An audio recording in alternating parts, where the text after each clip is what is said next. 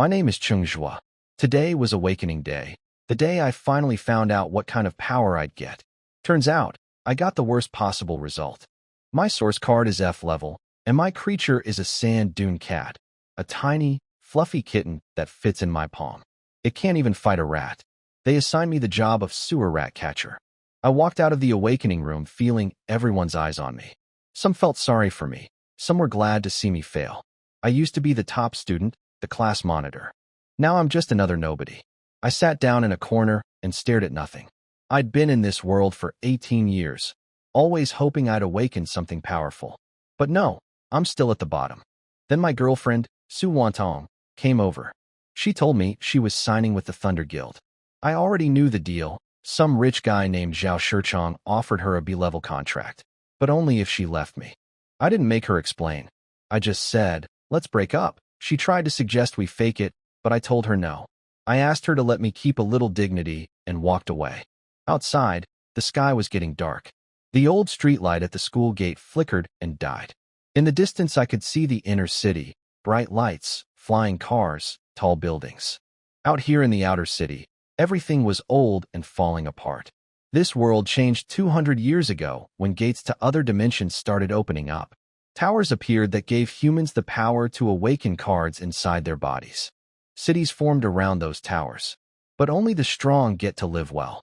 The inner city is for powerful card users and people with good genes. Everyone else is stuck out here. I knew Su Wanong dreamed of getting into the inner city. I couldn't give her that, so I let her go. As I headed for the subway, a girl called my name. Chunhua, the most popular girl from the class next door. We'd barely ever talked. She ran up to me, out of breath, and said she'd overheard my breakup. Then, out of nowhere, she asked me to marry her. I thought I was hearing things. She said she'd been watching me for a long time, that she thought I was calm and dependable, and that she wanted to leave her family's home. But it didn't make sense. She's an E-level healer, which is actually useful. She's pretty. She has options. Why would she pick me? I figured it was probably a prank. I saw two girls watching us from the school gate. I turned her down and left. When I got home, something felt off right away. I could smell meat cooking. We almost never have meat. My father was smiling and sober, which never happens. My stepmother was being sweet. I knew something was up. Before I could get an answer out of them, fat old Lou from the neighborhood committee barged in, slapped me on the shoulder, and congratulated me. The reproduction bureau had matched me with a wife. Her name, Chunhua. Turns out, in this world, the government forces everyone to marry before 22 and have kids within 2 years. They even give you 50,000 credits and a housing unit as a reward. If you can't find someone on your own, they hold a matchmaking event every month. You get 3 rounds. The first 2 you pick freely. The last one, they just pair you up. My father signed me up behind my back. He didn't even ask me. He got his buddy fat old Lou to push it through some back channel at the reproduction bureau, so now it can't be canceled. I was furious. I knew exactly why he did it. He wanted the marriage money. I told him straight to his face, he's not getting a single coin. He tried to yell at me, but when I stared him down, he actually backed off. Old Lou reminded me to show up at 9 the next morning. Breaking the marriage rules is a serious crime, so I had no choice. That night, I lay in bed, feeling drained. Useless awakening, forced breakup, and now a marriage I never asked for, all in one day. I opened my wristwatch and checked the list of people attending tomorrow's event. Most of them were not great. Divorced moms, widows demanding huge dowries, girls with F-level abilities asking for guys way out of their league. The more I scrolled, the worse it got. I gave up and went to sleep. The next morning, I went to the reproduction bureau alone. The hall was huge, bright white lights everywhere, clearly designed so nobody could hide behind makeup. The place was packed. Within seconds, a middle-aged woman covered in jewelry came up to me, looking me over like I was something to eat. She offered to buy me an apartment and a luxury car. I turned her down fast. Then an enormous woman blocked my path, asked if I'd fallen for her, and told me to kiss her. I ran. I wandered around feeling awkward. My looks got me attention, but most of the people here were strange. The few normal ones had standards I could never meet. Then I heard shouting from the back of the crowd. Some older guy was yelling at a girl, saying nobody else could afford to take care of her and her 2 burdens. I pushed through to see who it was. I froze. It was Chunhua. I couldn't believe it. Chunhua was here at the matchmaking event. Then I remembered how she asked me to marry her yesterday. Maybe she wasn't joking after all. She wasn't alone. Two twin girls stood beside her. One with mismatched gray and blue eyes who couldn't see well, and one with silver hair who couldn't speak. Some rich guy with a big belly was pressuring Chunhua to marry him, saying nobody else could afford to take care of her and the twins. People in the crowd were mocking her, saying the twins were burdens, making cruel jokes. Chung's eyes went red. I watched for a while, then I couldn't take it anymore. I pushed through the crowd, reached out my hand, and asked her to come with me. The rich guy laughed, saying she'd never go with someone like me. But she grabbed my hand right away. The four of us walked out together. We found a small room to talk. Chunhua told me everything. After her father died, her stepmother refused to pay for her schooling and tried to force her to marry some older man. The twins were daughters of a kind neighbor named Aunt Zhang, who had taken care of Chunhua when her own father used to beat her. But Aunt Zhang went into the ruins earlier this year and never came back. The stepmother somehow took over Aunt Zhang's house, and now the twins had nowhere to go. Chunhua couldn't abandon them. In this world, people with disabilities have almost no rights. Without family or a home, the twins would end up on the streets, thrown out of the city, or worse. The silver-haired girl stepped forward and signed something. The one with different colored eyes translated. Basically, if I'd take them in, they'd work hard and never complain. She started saying something about dressing up as maids before her sister covered her mouth in embarrassment. I thought it over seriously. 3 girls to support, and I could barely feed myself. But then it hit me. Chung's card was E-level healing type. That's rare and valuable. If I could just hold on for 4 years while she finished school, she'd easily get a well-paying job at a hospital or with a hunting team. For years, I could endure that. I looked at Chunhua and told her the truth. My talent is low, my family is poor, life with me would be hard. She shook her head, eyes shining with tears. It won't be harder than before. That hit me. She was only 18, and she'd already been through so much: poverty, abuse, losing people she loved. She was just a girl trying to find a way forward. I took a deep breath and asked her to marry me. She said yes. The twin with different colored eyes smiled and agreed too. The silver-haired girl placed her cool hand on mine and held it tight. Then something strange happened. A voice rang in my head. Host has obtained a true partner. Harmony system activated. Congratulations. You have received a newlywed blessing pack. I was shaking with excitement. After 18 years in this world, I finally got my cheat, the harmony system.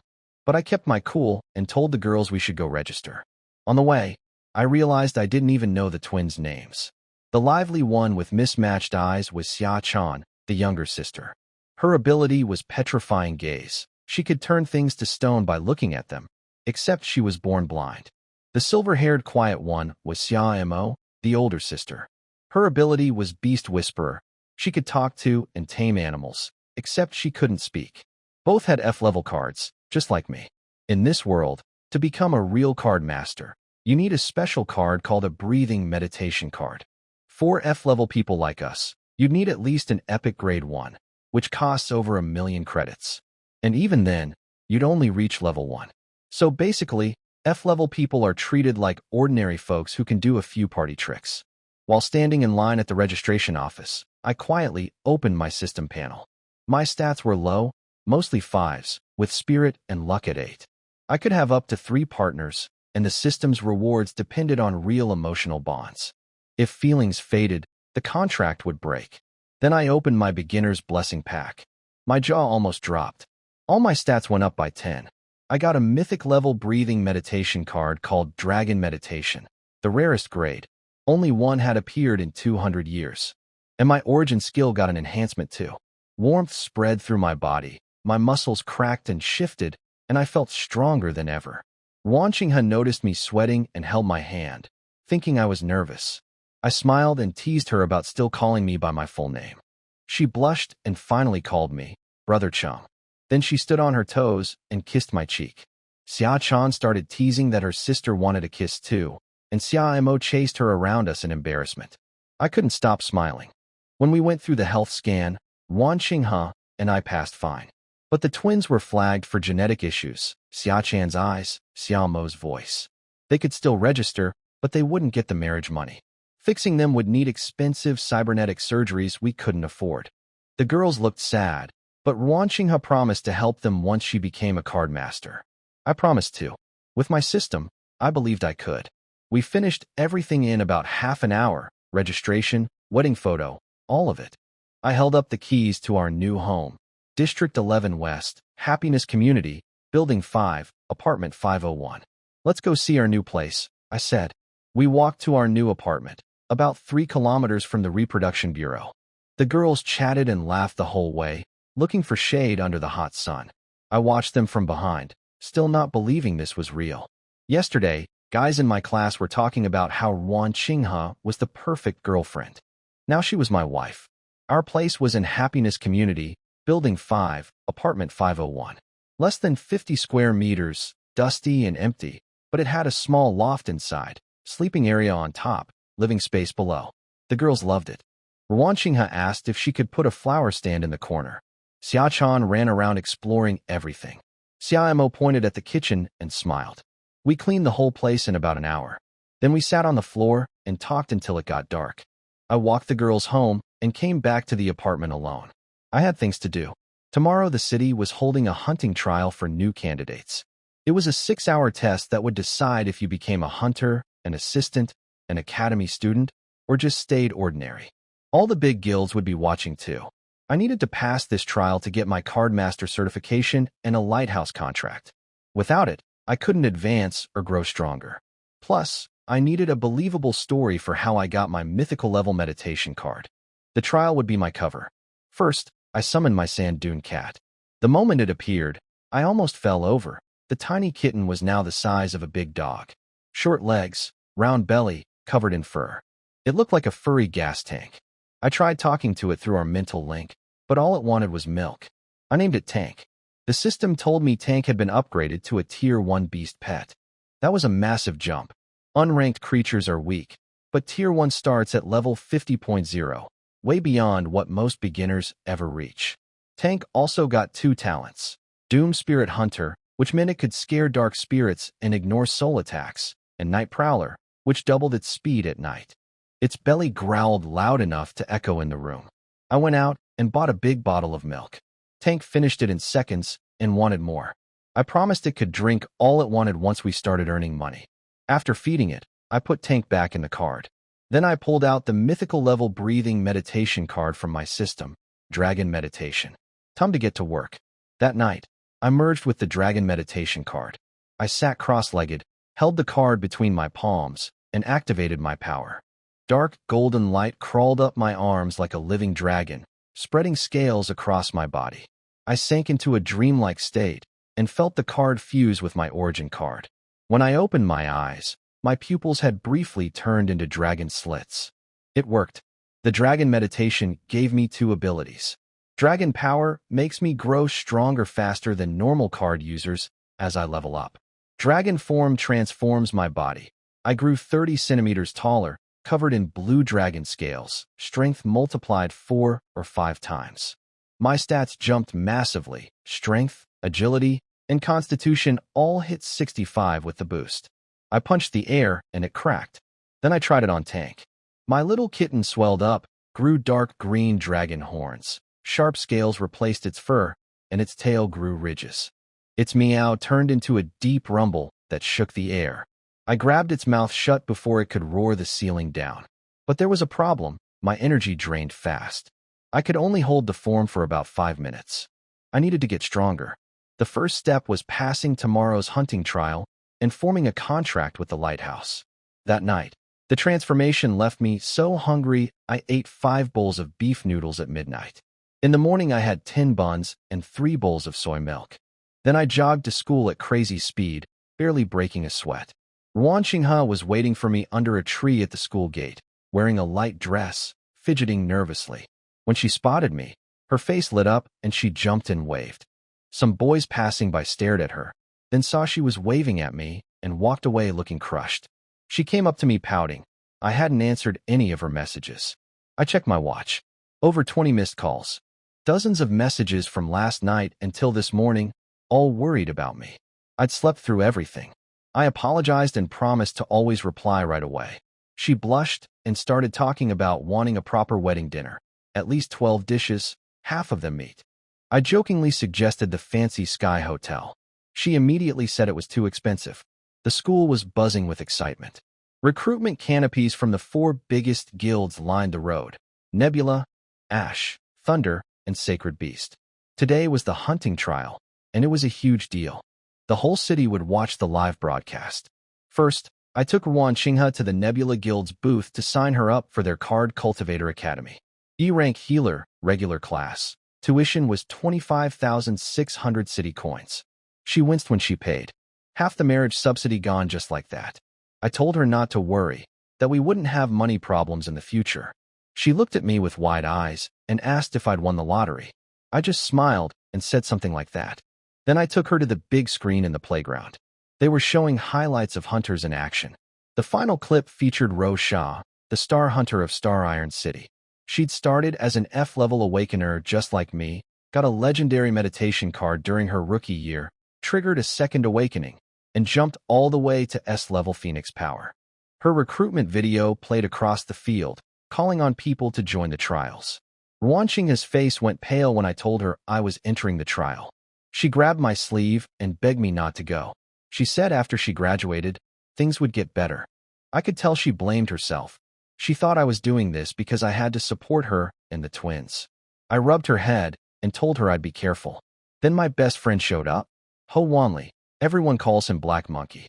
He's skinny and dark, but incredibly lucky. Yesterday, he awakened a B-level Shadow Warrior ability, and guilds were fighting over him. He'd already talked to his guild leaders about getting me into the trial. I told him not to use his connections recklessly, but he brushed it off. He was riding high. I asked which guild he joined. He said Thunder Guild. My expression must have changed, because he immediately asked what was wrong. Thunder Guild. That was the same guild tied to Zhao Shichong, the guy who made Su Wanong dump me. Black Monkey almost lost it when I told him about Zhao Shichong and Su Wanong. He wanted to cancel his Thunder Guild contract right then and there. I had to grab him. Breaking a B-level contract would cost over 10 million. I told him to stay put. Thunder Guild isn't just one family. Then he noticed Ruanqing watching us and started wondering if she liked him. I pulled her over and introduced her as my wife. She smiled shyly and said, "I'm Brother Cheng's wife." One of them. Black Monkey's jaw hit the floor. He dragged me aside, voice shaking. "One day apart, and you married 3 wives? Including twins." He went from feeling sorry for me to feeling sorry for himself. He dramatically covered his eyes and groaned about being single. At 9, the trial ceremony started. Our principal gave a speech that lasted a whole hour. The important parts were simple. The trial lasts 12 hours. Nearly 3,000 people split into teams of 4. We kill beasts for points, and the top prize is 1 million. The city's AI system called Lingxi would rate everyone on combat, defense, speed, reaction, and toughness. We got combat suits with Lingxi terminals built into the right arm. The suits could monitor our health and activate emergency shields if needed. For weapons, everything was cold steel embedded with source energy cores. I picked a spear, my best weapon. Before we headed out, my dad called. He acted like he was angry I hadn't come home, but really it was my little brothers and sisters who wanted to see me. Wenjung was excited, cheering me on. Cheng Zhuo was worried, saying rat catching was good enough. My 2 little half-sisters screamed encouragement too. Even my stepmother brought them to the camera. Right before hanging up, my dad glanced at me and muttered, "If you want to die, don't bother coming back. I can't afford another grave." That was his way of saying be careful. Ruanqing leaned close and said my family seemed nice. I promised to introduce her soon. She asked why they call me second brother. I told her my older brother went into a 2-star realm gate a couple years ago and never came back. They couldn't even find his body. Her face went white, and she begged me again to be careful. Then Lingxi's voice rang out across the playground, telling all contestants to gather with their assigned teams. The trial was about to begin. I said goodbye to Ruanqing and headed to my team assembly area. My team was number 81. The terminal showed my teammates, 1D level and 2E levels. Based on how Lingxi balanced the teams, my real strength must have been rated above C level already. When I got close, I heard 2 guys complaining about having an F level on their team. They called me a burden. I ignored them. Then I noticed the team leader was Chunhua, Su Wanong's best friend. Small world. Even smaller, Su Wanong and Zhao Shichang were right next door in Team 80. Zhao Shichang started talking loud on purpose, mocking me, calling me desperate, saying I was trying to force my way into Thunder Guild. I didn't react. Su Wanong came over and scolded me for being reckless, saying I was just trying to prove something. I put on my headphones. I had nothing to say to her anymore. A huge transport plane landed, and we boarded. Inside, it was like a giant steel cave. My two teammates sat away from me on purpose, so Chunhua ended up next to me. She broke the silence and got everyone to introduce themselves. Wei Qingfeng, E-rank Fire Control, Strength 8.3. Peng Wei, E-rank Beast Transform, Strength 9.1, going up to 14.6 when transformed. Chunhua herself was D-level Wind Arrow, Strength 10.5, good at long range, but not the best aim yet. When my turn came, I said F-level Summoner, Strength 5.2, my old score. The two guys sighed and looked even more annoyed. Madair, a scary-looking commander with a metal plate face, yelled at everyone. He warned us not to get cocky. Stats don't mean you can fight for real. He said at least 30% of people get injured every trial. If anyone was scared, now was the time to quit. About 10 minutes later, the plane started descending over a ruined city, an old metropolis that was now a nest full of low-level monsters. The hatch opened, wind roaring in. Teams started jumping one by one. Chunhua reminded me to wear my communication headset and find a team quickly. She wasn't worried about me. She was worried I'd drag down her score. I walked to the open hatch, faced the wind, and jumped. Meanwhile, up in the inner city, the big shots were watching all of us on giant screens. Ren Tianxing, vice president of Nebula Guild, spotted my name on Thunder Guild's signing list and burst out laughing. An F-level summoner with strength 5.2. He mocked the Thunder Guild's vice president OS until the man stormed out in humiliation. Turns out Black Monkey's binding contract request was what got me on their list. But Ren Tianxing wasn't just laughing. He saw an opportunity. He told his assistant, a cold woman named Mu Yinji, to gather evidence of my contract situation and come talk to me. He wanted to recruit me for Nebula instead. Down in the Beast City, I was on my own. I'd just killed my first monster, a mouse roach, about the size of a dog with cockroach mouthparts and sharp claws. My hands were still shaking from gripping the spear so tight. First real fight. Nervous, but I handled it. I didn't waste time on mouse roaches. They had no core and weren't worth much. I had a plan. Somewhere in this city was a creature called a unicorn porcupine. Its core could randomly produce a breathing meditation card when you crack it open. Hunters called it a blind core. The card inside was random, so getting a high-level one was rare, but not impossible. This was my cover story. I needed everyone to think I got my legendary meditation card from a lucky blind core drop. I couldn't say it was mythical. Only one mythical card had ever appeared in history. But legendary from a blind core? Unlikely, sure, but it had happened before with epic-level cards. People would chalk it up to crazy luck. Good enough. I checked my map and found the porcupine territory, Yida Square, just down the street. Before I could move, a drone came racing toward me. That was strange. Drones usually follow high-potential newcomers, not F-levels like me. It stopped in front of me and projected a hologram. A woman in a black dress appeared, sharp and cold. Hello, my name is Mu Yinji from the Nebula Guild. Let's talk. A drone from Nebula Guild found me. A woman named Mu Yinji appeared as a hologram, cold as ice. She offered me a level 3 servant contract. I told her I wanted a hunter contract, reward-based. She scanned me, noticed my body had been strengthened, and assumed I'd used a serum injection. She upgraded her offer to a level 1 servant contract, but I turned it down again. She warned me that F-level core means I can't advance, and anyone above a level could beat me easily. I shrugged and walked away. I kept moving through the alleys toward Yida Plaza, killing mouse roaches along the way. They were easy, one spear thrust each. After a while, the nervousness faded. I actually started enjoying it. Then Chunhua called, annoyed that I hadn't joined the team after landing. I made an excuse about being chased by insects. She suggested we all meet at the unicorn porcupine territory. Perfect, exactly where I was heading. I got on the team voice chat and kept going. What I didn't know was that my kill count was climbing fast. My teammates noticed the team points rising and couldn't figure out how an F-level summoner was scoring so quickly. And Chunhua defended me, saying my combat skills were top 3 at school and I was near a monster nest. That shut the other two up, especially since Chunhua had already proven herself by one-shotting a level 15 creature with her bow. They weren't about to argue with her. Up in the headquarters, Ren Tianxing heard Mu Yenji's report that I'd probably used a serum. He sighed, disappointed. He thought I'd thrown away my chance at a second awakening for a quick boost. He told her to drop me and focus on the uncontracted A levels. The drone tracking me flew away. Back at our apartment, the girls were watching the live broadcast. Wan Qinghe relaxed a bit seeing me fight well. Xiaochang complained when my feed got cut. Then Xia Mo pulled her up, and the three of them started packing for the move, getting the new place ready for when I came back. I turned a corner, and there it was, Yida Square. I was the first one here. Lucky. About 30 meters away, a unicorn porcupine was gnawing on a carcass. Its forehead glowed faintly green. That was the core. But this thing was way bigger than I expected. The guide said it was like a pig. This looked more like a small elephant. Before I could wait for my teammates, the porcupine spotted me. It roared and charged like an armored truck. I dove sideways just in time. The car I'd been hiding behind got launched 10 meters and smashed into a building.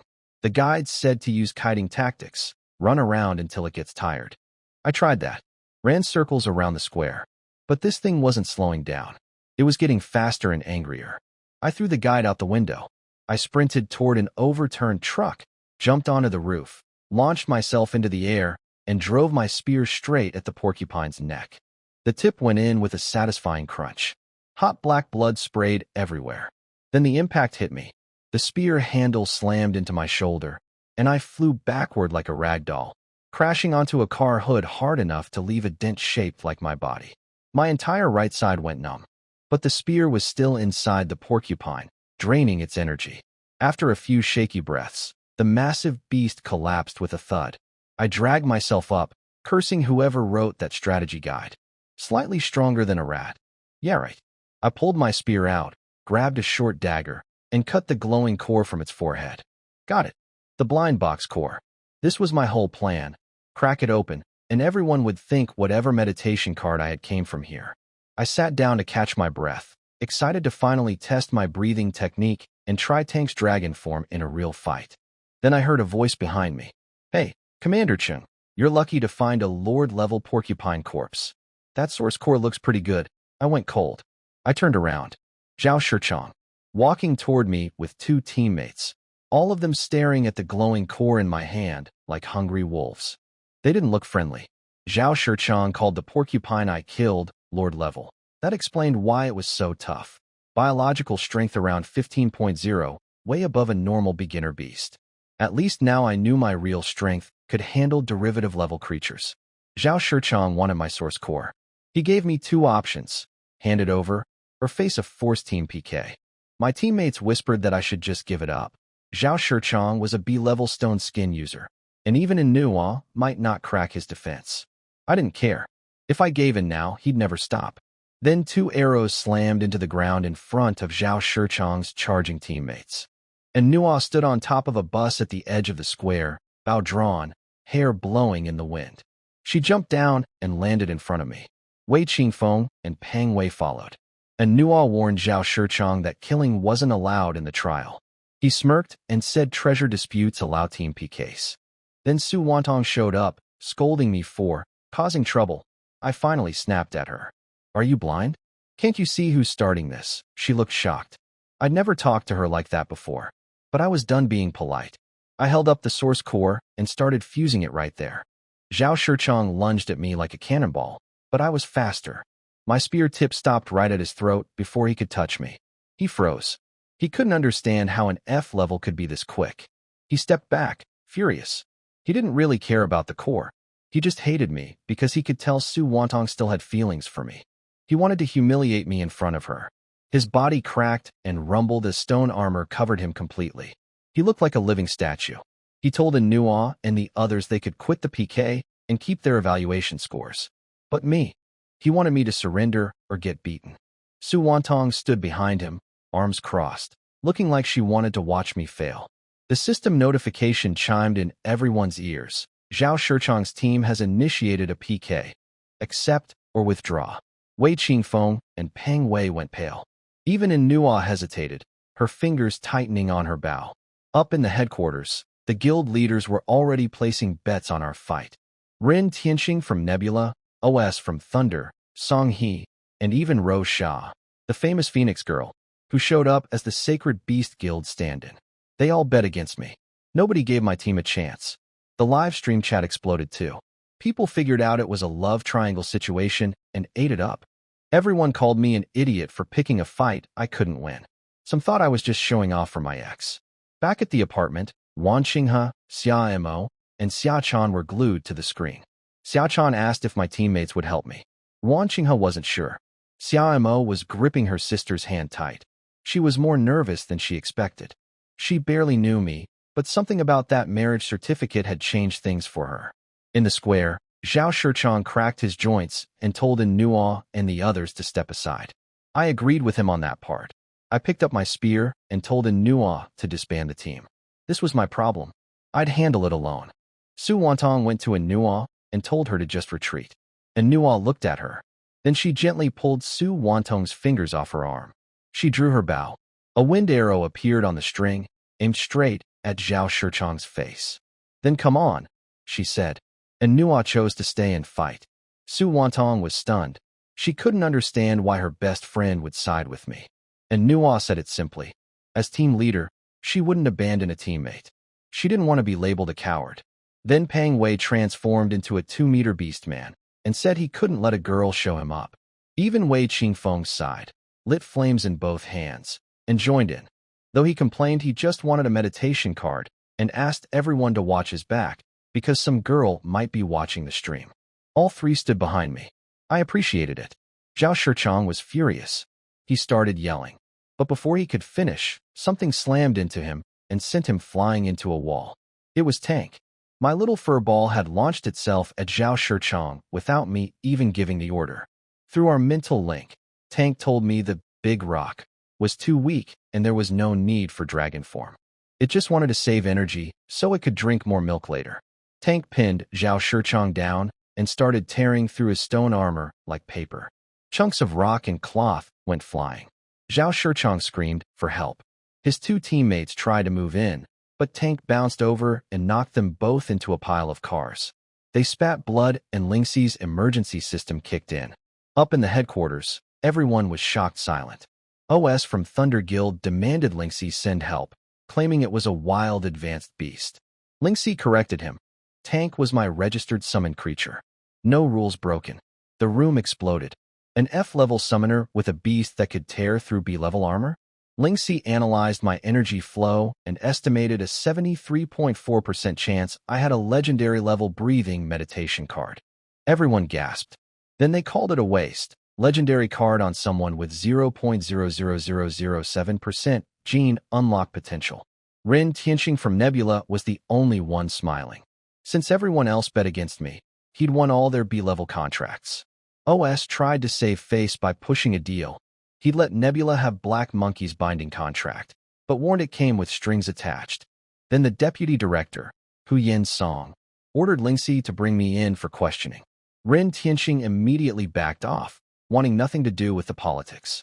Tank kept tormenting Zhao Shichang, peeling off his stone armor piece by piece, careful never to hurt him badly enough for Lingxi to intervene. When Zhao Shichang gave up and dropped his armor, Tank jumped on his leg and snapped it. That was enough. I called Tank back. Everyone finally got a clear look at the terrifying beast that had destroyed a B-level fighter. A big, fluffy kitten rubbing against my leg like a house pet. The live chat went crazy. People couldn't believe an F-level summoner's beast could do that.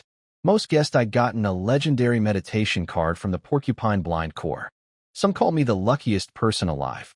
One guy said his summoned border collie runs away faster than he does. Someone joked about ex-girlfriends wanting to come back. I walked up to Zhao Shichang. He was shaking, staring at me like I was a monster. He couldn't accept it. I asked if he wanted to leave on his own or if I should help him out. He activated his emergency shield instantly. Then I looked at Su Wanong. And Chunhua jumped between us, worried I might do something. I wouldn't. I had no grudge against Su Wanong. She activated her shield too. Before she disappeared behind the glow, she screamed at me. If you really have the ability, keep your head high and walk forward. Don't let me see you kneel and beg. I will laugh at you. I didn't answer. I understood her better than she thought. She'd grown up with an abusive, gambling father and a dozen siblings. She'd dreamed of the inner city since she was little. When Zhao Shichang showed up offering a shortcut, she couldn't say no, even though she didn't really like him. She once liked me for real, but reality crushed that. I didn't blame her. I just couldn't help her anymore. A military craft swooped in and took away the shielded fighters. Our team had won a PK nobody expected us to survive. Before I could celebrate, a soldier walked up to me with a hard look on his face. Come with me. The deputy director wants to see you. The soldier took me straight to the inner city. It was my first time there. Floating cars, neon lights, holographic ads, towering buildings. A completely different world from the outer city. The massive lighthouse tower stood at the center, piercing the sky. I was brought to the deputy director's office, Hu Yin Song, the strongest fighter in Star Iron City. He sat behind a black desk, typing with one finger on a projection screen, looking fierce but slightly awkward. He got right to it. He was furious-eyed, wasted a legendary meditation card on myself instead of giving it to someone with higher potential. He slammed the table and called me selfish, saying the city needed high-level card cultivators to survive. He told me about his teacher, who died fighting the 7-star king 20 years ago, a death that might have been avoided with a legendary card. I stayed calm. I told him the blind core's result depended on the opener's origin. Without my luck, that legendary card wouldn't exist. He unleashed his aura on me. The pressure was crushing, like drowning. I could barely breathe, but I held on. I knew he wouldn't actually kill me. This was still a society with laws, and he'd already gotten in trouble for giving Rosa that card last year. He backed off. Then he dropped the real bombshell. The 7-star gate would reappear within a year. Star Iron City had no 7th-rank fighter. Mu Yinji from Nebula Guild was the only one who might reach 7th rank in time, but she had no legendary meditation card. He blamed me for that. His punishment: I was banned from getting a lighthouse contract in Star Iron City. No contract meant no advancement through the normal system. But he mentioned I could go to a wilderness town for certification, smaller lighthouses outside the big cities. It was dangerous, but his authority only reached Star Iron City's borders. I accepted it quietly. I'd already shown my strength and kept the mythical level hidden. Tank was tier 1. I had options. The wilderness was riskier, but staying off the radar of powerful people might actually help me grow faster. They flew me back to school. My trial was cancelled. The moment I landed, a white figure came running at me. Ruan Xinghe threw herself into my arms, face buried in my chest, crying. She thought something terrible had happened. I held her and told her everything was fine, just to talk with the deputy director. She looked up with teary eyes and asked if I was going back to Beast City. I smiled and said no. I was coming home to help them move. Her face lit up through the tears. Behind her, Xia Chan was trying not to laugh at us. Xia Mo stood quietly, watching with her calm eyes, silver hair drifting in the breeze. I looked at all three of them. Let's go home, I said. We hadn't even left the school grounds when a falcon landed, and out came in Nuo, the guys, and Tank. The moment Tank saw me, it broke free and charged over like a fuzzy cannonball. Xia Chan immediately fell in love with it, calling it a pig cat. Tank's fur bristled in protest, but when Xia Chan hugged it, it just looked at me with helpless eyes. And Nuo told me Tank had been a star in the trial. The live chat was calling it the top F-grade mythical beast. Wei Qingfeng got a perfect match Fire Spine Bird meditation card thanks to Tank's help. Peng Wei got one too. And Nuo had multiple guild offers. They all wanted me to join them at the Wolfpack Guild. I showed them my watch. The professional hunter registration button was grayed out. Hu Yin Song had already blacklisted me. No guild contracts, no city hunter teams. And Nuo was shocked. Wei Qingfeng and Peng Wei got angry, calling it unfair. They suggested hiring me as a contracted attendant instead, but I turned them down. I told them I was going to become a wilderness hunter. They warned me it was dangerous, no fixed teams, no safe gates, and shady people everywhere. And Nuo mentioned rumors about a secret organization kidnapping people for organs. I thanked them, and we exchanged contacts. We spent the afternoon moving. Chunhua had already packed her things at the twins' place to avoid her stepmother. We loaded everything into a truck and brought it to our new apartment. Before leaving, Xiaomo stood at the door holding her parents' portrait, and for the first time since I'd met her, she broke down and cried in Xiachan's arms. I promised her I'd get their house back someday. That evening, my father hosted a dinner. He gave each of my new wives a red envelope with 666 coins, clearly trying to get on my good side after seeing Tank's performance on the live stream. I let it go. It was my wedding day. After dinner, we came home. The atmosphere got strange. The three girls huddled together whispering, and Chunhua kept glancing at me with red ears. Xiachan announced she and Xiaomo would sleep downstairs so Chunhua and I could have the loft for our wedding night. I went upstairs and tried meditating while waiting. I could feel source energy rushing in, but my channels were too narrow because of my low potential. At this rate, I wouldn't be strong enough in a year to face the 7-star gate. I needed the breathing technique from actual ruins hunting. Then the bathroom door opened. Chunhua came out in thin white pajamas, hair still wet, looking nervous and beautiful. Xiachan snuck up behind her and playfully tugged her collar down off one shoulder before running away giggling. Chunhua sat on the edge of the bed. I picked up the hairdryer and ran my fingers through her hair. Every time my fingertips brushed her neck, she trembled. When I turned off the dryer, everything went quiet. I leaned forward and put my arm around her waist. She stiffened, gripping her nightdress tight, her shoulders flushing pink.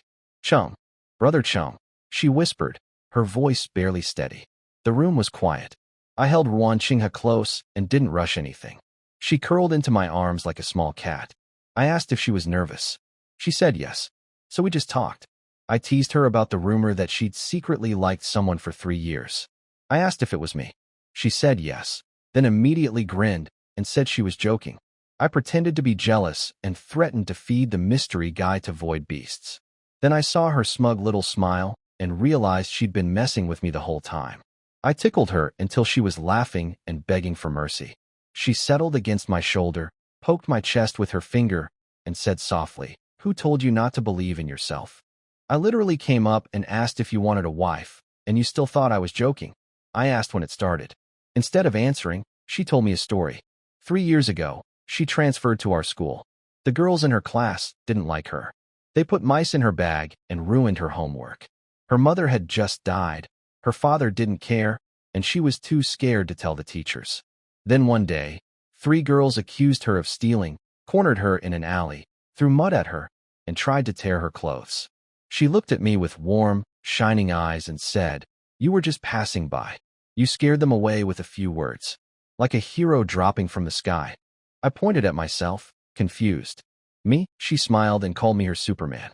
Then I remembered, 3 years ago, I chased off some girls who were bullying someone in an alley near school. I never realized that muddy, scared girl was Chunhua. She told me she'd wanted to find me afterward but was too shy. She said I seemed dazzling back then, confident, popular, good at everything. She didn't feel worthy of getting close. Then she said something that hit me hard. "What was just a small favor to you was like a beam of light in my dark life. If it weren't for you, my life might have ended 3 years ago." I held her tighter and promised no one would ever bully her again. She whispered, "Brother Zhuo," and before I could respond, she kissed me, quick and soft. Then she pulled herself closer, sitting in my lap, looking up at me with those bright, warm eyes. "My Superman," she said shyly, "now that I've given myself to you, can I repay your kindness?" I couldn't hold back anymore. I pulled her in and kissed her deeply. She was shy at first, then melted into it. Everything felt right. Her warmth, her softness, the way she trembled when I touched her. I laid her down gently. She covered her face, too shy to look at me.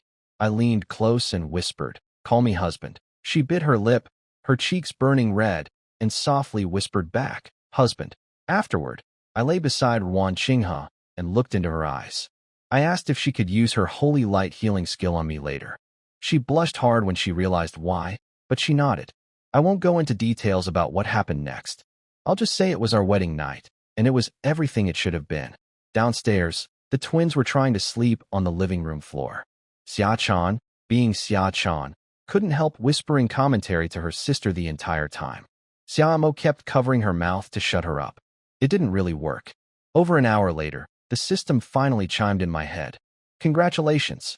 You and your partner Chunhua have completed your first harmony. The rewards were real. I got an epic level blind core, my gene unlock rate went up by 0.1%, and I received a random harmony blind core. Chunhua got a daily blessing too, +1 to her strength stat every day. The harmony system was no joke. If this was just the first time, I could only imagine what consistent rewards would look like over weeks and months. My path to getting stronger just got a whole lot clearer. I stared at the system panel, heart pounding. A random attribute point every single day just from being with Chunhua. If I completed contracts with all 3 girls, that would be 3 points daily. My stats would skyrocket. Even better, my gene unlock rate had gone up. It was tiny, but it meant a second awakening was actually possible. If I kept going, my F-grade potential wouldn't stay F-grade forever. I pulled up Chungqing's partner info. Her daily luck bonus gave us both a random attribute point. The harmony effect from her healer origin could cure any internal injury and boost self-healing for 12 hours. And when our harmony was excellent, there was a chance to increase my gene unlock rate even further. This system was incredible. Beside me, Chunhua was still catching her breath, cheeks flushed, hiding under the blanket. She caught me staring and got shy all over again. I couldn't help but admire her. She was beautiful, and her nervousness only made her more charming. She traced little circles on my chest and asked what I was thinking about. I said I missed her. She called me a smooth talker. I kissed her again until we were both breathless. She worried that Xia Mo and Xia Chan would tease her tomorrow. I grinned and said they couldn't escape either. She laughed and said anyone who made fun of her would regret it. I teased her that what we were doing was actually good for her. It could make her body stronger and maybe even trigger a second awakening someday. She didn't believe me and called me a liar. She'd find out eventually. That night was long and sweet.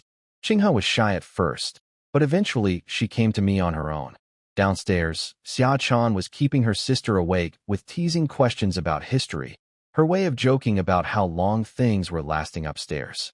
Xia Mo pretended to be annoyed but couldn't help listening. In the morning, I woke up to Chunhua sleeping peacefully beside me, her face still flushed pink. I carefully moved her legs off me and tiptoed downstairs. The twins were asleep on the floor in messy positions. I forced myself to look away and headed to the bathroom. I went out for breakfast. While the girls slept, I checked the news from yesterday's trial on my watch. The top team had a guy named Yi Chun, a potential, nearly S-rank, Thunder Guild. Black Monkey's team made the top 30. He'd sent me a bunch of excited messages about celebrating. I searched for anything about myself. Almost nothing. A few mentions of a legendary source card popping up, but those posts disappeared fast. The city's AI system Linksy made controlling public opinion easy. Then I pulled out 2 source cores from my system space. The first was the light green one from the Lord-level porcupine I killed yesterday. Usually worth about 10,000 coins, likely to produce a good or excellent quality card. The second was purple-red and glowing, the epic level blind core I got as a reward for my first harmony with Chunhua. That one looked rare. I checked my luck stat, 18 points, well above average. Good odds for gambling on blind cores. Time to open them. I opened the porcupine's blind core first. Got a high-quality card called Barbaric Blood, a strength-boosting meditation technique. Not epic level, but still lucky. Only about a 2% chance of pulling high quality from a Lord-level core. I figured it could sell for 70,000 to 100,000 coins. I thought about Chunhua. She'd spent almost everything on tuition and probably wouldn't ask me for money. I wasn't going to let her struggle at the academy the way she did in middle school. I listed the Barbaric Blood card on the official trading platform for 100,000 coins. Then I opened the Epic Blind core from the system reward. Got an epic level weapon card, a legendary longbow, usable within 4 levels. Worth over 1 million coins. I thought of a Chunhua for a second, but we weren't close enough for that kind of gift. Instead, I decided to auction it and trade for a healing-type breathing meditation card for Chunhua. Her E-level priest origin would benefit hugely from that. In the morning, Chunhua woke up blushing the moment she saw me. We had a lazy start to the day. At breakfast, Xiaochan couldn't stop teasing Chunhua about last night. Chunhua threatened to give her a live show tonight. Xiaochan just grinned and said, sure. Chunhua had no comeback. I didn't tell any of them about my plan to become a wilderness hunter. Chunhua would worry too much. I told them I was going out to prepare equipment. I took the subway to Bao Ka Street, the biggest card market in the East District. A long road lined with shops selling source cores, custom cards, and card repair services. At the end stood the white trading center building. Both my cards had found buyers already. I went inside and headed to a sealed verification room to finalize the deals. The barbaric blood cards sold fast, 97,000 coins after the 3% fee. My wallet felt full for the first time. The epic longbow had 3 offers, but none were what I wanted. I needed a healing meditation card for Chunhua, so I decided to wait for a better match. I headed to Ironware Street to gear up for leaving the city. Bought a super alloy spear with a basic armor-breaking enchantment for 5,000 coins. Nothing fancy, but good enough for a beginner. I also picked up a one-handed source-powered rapid crossbow for another 5,000, the strongest ranged weapon civilians could buy, with 6 source core slots and nearly 1,000 bolts. Then 2 sets of basic combat uniforms, a multi-purpose knife, lights, compressed food, and water. Hunters really do burn through money fast. As I was heading back through an alley, a woman called out to me. She was striking, wheat-colored skin, toned body, but her right arm, right leg, and right eye were all cybernetic. She told me her eye cost over 3 million and could read my public info. She'd already figured out everything. F-grade, city blacklist, suspected serum use, fresh equipment. She knew I was heading out to get certified.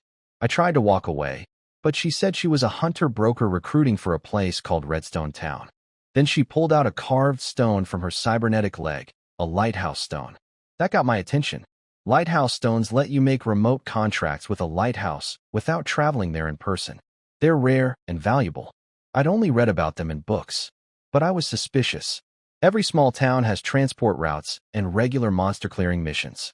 Why would I go all the way to some remote place like Redstone Town when I could contract with a closer lighthouse? I asked her straight, what's the real benefit? The cyber woman had her pitch ready. Redstone Town offered instant contracts through the lighthouse stone, a 1-month beginner grace period, and only 13% hunter tax, nearly half what other towns charged. Plus, she pointed out something important. The long-distance dimensional gate for newcomers would open within a week of awakening, and half that time was already gone. If I left the city now to reach even the closest town, it would take over a day. I might miss the gate entirely. With the lighthouse stone, I could contract right here in the city and enter the gate without wasting time. It was tempting, but something felt wrong. I looked at her cybernetic eye and asked how much it cost. She said 320,000, latest Nebula technology model. I asked casually if being a broker paid that well. Her smile froze for just a second before she recovered, saying it was a gift from her parents. That confirmed my suspicion. No simple broker walks around with equipment worth hundreds of thousands. I told her thanks, but no thanks, and turned to leave, hand quietly sliding to the crossbow at my waist. Her voice followed me, colder now. Then I felt it, a crushing pressure, like a predator locking onto me. It was so overwhelming, I almost activated my dragon form on instinct. She warned me not to say reckless things. I broke into a cold sweat and walked faster. The pressure didn't fade until I reached the crowded street. She was almost certainly part of the organ trafficking ring Chunhua had warned me about. Hunter organs sell for a fortune on the black market. Rich people with no cultivation potential pay huge money for them, believing they'll live longer and healthier. Even though the city cracks down on these groups, the money is too good. I sat on the subway, heart still pounding. That woman was strong enough to crush me even with tank and dragon form combined. The wilderness was going to be dangerous in more ways than just monsters. Then someone on the subway shouted about breaking news. I checked my watch. The long-distance dimensional gate had appeared. The headline read, "New hunters with no experience should prepare quickly. Ordinary citizens, please stay away. My chance was here." The news showed the dimensional gate on a live broadcast, a gray tear in space, hanging in the middle of a road. A reporter said this was a cross-city gate shared with Guangming City, 500 kilometers away. That meant tougher monsters and a higher death rate for newcomers. 18 gates had appeared total, scattered across the city and surrounding towns. Then I saw where one of them had opened. The camera zoomed in on a cracked cement road with a rusty sign embedded in the ground. Xingfu Community. Our home. My watch rang. Chungqing's voice was shaking. She couldn't find Xia Mo and Xia Chan. They'd gone out to buy something, and then the gate appeared right at the community entrance. Their watches showed no signal. She was terrified. The twins knew almost nothing about surviving in the other world. Xia Chan was basically blind without her sister. I told Chunhua to stay put and not move. I grabbed my gear and ran. By the time I reached the community, hunters and city guards had already set up a perimeter. The gate towered dozens of meters high. Our building entrance was smashed, walls cracked, people crying everywhere. Chunhua ran to me through the crowd, covered in dust, crying. Still no signal from the twins. I held her hand and told her the gate wasn't extremely dangerous yet. It was a newcomer zone. But I needed to finish my lighthouse contract fast so I could go in after them. On the subway back to Baoka Street, I made my decision. I couldn't waste a full day traveling to Sana Town. I needed that lighthouse stone from the cyber woman to contract with Redstone Town remotely. Yes, she was probably an organ trafficker, but she wouldn't attack me inside the city. The real danger would come later, and I'd have a month to get stronger before then. I searched the area for nearly half an hour with no luck. I was about to give up when her voice came from behind me. She was leaning against a metal pipe at a corner, spinning the lighthouse stone on her fingertips, smirking. The gate appeared.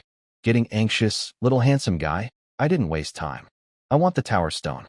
Name your price. The cyber woman wanted 20,000 for the tower stone. A ridiculous markup since these things normally go for almost nothing. She tried to sweeten the deal by offering it free if I joined her guild's team in some forest dungeon. I said no. She was clearly after my organs, not my combat skills. I paid the 20,000 and took the stone. She sent a friend request. I deleted it the moment I turned around.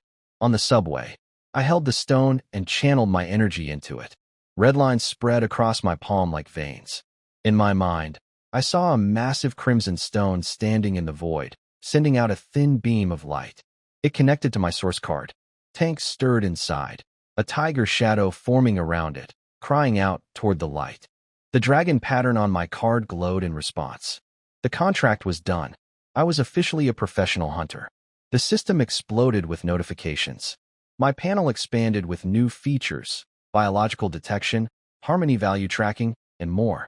My stats looked solid now. Strength 16, Agility 15, Spirit 18, Constitution 15, Luck 18. Biological strength rated at 16.5. Gene unlock at 0.10007%. The harmony system had its own section now. My total harmony value was 167, built up from the contract with Chunhua and our time together. I noticed something interesting. Even Chunhua thinking about me generated 2 points. The system truly ran on real emotions. I had 3 daily blind cores to claim. I opened them. 2 good quality source power supplement cards that could fully restore my energy in 30 seconds, and 1 premium wristwatch resource card. The watch could detect biological strength, connect to Lingxi, launch mini satellites, and map terrain. The detection function alone was worth over $1 million. Far away in Redstone Town, my contract registration was causing a commotion. The lighthouse's radiation readings spiked through the roof. The town's monitors thought it was a monster attack at first, then realized it was a contract fluctuation, one so powerful they thought an S-grade hunter had just signed on. Then a second spike hit, even stronger. They had no idea it was just me, an F-grade summoner with a mythical breathing card and a system nobody knew about. I sat on the subway admiring my new watch. It was smooth and fast, probably better than the latest Nebula Tech model. I started thinking about how to get into the dimensional gate. The rules were strict. Teams needed 6 people in A, 2-2-2 formation, 2 melee, 2 ranged, 2 mental specialists. Attendance didn't count toward the limit, but I wasn't looking to carry bags. I needed a real team spot. The problem was my reputation. I was registered as a wilderness hunter from Redstone Town with F-level potential. Nobody in the city would want me. I posted my info on the team formation board anyway, hiding my gene unlock rate. Then I started calling people. And Nua picked up fast. She was already gearing up to enter the gate. She said her team was full and she wasn't the leader, but she'd ask around her guild. I thanked her. I called Black Monkey next, even though I worried about the Zhao Shichong situation.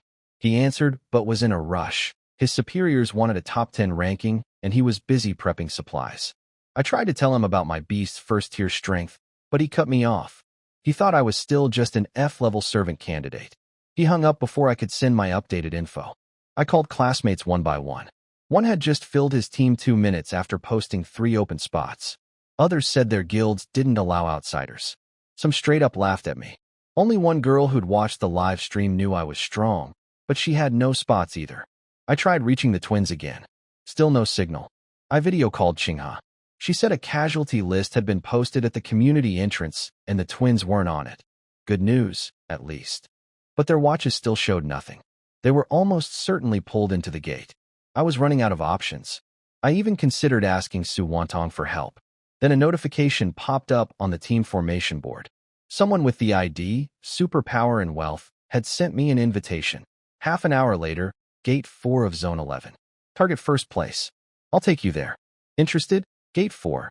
That was the one at Happiness Community. Right where the twins disappeared. I didn't even check the team details. Yes, see you in half an hour. Somewhere in the inner city, a rich young master in a white suit was putting together a team. He'd registered in Redstone Town too, and my info caught his attention. He told his butler to prepare top-tier equipment for all his teammates. 10 million coin mimetic armor, carefully checked source cores. He was arrogant, but seemed to genuinely care about keeping his people alive. He wanted his team to be number 1 on the newcomer list. Back at the community entrance, I felt better. After that first invitation, over 10 more team requests had come in. My strength was actually in demand. I found Chunhua and gave her 10,000 coins for school supplies. She tried to refuse, but I grabbed her wrist and pressed the money into her hand. I told her she wasn't allowed to say no anymore. We weren't strangers. She finally agreed. I summoned Tank, and Chunhua knelt down to rub its big face, promising 5 buckets of milk if it helped bring back the twins. Tank went crazy with excitement, bouncing around on its stubby legs. Then a familiar voice called out from behind. It was my old homeroom teacher, Li Xiaohua, with about 10 classmates, all wearing Thunder Guild combat suits with lightning badges. He said he'd switched jobs and was now a tactical instructor at Thunder Guild. He told me he'd heard from Su Wanong about my conflict with Zhao Shichang, and he wanted to help settle things. His solution: I should apologize to Zhao Shichang, join their team, and help everyone get good rankings. I almost laughed. These were the same classmates who'd mocked me on the phone an hour ago. Now they wanted my help. I asked him straight. Was he really telling me to apologize to the guy who picked a fight with me, and then carry a bunch of rookies up the rankings? The classmates behind him got angry. Li Xiaohua shut them up with a look and lectured me about being short-sighted. He said they all had more potential than me, and helping them now would pay off later. Teacher Li, there's no point talking to such an arrogant person. A tall, thin student with his head held high stepped forward. This person was Lu Zixuan, the vice class monitor. He walked up to Cheng Zhuo and said bluntly, "Class leader Cheng, you'd better apologize for insulting your classmates, or you'll regret it." Oh, Cheng Zhuo glanced at him lightly, as if looking at the air. Really? Want to fight? What? Lu Zixuan choked. A fight to the death. Cheng Zhuo raised his spear tip and looked contemptuously at the dozen or so students. I can let all of you come at once. You. Lu Zixuan glanced at the seemingly harmless jar beside him and instinctively stepped back. His face instantly turned a dark purple. Not to mention these 10 or so newcomers. Even if double that number came, they couldn't withstand a few charges from a tier beast pet. Too scared? Then get out of here, Cheng Zhuo coldly shouted. Cheng Zhuo, you're going too far. Li Xiaohua's tone completely cooled down. How can you be so stubborn? Look at their combat uniforms. He grabbed Lu Zixuan's arm, pulled up his combat uniform sleeve in front of Cheng Zhuo, and scratched the fabric with his nails. Look, this is the Thunder Guild's custom-made combat uniform, worth 100,000 city-state coins per set. How long would it take you to save enough? You used to be clever at school, so why are you so confused now? You're right, Cheng Zhuo said, not interested in arguing. He looked down at the information on his watch. He just wanted to enter the Void Realm as soon as possible. Find Xia Mo and Xia Chan based on the location posted in the group chat. They should be close. Old Cheng, how can you be so mean to Teacher Li? Suddenly, Ho Wanli's voice came from behind. He casually draped his arm over Cheng Zhuo's shoulder and said openly, I just found out about your situation. You're impressive, actually earning a legendary level. Cheng Zhuo gave him a strange look. Aren't you worried about the team rankings? Why are you still outside? It's just a few more minutes. I'll be in soon. Ho Wanli pulled him aside and lowered his voice. Old Li is still hanging around. He's become our team's tactical coach. Do me a favor and let him join us. Mainly because she's in that team. Ho Wanli glanced diagonally across. That's when Cheng Zhuo noticed Su Wanong standing on the street corner, looking at him, and Ruan Chunhua with complicated eyes. You. Cheng Zhuo looked at Ho Wanli with a hint of suspicion. Don't look at me like that. Ho Wanli helplessly spread his hands. She's the one who knew you were eager to find a team and reached out to me first. You misunderstood. She and young Master Zhao are innocent. Young Master Zhao? Cheng Zhuo's lips twitched slightly. He casually glanced around and finally spotted a familiar SUV. The person was probably inside. Cheng Zhuo looked away and focused on Ho Wanli's slightly more refined outfit. He realized, this guy who used to follow him around every day, joking and teasing, might be different now. Seeing his expression, Ho Wanli showed a hint of helplessness. Old chum, don't be like that. I still consider you a brother. Haven't I ever looked down on your potential? Things are different now than in school. Their family is powerful, and since you're not in the guild, you don't see the gap. Even I, a B rank, have to be cautious. Why are you so stubborn? Don't you know how hard it is to survive in the wilderness? You really think a legendary level breathing meditation card can change your fate? As he spoke, he took out a card glowing with blue light and handed it to Cheng Zhuo. Look, a top-quality spear card. Worth 180,000. Young Master Zhao said he bears no grudges. If you don't want to weaken our team, our elite team can give you a spot. If you help us reach the top 10 with all your might, this weapon card is yours. I already have a team, Cheng Zhuo said unexpectedly, patting Ho Wanli on the shoulder. Just stay there and do your best. Tell them I don't hold grudges either. As long as they don't provoke me, we'll get along peacefully. TSK, old Cheng. Stop talking. Cheng Zhuo raised his hand to signal, his voice turning completely cold. If you keep trying to persuade me, brother, there's no more to talk about. All right, just think it over carefully. Ho Wanli sighed and helplessly shrugged towards Su Wanong. At that moment, suddenly, a commotion erupted on the other side of the street. Click, click, click. 6 nearly 3-meter-tall dark silver mechs appeared around the corner, moving in unison. Every step caused dust and debris in the ruins to fall. The crowd around immediately turned their attention. These mechs had armor with faint blue energy flow lines, clearly made from shape-shifting alloy. Their sleek, streamlined shapes radiated a sense of advanced technology and sharpness. On their exaggerated inverted trapezoid shoulder armor, various weapons were mounted. Some carried cannons, others had Gatling-style heavy machine guns, and some sported chainsaw swords at their waists. It's the Silver Knight Type 3 gravity unit, one of Cheng Zhuo's classmates exclaimed. I saw it at the Mecha Expo in Tianji City last year. The bare machine costs around 600 million. It's said that in full weapon mode, its combat power can rival a 4th-tier Caxiu. Could it be that some rich person is about to open the gate to the world? Another student asked. Lu Zixuan snorted. Huh. If you don't have experience, don't talk nonsense. This thing's energy index alone exceeds 2nd tier. There's no way it can enter the beginner's gate. The student stiffened and awkwardly chuckled. Class teacher Li Xiaohua pushed up her glasses and began explaining. Zixuan is right. Energy weapons, like people, are limited by the rules of the gate. This Silver Knight might be a new piece of equipment from the Hunter Army. Exactly, it's from the Hunter Army. Lu Zixuan slightly lifted his chin. My second uncle is a squad leader in the 2nd district of the Hunter Army. I'll ask him to bring it over so you all can see. Way to go, Brother Lu. Brother Lu is awesome. Praises flooded in, and Lu Zixuan grinned happily, almost pulling his mouth to his ears, proud as he turned to glance at Cheng Zhuo. What annoyed him was that Cheng Zhuo completely ignored him. Did you see that, Lao Cheng? Ho Wanli leaned on his elbow against Cheng Zhuo and said earnestly, this kind of heavy gravity device is usually only used by the children of wealthy families, even in the Hunter Army. Offending such people is really unwise. Cheng Zhuo didn't reply. He looked suspiciously at the few heavy gravity mechs. There were no marks of the Hunter Army on them, but the redstone emblem looked very familiar. Suddenly, his watch beeped. The caller ID showed, superpower is super rich. Hello? Hello? Cheng Zhuo, right? A smooth, elegant voice came from the other side. Come to the mech.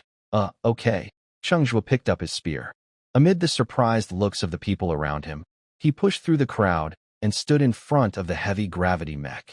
The people who were talking loudly before fell silent when they saw him approaching the mech. With a click, the hydraulic hatch opened. The outer cover of the cockpit slowly lifted, revealing a strikingly handsome face. He had blonde hair, a very noticeable diamond earring in his left ear. He looked very luxurious but not gaudy, with a calm, aloof, noble air in his brows. Once the cover was fully open, he supported himself with one hand on the edge of the cockpit and jumped out with a very cool and handsome pose, flicking his bangs in midair. He landed lightly, without making any sound with his shoes. Cheng Zhuo, he extended his hand, palm raised gently. I'm Huangfu Bai.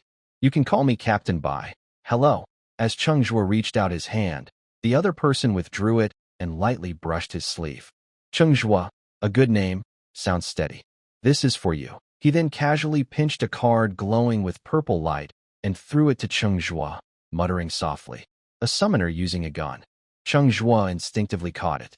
When his fingertips touched the card, he was surprised. It was actually an epic-level weapon card. Broken Star Formation, Ho Wanli muttered the name on the weapon card and couldn't help but exclaim. Wow, an epic-level spear. They just gave it away so easily? He took a few steps forward, glaring at Huangfu Bai and showing his teeth. Boss, is the team still short of people? I am a B-level shadow warrior, very strong. I can do both long-range and close combat. I'm also good at rallying the team. Step aside. The middle-aged man in black next to Huangfu Bai reached out and pushed Ho Wanli to the side, looking annoyed. Our young master only recruits people from Redstone Town. What are you, a country bumpkin from Star Iron City, doing here, Ho Wanli? Do you even realize what you're saying? Huangfu Bai didn't even lift his eyelids. He crossed his arms, slightly raised his chin, and glanced at a nearby mech with black trim, speaking calmly. That one is yours. Then he waved his hand again. Get him into battle gear and get ready to leave. Can the gravity suit be used? Cheng Zhuo looked a bit surprised. These are custom-made. The source energy level is below level 1. Once you wear it, the smart system will guide you on how to operate it. The middle-aged man in black explained as he took out a small hexagonal alloy disc, about the size of a palm, and slapped it onto Cheng Zhuo's chest. With a light touch of his fingertips, a glow appeared. In the next second, the alloy disc turned into a silver-purple liquid, quickly covering Cheng Zhuo's entire body along the edges of his clothes, and automatically adjusted the shoulder lines and waist fit. A deep purple combat suit with golden trim instantly formed. It fit perfectly. Cheng Zhuo hardly felt any foreign sensation. Nanomimetic combat suit. A boy behind Lu Zixuan suddenly exclaimed loudly, trembling with excitement. Wow. This suit must cost nearly 1,000 units. Which wealthy family's young master is this? An epic-level weapon card, given just like that? All team members are using nanomimetic combat suits, and each has a custom gravity suit. I always said, the squad leader is very strong now, so we won't be short of members. No wonder the squad leader calls us rookies. Not only are we rookies, but we're also just country folks. A set of $10,000 combat suits, and we're feeling proud. Several classmates discussed excitedly. Li Xiaohua and Lu Zixuan exchanged glances, both seeing the shock and disbelief in each other's eyes. A beginner team, with gravity suits? Is that even possible? At that moment, an untimely question was heard behind the two of them. Brother Lu, didn't you say this gravity creature belongs to the hunting corps? Lu Zixuan's mouth twitched. He quickly turned his face away, pretending not to hear. On the street, Su Wanong moved a few steps closer to an SUV and asked in a surprised tone, Young Master Zhao, do you know this person? Is he from your wealthy circle? In the back seat of the SUV, Zhao Shichang's face was stiff as he calmly swallowed. He really wanted to say, you might have misunderstood the wealthy circle. A small rookie world, deploying equipment worth dozens of billions? Not to mention the wealthy young masters. Even their rich fathers wouldn't do such things. He opened his mouth, but only managed to say, I don't know him. Just some gravity creatures. Young Master Zhao will have equipment for them sooner or later. A team member snorted from inside the car. Zhao Shichang. At this moment, Cheng Zhuo was also confused. When the homeroom teacher mentioned 100,000 combat suits, and Heiho handed over a premium weapon card, Cheng Zhuo had thought of many ways to confront them. But he never expected the first slap to come so quickly, and so absurd. Until he was dressed in a nano-combat suit he'd only seen online. Until he was led in front of the gravity creature, his gaze drifting over the pale blue glow outside the cockpit shield, he was still stunned. Brother Zhuo, a gentle call from Chunhua brought him back to his senses. Cheng Zhuo turned and nodded slightly to Huangfu Bai. I'll go now. After saying that, he walked over to Chunhua, took her hand gently, and softly advised, I'm leaving now. Don't worry. I promise to bring them back safely. You can go to the academy tomorrow as usual. Don't overthink. Yes, but you must be careful. Chunhua nodded, though her worried eyes couldn't hide her concern. Your partner misses you. A system notification appeared. 5 harmony points. Cheng Zhuo was momentarily stunned.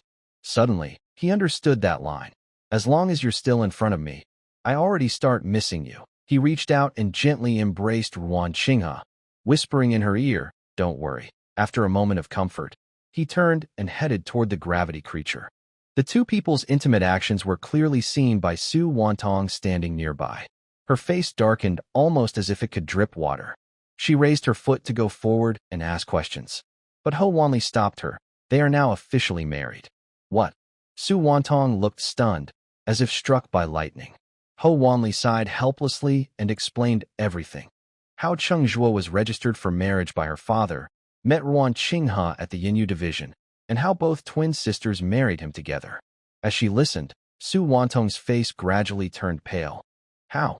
How could this happen? When she learned that Cheng Zhuo had merged a legendary-level breathing meditation card, she briefly felt hopeful again. If they could both advance, become real hunters, support each other, maybe life wouldn't be so bad. But she was also unwilling. She wanted a luxurious house in the inner city, benefits from high-level cards, not just a decent life. Yet she also desperately wanted to win Cheng Zhuo's heart. She was conflicted, confused, and in pain. But she always believed that if she turned back, Cheng Zhuo would be waiting for her where she left him. Why did it turn out like this? She raised her slightly heated eyes, staring at that familiar figure. Suddenly, her throat felt like it was stuffed with a lemon, and her chest was sour and uncomfortable. That boy who used to patiently comfort her whenever she threw a tantrum. How did he suddenly become someone else's husband? And he had merged a legendary-level breathing meditation card, an epic weapon, a liquid nano-combat suit, and a gravity body. Su Wanong was stunned to realize that what Cheng Zhuo now possessed seemed to be what she had once dreamed of. No, that's not right. A voice suddenly rose inside her heart. These aren't even his. He's just shining because of others. Su Wanong, you can't lose. Crash. In the vice director's office of the hunting grounds headquarters. A blue and white porcelain teacup was slammed hard onto the floor of the desk, making a loud crash. Hu Yinsong suddenly stood up, furious, tearing open 2 buttons on his uniform collar, his eyes wide with anger. You, this observer, are just wasting time? A new S-level potential. Why would you contract in a place like Redstone Town?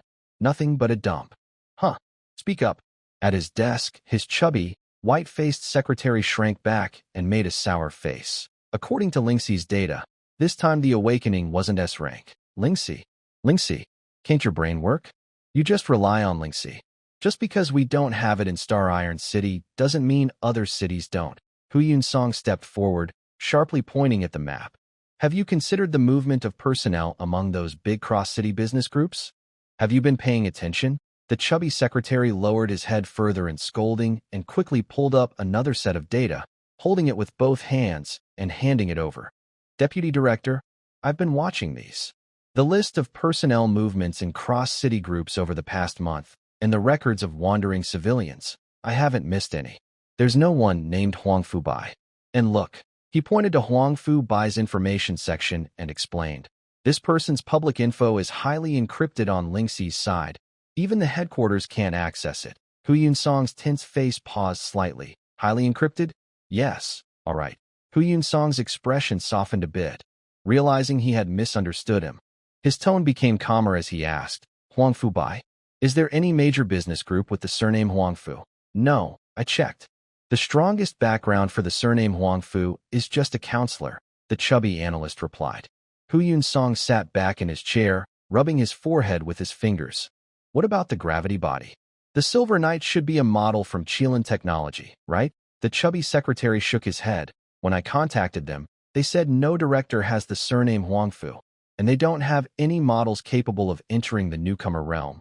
Maybe he changed his name. Hu Yunsong hesitated for a moment and then asked, did his team enter the realm gate? Yes, they did. Here's the information on his team. The secretary projected an image of 5 people, including a photo. Huh. Hu Yunsong raised his eyebrows slightly, his gaze falling on Cheng Zhuo's profile. That kid again. He really went to be a wilderness hunter. Deputy Director, what should we do next? The round-faced, chubby man asked. Should we send someone to Redstone Town to get him? No need. Call Yin Song waved his hand. People like this won't be influenced by a small town's decisions. Focus on their team situation. When he comes out, invite him to the headquarters immediately. He tapped on the desk, paused, then added, tell him we can offer the highest standard for S-level newcomers. No, add the rank of major in the hunt army. All city taxes waived. As long as he's willing to stay in the city, we can discuss it. The chubby man quickly took notes and asked, what about the other temporary teammates in his team? Should we also? Call Yin Song waved his hand. Let's see if they survive first. On the vast wasteland, the scorching sun hung in the sky. At the edge of the distorted, shifting earth, smoke and dust billowed, forming an endless yellow wave. A group of people was running desperately. Quick, run faster. The city gate is ahead. The leading man, shirtless, with bronze-colored muscles streaked with blood, carried a broken iron rod on his shoulder, shouting loudly, run. Don't look back. Behind him, dozens of men, women, and children of various appearances were fleeing in chaos. Some slower ones fell behind and soon got caught in a rapidly moving group of strange rocks. They stumbled and fell, and before they could get up, they were covered by the rocks. Screaming, they gradually turned into dried meat. Through the jagged cracks of the rocks, occasional glimpses could be seen. Beneath the stone shells, strange faces, similar to humans, were embedded. Their skin was wrinkled like old tree bark, moving entirely by skin. The moment they touched a person, their dull eyes would flash with greed and excitement. They opened their mouths wide, screeched, and bit down. Quick, hurry into the city. The big man was the first to reach the city gate, pulling on it, ready to close it at any moment. Among the crowd, 2 girls in shorts and white t-shirts were running hand in hand, weaving through the crowd, stumbling through the gate. These 2 were Xia Mo and Xia Chan, who had been caught in the transdimensional portal. It's okay now, it's okay. Xia Chan gasped, clutching her sister, looking back in shock at the outside of the city. The mountain of stone-faced monsters was surging like a tide. The rustling sound made people's scalps tingle. Fortunately, these creatures couldn't climb, so as long as the city gate was closed, they would be safe. Hurry up and close the gate. 2 young men with green hair, standing near the gate and looking somewhat alike, urged urgently. Can't you see there are still people? The big man glared and turned to the slower ones, shouting loudly. Hurry up, don't panic, there's still time. But just then, a young woman holding a baby staggered and fell to the ground with a thud. Wah! The baby in her arms started crying loudly. Seeing the approaching group of stone-faced monsters, the big man cursed under his breath, threw his iron rod on the ground, and quickly ran out. He swiftly picked up the baby, grabbed the woman's arm, and turned to run wildly. However, as he looked back, he was shocked to see the gates slowly closing. Don't close. Not yet. The big man widened his eyes and shouted hoarsely. Damn it. Don't close. There's still time. But the 2 green-haired brothers who had been scolded earlier ignored him completely. With a loud bang, the gate was shut tight. Damn you. The big man's eyes nearly bulged out in rage. He pounded his fists on the gate, making dull thuds, shouting, Open the door. No matter how hard he tried, the gate wouldn't budge. Hey, why are you locking people outside? Xia Chan was anxious to rush forward, but her wrist was tightly held by Xia Mo, who shook her head to signal. There's no time. Don't open it. Don't open it. Please don't. A middle-aged woman in a nightgown shouted sharply. People outside have already lost too. Better than all of us dying. The younger of the green-haired brothers turned around and glared fiercely at Xia Chan. Anyone who wants to die can try opening it. No, no. Besides the woman in the nightgown still screaming, everyone else fell silent, trembling with fear. Despite the big man's shouts and curses outside the gate, mixed with the crying of the baby, some felt heartbroken. But the relentless rustling sound, along with the fierce-looking green-haired brothers holding knives, made them lose the courage to open the door. "Sorry, we dragged you down." Outside the gate, the young woman cried tears of despair, glancing hopelessly at the approaching group of stone-faced monsters. The Great Han saw that opening the door was hopeless, so he quickly moved a few steps to the wall. Looking at the stone wall that was about 20 or 30 meters high, he swallowed hard and turned to the young woman. "If I can get up, I'll throw you a rope. You hide first." After saying that, he bit the baby's blanket, growled softly, and his arms suddenly grew brown fur. Sharp claws extended, and his large hands turned into bare paws. He leapt up, with claws firmly embedded in the cracks of the wall. But after taking a few steps, loose stones from the cracks started to fall with a rustling sound. He staggered and slipped, falling to the ground. Not daring to delay, he stomped his feet hard. Then he jumped again. The young woman nervously looked up at the man's moving back, then glanced back at the approaching stone-faced monsters.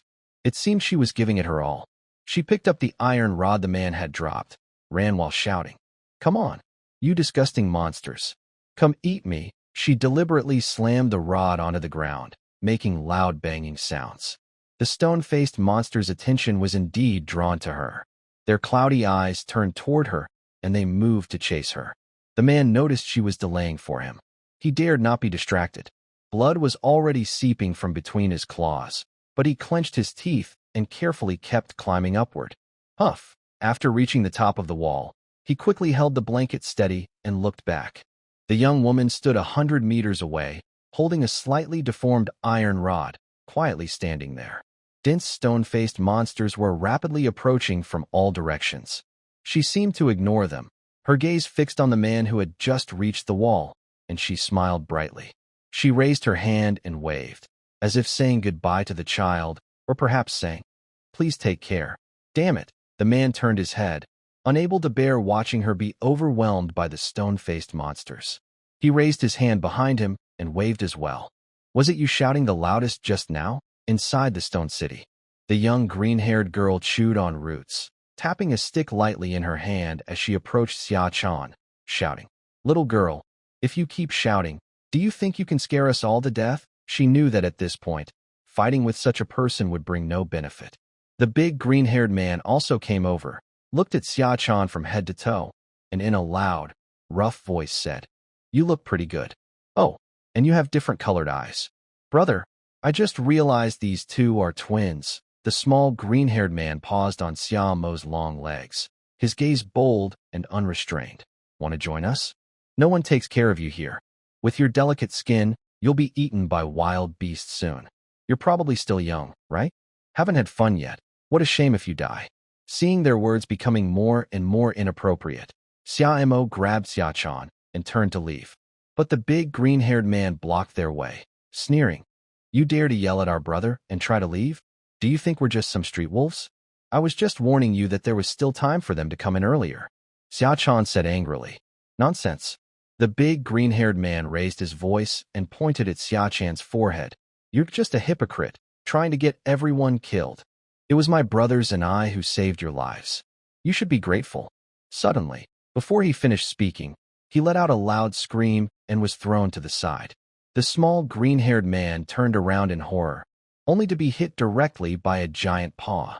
Smack, a nearly tearing sound of flesh and bone. He also screamed and staggered to the ground. The attacker was the man who had just climbed over the city wall with a giant paw. He was holding a child in one arm and grabbing the small green-haired man with the other. Standing over 2 meters tall, broad-shouldered, with exaggerated muscular arms and paws, the small green-haired man looked like a tiny chick in his hand. He threw the small green-haired man onto the big green-haired man and kicked him fiercely. "Damn it! Open the damn gate. Do you know that you've left this child's mother alone? Open it. Go to hell."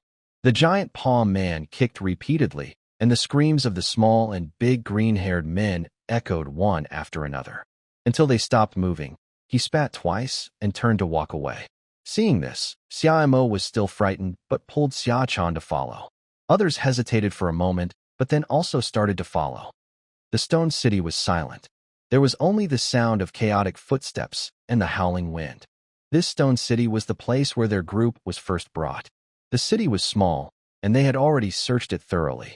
There were no living creatures, no water sources, and no food.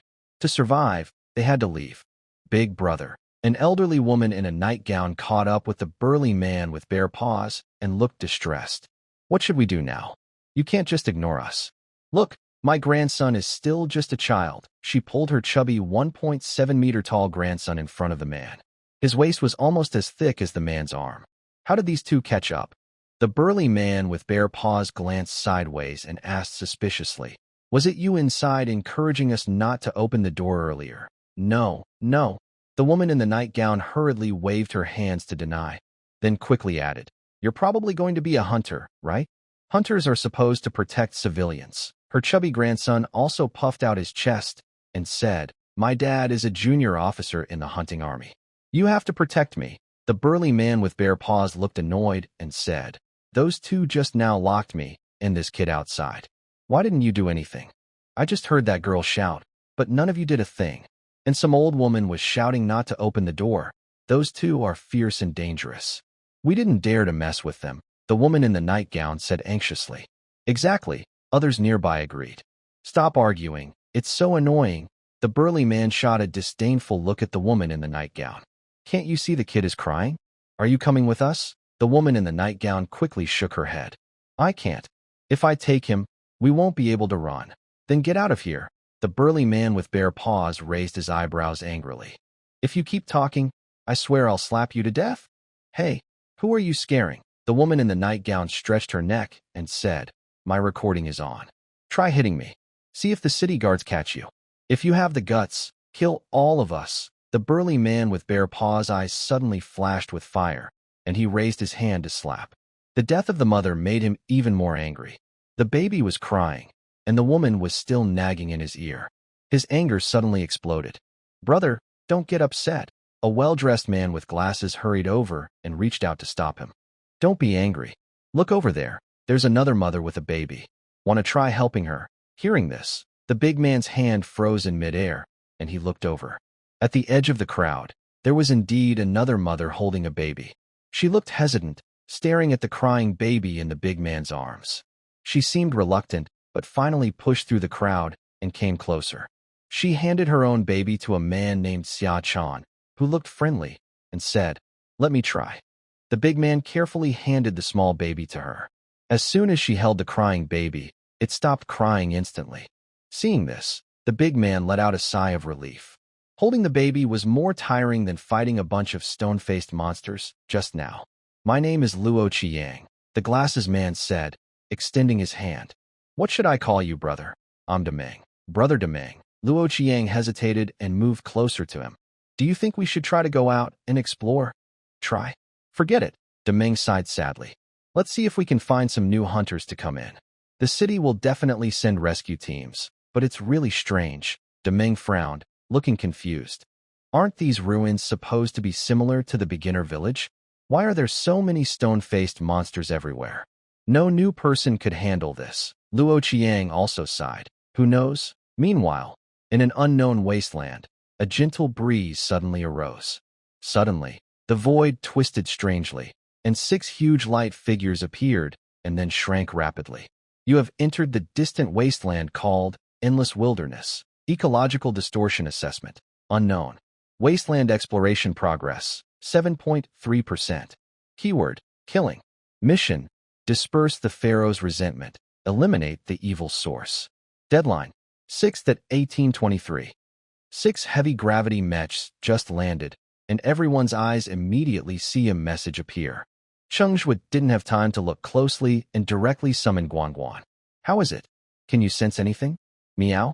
Guangguan confidently nodded. Perhaps because the 3 women are Cheng Zhuo's partners, Guangguan not only has a mental link with Cheng Zhuo, but also has a subtle connection with Wan Qinghua and the others. Guangguan's senses are very sharp, and this slight connection is enough for it to roughly sense the locations of the twin sisters. Cheng Zhuo, are you sure you can determine the direction and find the person you're looking for? Huang Fubai's voice was the first to come through the team channel. No problem, Cheng Zhuo replied. Good. Hurry there and come back quickly. We don't have much time to waste, Huang Fubai urged, then shouted sternly. Everyone else, follow me. Let's hunt and clear the way. The wind on the wasteland blows sand and gravel against the mech shell, making a crackling sound. Guangguan runs ahead wildly. Its short legs are a bit funny, but it's very fast.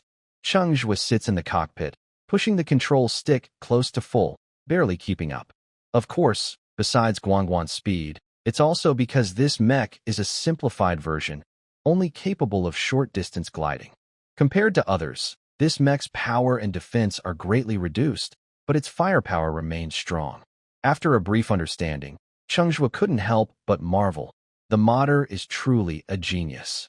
The source power enchantments on the mech's weapons are controlled with near perfection. The harmony between power and firepower, every detail, just right. At the edge of source power, merging to the extreme, but not triggering first-level source power. Once this harmony crosses the threshold, the mech's combat ability will far surpass that of unranked newcomers. Combined with the innate strong defense and power of the mech, although it is a simplified version, it can definitely stand out in this new wasteland world. But none of that matters much. What shocked Cheng Zhuo the most was that the team leader was actually an S-rank newcomer. Is that even possible? An S-rank newcomer coming to be a wilderness hunter. Time slowly passes. Inside the wasteland stone city, a group of people have nothing to do and can only wait idly.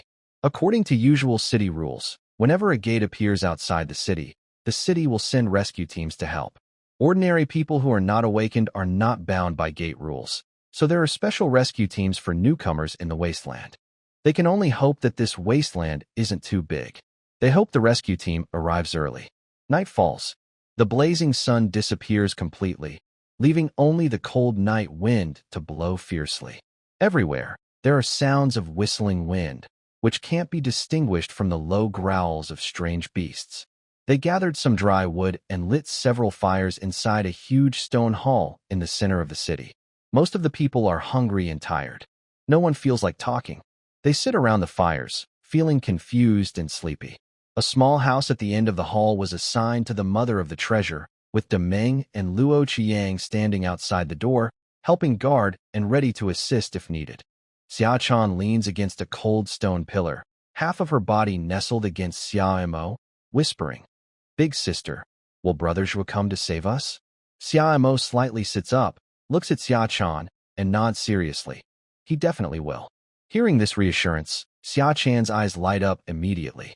But thinking about the scene of the stone-faced monsters on the mountain today, her expression quickly darkened, and she worries. But it seems something's wrong here. Everyone says this isn't an ordinary wasteland world. During the day, those stone-faced monsters are too strong. Even if a newcomer comes, they won't be able to handle it. If Brother Zhuo comes, it might also be very dangerous. Hearing this, Xia Mo's chin, which had just been raised, gently lowers again. Her silver-white bangs hang down, covering her worried eyes. Night deepens. The surroundings become increasingly silent. Not long after, only the crackling of fire and some sounds of deep sleep remained in the stone hall. Suddenly, a sharp, piercing scream broke the silence. Everyone was startled awake and looked up quickly. They saw the mother from White Sun, holding two children, staggering out of the room at the end of the stone hall. Xia Chan and Xia Mo looked at each other in surprise, quickly got up, and moved closer with the crowd. Before reaching the door, a strong smell of blood hit their noses. Inside the stone chamber, blood was everywhere. The big Meng, who was watching the children for the mother, was leaning awkwardly in the corner, his head tilted at a strange angle. His skull looked like it had been forcibly pried open, with red and white brain matter clearly visible. Luo Qiang was kneeling beside the body. His 10 fingers hovered in the air. His knuckles were slightly curled, as if controlling invisible strings. Carefully looking closer, faint streams of glowing liquid flowed strangely between his fingertips and the brain matter. Ugh! Several people gagged instantly after seeing this bloody scene. Luo Qiang turned his head, A sinister smile appeared at the corner of his mouth. Next to him stood the two green-haired figures who had been beaten to death by Meng earlier. They were leaning against each other, their faces still showing fresh bruises. They slowly turned their heads, their pupils glowing green, with mischievous expressions. Xia Mo tugged Xia Chan's arm and started to walk away. Xia Chan understood and quickly held her sister tightly, turning to leave. Hey, it's so late. Where are the two young ladies headed? Before they could leave the hall, a figure suddenly appeared in front of the door. The green-haired figure leaned against the doorframe, playing with a dagger in his hand, and sneered. It's so dark outside, so dangerous. Big brother will keep you company. You don't need to bother. Xia Chan scolded and pulled her sister to turn back into the crowd. But just 2 steps back, another thin, dark figure appeared in their path. The green-haired figure had also come out of the stone chamber, holding a shiny dagger, with a fierce look in his eyes. My younger brother was kind enough to accompany you. How dare you ignore us? What? You look down on us, brothers. Hey, you guys are going too far. At this moment, a tall, thin boy with glasses couldn't hold back any longer. He pushed through the crowd that was curled up and shouted, Hunters could arrive at any time. Aren't you afraid of being taken away as minors? Where did this little brat come from? To everyone's surprise, the small green-haired girl at the door moved like a ghost, almost instantly appearing beside the boy. She grabbed the back of his head and pressed down hard, then delivered a knee strike. Crack! Ah! The boy screamed as his glasses shattered, mixing with the sharp sound of bone breaking. His cry was so loud it made people's hearts tremble. The green-haired girl lifted him up. His face was covered in fresh blood, and the broken glasses had cut into his eye socket, making it look terrifying. You're just a kid who hasn't even grown hair yet, and you're pretending to be a hero saving a damsel. She spat, and then struck him again with her knee, hitting his stomach. Ugh! The boy curled up in pain, groaning in a strange, muffled voice. Some people who had wanted to step forward were now sweating coldly after seeing how fast and fierce the green-haired girl was. What's going on? He had been slapped away by Demeng earlier during the day, so how could he be so fast now? Hey, are you crazy? Xia Chan shouted angrily. He's still just a kid. Heh, and you're worried about him. The green-haired girl chuckled softly, her knuckles tightly gripping the back of the boy's neck, a dagger pressed against his throat. Her bloodshot green eyes looked fierce and bloodthirsty as she roared, Come over here too. Or else. With a sinister smile, she gently pulled the dagger. A thin, bloody cut appeared instantly. You! Xia Chan stepped back in panic. Xia Mo quickly protected her behind him, his right hand reaching out to grab a sharp piece of broken stone. His clear eyes beneath his silver bangs showed determination, ready to fight to the end. Oh, little girl, just give in to them. Suddenly, a woman in a nightgown spoke from the crowd. She lowered her voice, full of complaints. It was you who angered them earlier. Demeng is already dead. Don't let anyone else get hurt. Xia Chan felt her world collapsing and shouted in anger. What do you mean we caused someone to die? It was clearly them causing trouble. Now they're acting like zombies. They no longer look human. Can't you see? Damn. All of you, shameless. Aren't you? Suddenly, a loud shout came from the large green-haired person. He quickly stepped toward the two sisters, cursing as he moved. Everyone die? Just go and die for me. At that moment, whoosh, a shadow of gray suddenly appeared. In the next second, there was a loud bang as the large green-haired person was hit head-on by a truck-like force, curling into a shrimp shape and crashing into a stone pillar inside the hall. Debris fell everywhere. Almost at the same time, boom! A deafening explosion sounded outside the stone hall, and the clear sound of mechanical footsteps could be heard. It's the Hunter Army. They're here to save us. An elderly woman in a robe, holding her chubby grandson's arm, screamed with joy as she pushed her way out of the crowd. Her voice was full of excitement, and her body shook as she ran toward the door. Others also moved closer, their faces filled with relief and happiness after surviving the danger. Only Xia Chan and Xia Mo stayed still. They looked suspiciously at the gray shadow that had knocked away the large green-haired person. When they saw its round, plump shape, they couldn't help but cheer. Can, meow, Can, proud of itself, wagged its tail and happily jumped to the feet of the two girls.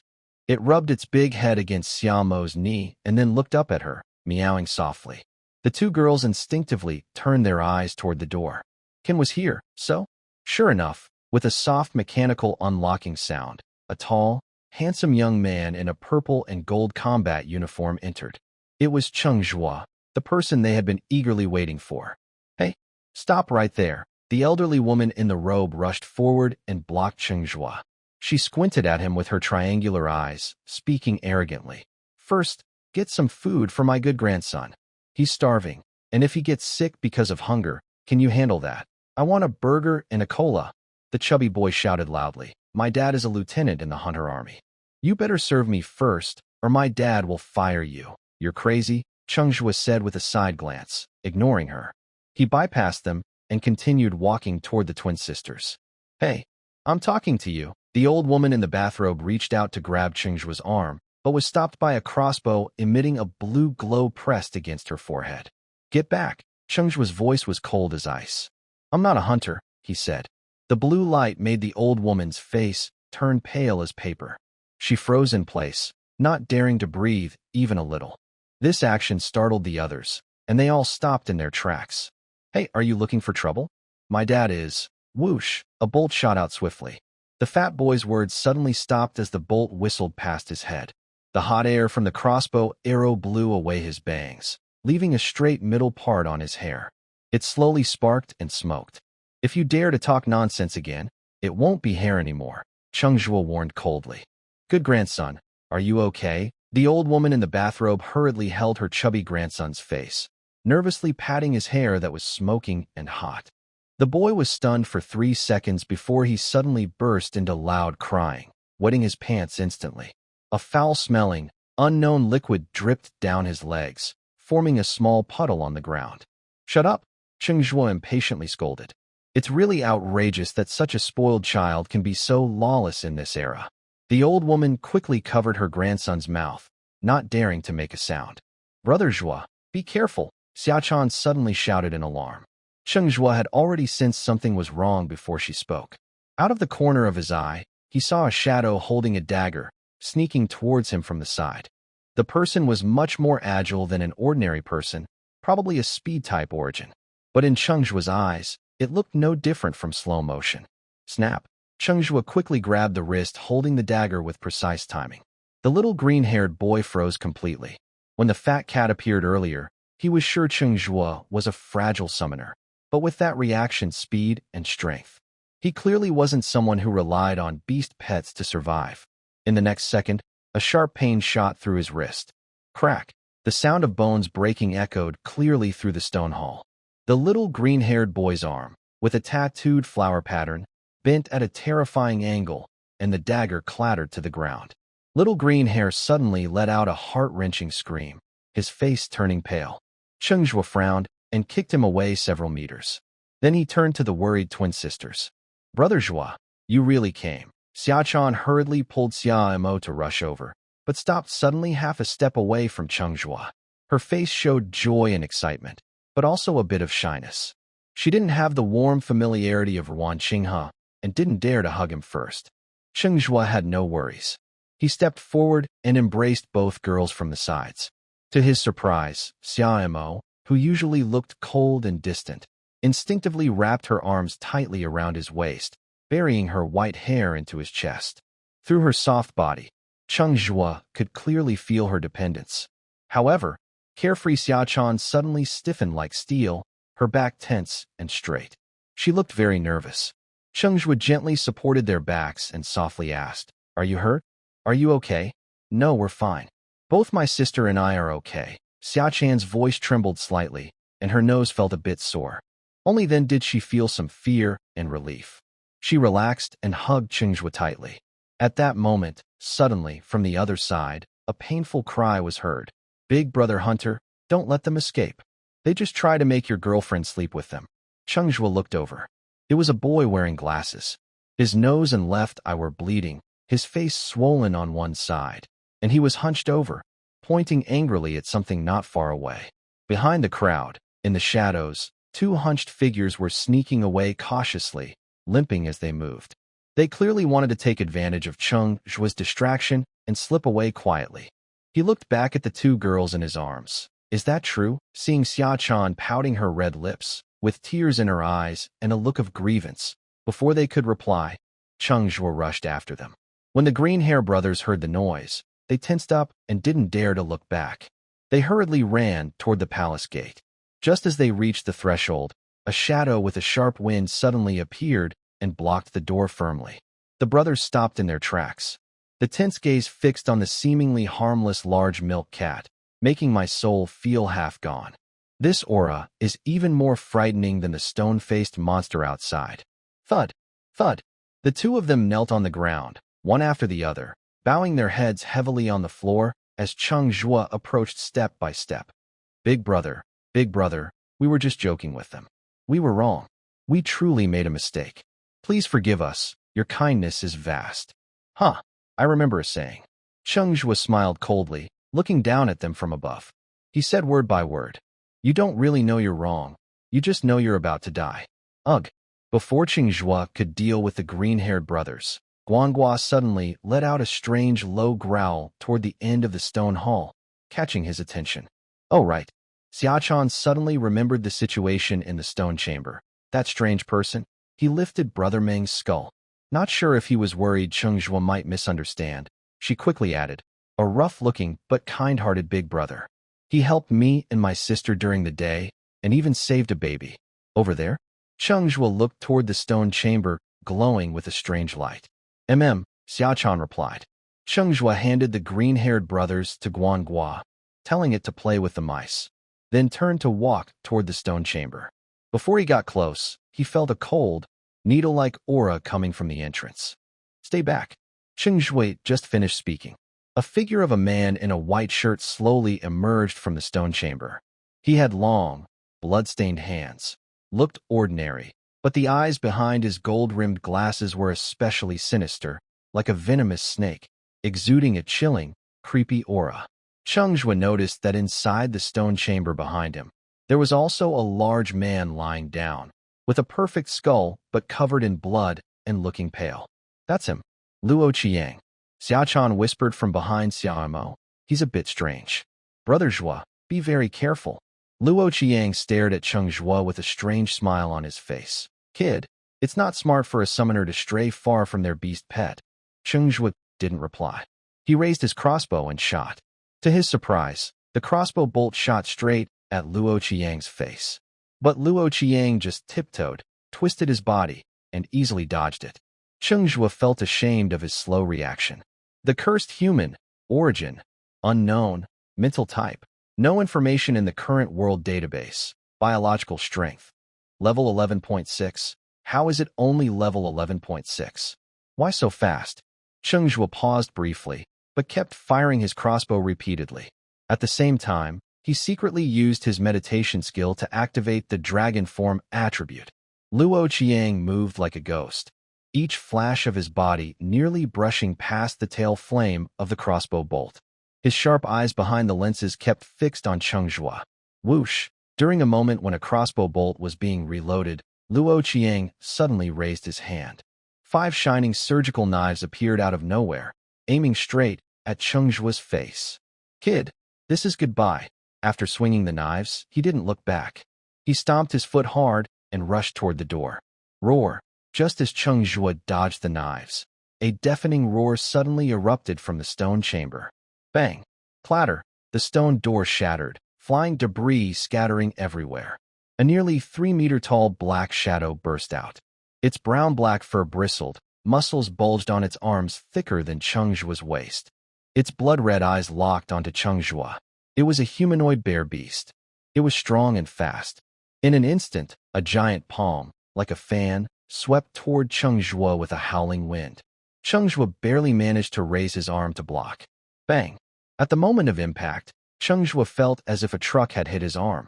He was pushed back several steps before stabilizing, his arm numb. How is this possible? Cheng Zhuo was shocked. Even with his dragon form activated, his body strength had reached the 1st level. But this bear beast's power was even stronger than his.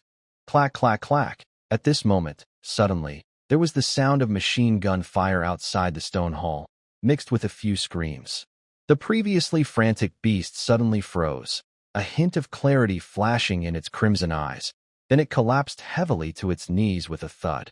The long fur on its body quickly receded to the naked eye, muscles shrank, and finally it transformed into a strong man. It was the man called Demeng, who had been lying in a pool of blood earlier.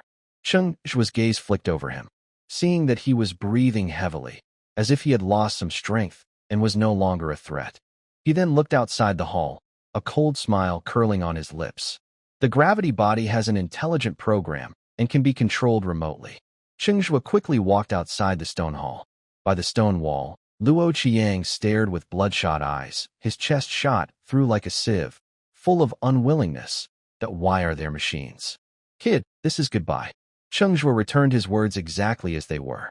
His fingers crossbow slowly raised, aimed at his forehead, and without hesitation, he shot again. Bang! The crowd at the entrance of the hall instantly erupted. Another person is dead. Most of the people here were civilians from the city. They had seen many beast attacks, but most had never seen someone killed. This was also Cheng Zhuo's first time killing someone. But in this world of disaster, bloodshed was inevitable. He was stunned for a moment, until he felt something soft on his hand. He snapped back to reality. It was Xiaomo. She had somehow come to Cheng Zhuo's side, her silver hair flowing, her clear eyes full of concern. I'm fine. Cheng Zhuo took a deep breath, lowered his crossbow, and patted her hand. In his peripheral vision, a yellowed sheepskin paper slid out from Luo Qiang's chest, catching Cheng Zhuo's attention. He bent down to pick it up. As his fingertips touched the paper, the system's annotation panel popped up. Incomplete Pharaoh's hidden secret, quality, forbidden item, effect. After use, can learn the initial source skill of undead summoning. Usage limit. None. Description. This is a lost page from an ancient manuscript, cursed by the Pharaoh, and will automatically bond with the seeker's source. Detected that the current item is cursed. Purification costs 100 points and Ming value. Purify? Cheng Zhuo's pupils shrank suddenly, his heart pounding. Source skill? He suddenly remembered some basic knowledge. The origin skill is the foundation of Caxiu. It can only be learned when advancing to the next level. A first-level Caxiu has only one skill, which is common knowledge. Unlike meditation techniques or advanced skills that consume source energy, the initial origin skill may have restrictions but does not require any source energy. For example, Cheng Zhuo summons a jar. He can keep the jar outside without any effect on himself. Therefore, the initial origin skill is the core of a Caxiu's power. And this piece of sheepskin paper surprisingly allows him to gain an extra initial origin skill, which is definitely a happy surprise. Cheng Zhuo couldn't help but feel curious about Luo Qiang's identity. According to the system's notes, this sheepskin paper is a forbidden item in this realm. How did it end up in his hands? Never mind that. Purify, Cheng Zhuo muttered. Since the system can purify curses, there's no need to worry about the side effects of this forbidden item. He believes that the system's underlying power is definitely stronger than this realm. As soon as he finished speaking, a faint golden glow appeared on the sheepskin paper. Cheng Zhuo noticed that the description of the sheepskin paper had changed. Description: this is a lost page from an ancient book, cursed by the Pharaoh. It will automatically resonate with the user's source. However, the curse has been erased by an incredible power. After Luo Qiang's death, Demeng seemed to return to normal. Except for his pale face, likely caused by blood loss, there was no obvious change. But to be safe, Cheng Zhuo had him sit alone in a corner and gave him some food.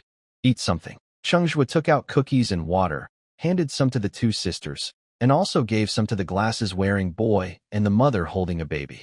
He actually had a lot of food stored in his space, but it wasn't suitable to take out in front of these people.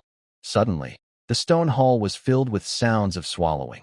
A group of people wanted to ask for food and drink, but hesitated, afraid to step forward. They suddenly regretted not having made better relations with the twin sisters earlier. If they had, it wouldn't have been hard to subdue the green-haired brothers. If only they had known earlier to build good relations with these twins, they would now dare to step forward and ask for some food and drink. The bonfire flickered. Soon, the people in the stone hall split into several groups. A few of them sat together, eating, drinking, talking, and laughing. Most others leaned against the wall on the other side. They were afraid of Cheng Zhuo, but dared not leave. Grandma, I'm hungry. The chubby boy tugged at the old woman's robe, his voice trembling with tears. I want cookies and water. The old woman looked at him with pity and hugged her chubby grandson. Then she quickly looked around, secretly glancing at Cheng Zhuo's backpack, and whispered to the people nearby. It seems he has a lot of food. Should we ask for some? There are so many of us, someone in the crowd agreed. Exactly, with so many of us, we're not afraid of a crossbow. If he doesn't give us anything, we could just hold him down quickly. His big cat and robot wouldn't dare act up. Oh? Then you go first? Someone suddenly interrupted. After this, the crowd fell silent again. A middle-aged man with a small beard seemed unable to hold back. He gathered his courage and approached Cheng Zhuo's side, smiling awkwardly. Brother, can you sell us some cookies and water? Cheng Zhuo leaned against a stone pillar, casually tapping the cookie box with his fingertips. Without looking up, 1,000. 1,000? The bearded man raised his voice instinctively. Isn't that the same as stealing? Cheng Zhuo rolled his eyes at him.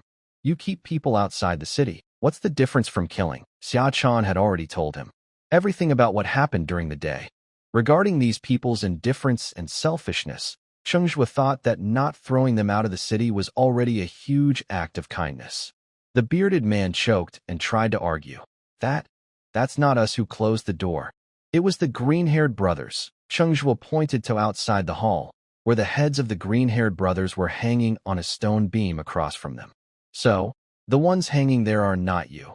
The bearded man's face instantly turned pale, and he gritted his teeth, drawing 1,000 city coins from his watch. Here, he reached out to grab the cookies and water in front of Cheng Zhuo. Cheng Zhuo held the water bottle firmly. 1,000 for the cookies, 2,000 for the water. You. The bearded man was so angry he wanted to curse, but he held back and spat out another 2,000. Seeing Xiao Huzi spend money on food and drinks, a few others who were almost burning with thirst couldn't hold back either. They had no choice but to endure the pain and pay Cheng Zhuo. Brother Zhuo, we might have to stay here for several days. Are you sure you have enough to eat? Xia Chan looked worriedly at Cheng Zhuo's backpack behind him. Seeing there was still a lot of water and compressed biscuits, her eyes widened in surprise. Huh, he sold so much, but it doesn't seem to be less. As she spoke, those who had been waiting for rescue, thinking it would only be a day, suddenly couldn't sit still and rushed over. Prices have gone up, doubled. Cheng Zhuo pointed to his backpack. Not many left, huh? Big brother, you can't just raise the prices, a woman in a floral dress hurriedly said. It was 1,000 just now, and now it's doubled. Do you want it? Cheng Zhuo asked impatiently. Yes, I want it. She doesn't want it, I do. I want it too. The crowd immediately became chaotic, with notification sounds of transactions ringing out one after another. Everyone was afraid of missing out. It's really easy to earn money in times of trouble. Cheng Zhuo looked at the income that would soon reach tens of thousands and couldn't help but secretly sigh. But for these people, he felt no burden earning it. Over there, the elderly woman in a bathrobe finally couldn't resist her grandson's pleading. She mustered her courage and walked over. Young man, can you give me a discount? Cheng Zhuo rolled his eyes tiredly. Are you buying vegetables at the market? The elderly woman in the bathrobe pouted and boasted proudly. My son is a second lieutenant in the Hunter Army. Do you know how many people a second lieutenant can command? When he gets out, I'll have him give you an honorary certificate. It'll be something you can brag about for a lifetime. Huh, not to mention the Hunter Army. Cheng Zhuo was already annoyed. So, you want a discount? The elderly woman nodded repeatedly. Yes. Cheng Zhuo smiled cunningly.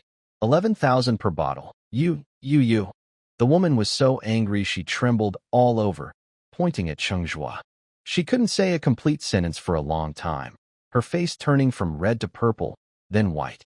The young man with glasses nearby looked at her with disgust and said, Brother Cheng, don't sell to her.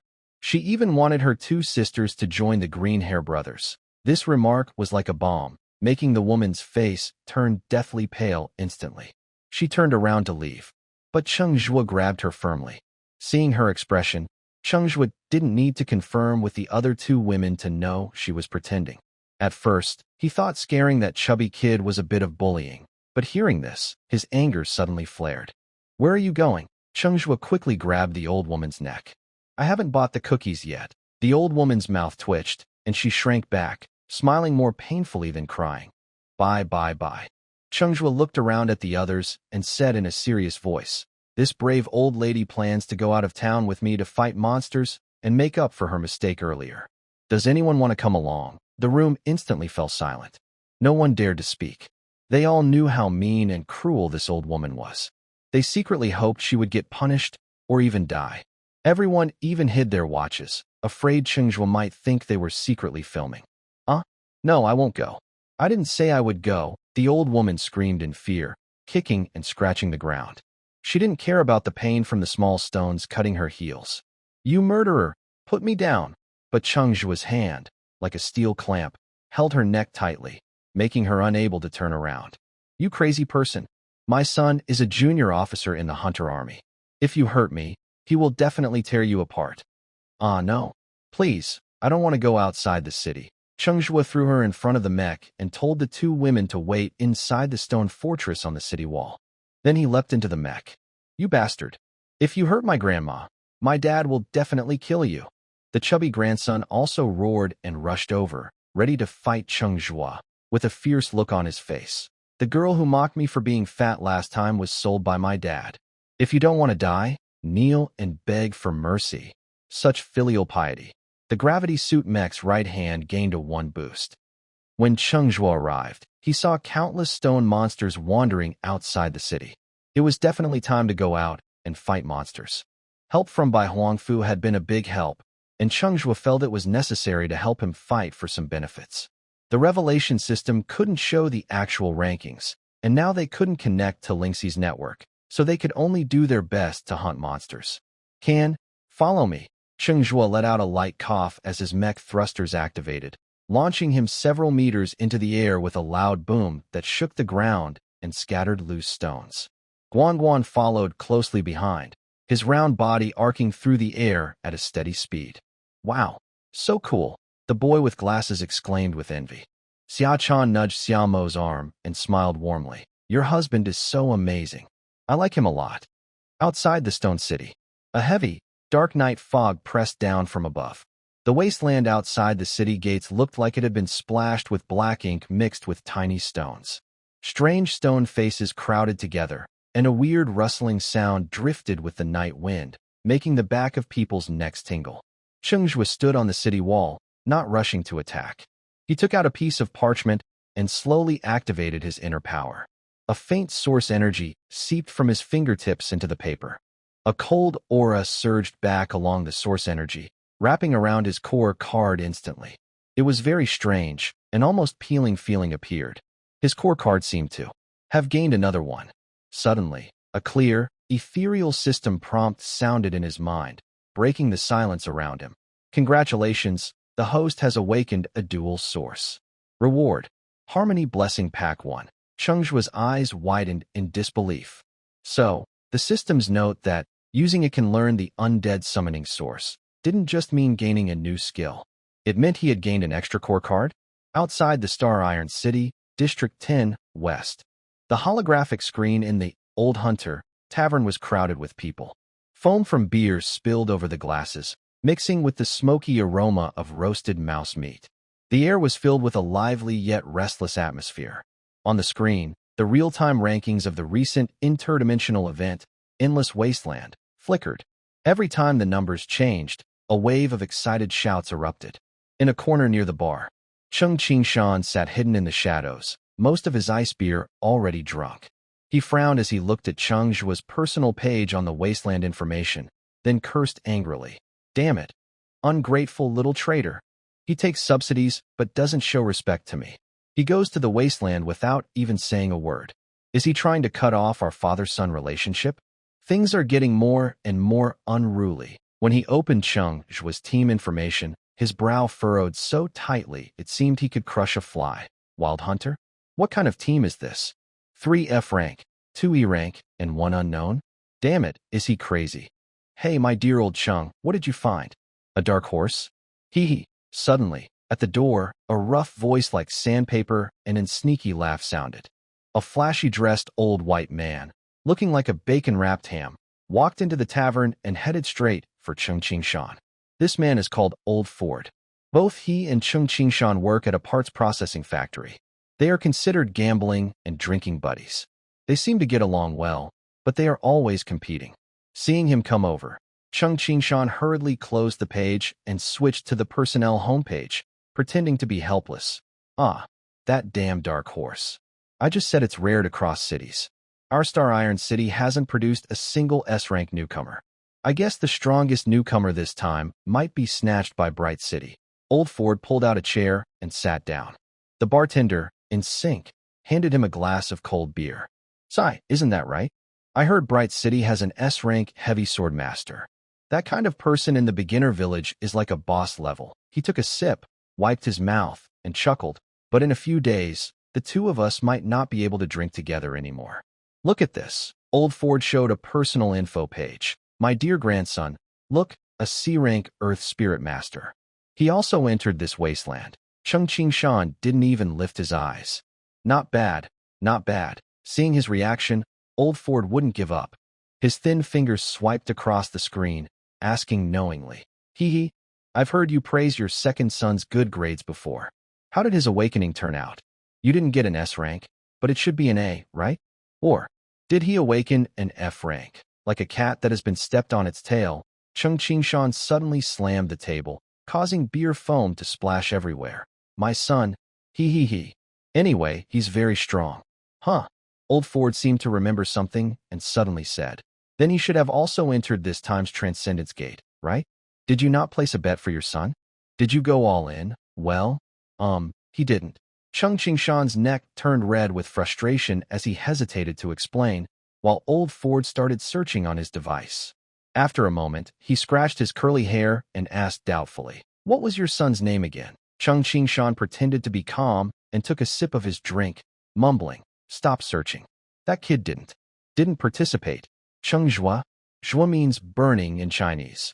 Before he finished, a passing bartender said, he's a top talent from 4th high school, always praised by Uncle Cheng, saying he's among the top 3 in martial arts in the school.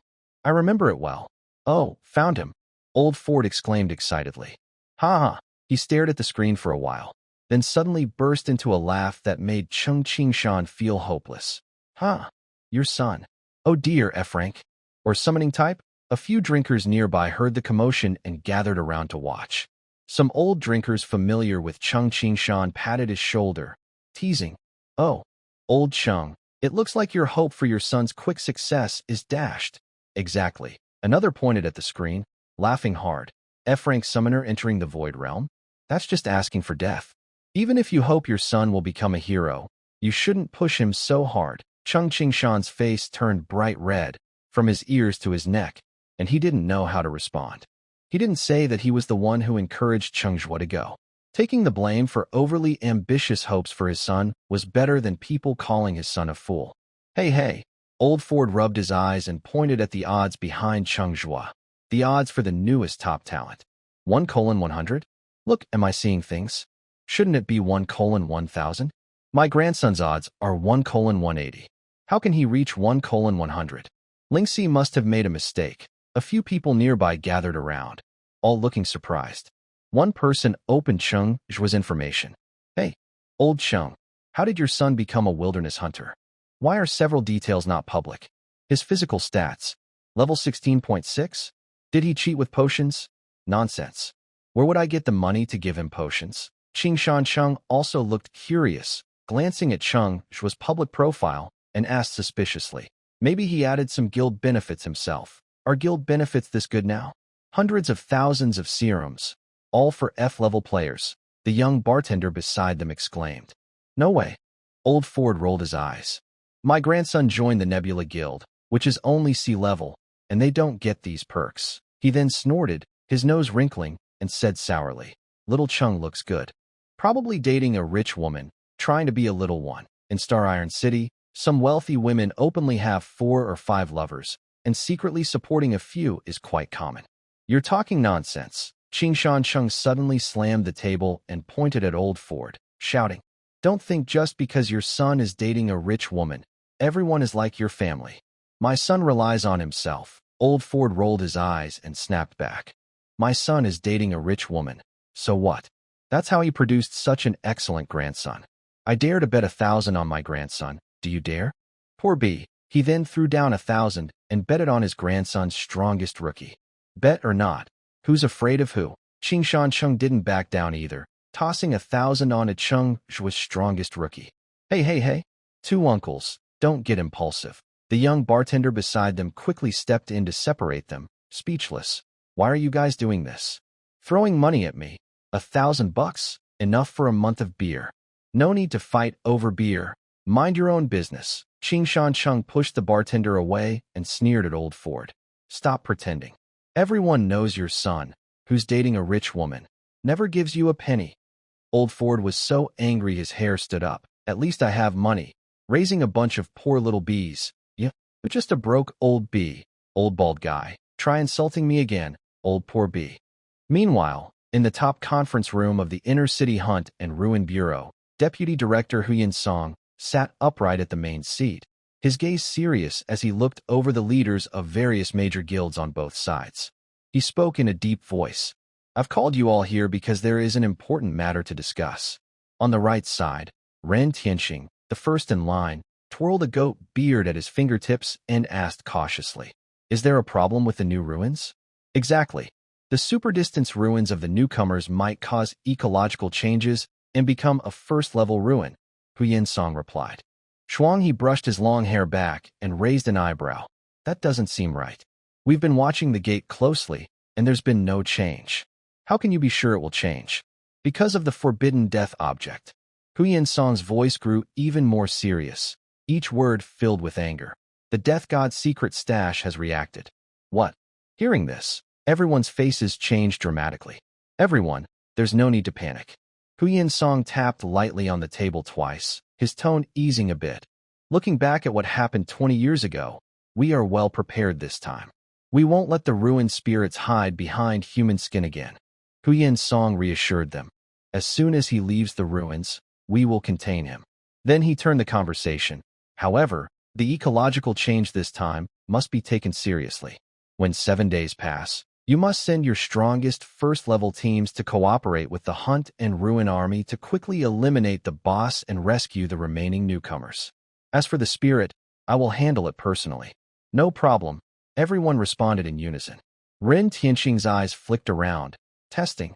I heard there's an outsider S-rank newcomer who entered the ruins with a custom gravity team. With that strength, they might not even need our teams to act.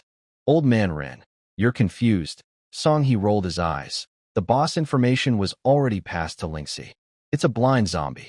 Ren Tianxing was stunned. That's the blind zombie that blocks all signals by releasing a force field? You think so? Song He shrugged and snorted. This young master from some wealthy family has gathered a bunch of F and E level newcomers and signed with a small town. He's probably going to pay the price for his arrogance. In the wasteland of the Void Realm, on the wall of the abandoned stone city, after absorbing the power of forbidden objects and fully forming the second origin card, Cheng Zhuo immediately opened the system panel. Sure enough, there was now an additional piece of information about the origin. Origin card 2. Undead summon, S-rank red, origin skill, skeleton summon, note. A forbidden card born from the fusion of Void Realm Calamity and Relics, aligned with the host's core power, gradually turning the host into a puppet of the Void Realm ecosystem. However, this card has been purified by a powerful force. It's actually S-rank? Cheng Zhuo was greatly shocked, but after reading the note, he also felt a bit scared. If it weren't for the system's powerful force that purified it in advance, it sounds like he would have become a puppet of the Void Realm later on. Maybe because of the system's purification, Cheng Zhuo also noticed that the requirements for upgrading this origin card were very special. It's not about absorbing source power through breathing techniques to improve the card's level, but about accumulating Himing points. The first 3 levels of the origin skill are clearly listed. Level 1, Dead's Cooperation, 0/5000. Level 2, Undead Armament, 0/. Level 3, Lich's Pact, 0/. His current initial skill, Skeleton Summon, can only summon nearby corpses, and at the same time, only one type at a time. The level of the summon depends on his mental strength. The second origin directly increased his mental strength by 40 points. According to the system's notes, he can summon any corpse with a biological body strength below level 60. The amazing part is, there's no limit on the number. Unfortunately, his initial skill only involves the power of corpses, not the core source power, and it has a time limit. This skill clearly depends on nearby corpses. When strong, it's very powerful, especially in a map like the Void Realm, where he can keep gathering more and more bodies.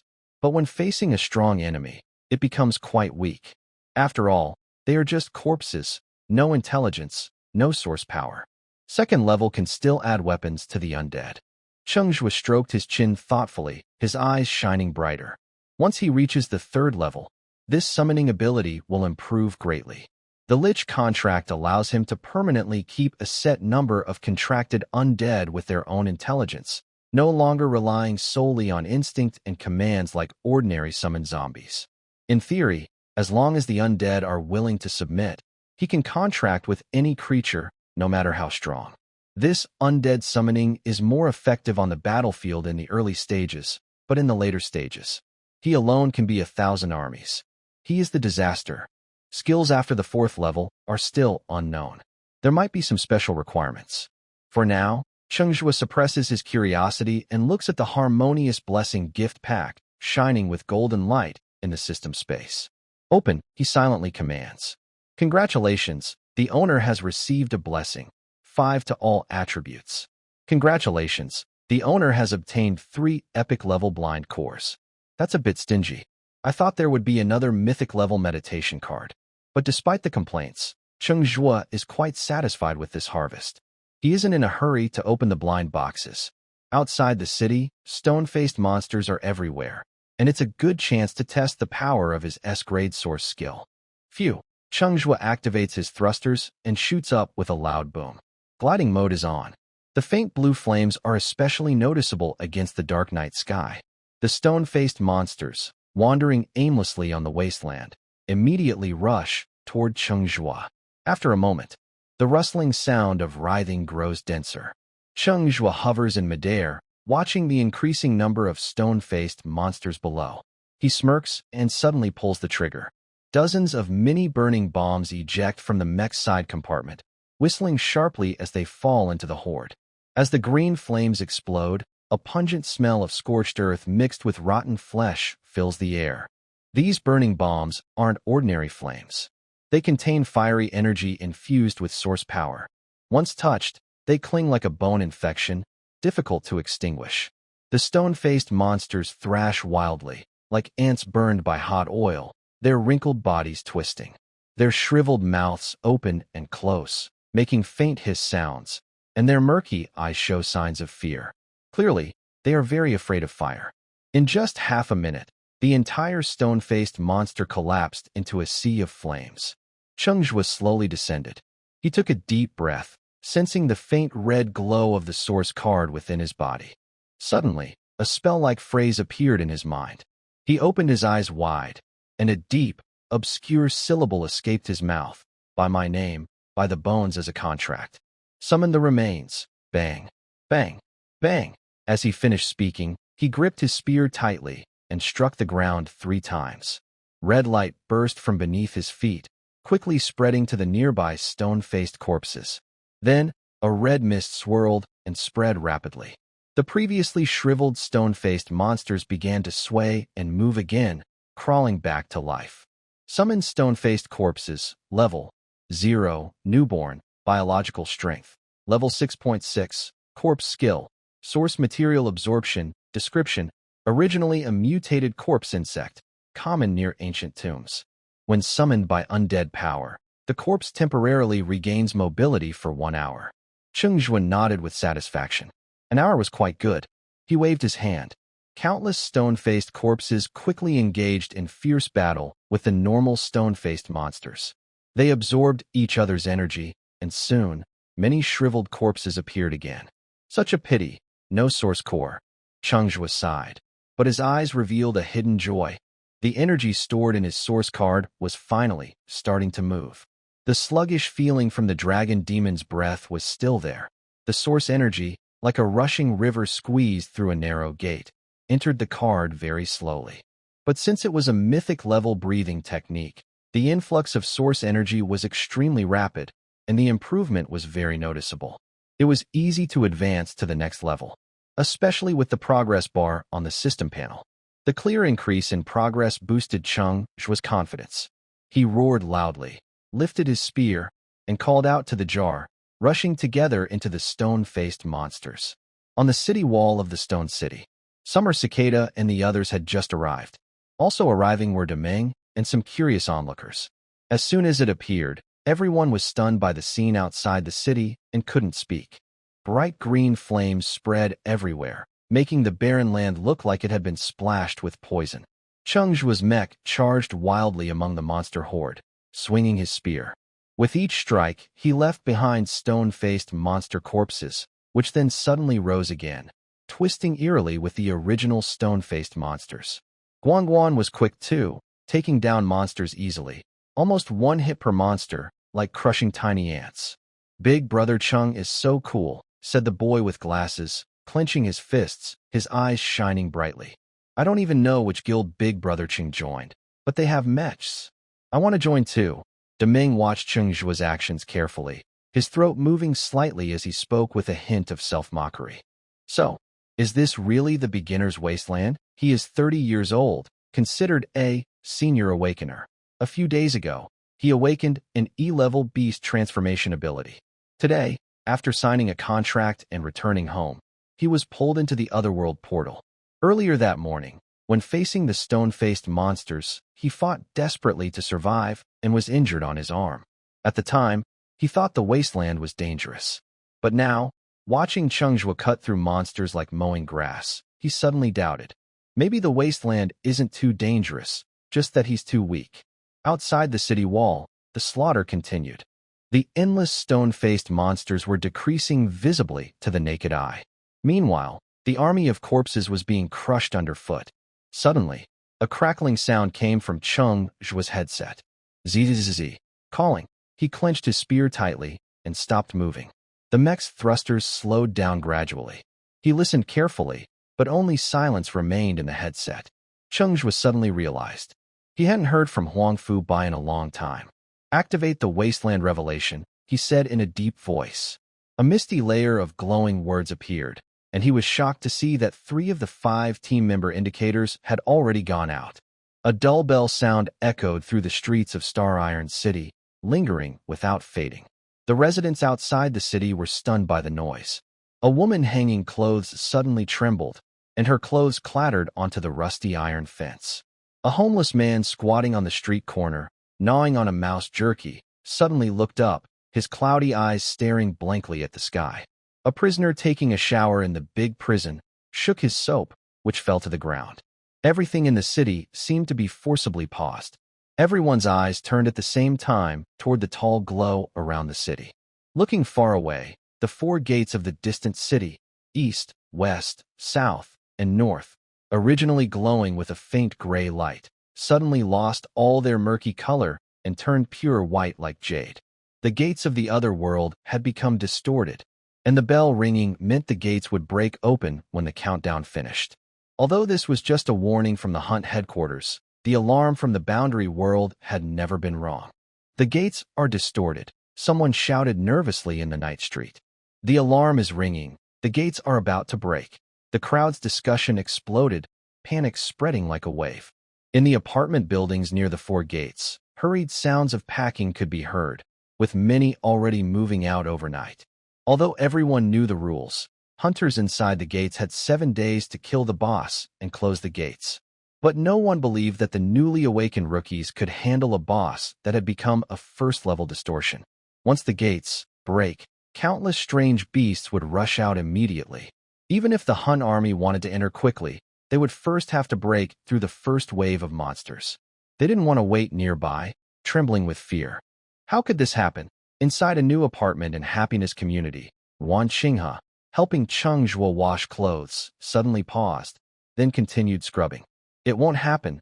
Zhuji won't be in trouble, definitely not," she muttered to herself, but her trembling shoulders clearly betrayed her anxious heart. He said he would bring them back together. The lingering sound of the bell outside the window still drifted. The new apartment was very quiet, only the sound of water flowing from the tap and Wan Xinghe's occasional murmurs. It was like encouraging herself or prey. And at this moment, outside the stone city on the endless wasteland, Cheng Zhuo stared at the update from the boundary world, suddenly feeling stunned. The Pharaoh's curse has manifested. Please eliminate the derived body lord, the blind corpse, level 1. Most likely, Huangfu Bai and his team have encountered a boss. This customized gravity entity, although controlled at level 0 source power, is still at the top combat level for beginners in both defense and attack. Moreover, there are 5 of them. With this power, 3 people have already died, showing that the trouble they face is quite serious. Suddenly, the jar-like creature jumped out playfully in front of Cheng Zhuo's mech, bouncing like a ball. It caught a stone-faced monster. It was having fun and fighting very fiercely. This distorted boss might be tough, but could it really be a match for the jar? Seeing the jar, Cheng Zhuo's tense mind relaxed a little. Saving people is the priority, but first, he plans to open the 3 epic-level blind cores given by the system to maximize his strength. He took out the blind cores and activated them with 3 quick presses. Epic-level blind cores don't guarantee epic cards, but they have the highest chance, even a small chance to produce legendary cards. Cheng Zhuo's luck stat of 23 isn't just a number. From 3 cores, he got 2 epic cards and 1 legendary card. Beast Pet Illusion Support Card, Quality, Epic, Purple, Effect. After use, can cast 5 Beast Pet Illusions, each perfectly inheriting the true form's attack power, with only 30% defense, lasting 30 minutes, recharge cooldown, 24 hours, usage limit, cannot stack with other support cards. Description: guess which one is the real cat. Seeing this support card, Cheng Zhuo couldn't help but be very happy. Although it lasts only 30 minutes, he believes that in a standoff, 6 jars can instantly turn the tide of battle. Floating Vehicle Resource Card, Quality, Epic, Purple, Effect, can deploy a low-altitude anti-gravity RV. Usage limit: none. Description: this is a PR-grade RV stored using source card capsule technology. Less than 3rd-level alien beasts are almost impossible to damage effectively, but be careful. Its source core consumption rate is terrifying. Watch out, or it might burn through your balance. Cheng Zhuo was very satisfied with the RV as well. He was just debating whether to go for the rescue. But there was a very important point. He didn't want Xia Mo and Xia Chan to leave his side. They were the reason he entered this ruined world. If rescuing them put the sisters in danger, it wouldn't be worth it. With this vehicle, he didn't have to worry about their safety. Finally, Cheng Zhuo's gaze fell on a legendary card glowing with an orange aura. King Series Card Support Card, 1/5. Quality, Legendary, Orange, Effect. After fusion, it enters King mode, increasing biological and mechanical strength and source skills by 5 times for 1 hour. Charging cooldown, 7 days. Usage restrictions: no level limit, cannot stack with other support cards, non-transferable after certification. Description: this is a support card from the King series. Collect all the series cards, and you will become a true king. It was a series card. Cheng Zhuo didn't know much about the series cards, but he understood that their strongest point was in their combined attributes. The more series cards you have, the greater your power. From the card's effect alone, a 5-fold increase was already an extremely powerful skill. He dismantled 3 blind cores. His confidence instantly doubled. If it was just the cans, he might still have doubts, but with 6 cans, he didn't see how he could lose. Cheng Zhuo didn't waste any more time. After briefly understanding the card's skill, he turned his mech around, shot out, and headed straight for the city wall. These foods and water are for you. Cheng Zhuo handed his backpack to Demeng and warned, there's a signal device inside. Stay in the city and wait for rescue. The hunting army should arrive very soon. Okay, then you. Demeng took the backpack, suspiciously looking at Cheng Zhuo's empty hands. There are still many with my teammates. Cheng Zhuo didn't explain further. He carried the sisters on his shoulders, securing them with straps. He locked onto Huangfu Bai's location and sped toward the wilderness shrouded in night fog, until the outline of the stone city was completely swallowed by the dark night. Cheng Zhuo controlled his mech to land slowly. Why did you stop? The sound of summer cicadas carried a hint of confusion. She kept gripping the cold shoulder wings of her mech, unable to touch Xia Mo or see anything, which made her feel a little anxious. In Xia Mo's view, everything was actually pitch black. The surroundings were empty, only the whimpering wind blowing across the wasteland. Because she trusted Cheng Zhuo, they didn't ask what to do and simply followed him out of the city. Let me show you something good. Cheng Zhuo jumped out of the cockpit and helped her sisters slide down from the mech's shoulder wings. Then he took out a resource card for the floating house. He pinched the edge of the card with his fingertips, and as he infused a bit of energy, a faint purple glow spread quickly from the card. Xiaomo's clear eyes lit up instantly. An epic-level card. She had only seen it online. She heard that the cheapest types cost millions. She couldn't help but glance at the handsome face illuminated by the purple glow. This man was becoming more mysterious, always full of surprises. No wonder Sister Qing, he was so fascinated by him. The purple glow expanded, quickly forming a semi-transparent vehicle shadow on the ground, gradually becoming solid. Wow, what is this? Xia Cicada rubbed her eyes. The dark night was affecting her vision. She pulled Xia Mo closer and suddenly widened her almond-shaped eyes. At first, when they saw the vehicle shape light up on the card, they didn't think it was a transport resource card. After all, Cheng Zhuo was already in a mech, so having a vehicle seemed normal. But this, is it a bit too exaggerated? Deep in the wasteland, inside a huge valley, night fog carried a foul smell, making it hard to breathe. The scene in the valley was brutal. 5 silver knights, with their gravity bodies crooked and twisted, lay in heaps of dirt. The alloy shells of 3 mechs were twisted like pretzels, with broken barrels slanting into cracks. The remaining 2 barely kept their shape, but their cockpit covers were covered with spiderweb-like cracks. Leaking wires crackled with blue sparks. Not far away, a group of giant corpses over 2 meters tall. They wore rusty orange helmets, with dried cloth strips hanging from the edges, each holding a huge bone, banging on a fortress that looked like a metal lump. Huang Fubai leaned against the inner wall of the fortress, his eyes full of absurdity. He really didn't expect that a defense fortress made years ago on a whim with a material card would save his life in this situation. Next to him, the only remaining teammate, Li Mo, was crouched in front of the communication panel, his brow furrowed so tightly it seemed he could squish a fly. His voice was full of worry. Captain Bai, the force field is gone, but Eva still can't wake up. They probably destroyed all the gravity devices. Relying on the gravity devices to break out might not work. Should we contact Cheng Zhuo again? He's less than 100 kilometers away. No need, Huang Fubai said without even lifting his eyelids. Cutting him off. Bringing him here would only waste time and risk losing more people, and I'd just waste another gravity device. Then, Liamo wanted to say more, but suddenly the alloy plate beneath their feet started to shake. Not good. Hold on tight, Huang Fubai shouted in alarm. But the metal shell was empty inside. What could they hold on to? Boom. A dull explosion shook their ears painfully, and everything spun around. Huang Fubai and Li Mo were tossed like 2 sacks of potatoes inside the cabin, hitting their heads on the metal walls and falling in a mess. Huang Fubai's eyes flashed with disbelief. How is that possible? This fortress weighs at least 10 tons. What could lift it and throw it away? Before he could recover, there was another loud roar. They were hit again and thrown apart. Huang Fubai and Li Mo's foreheads collided, causing them to gasp in pain. Their bodies were not very strong, and they couldn't handle such rough treatment. They didn't know how much time passed before the impacts finally stopped. This fortress was originally just a quick test by Huang Fubai. It had no functions besides defense. They had no idea what was happening outside. Time slowly passed. The cabin was eerily silent. Limo's heart was pounding with fear, growing more anxious. He looked at Huang Fubai's tense face and knew that waiting any longer was a dead end.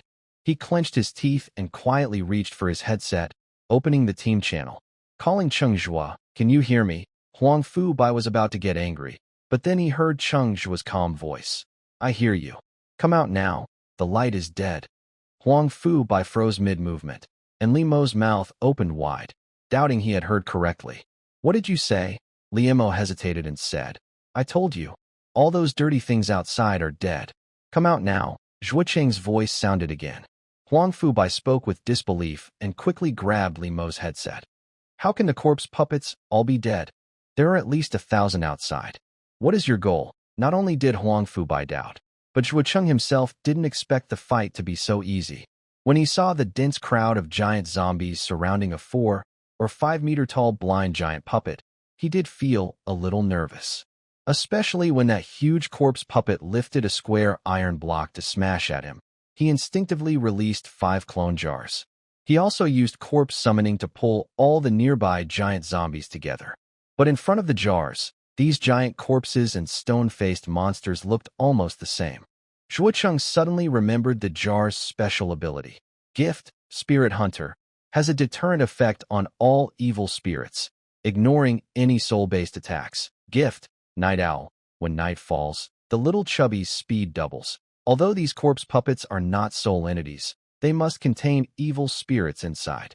And right now, it was nighttime. No wonder he felt that Jar Jar was unusually strong tonight. Inside the city, the hunting grounds headquarters conference room.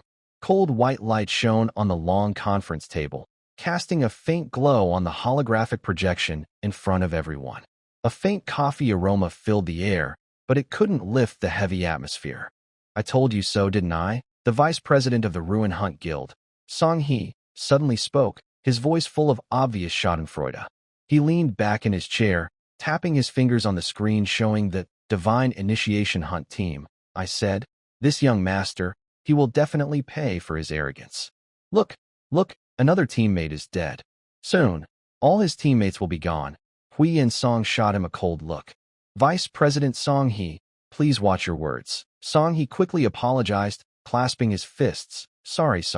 Ren Tianxing looked at him suspiciously. Why do I feel like you're very unhappy with Huangfu Bai? Have you interacted with him before? The tone of Song He was suddenly cut off, and he waved his hand, saying, it's nothing much. Today, when he was at the entrance to the boundary, I happened to be nearby and gave him the highest signing contract. He said I was just trying to bribe a beggar. Ha! Ren Tianxing couldn't help but laugh out loud. You also brought this on yourself. How could a young master carrying a heavy body of billions of gravity take a casual guild contract seriously? Song He was about to argue, but Ho Yinsong suddenly sighed and looked back at the projection. No matter his personality, I still hope he can survive.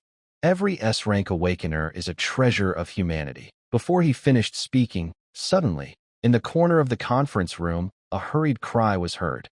Deputy Director! Deputy Director! Everyone looked in that direction. The chubby secretary, the deputy director, was hunched over, rushing over in a hurry.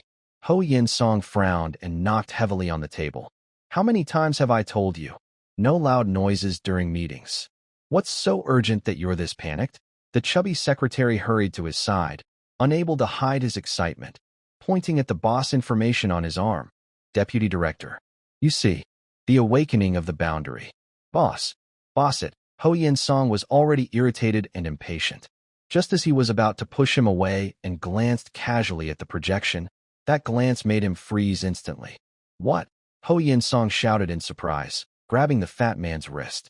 On the projection, the status bar that was originally glowing with Level 1 Overlord Leader, Blind Corpse, Alive, was now rapidly fading from bright red. Instead, 3 gray words appeared. Defeated. And in the kill team column, the first name was clearly Cheng Zhuo. Rosie from the Sacred Beast Guild unconsciously stroked her sexy red lips, showing a curious attitude. Again, this Cheng Zhuo, an F-level summoner, managed to kill a Tier 1 derived boss. Little Rosie, don't be too curious. Not all F-levels have your kind of miracle. Matsuhara pointed to the list of team members behind him. He and Huangfu Bai are the real answer. The blind zombie can interfere with signals, but it can't maintain the force field all the time. Most likely, Huangfu Bai severely injured the zombie, and this kid used his mech to deliver the final blow. So he got the lucky break. This immediately sparked agreement. Exactly, such a level of overleveled kill isn't just about defeating a boss. The monster groups around the boss are even more dangerous. One person can't handle it alone. It seems Huangfu Bai has some skills. No wonder he's an S-rank. Who exactly is he?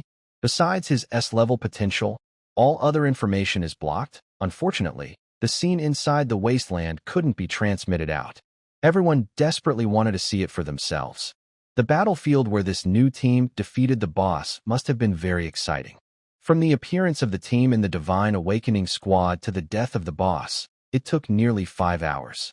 This boss fight must have been intense and full of clever tactics. I hope they recorded it. It's been a long time since I saw a level-over boss fight during the rookie stage. This boss battle attracted a lot of interest. After all, such a large-scale wasteland boss isn't something ordinary small creatures can handle.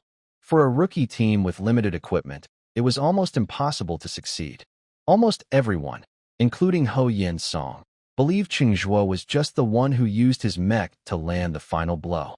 The real boss killer was definitely that mysterious Huang Fubai. Even Deputy Director Ho Yin Song, who knew Cheng Zhuo had a Tier 1 beast companion, thought so too. It was just a beast companion strengthened by a legendary breathing technique. Impossible to handle a large wasteland boss. Everyone, quiet down. The Deputy Director's voice, filled with energy, silenced the room. His gaze swept across everyone, and he spoke seriously. The value of an S-rank hunter, I don't need to say more.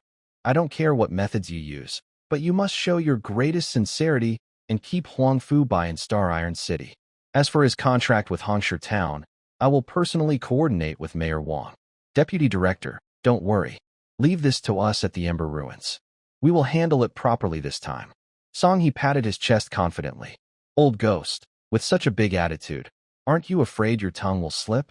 Ren Tianxing chuckled softly, smiling faintly. This kid clearly wants to make a contract with the small town. Either he's playful or trying to make something big happen. To bring him back into the city contract, he must first sign with the town branch, and then we can plan carefully.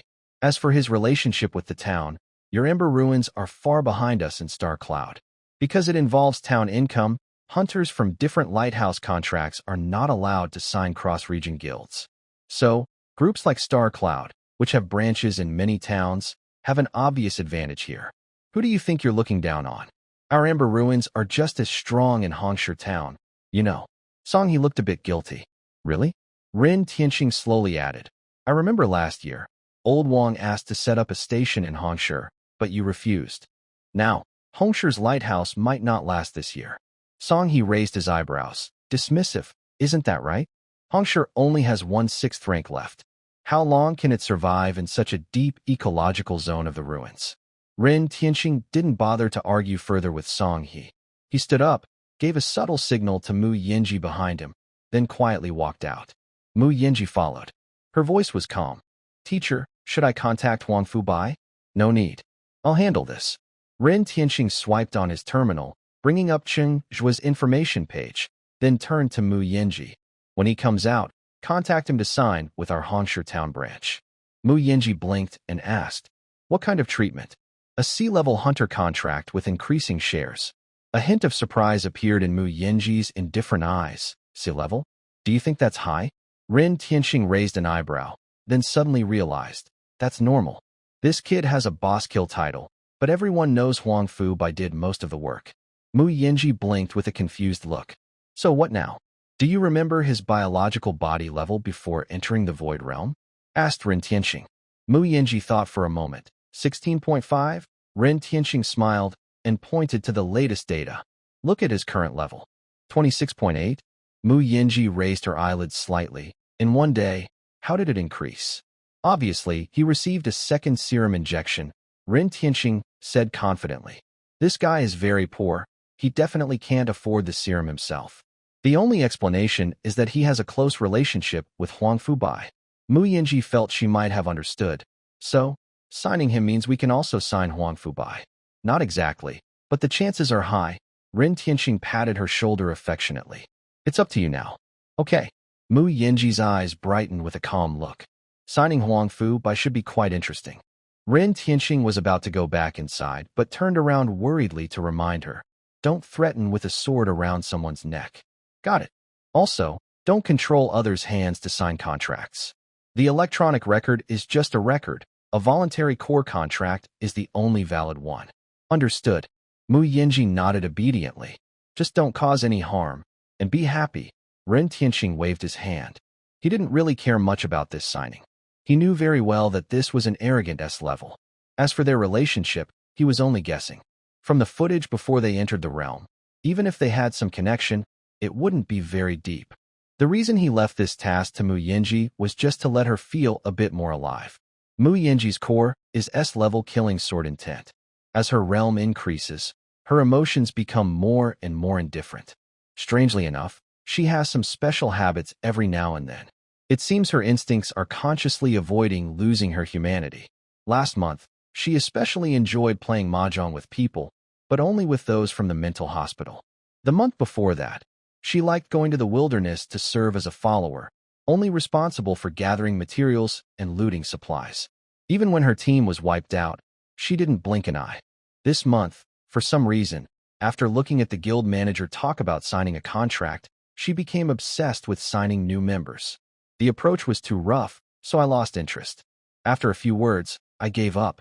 Those who are interested either threaten with a sword or knock someone out and force them to sign. As the only hunter in Star Iron City likely to reach the 7th rank this year, most people who know her are also helping her along.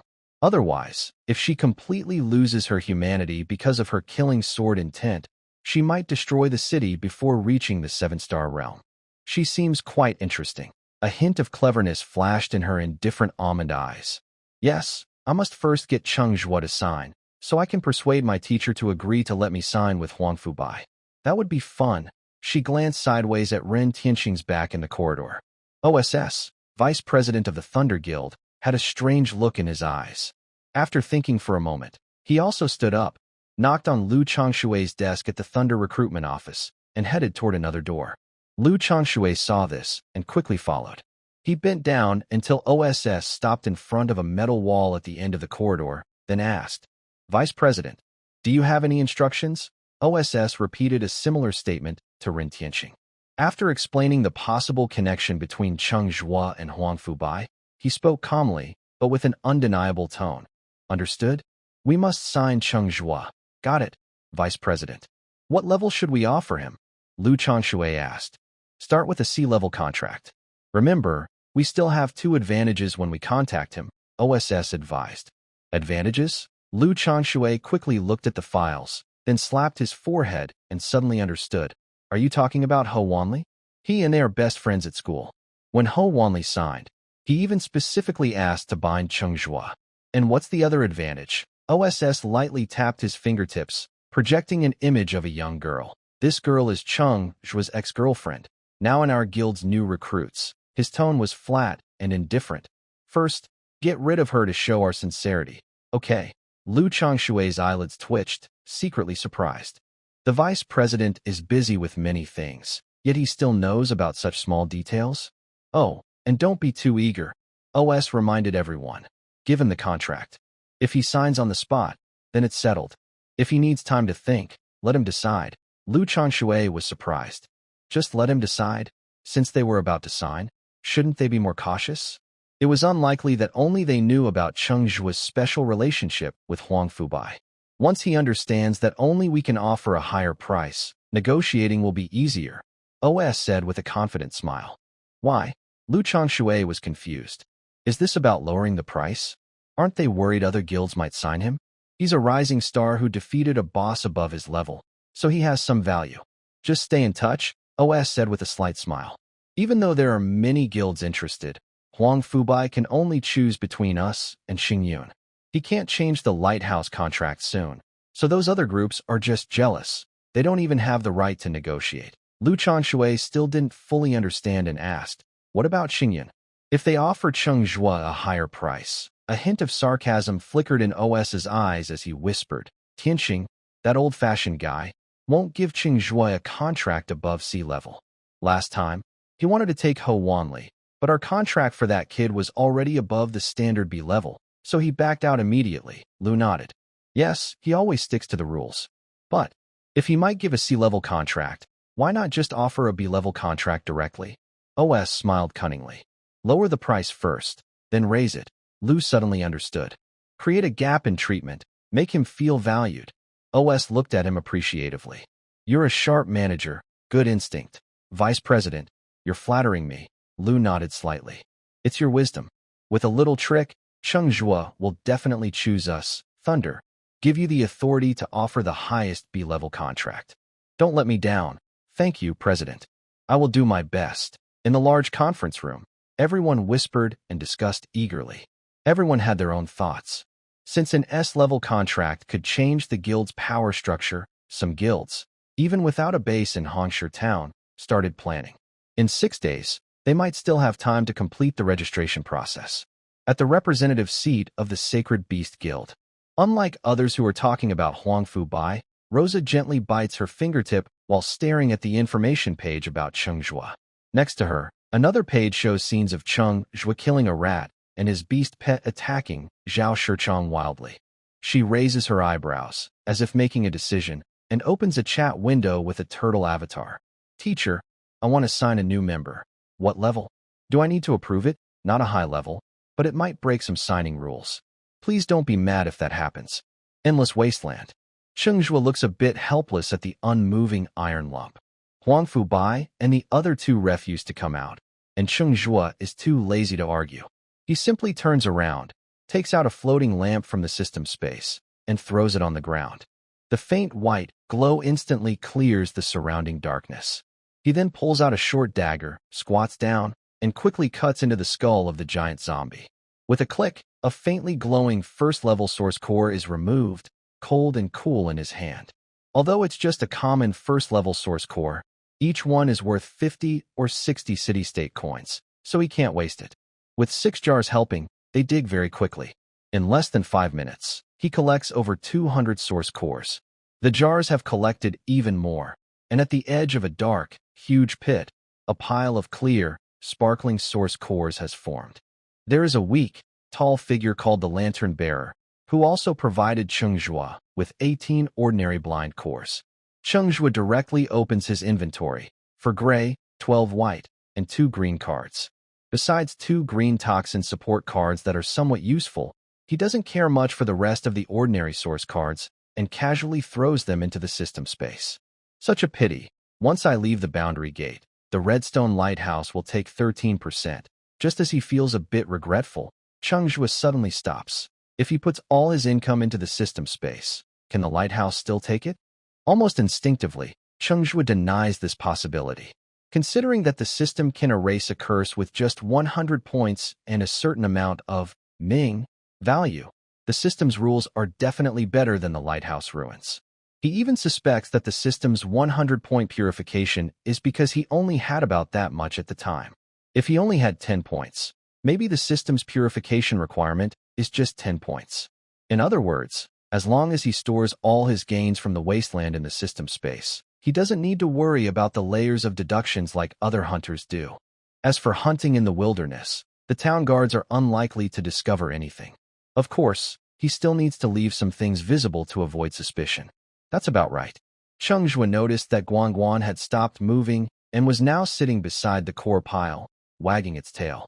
Since Xia Mo and Xia Chan were still alone in the RV about 10 kilometers away, Cheng Zhuo decided to go meet up with them first. Then, he tried to communicate with Huangfu Bai a few times, but he refused to come out, firmly believing Cheng Zhuo was an imposter beast. Feeling helpless, Cheng Zhuo had no choice but to let them stay there. All the nearby monsters had been cleared out, and their iron shell couldn't even face the boss, so he thought it should be quite safe. Thinking this, Cheng Zhuo put away his short dagger, then leapt a few times with strength in his legs, quickly landing beside Guangguan. As soon as he landed, he was stunned.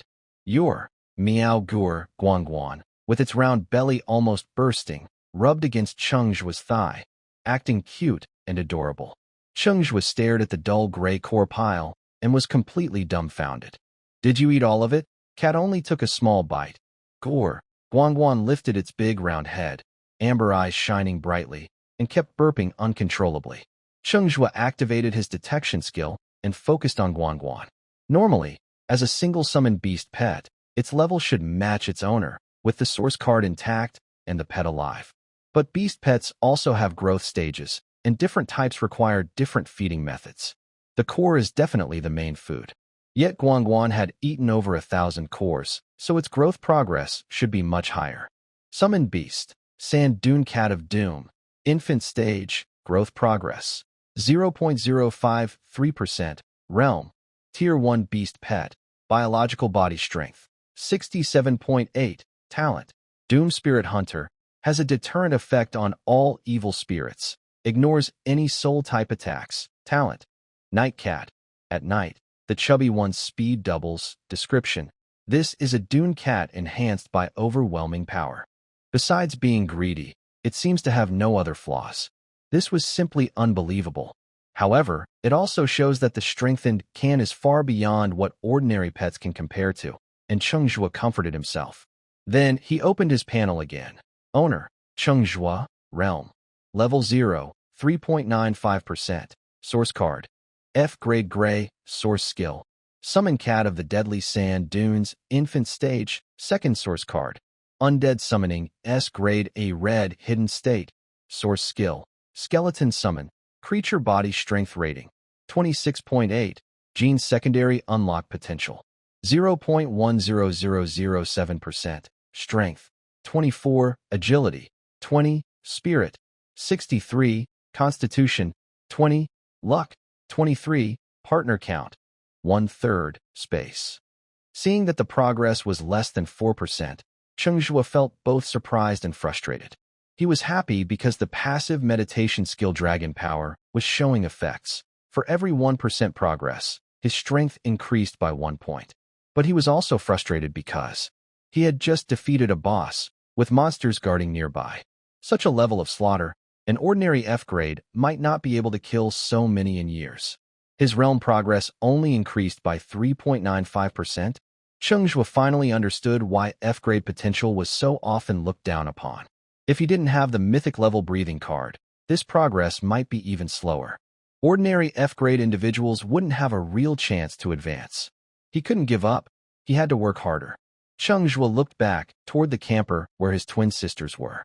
Whether it was to improve the Undead summoning card, increase gene unlocking rate, or gain a second awakening opportunity, he needed to work hard.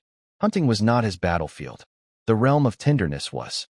On the way back to the camper, the haze over the wasteland cleared a bit, revealing a clear night sky. A huge, exaggerated full moon hung overhead. He could clearly see some wandering strange beasts in the distance. Although the can kept hiccuping, it looked quite satisfied, often moving its short legs to go hunting. It had a natural night owl talent, making it very fast at night. It also had an innate suppression over undead monsters carrying evil spirits on the wasteland. Night hunting feels like fish in water. Since it is still a young creature, it mostly sleeps inside Cheng Zhuo's source card. It only has a few hours of wakefulness each day. Cheng Zhuo, thinking it's better to let it rest, reminds it not to stray too far, then lets it go. He drives a gravity vehicle to catch up. In just a few minutes, the outline of a camper appears outside the valley. From afar, the PR-grade combat camper looks like a hidden steel giant. Its dark shell glows coldly under the moonlight. Its large body, with sharp-edged armor, makes Cheng Zhuo want to say again, "It's really, really cool." Cheng Zhuo controls the gravity vehicle to stop beside the camper. As he gets close, the door slides open with a hiss. A fresh, clean scent of shower gel wafts out. Inside, the space is very spacious, with a living room, kitchen, bathroom, and bedroom. The interior is not lit, but warm white light seeps out from the crack of the bedroom door, making Cheng Zhuo feel strangely tempted. "Brother Zhuo, you're back." The bedroom door is gently pushed open, and Xia Chan's head peeks out. She isn't holding Xia Mo and can't see the road, so she reaches out and gropes her way toward Cheng Zhuo. He quickly steps forward, holding her warm, smooth arm. When he sees her cool outfit, he suddenly feels a rush of heat and tension in his throat. Before leaving, the sisters look disheveled and dirty. Cheng Zhuo notices the bright eyes when they see the shower room, so he reassures them to relax and use the water. On his way to Chungqing, he passed through the oasis. The vehicle also has a water purification system. However, due to the urgency of the situation, he didn't think to bring extra clothes for the sisters, so he only took a few of his own to share. Xiachan only wore one of his t-shirts. The fabric is light and loose, with the hem just covering her hips, revealing her fair, straight, and well-shaped long legs. Cheng Zhuo takes off his combat suit and walks into the inner room under Xiachan's arm. "Wow, Brother Zhuo, you know, this vehicle is amazing. It has a kitchen, bathroom, big bed, and even a medical system, defense system, and several patrol drones and robot dogs."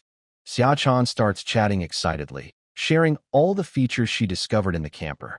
She was talking softly with her small mouth, arms tightly wrapped around Cheng Zhuo's arm, but Cheng Zhuo didn't pay much attention to her words. His focus was on the soft feeling coming from her armband. This girl was actually a vacuum. Of course, the clothes they changed out of should have been thrown into the washer-dryer. Brother Zhuo, isn't it true that cards and weapons that go beyond the rules can't be brought in? How did you bring such a powerful vehicle inside? Brother Zhuo? Brother Zhuo, Xiaochan touched Cheng Zhuo's cheek, surprised and exclaimed, "Wow. Brother Zhuo, you're so hot. Are you sick?" Cough. Cheng Zhuo quickly grabbed her wandering hand, his ears slightly hot. He coughed lightly to hide his embarrassment. "I'm fine." Cough. About this vehicle, it was obtained inside the Void Realm, so it isn't restricted by the boundary gate. A soft click sounded. At that moment, the bathroom door opened. A mist with a faint fragrance flowed out, and Xia Mo stepped out. Her hair was still dripping water, a few strands of silver-white wet hair sticking to her neck, her fair cheeks glowing with a moist blush. Xia Mo was also wearing Cheng Zhuo's white t-shirt, the loose hem barely covering her thighs, revealing two fair, smooth legs. Under her delicate ankles, her small feet, pink and white, walked out barefoot. Seeing Cheng Zhuo, Xia Mo paused, then gently curved her lips. Her still cold face showed a hint of shy embarrassment that was hard to notice. Cough. I have something to discuss with you both. Cheng Zhuo carefully chose his words, gently explaining the system's ability to enhance both partners' strength through a subtle way. After a moment, Xia Chan's eyes widened with starry brilliance as she asked curiously, "Brother Zhuo, do you mean, if we just, then we can gradually become stronger?" "Yes, that's right. Is it true that the more we indulge, the stronger we get?" Xia Chan's face turned red like a ripe apple, shy and curious. "Like in those cultivation novels, where dual cultivation makes both partners stronger?" Cheng Zhuo hesitated. You could say that. Actually, after completing the system, they and Cheng Zhuo could each increase their attributes daily, without needing to indulge every day. But as Mingyu increased, Cheng Zhuo received more blind cores, and the chances of both their genes unlocking also went up. So, the idea that more is better is correct. Summer Cicada glanced at her sister and grinned mischievously, showing her small tiger teeth. Sister wants to ask, what counts as one? It has to be official, right? And it can't be just any way. Before she finished, Summer Mo's face turned bright red, and she quickly covered Summer Cicada's mouth with her hand. Cheng Zhuo chuckled awkwardly. Actually, he wasn't sure either. His system liked to boast loudly, but unfortunately, it was mute. Suddenly, the room fell silent. In the warm glow of the lamp, a subtle, intimate atmosphere spread. Summer Mo sat on the edge of the bed, mechanically rubbing her hair with a towel. Her lips were lightly bitten, revealing her nervousness. Cheng Zhuo was a bit worried. Not because he feared she would refuse, but because he was worried he wouldn't trigger the system's reward condition for harmony. Summer Mo had a naturally cool and distant aura, but the system's harmony, at its core, was about emotions. Next to her, Summer Cicada's face was slightly flushed. Even though she was usually carefree, at this moment, she looked away shyly, unconsciously tracing her fair thigh with her fingertips. "I'm going to wash up first." Cheng Zhuo couldn't handle the tense silence anymore and decided to give the sisters some space. He poured cold water over his head, but it couldn't calm his restless heart. Soon after, when he pushed open the door, the sisters were sitting close together at the head of the bed, their heads leaning in as if discussing something. Their fair faces were flushed. Hearing the door, they both looked up. Summer Mo's silver hair was half-dried, hanging over her shoulders. Her clear eyes showed a different kind of brightness than usual. Meanwhile, Summer Cicada, who usually talked about uniforms and poses, panicked first. She suddenly pulled away from Summer Mo, grabbed a nearby blanket, and buried her head in it, acting like an ostrich. But Summer Mo didn't hide. She stood up voluntarily, walking gently to Cheng Zhuo. She took the towel from his hand and naturally tiptoed, helping him dry his wet hair. A girl's unique, gentle fragrance filled the air, making Cheng Zhuo feel restless and distracted. Xiaomo's delicate fingers occasionally brushed his ear tip, cool and careful. Usually, Xiaomo kept a distance from the other two girls, but now she was very close.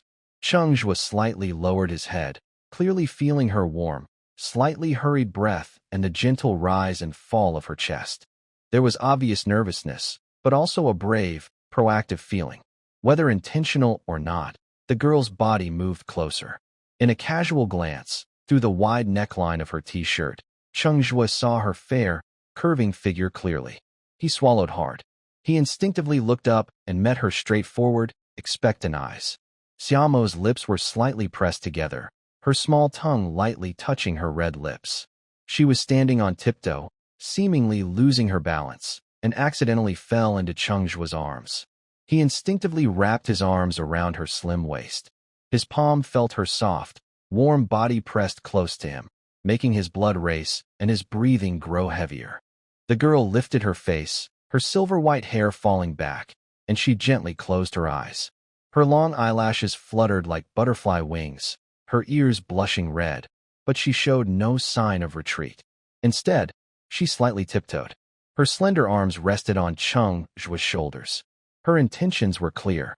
Under Xiaomo's silver-white hair, her fair cheeks lost their usual coldness and turned a rosy hue like a sunset. It was as if ice and snow had melted, making people feel intoxicated. A faint, lovely fragrance drifted over. Cheng Zhuo couldn't hold back anymore and leaned down to kiss her. Their lips met softly, cool and tender. Xiaomo trembled slightly, her breathing becoming more hurried. Her eyelashes fluttered intensely, and after a while, her body gradually relaxed. To Cheng Zhuo's surprise, her delicate, white arms actively wrapped around him. Her response was shy but passionate. From cool to hot, even the air seemed to warm up. Hearing something, the girl with the cicada-like sound of her breathing moved closer to the wall, leaving a large space open. After a long while, phew, Cheng Zhuo let out a soft breath, tightening his hand around her waist before suddenly lifting her up. Their lips parted instantly. Xiaomo's chin was slightly raised, her eyes misty with emotion, as if reluctant to part from that unfamiliar yet intoxicating touch. It wasn't until she was suspended in the air that she suddenly snapped back to reality. Thinking about what might happen next, her hurried breathing stopped abruptly. She quickly wrapped her arms around Cheng Zhuo's neck, trembling slightly. Silver-white hair fell down, brushing against Cheng Zhuo's arm, causing a tingling sensation that made his heart race even more. Xiaomo raised her delicate hand and pointed at the ceiling. Cheng Zhuo understood immediately and turned off all the lights. He casually opened the curtain of the skylight. The silver moonlight spilled in, casting their overlapping shadows together. Outside the RV, faint sounds of chasing strange creatures and their frightened roars could be heard. The creatures' fear made the inside even quieter, only the sound of their breathing growing more synchronized. Their breaths intertwined softly in the moonlight, curious and gentle. Xiaochuan, hearing the sounds, secretly peeked out her head. Without Xiaomo in sight, she couldn't see anything. She could only hear strange, unclear noises. Suddenly, with a rustling sound of clothes falling, the movement beside her stopped. Then, perhaps hearing something, she felt a strange warmth spreading through her body. She hurriedly buried her head back into the cool blanket. If I tell Xiaochuan, Cheng Zhuo's restrained voice came through. Xiaochuan, don't be like an ostrich. Huh. Xiaochuan was stunned for a moment, then shook her head quickly. No, you guys continue. I might disturb you. Perhaps with a hint of intentionality to make her feel involved. Xiaomo, with a faint sweat on her delicate hand, reached out and groped for a moment before grabbing Xiaochuan's wrist. The next second, Xiaochuan suddenly froze. Her stiff body didn't dare move. After a moment, perhaps because the scenery outside was too ambiguous, the wind outside had quieted, and although the air conditioning inside was very cold, a restless heat seemed to fill the air.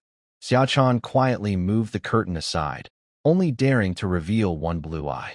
Under the moonlight, the scene made her pause in surprise. The tense muscles, like finely carved jade, looked sharp and wild, giving off a strong, aggressive feeling that made one's heart race. But in a quick glance, Xiaochuan only felt her heart pounding wildly in her chest, almost missing a beat in her breath. She hurriedly hid in the corner, curling up like a little rice dumpling. Time seemed to flow slowly, as if soaking in warm water. Inside the camper, the atmosphere gradually became more intimate. After a moment, Cheng Zhuo's deep voice, with a hint of a smile, came through the blanket. Little Chan, is it stuffy inside the quilt? Xia Chan quickly shook her head. No, I'm not stuffy. I didn't hear anything. But as soon as she finished speaking, she felt a strong force suddenly pull her up along with the blanket. Xia Chan was suddenly pulled up before she could react, and her lips were covered by heavy breathing. She stared in shock, her eyes wide, reflecting the moonlight from the skylight. A strange sensation touched her. Mixed with her sister's unusual electric energy, she felt powerless to resist and slowly closed her eyes. Night deepened further. Silver moonlight fell, creating a beautiful, intertwined scene. Xia Chan was awakened by a slight coolness on her skin. Her fingertips still linked. She suddenly realized her t-shirt had disappeared without her knowing, and a cool breeze from the air conditioner brushed her skin, making her feel chilly. The empty feeling made her instantly alert. She shyly wanted to escape, but was pressed down by an unstoppable force. Cheng Zhuo's voice sounded in her ear, low and warm, with a teasing tone. What's wrong? Aren't you usually quite bold? Xia Chan's mind was in chaos, and she looked at her sister for help. But Xia Mo was lying on her side. Her silver hair spread messily on the pillow, with a mysterious charm in her eyes she'd never had before. Instead of helping, she looked at her with a playful gaze, as if saying, "It's your turn now, let your sister rest." Huh. Xia Chan quickly covered her burning face, too afraid to look directly into Cheng Zhuo's aggressive eyes. Little Chan, are you not considering a uniform or a pose now? Cheng Zhuo gently poked her nose, teasing. I keep telling you not to spread your sister's words randomly. Not at all. Summer Cicada hurriedly waved her hand. Some of it is indeed my sister's idea, like what counts as one time after the kitchen and those kinds of things. Huh. Cheng Zhuo was surprised and suspiciously looked at Xia Mo beside him. Xia Mo, hearing this, bit her lip lightly, showing a hint of shyness and annoyance, but she didn't deny it. Earlier, her shy expression and her passionate change from her usual indifferent look made Cheng Zhuo think it was just a moment of courage driven by emotion. If Summer Cicada's words are true, then secretly, could it be that she, the sister, is the more open one? Wow, I didn't expect that. She looks cold and distant, like a quiet little white flower, but inside, she might be a little yellow person? Turning to look at the extremely shy and nervous Summer Cicada, her usual lively spirit was gone, and her neck was even blushing. Cheng Zhuo couldn't help but become more interested. He rarely saw this shy side of her.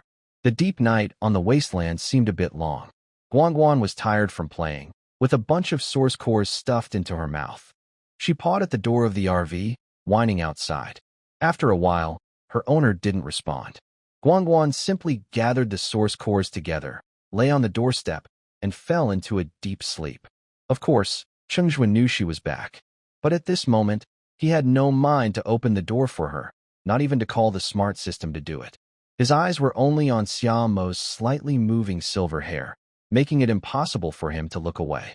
Earlier, he had been intimate with both women, but the sisters didn't have the incredible healing ability of Wan Qing'e, so they couldn't handle Cheng Zhuo's increasingly extraordinary physical strength. He had initially thought to just let it go, but unexpectedly, Xia Mo suddenly tied up her long silver hair. This was the first time Cheng Zhuo saw Xia Mo tie her hair into a ponytail. Honestly, from this angle, if her hair color weren't different, he really couldn't tell who was Xia Mo and who was Xia Chan. The girl's movements were shy yet gentle, her eyes often lifted with a hint of emotion, making Cheng Zhuo more amazed by the stark contrast between the two. When she was really tired, she would pull the shy Xia Chan over to help. The originally cold and distant Xia Mo and the lively, outgoing Xia Chan had, for this night, both transformed into pure, innocent girls with different styles. A sense of warmth and shyness. I don't know how much time has passed. It was only when the two exhausted sisters beside me let out soft snoring that I carefully got up. Xia Mo was still curled up in my arms, her fair shoulders shining like jade in the moonlight.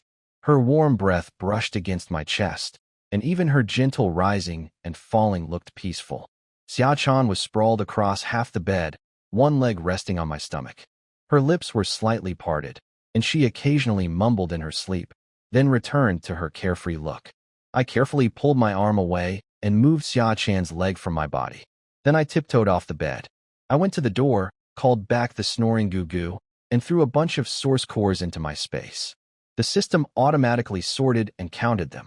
I looked at the data and raised an eyebrow. 712 newly born source cores, 55 derived ones. This little guy probably cleared out the area around the valley. Normal source cores are just crystallized source energy. After being separated from the body, their internal energy quickly drops to a stable level and gradually dissipates over time, so they aren't very valuable. First-level normal source cores, except for those of the overlords, are usually under 100 city-state coins. They are mostly used in small source energy weapons or everyday machines. If I sell this batch, I could get around 40,000 coins. Adding the high-priced cookies and water I sold earlier, my funds are now close to 200,000. And that doesn't include the source cards I kept for myself. Who would have thought that less than a week ago, I was so broke I couldn't even afford 500 coins? By the way, I suppose I'm almost like a lifesaver for these newcomers, right? I couldn't help but smile and had a silly thought. If everyone gives me a thank you gift of 10,000 or 8,000, I'd be financially free. After the distortion in the wasteland, the growth of strange beasts was gradual. On the first day of the mutation, I defeated the boss. Cutting off the source of the wasteland's continued strengthening. The remaining strange beasts only maintained their current strength, and their aggression was greatly reduced. Of course, whether others recognized my help was another matter.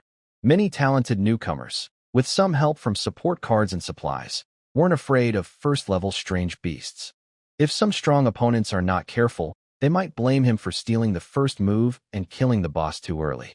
Putting aside complicated thoughts, Cheng Zhuo turned around and went to the kitchen, grabbing a can of cold beer. With a crisp sound, he opened it. He tilted his head back and took a sip. The cold, refreshing feeling made him feel more awake. Then he leaned on the sofa, lightly touching the air with his fingertips, and started to look at the system messages he had previously turned off. Your partner, Chunhua, is thinking of you. 5 harmony points. Your partner, Chunhua, is thinking of you. 5 harmony points. Your partner, Chunhua, is worried about you. 10 harmony points. The contract partner, Chunhua, has received daily good luck, both agility 1.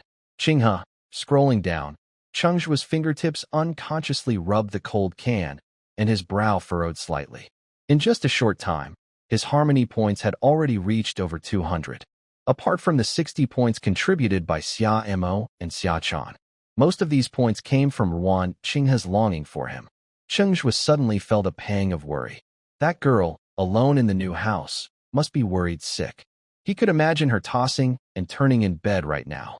Unfortunately, in this new, distant realm, whether or not she completes the task, she has to stay for 7 days before she can leave. She should be able to see the prompt about him killing the boss. If she saw it, she might not worry so much about her safety and that of her sisters. Taking a deep breath, Cheng Zhuo continued to read downward. Ding! Congratulations on completing your first harmony with your partner Xia Mo. Partner contract reward. 1 epic level blind core. The daily reward for your current partner, Xia Mo, has been unlocked. You and Xia Mo completed your first harmony. Gene unlock rate 0.1%. You and Xia Mo completed 1 harmony. Harmony points 30 and 1 random blind core. After harmony is completed, you enter a charged state, and your stamina is restored. Partner Xia Mo's daily good luck has been granted, both physical qualities 1. After reading Xia Mo's harmony message, Cheng Zhuo couldn't help but feel a sudden realization. No wonder, after all that fuss earlier, he didn't feel tired. In fact, he felt more energetic. It turns out it was Xia Mo's charge effect. He quietly looked back at the bedroom. His gaze fell on Xia Mo's smooth and flawless body. Partner, Xia Mo, level 0, biological body strength 4.66, gene secondary unlock rate 0.102%, source card. Beast speaker, F grade gray, source skill. Whispering beast control, partner's good fortune. Daily random attribute 1 for both partners. Harmonious resonance effect, charging. Quickly restores the host's stamina and enhances stamina recovery speed for 12 hours. Harmonious resonance effect, unlock. When in excellent harmony, there is a chance to increase gene unlock rate with Xia Mo's charging effect. I'll be a perpetual energy generator in the future. Cheng Zhuo secretly sighed. His eyes shifted to Xia Chan, who was sleeping noisily, and he couldn't help but smile. This girl, except when she's doing something intimate, is very careless at other times. Partner, Xia Chan, level 0, biological body strength, 4.66, gene secondary unlock rate, 0.102%, source card, petrifying gaze F grade gray, source skill, petrifying sight, partner's good fortune, daily random attribute 1 for both partners, harmonious resonance effect, luck, temporarily doubles both partners' luck, lasting 2 hours. Harmonious resonance effect, unlock, when in excellent harmony, there is a chance to increase gene unlock rate. Not bad. It can temporarily double luck. Before opening the blind core, I must have a session with Xia Chan. Ugh. Xia Chan mumbled in her sleep and turned over. She sprawled on the bed, her smooth, white skin glowing under the moonlight, completely unaware that she was caught in an evil plan.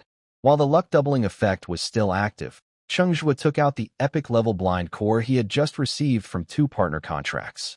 Xia Chan, bless me, I hope I get 2 breath meditation cards. He silently wished. He activated his source and opened the blind core. Unlike beasts like the porcupine, which mainly produce breath meditation cards, most source cards from the blind core are random. Cheng Zhuo hoped to get at least 2 epic-level breath meditation cards, so that the sisters could start their path to becoming card cultivators. It is unclear whether the double effect of luck or the protection of little cicada is working. 2 epic-level blind cores actually produce 2 epic-level breathing meditation cards. One is called Hunter's Perception. The card shows a faintly shining hawk pattern on the front, with scattered tiny source energy points on the back, flickering gently as the source power flows. Breathing meditation card, Hunter's Perception, quality, epic, purple, meditation skill, marking echo, effect, during operation, can create a source energy mimicry vision in the mind, generating a dynamic mark for nearly 2 hours using biological residue. While marked, friendly units near the target gain a 15% speed boost.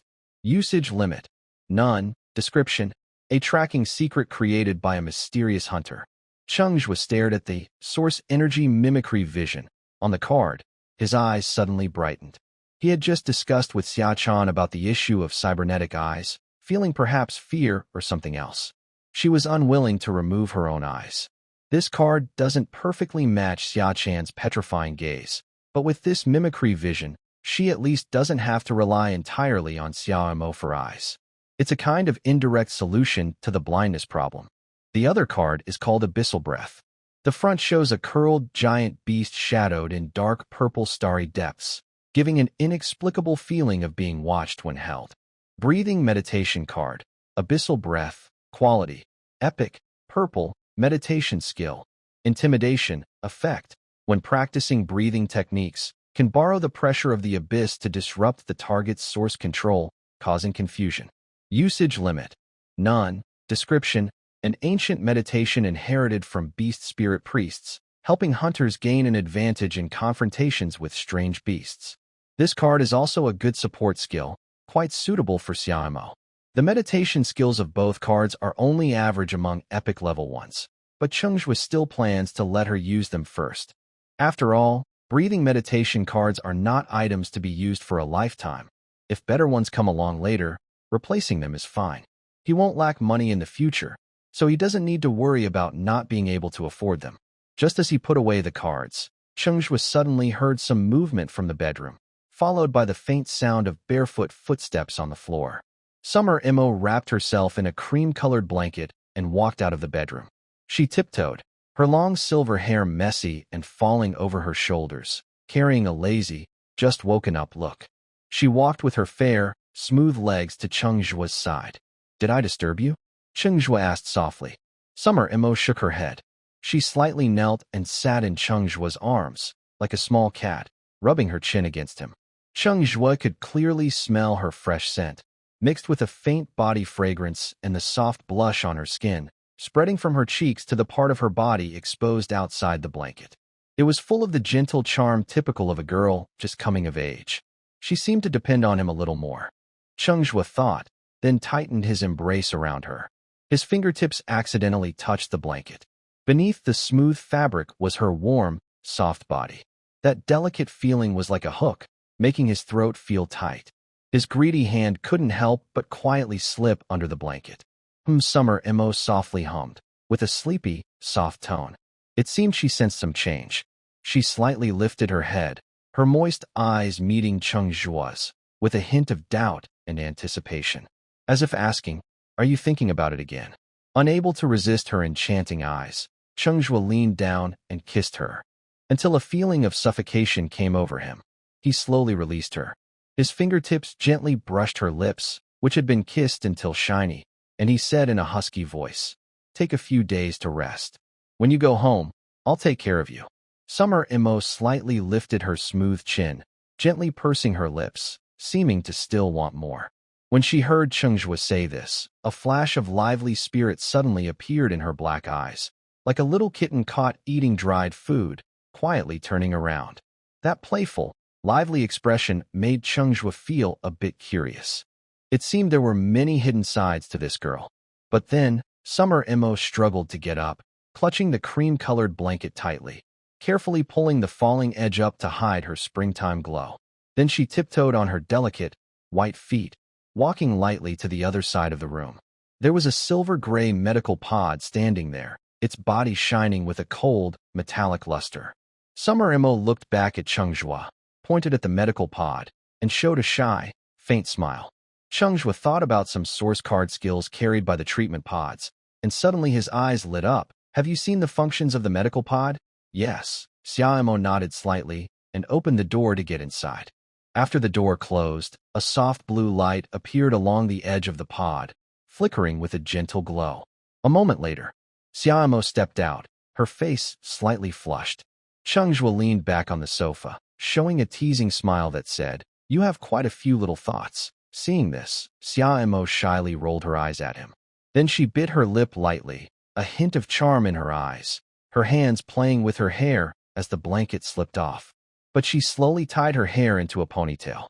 Gulp. Cheng Zhuo swallowed hard, his gaze fixed on the perfect figure approaching step by step. That silver color truly made his head spin. All right. It seems Xia-chan is really innocent." In the bedroom, Xia-chan curled up in the corner, occasionally covering her ears. Sometimes she couldn't help but move her hands away. She kept muttering, "Such a shame, this little girl. Why is she not shy at all? Damn it, secretly practicing dual cultivation, wanting to suddenly become a super hunter. Is she jealous of me? Who wouldn't dare? I want to go too. 5:55, I don't dare. What's the point of shouting so loudly? I can't even speak properly. 5:55, why am I so hot? The living room should be cooler, right? I just want to get some fresh air." Outside the caravan, the night deepened. The wind grew stronger, mixed with the romantic atmosphere inside. Cheng Zhuo no longer remembered how many system notifications he had received. When he woke up again, a blinding light came through the gap in the skylight curtain. There was a faint sound of sleep nearby. Cheng Zhuo didn't get up. He first checked his gains from last night. His harmony value had reached 557. He gained 8 more random blind cores. Cheng Zhuo didn't rush to open them. When he checked the gene unlock rate, he was surprised to see an increase of 0.5%. He recalled the timeline, and it seemed to be, well, brothers, you can imagine for yourselves, the second time in the palace was deleted. Cheng Zhuo felt a tingling sensation on his scalp at that moment. Could it be because of this? It seems I need to do more testing next time. I don't know how much time has passed. Until the sun was high in the sky, they finally got up. After a lovely lunch, Cheng Zhuo took out the epic-level meditation card he had prepared. Xia Chan's mouth opened wide in surprise, and she was flipping the card back and forth with her fingertips. "Is this for our fusion?" Cheng Zhuo nodded. "Yes, that's right. Epic level, epic level." Xia Chan was so excited that her breathing became a little quick. "Epic level should be worth at least 1 million. Let's sell it and get rich fast." Cheng Zhuo gently tapped her forehead with his hand, speaking in a tone full of gentle frustration. "Little money grubber, this is for your fusion. If you really want to sell it, it's better to sell this vehicle. It's worth much more than these 2 cards." Xia Chan instinctively looked at the spacious RV. For some reason, her cheeks suddenly turned red, and she quickly waved her hand. This can't be sold. After a second, she lowered her head again and added, our potential is too low. Using this card is such a waste. Did you forget what I told you? Cheng Zhuo pinched her cheek affectionately. As long as you perform like last night, your second awakening will come soon. Really? Xia Chan's eyes lit up. Of course. Next to them, Xia Mo had returned to her usual calm demeanor. She looked into Xia Chan's eyes, tightened her grip on her hand, and nodded in understanding. We need to become stronger so that when danger comes, we won't hold Zhuoji back, and maybe even help him. Xia Chan was stunned, looked back at Cheng Zhuo, blushed, and leaned close to his ear, her voice soft and sweet. My sister told me to thank you. And she also said, you can guess what she said yourself. I can't write it here because it's under review. Ugh, how can a pure girl say such things? So pure. After saying that, she winked at Cheng Zhuo, sat cross-legged holding the card, and, mimicking Xia Mo, gently pressed her fingertips on the card's surface. I can't write it here because it's under review. Ugh, I can't write it here because it's under review. Ugh, I can't write it here because it's under review. Ugh, I can't write it here because it's under review. Ugh, how can a pure girl say such things? So pure. After saying that, she winked at Cheng Zhuo. He quickly walked to the window and looked outside intently. 6 black single-person hover vehicles sped quickly from the edge of the wasteland. Blue flames left faint trails on the ground, but within a few seconds, they surrounded the front of the camper. Which guild are you guys from? Come out and talk? A harsh, rough voice came from outside the vehicle.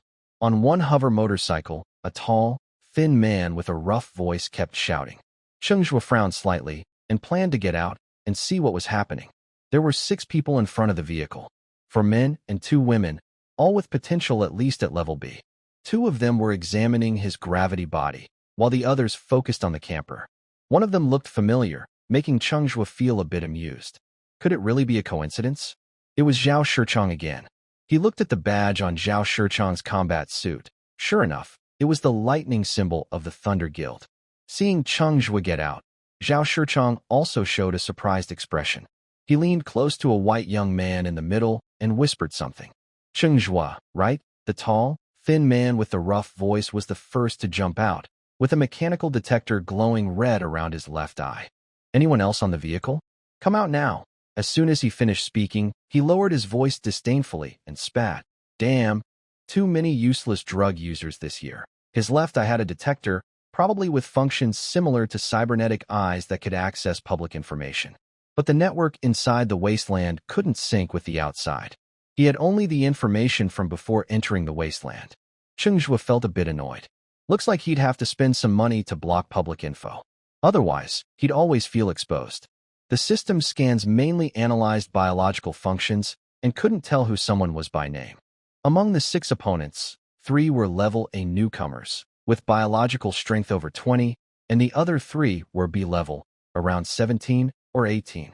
Judging by their weapons and gear, this team was among the top in the newcomer circles.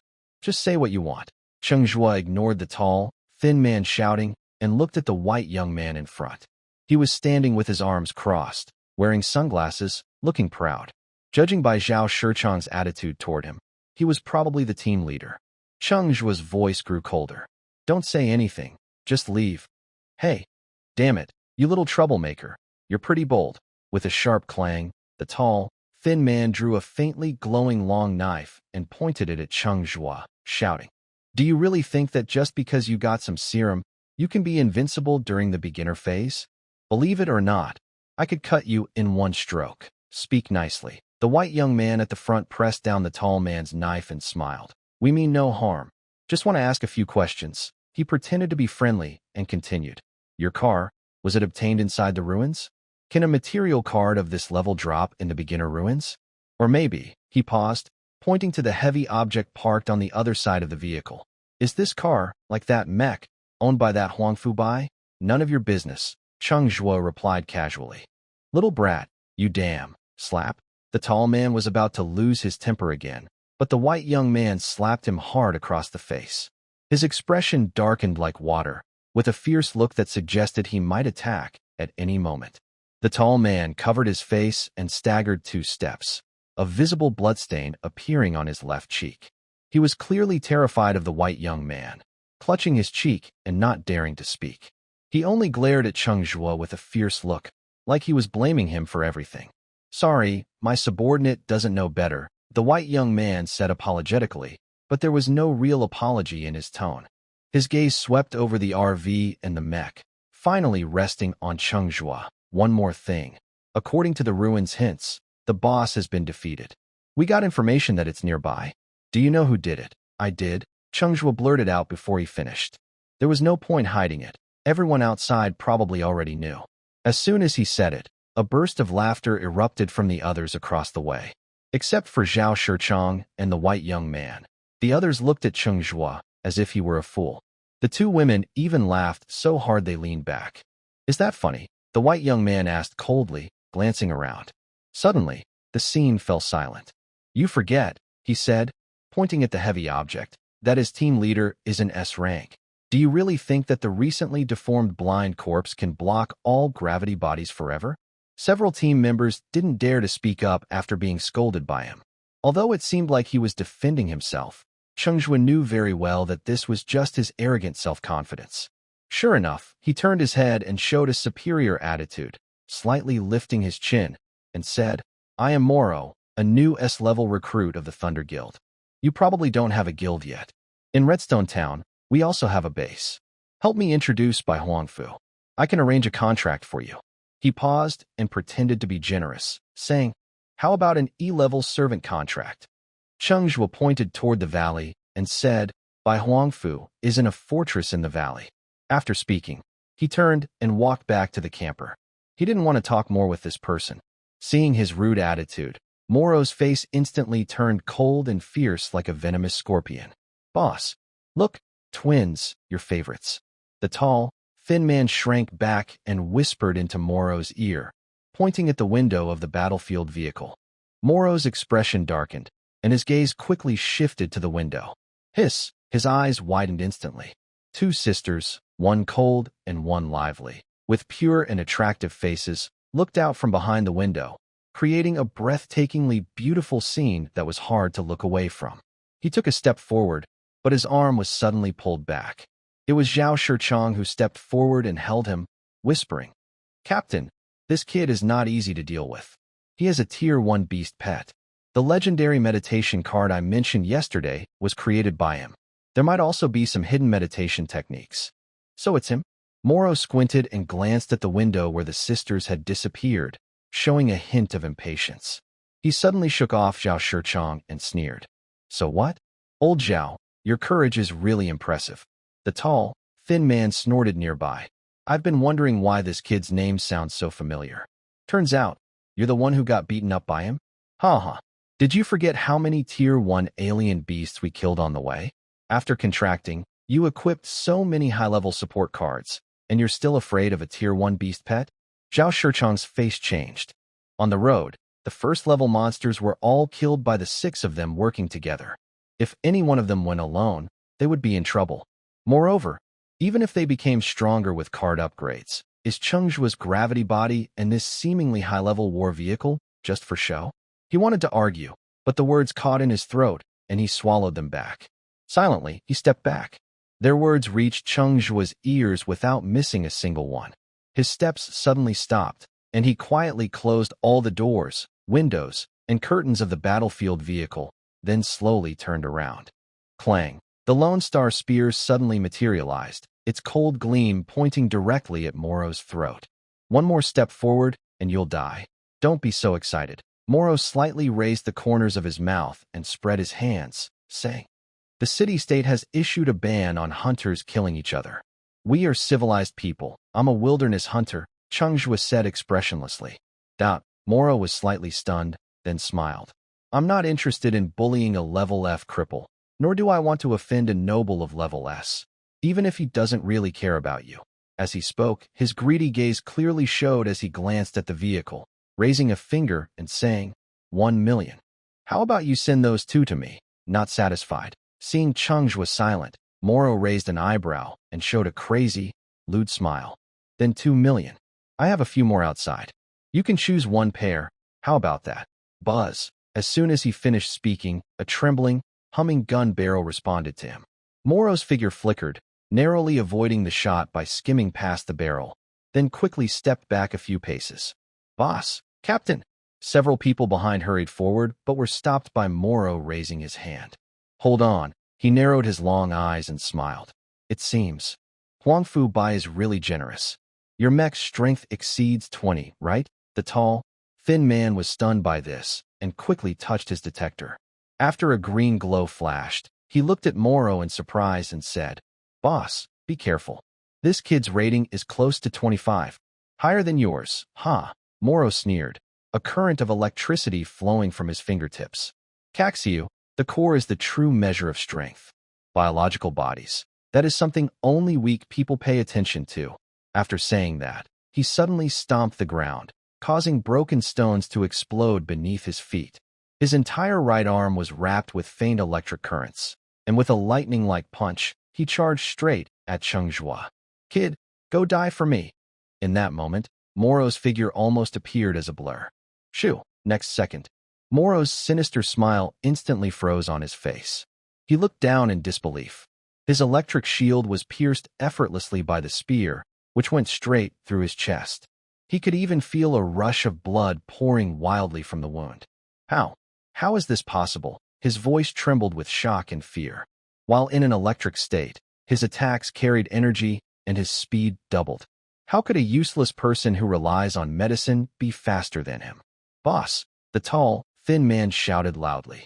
Without hesitation, he swung a long, faint blue sword shadow several meters long, with a gust of sword wind and source energy, aiming straight at Cheng Zhuo's head. Another man wearing glasses pushed out his arms, wildly releasing several green, vine-like snakes. "Let go of our captain!" Two female team members raised rifles glowing with blue light, and another released a giant red wolf that was as tall as a person. In a flash, except for Zhao Shichong, all four of them attacked Cheng Zhuo. Four attacks arrived almost simultaneously, blocking all of Cheng Zhuo's possible escape routes. But in the next second, everyone froze in place. Their attacks didn't even touch Cheng Zhuo's clothes. At that moment, Cheng Zhuo suddenly lifted Moro into the air, then kicked off the ground and easily dodged their attacks. Damn, I knew it. This legendary-level breathing meditation card is not that simple. Zhao Shichong instinctively took a few steps back. His face showed shock as he watched Cheng Zhuo's strange transformation. The original Cheng Zhuo, about 1.85 meters tall, suddenly grew taller at a visible speed, with blackish-green dragon scales spreading rapidly all over his body, covering him completely. His crimson vertical pupils had no warmth at all. He looked like a humanoid beast. Bang! Moro's body was heavily slammed back to the ground by the spear, with flying stones and debris creating a 2 or 3 meter wide pit on the sandy ground. The cracking sound of bones breaking could be heard from several meters away. Zhao Shichong's teeth trembled uncontrollably. He didn't dare stay any longer and scrambled back to the floating vehicle, his hands trembling so much he almost couldn't turn the power valve. Finally, he managed to turn the vehicle around. But the moment he looked up, his whole body seemed to freeze. He saw a strange creature that looked like a black tiger or a chelan, tilting its head curiously as it stared at the floating motorcycle beneath it. It was holding in its mouth the throat of a red giant wolf teammate. Its head was half lowered, clearly no longer alive. He had just turned around. Was that blood wolf already dead? Zhao Shichong felt goosebumps rise all over his body. He slowly raised his hands in a non-threatening gesture. He heard a few muffled groans behind him, then a deep, hoarse voice said, "Young Master Zhao, where are you going?" Zhao Shichong froze instantly, forgetting to breathe. He slowly turned around and faced a pair of cold, glowing vertical pupils. Cheng Zhuo stood there like a killing god, holding a long spear that propped up a tall, thin figure still groaning. The other three were already collapsed in a pool of blood, completely silent. "Zhao, brother Zhao, help, help me." The tall, thin man begged in fear and pain. Did he just call Zhao brother Zhao? Wasn't he just Zhao Lao a moment ago? For some reason, a cruel thought of he deserves to die suddenly popped into Zhao Shichong's mind. Thud! Cheng Zhuo lightly tapped the tip of his spear, letting the tall, thin man slip to the ground. He then walked forward as if on flat ground, casually stepping over with his large, bone-spiked foot. With a sharp crack, The sound of bones breaking was ear-piercing. The tall, thin man's neck was instantly snapped. His last twitch stopped abruptly. Cheng Zhuo kept walking, approaching the gravel pit. Moro lay sprawled in the rubble like a lump of mud, a bloody hole in his chest still bleeding. He couldn't even produce a full groan. He couldn't understand why there were such strong newcomers. Was it reasonable? Remember to humbly accept your teammates' advice in your next life. Don't think about those twins anymore. Cheng Zhuo whispered, then reached out with his gun. Bang! That shot finally broke Zhao Shichang. He knelt directly on the ground, his knees hitting the broken stones, but he didn't care about the pain. His voice trembled as he stammered, begging for mercy. Brother Cheng, I haven't really interacted with Su Wanong since last time, and I haven't even touched her. She's no longer important to me, Cheng Zhuo said coldly. I didn't mean to hurt you just now. Can you spare my life? Stop begging. Cheng Zhuo shed his dragon form and interrupted Zhao Shichang. If it were you, would you let me go? Zhao Shichang hesitated upon hearing this. Holding the lives of 5 promising newcomers, if it were him, he wouldn't let any witnesses leave. After a moment, he sighed sadly. If I said that even if I got out, I wouldn't report you, would you believe me? Do you believe me? Can I do it myself? Cheng Zhuo didn't have a deep grudge with Zhao Shichang. The issue with Su Wanong was more her problem. Without Zhao Shichang, there would still be Li Shichang, Wang Shichang. If you want to blame someone, go find your team leader underground, Cheng Zhuo said softly, glancing at Zhao Shichang's body. Then he turned around and started counting the spoils. To be safe, he only took some cards and source cores from a few people's bags. After confirming there were no markings, he threw them into the system space. As for the 6 bodies, he didn't leave any behind. He directly activated his mech and shattered them into debris. After confirming with Guangguan that there were no creatures nearby, he drove the battlefield vehicle and quickly left the area. In the following days, Cheng Zhuo hunted with Guangguan during the day and celebrated with the 2 women at night. For some reason, although Xiao Chan was shy every time they were in bed, as long as her sister had a turn, she had to have one too.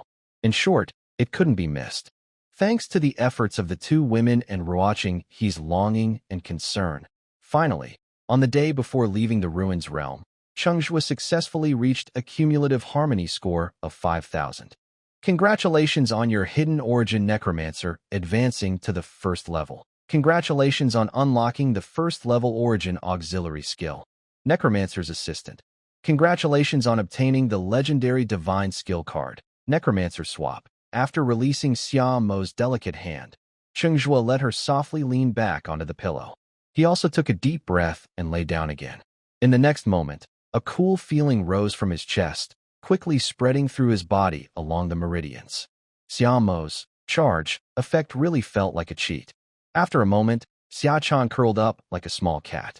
She rested her head on Cheng Zhuo's arm and softly said, Brother Zhuo, can I go back tomorrow? Yes, around noon, Cheng Zhuo replied. Xia Chan showed a happy smile. That's great. Sister Qing, he must be worried sick. These days have been so crazy. Whenever I think of her alone at home, I feel a bit guilty. Cheng Zhuo gently pinched her nose. Are you coming again? Sister just finished. Huh, Xia Chan blushed. Just feeling guilty isn't very good, right? Cheng Zhuo raised an eyebrow. Then let's rest. After saying that, he deliberately closed his eyes. After a while, a tingling, ticklish feeling came over him, followed by a soft warmth on his chest. He opened his eyes slightly and saw Xia Chan's shy, blushing face. He gently pecked her red lips and said affectionately, Aren't you worried about falling behind your sister?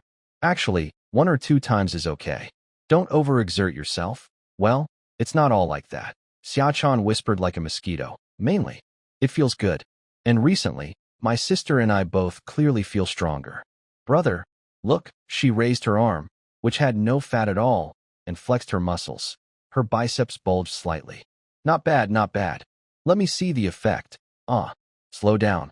Deep into the night, Cheng Zhuo leaned against the kitchen bar, holding a compressed biscuit and munching randomly. Xia Mo's charge effect was indeed powerful, but the side effects were obvious. He was starving. He quickly swallowed a few bites of the biscuit, then opened a can of cold beer. The icy sensation went down his throat, finally easing his empty stomach. After a moment, he opened the system panel and began to check the changes after reaching the next level. Master, Cheng Zhuo, boundary level. Level 0, 12.21%. Source card. F grade, gray, breathing meditation technique. Demon Dragon Breath, source skill. Summon Cat of the Deadly Sand Dunes. Infant stage, 0.16%. Second source card. Undead Summoning, S grade, red, hidden, source skill. Skeleton Summoning.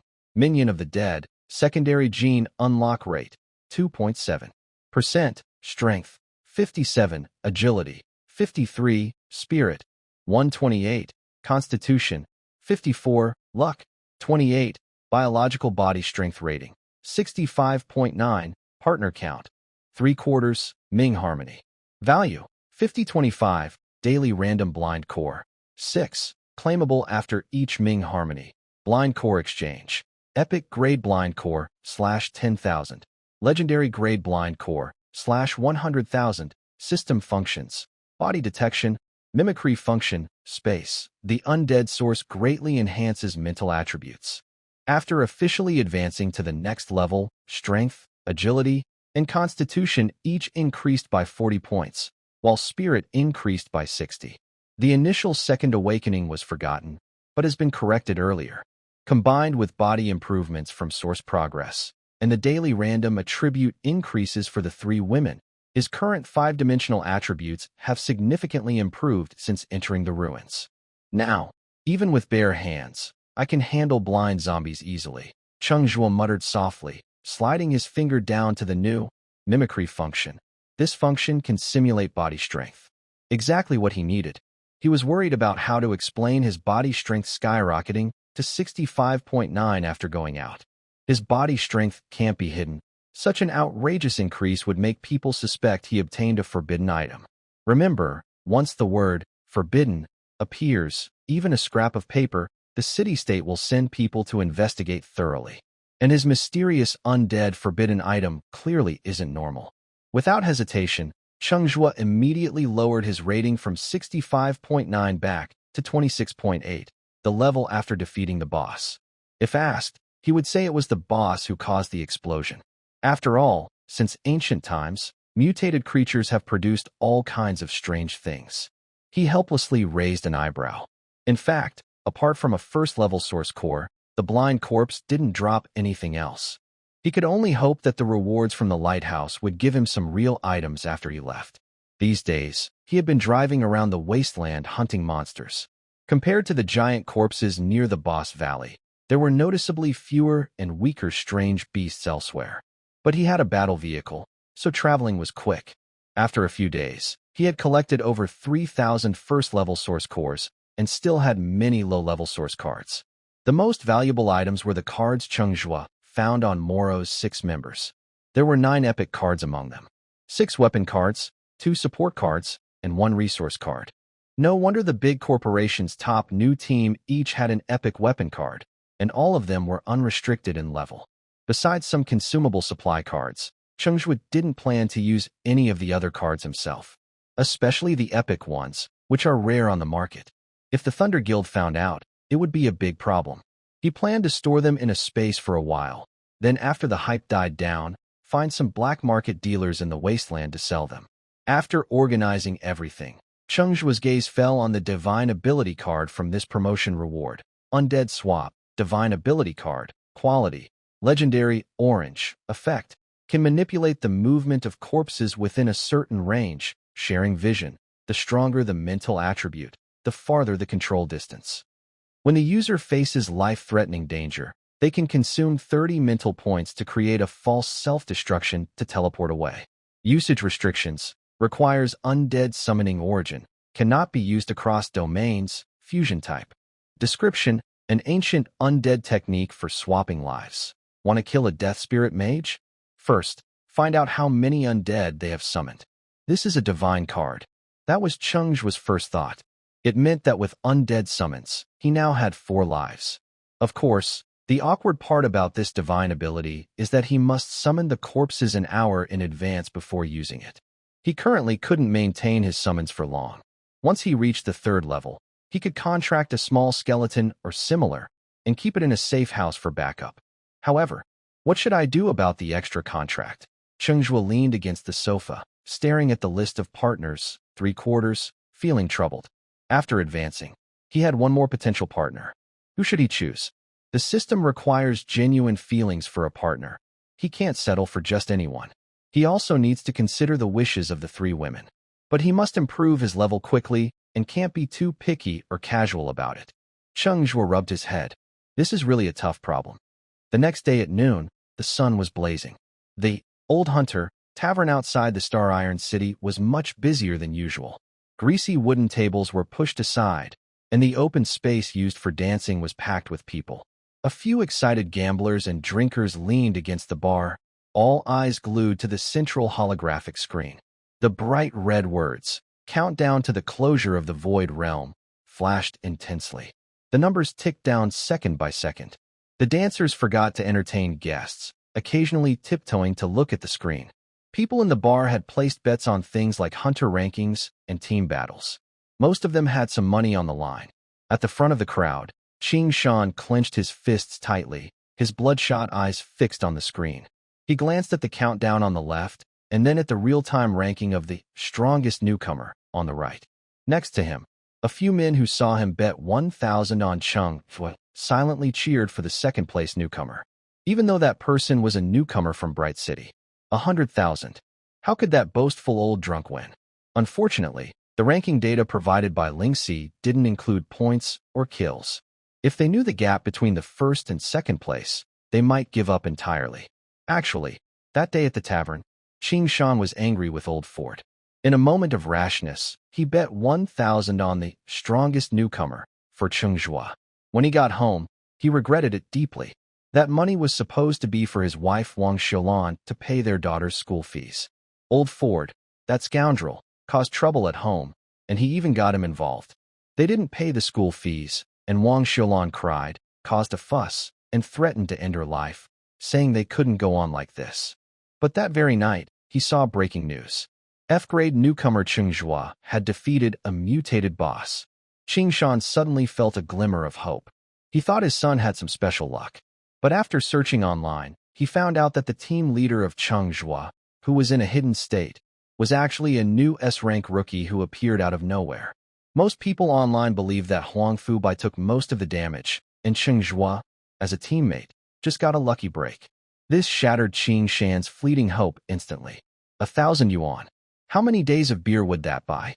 But soon, the online discussion changed.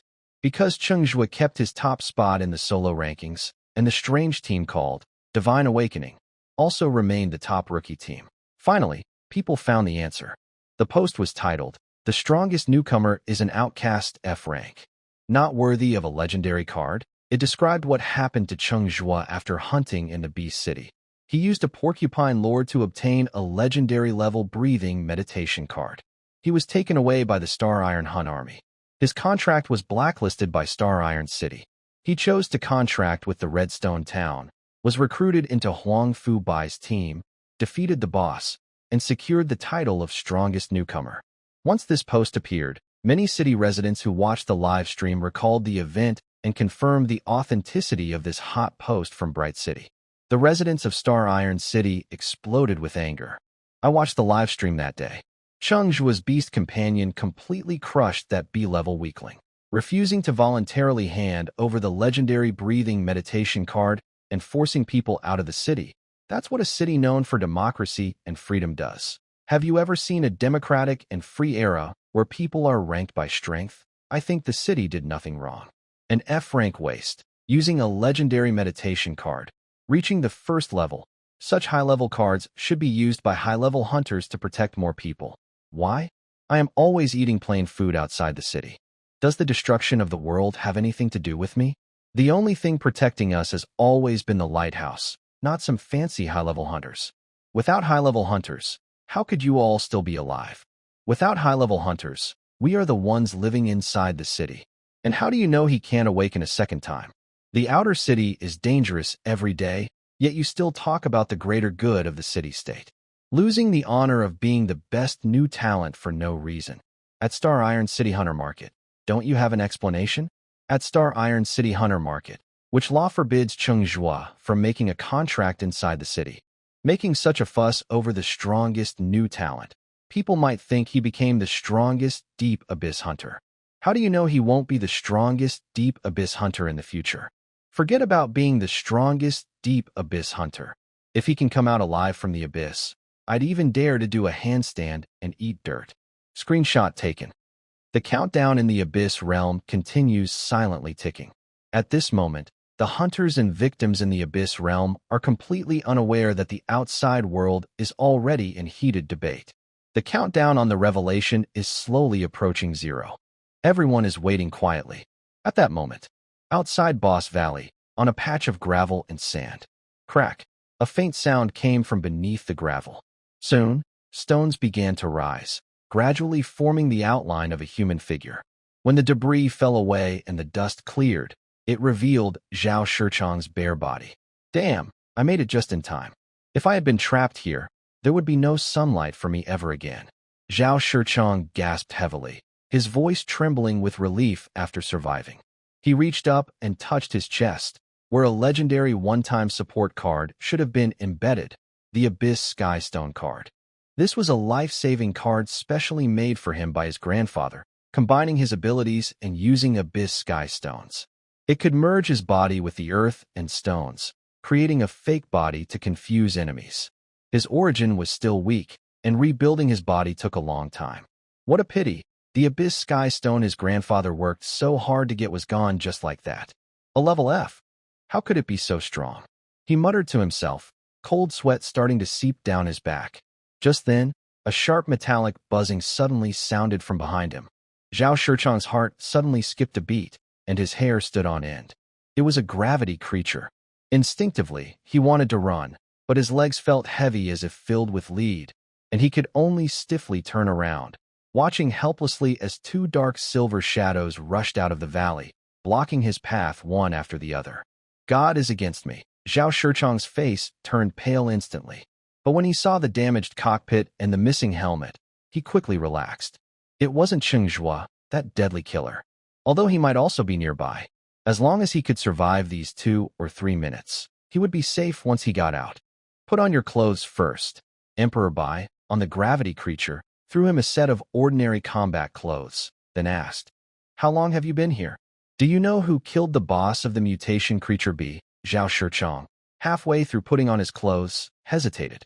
So, Cheng Zhuo was telling the truth. The boss was really killed by him, and it might have nothing to do with Emperor Bai in front of him. But that didn't seem strange, such a powerful being. The crimson vertical pupil in front of him flickered and disappeared. Zhao Shichang trembled unconsciously. I don't know either. After about 10 minutes, on Xing 11's Happy Road, Cheng Zhuo hurriedly led Xia Mo and Xia Chan toward a hotel. "Brother Zhuo, are we not going home?" Xia Chan looked back in surprise at the increasingly distant happy community. "The entrance is definitely crowded with people. We can't go back now." Cheng Zhuo kept walking, glancing at her and speaking softly. "The reporters, the guild members, and the Hunter Bureau people. If we go back, we'll just be surrounded." He paused and added, "I've already sent a message to Qingyi. She'll avoid those people and come to find us." The 3 of them bypassed the crowd and checked into a relatively luxurious hotel. After a moment, there was a soft knock on the door. "It's me." Cheng Zhuo just opened the door. A girl immediately rushed in, her soft arms tightly wrapping around his waist, trembling slightly as she said, "I miss you so much. I was so worried about you." Damn. Cheng Zhuo's palm was firmly pressed against the girl's soft back. He could clearly feel her trembling in his arms. It wasn't fear, but relief after holding back worries for so long. "It's okay now. Everything is fine." Cheng Zhuo softly comforted her. After a while, Wan Xinghe slowly lifted her head, her eyes slightly red, and looked suspiciously behind Cheng Zhuo. "Where are they?" "Next door." Cheng Zhuo nodded toward the right side, trying not to smile, and said, Xiao Chan said, "You should go solo first." Wan Xinghe took a half step back and looked to the right. Sure enough, she saw Xia Chan's face, trying not to laugh, peeking out from the door next door and then retreating. Wan Xinghe's cheeks turned slightly red. She withdrew and closed the door. When she turned around, her gaze met Cheng Zhuo's smiling eyes, making her already flushed ears burn even hotter. But she didn't feel afraid at all. She took a deep breath, tiptoed. Gently, she hooked her finger around Cheng Zhuo's collar and pulled him down. He lowered his head, his lips covering hers softly. The girl's kiss was passionate and deep, as if she wanted to swallow the person she had missed and worried about for so long. All the feelings of longing, worry, and frustration that had built up over time suddenly found an outlet. She leapt lightly and clung to Cheng Zhuo. He shifted lightly, leaning against the wall. I still think Sister Chingha's voice sounds better. Xiaochan leaned against the wall, glancing at her sister sideways. Unlike you, who can't help but shout out everything you want to say. Humph, little yellow guy. Xiaomo remained silent, sliding her finger over her watch. Suddenly, Xiaochan's voice trembled uncontrollably, echoing through the room. Oh, when did you film this? Xiaochan looked back in horror. The person in the video, though not showing her face, was obviously herself. Her skin was so fair, her waist so slim, and her bottom so round. Wait, this isn't a little movie. Damn, Xiaochan screamed, and tried to snatch Xiaomo's watch. How could I have filmed it myself? I wasn't even fully conscious at the time. Delete it quickly. Offline videos don't count either. Delete it now. Phew. Seeing Xiaomo completely delete the video, Xiaochan finally let out a deep sigh of relief. She turned around and angrily glared at her, saying, "It's all your fault. You kept taking me to see new things, or I wouldn't have wanted to film this." More than an hour later, the three women finally gathered together, exchanging warm greetings, teasing, and joking. With Xiaochan's lively chatter, Cheng Zhuo and Guangguan quickly shared their adventures in the wasteland world. While the three of them chatted casually, Cheng Zhuo sat to the side and opened his watch. He received many messages that had been delayed over the past few days. There were messages from his father and younger brother Cheng Yamo, from school teachers and classmates, and a few guild invitations. His drunkard father's messages from a few days ago were full of anger, saying he was upset about Cheng Zhuo going to the wasteland world and doing dangerous things. Later, his father's tone suddenly changed, asking about his well-being. Even though he knew Cheng Zhuo couldn't see him in the wasteland world, he kept urging him to do his best, just like when he was in school, to aim for first place. Today, after leaving the wasteland world, his father's messages sounded like the kindest father in the world. He insisted that Cheng Zhuo bring all three of his future wives, and he wanted to hold a celebration feast. His younger brother Cheng Mo's messages were full of admiration, asking Cheng Zhuo to find time to tell him how he defeated the mutated boss. Cheng Mo believed that all the newcomers in the wasteland world should thank his older brother. The powerful mutated creatures that had reached a certain level were beyond their ability to handle. As for the messages from teachers and classmates, they were just polite greetings. Before teaming up with Huangfu Bai, he hadn't received such messages. Cheng Zhuo skipped over those. He directly opened the invitations from the three major guilds, Nebula, Thunder, and Sacred Beast. Both Nebula and Thunder's invitations were standard C-grade contracts, mostly offering basic training resources and policies to support newcomers. The clauses were clearly restrictive. Cheng Zhuo glanced at them briefly and then closed them. However, the message from the Sacred Beast Guild caught his interest. They could arrange for high-level hunters to escort him into high-star level wasteland worlds. The meaning was probably, although he had a legendary level meditation card and was quite powerful, to advance to a higher level, he would have to stay in low-star worlds or low-risk ecological zones for many years. The Sacred Beast Guild could directly arrange for him to enter high-star worlds, helping him advance more quickly. Cheng Zhuo was indeed a little moved. But then he thought, he might awaken a second time soon, so there was no need to make a decision now. It is said that most of the stable boundary gates or ecological zones in the wilderness have already been divided among various forces. Those without fixed allocation are either new or high-risk areas. Within the city, some stable boundary gates are controlled by major guilds. These gates, used for long-term opening, are usually low-threat types and often used for training newcomers. So, while guilds do have resource advantages, they also face many restrictions. The hunters in Contract Town are called wilderness hunters mainly because most of them prefer to work alone. They generally don't like contract guilds. There are various reasons for this. Also, Cheng Zhuo is different from most newcomers.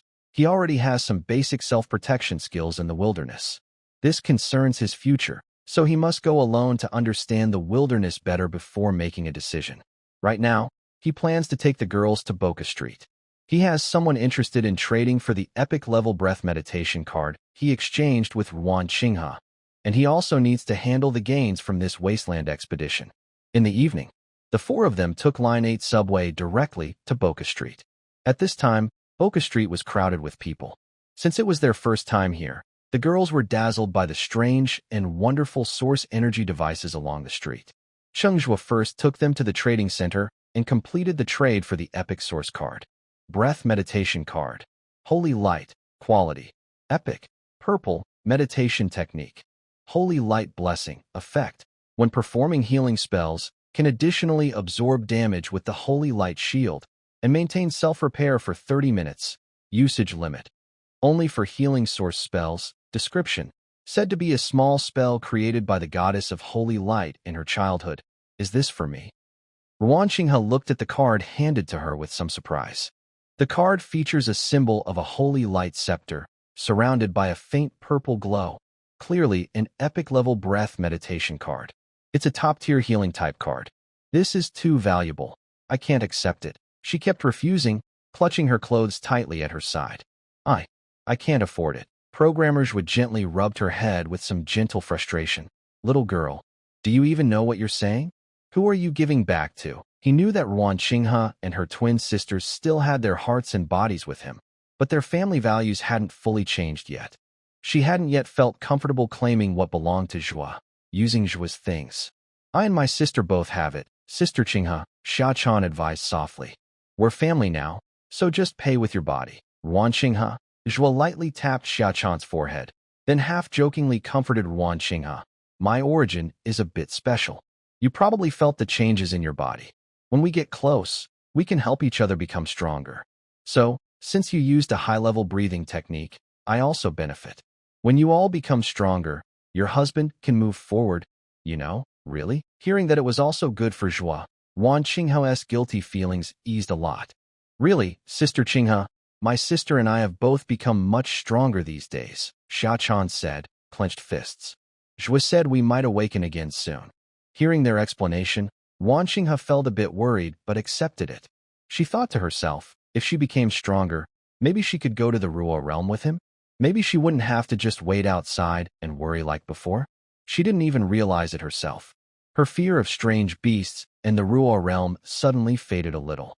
Before, she was willing to live a poor, hard life and never dared to use her abilities to sign with a guild as a hunter. After Zhuo finished merging and meditating with Ruan Qinghe, he went to the exchange's source core and low-level card swap area. He kept 500 source cores as backup energy. All the other source cores were sold to the exchange. Most of the low-level cards, except for some resource cards and energy recovery ones, were also sold. Selling cards this way might not maximize profit, but Zhuo didn't care.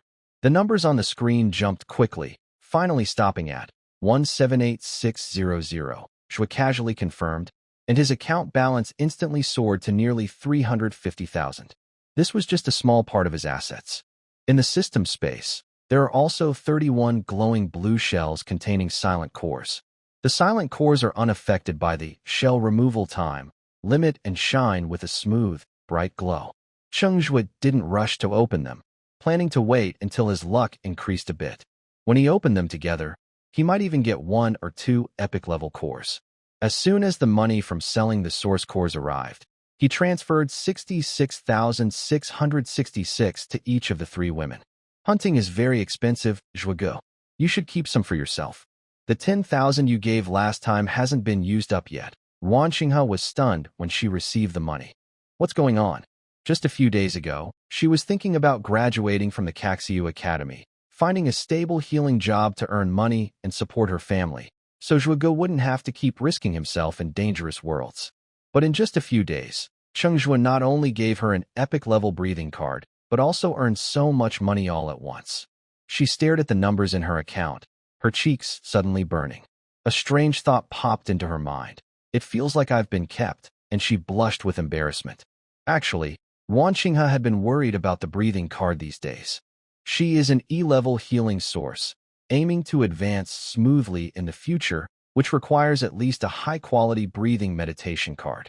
But she checked the price, and even the cheapest high-quality healing card costs over 100,000, which scared her away. Later, she looked for a second-best option, browsing the good-quality pages, hesitating over the 5,800 payment button. In the end, she closed the page. The money was from Cheng Zhuo last time, and she had been holding on to it in her account, reluctant to spend it. Thinking that Zhuogu would need a lot of money in the future, and since she still had time before the academy required her to buy a breathing meditation card, she decided to wait. Unexpectedly, Cheng Zhuo directly gave her an epic-level card. The value of it was beyond her imagination. Even now, she still felt her heart warm. All right, if I hear anyone refuse again, I'll get angry. Cheng Zhuo didn't give them a chance to speak and pulled them out. They didn't walk far before reaching the shop, where Cheng Zhuo bought his combat suit last time. This shop only sells ordinary combat suits, costing a few thousand each. Cheng Zhuo didn't go to more specialized stores because he knew Wan Qinghe definitely wouldn't want to accept expensive combat suits again. If she feels too much pressure, she might develop some guilty feelings. Go help Sister Qinghe pick out an outfit for you. Cheng Zhuo smiled at Xiaochan. Before Wan Qinghe could refuse, he stopped her and said, "Don't say you won't need it. I haven't studied at Caxiu Academy, but I know you all do mimic training. Are you planning to wear a little dress to participate?" Wan Qinghe hesitated slightly. Don't worry, this one is very cheap. Not even as good as a corner of your card, Cheng Zhuo said gently but firmly. Hurry and try it on. This is the first piece of clothing I've given you. Under Cheng Zhuo's gentle persuasion and insistence, Wan Qinghe finally went into the changing room.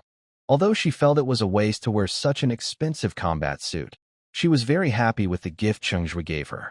After coming out of the changing room, Wan Qinghe jogged over to Cheng Zhuo. She smiled softly and spun around. "Do I look good?" Cheng Zhuo's eyes brightened. It was a white, slightly elastic combat suit that perfectly hugged the girl's curvy figure. Although it was a neat combat suit, when worn on her, it didn't feel cold or stiff. Instead, it highlighted her soft, delicate curves, with her full chest and a narrow waist and hips that were hard to look away from. The perfect fit was more alluring than deliberate sexiness. Cheng Zhuo felt his heart warm, but his brow furrowed in concern. Wan Qinghe looked at him with a puzzled expression. "What's wrong? Don't you like it?" Cheng Zhuo pouted. "Change into another one. Wearing this out, I feel like I'm at a disadvantage." Hee. Wan Qinghe chuckled softly, tiptoeing to gently scratch his chin with her finger. "So, my husband is so traditional." Her words were teasing, but inside, she felt like she was soaked in honey. Her hidden possessiveness was more joyful than any compliment. "TSK, little girl." Cheng Zhuo raised his eyebrows and scolded, "You don't understand. This combat suit isn't well designed. If you're fighting enemies, your teammates will be distracted by your figure. How can you fight well?" Yes. Wan Qinghe and Xiaochan exchanged a glance and smiled softly. "Xiaochan is right. You probably wouldn't let me wear this. How about this instead?" She then gently pressed a button on her arm. The combat suit suddenly made rustling sounds. The tight-fitting suit instantly became loose. Although her graceful figure was still faintly visible, it was no longer as clearly defined as before. "Is this okay now?" Wan Qinghe turned around and asked. Cheng Zhuo pretended to be indifferent. "It's fine." As soon as he finished speaking, Wan Qinghe suddenly leaned in close, her warm breath brushing his ear. "Don't worry, I only wear this kind of close-fitting outfit for you." Cheng Zhuo was momentarily stunned. Just as he was about to react, he noticed that Xiaomo and Xiaochan each had a set and were smiling at him, holding up their packages. He realized they had quietly paid for them. One was black, the other light yellow. All right. These young girls are getting bolder, even teaming up to tease him. That night, in a luxury hotel, an unavoidable battle scene unfolded. 3 female hunters fighting a fierce dragon-shaped beast. The scene was too dangerous to describe in detail. Over the next 10 days or so, Cheng Zhuo rarely left the hotel room. During the day, he mostly studied wilderness strategies. At night, he fought with the female hunters. During this time, he took the 3 girls home once, brought gifts for each of them, and also slipped some money to his stepmother, Wang Xiulan.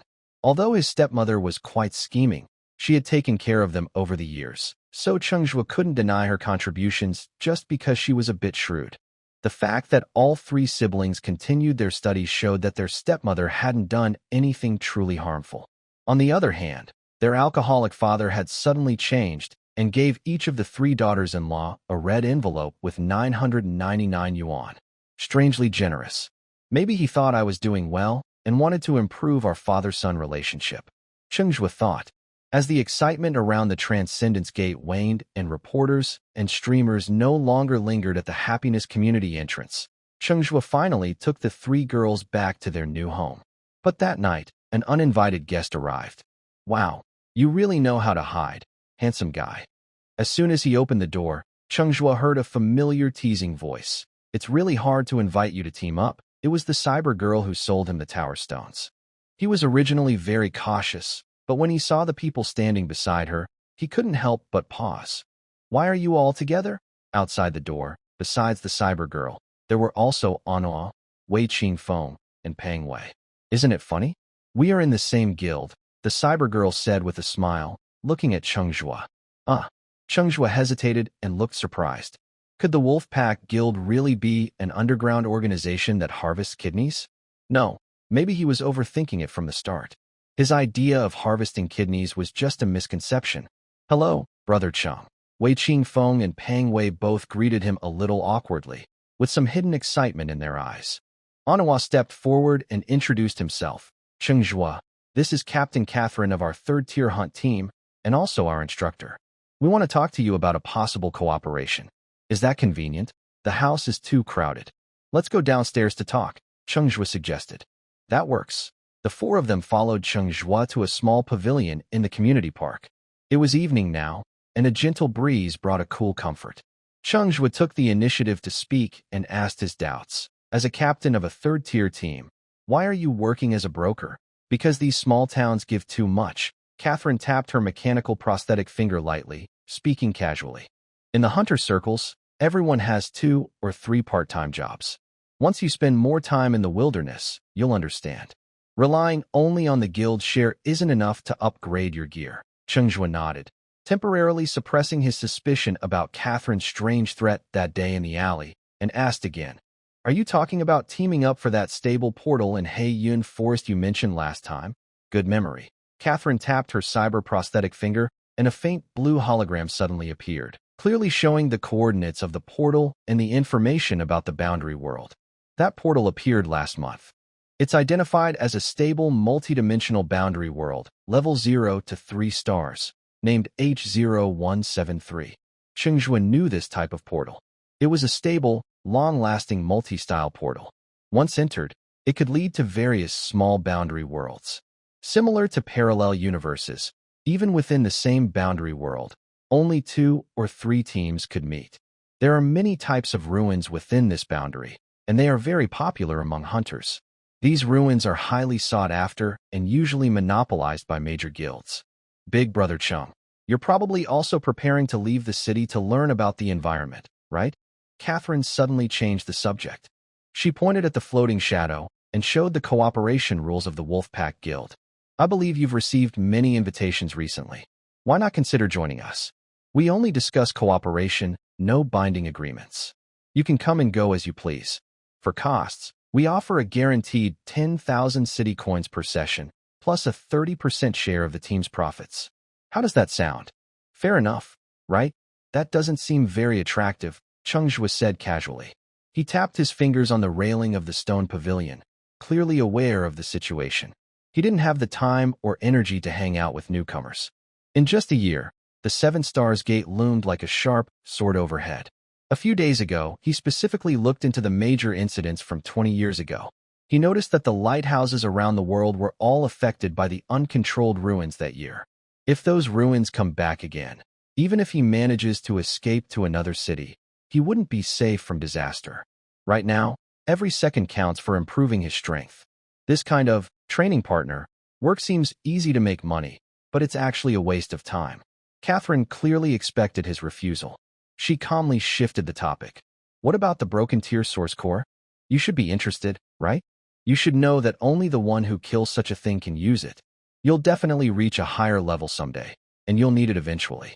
Instead of searching all over the world later, why not prepare now? Cheng Zhuo's previously drooping eyebrows suddenly raised, and a genuine interest appeared in his eyes. You mean, there's such a thing? Of course.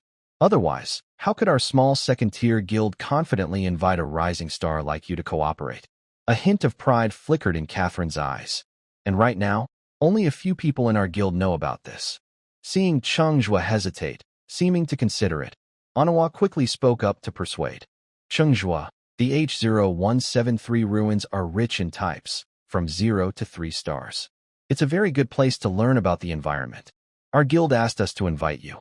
Although they want to use your reputation as a top newcomer for advertising, they also genuinely considered your current needs. You should think about it carefully. Wei Qingfeng also nodded and said, Yes, Brother Cheng, take us flying a few more times, okay? Cheng Zhuo replied with a slight nod. I'll think about how to respond. On the way back, Catherine asked Noah suspiciously, What do you think? Do you think this popular new star will work with us? Maybe 50-50, Noah replied, a thoughtful look appearing in his eyes.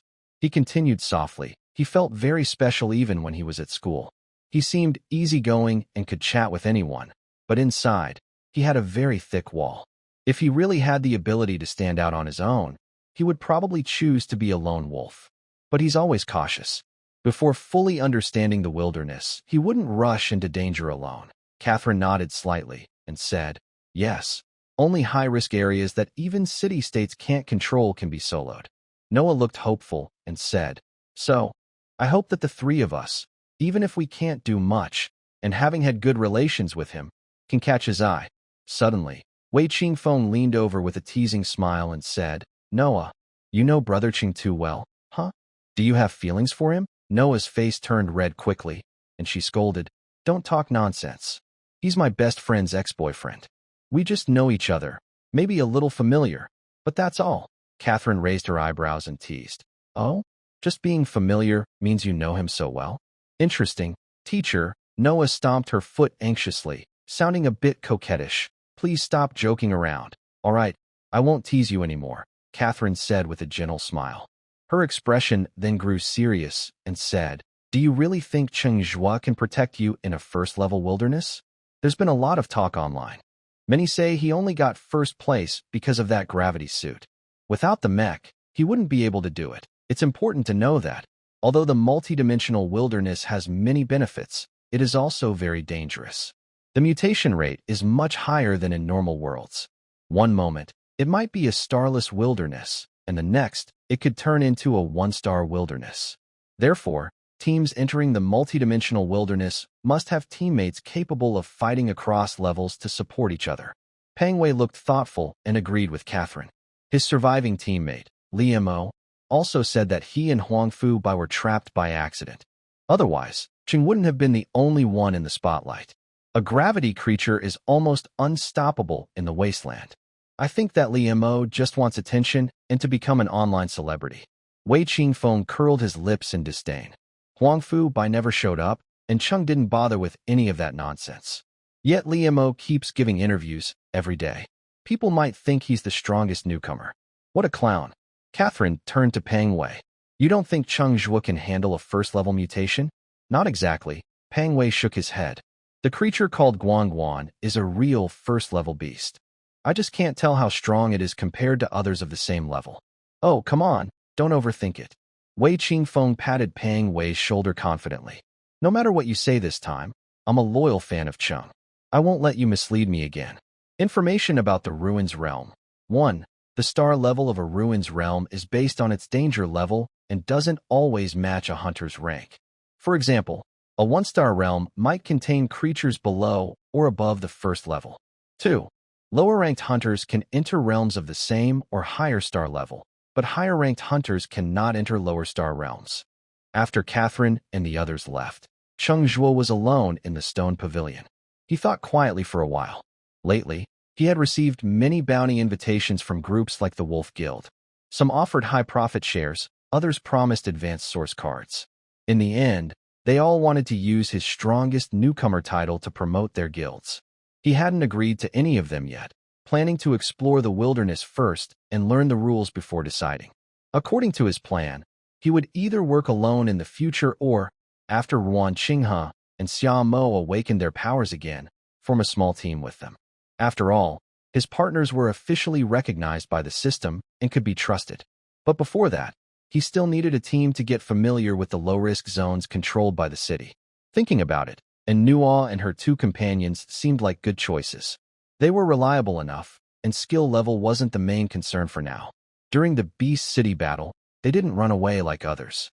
Instead, they stood in front of him to block Zhao Shichang's challenge. Compared to those unfamiliar teammates, the three of them, although only useful as team tools, made him feel more at ease.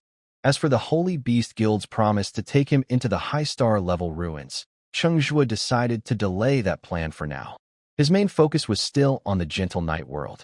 Whether it was the low-star or high-star ruins, neither would significantly improve his level at the moment, so there was no rush. Unfortunately, Huang Fu Bai had not made any move, and the gravity body and nano-combat suit were still in his possession. He hadn't come to ask for them either. If he could form a complete Silver Knight gravity team, going into the wilderness would be much easier. That thing was comparable to a third or even fourth-tier combat power. He could easily sweep through low-risk ecological zones. Then let's choose them, Cheng Zhuo decided without hesitation. He took out his watch and sent a message to Chunhua, agreed to cooperate. What time? It only took 2 seconds for the other side to reply. Okay. See you at 8 a.m. tomorrow. They even attached an excited fist-pumping emoji. They agreed on an early start and late return schedule, which wouldn't interfere with him going home to spend the evening with his wife. Cheng Zhuo happily put away his watch and headed home. As he reached the building entrance, he saw Ruan Qinghe walking over with Guangguan from the gate. Recently, to prevent another incident where Xia Mo and Xia Chan were taken away by the boundary gate, Cheng Zhuo had arranged for Guangguan to accompany Ruan Qinghe to the Caxiu Academy as a study buddy. According to Ruan Qinghe, Guangguan had now become a popular pet in their class. Its large, cat-like body made many students unable to resist petting it. Most students at Caxiu Academy came from well-off families, and Guangguan had been spoiled with plenty of milk these days, drinking expensive milk every day. Sometimes, the instructor would also give Ruan Qinghe some expenses to help Guangguan practice fighting with exotic beasts. After all, having a beast pet was the best, living textbook for freshmen new to exotic beasts. Ruan Qinghe saw Cheng Zhuo from afar and suddenly paused. Her ears quickly turned a light pink, and her fingers unconsciously tightened the strap of her canvas bag. When she walked up to Cheng Zhuo, she kept her head low, like a girl who had done something wrong. What's wrong? Cheng Zhuo asked with a puzzled look. I want to tell you something. Please don't be angry, Ruan Qinghe said softly. Cheng Zhuo squinted his eyes and gave her a mischievous look. Did you secretly have an abortion? No way, Ruan Qinghe exclaimed, her voice suddenly rising like a startled cat. She then noticed the curious looks from passers-by and hurriedly covered her mouth, lowering her voice. We just took medicine, so it's impossible to be pregnant. After saying that, she grabbed Cheng Zhuo's wrist and pulled him toward the hallway. Let's talk at home. Let's talk at home. Once inside the house, Ruan Qinghe quickly locked the door. She looked at Cheng Zhuo nervously, then slowly reached into her pocket. Look, someone gave me this. Wow. It's epic. Xia Chen suddenly jumped up from the sofa, pulling Xia Mo to stand in front of the two, curiously examining the object in Ruan Qinghe's hand. It was a card glowing with a purple aura. The symbol on it clearly indicated it was a weapon card, and it was a healing staff, worth at least 5 million. Cheng Zhuo was slightly stunned and asked suspiciously, Is there a wealthy young man from the academy pursuing you? No, of course not. Ruan Qinghe quickly waved her hands. Everyone in class knows I am already married. Cheng Zhuo frowned slightly. For some people, being married makes them more interested. Oh no, that's not true. Ruan Qinghe pouted her lips and swung her arm, acting cute. Listen to me. It turned out that these days, it was the time for the academy to require students to equip source energy weapons. While the academy focused on theoretical research and rarely participated in actual combat, they still needed essential gear. While Ruan Qinghe was debating what level of staff to buy, someone unexpectedly approached her and forcefully handed her this card. They also asked her to pass a message to Cheng Zhuo. By the time Ruan Qinghe wanted to return it, the person was already gone. She thought for a moment and decided to bring it back for Cheng Zhuo to decide. Cheng Zhuo looked curious and asked, Who was it? Ruan Qinghe bit her lips softly and whispered like a mosquito, "It's Zhao Shichang." "What?" Cheng Zhuo's voice suddenly rose sharply, full of surprise. "He's not dead." Before he finished speaking, he suddenly remembered something. He quickly took out his smart watch, his fingers sliding rapidly on the screen, and typed into the search bar, "Thunderbolt Squad newcomers." The results that popped up made him break out in cold sweat. Thunder Guild's #1 seed team, with 5 members dead. High potential does not mean high strength. The luxury equipment team with over $1 billion in gear lost in the beginner village. Only 1 survivor left. Thunder high-ups are crying in the toilet. Zhao Shichang, he's actually not dead? How is that possible? Cheng Zhuo was filled with shock. He had clearly wiped out their ashes. After the absurdity, a sudden realization struck him. Cheng Zhuo remembered that since he had a divine card capable of resisting death, maybe Zhao Shichang also had some kind of life-saving method. The source cards in this world are strange and mysterious. Even having an extra resurrection ability wouldn't be surprising. His face suddenly grew serious. He was a bit confused. If Zhao Shichang was alive, why hadn't the Thunder Guild come to trouble him yet? Could it be that Zhao Shichang thought there was no evidence and was afraid of making a scene in the city, planning to come out later and settle the score secretly? Or maybe, Cheng Zhuo quickly looked up at Wan Qinghe. "You said he asked you to deliver a message?" "Yes." Wan Qinghe nodded quickly. "He wants to meet you at the More Sky restaurant at 7 p.m., hoping to settle their past grievances." To settle everything? Cheng Zhuo looked suspicious. What exactly does this guy want to do? Could he be so scared that he's trembling? It's unlikely. With the strength of the Thunder Guild, Zhao Shichang wouldn't back down just because of the display of power he showed earlier. "Zhuji, maybe you shouldn't go?" Seeing Cheng Zhuo's serious expression, Wan Qinghe looked worried. "I'll go now and return what I have to the Thunder Guild." "No, I'll go." A flicker of hostility flashed in Cheng Zhuo's eyes. He wanted to see what exactly Zhao Shichang was up to. After deciding to go to the appointment, he turned to look at the worried Wan Qinghe and the confused twin sisters.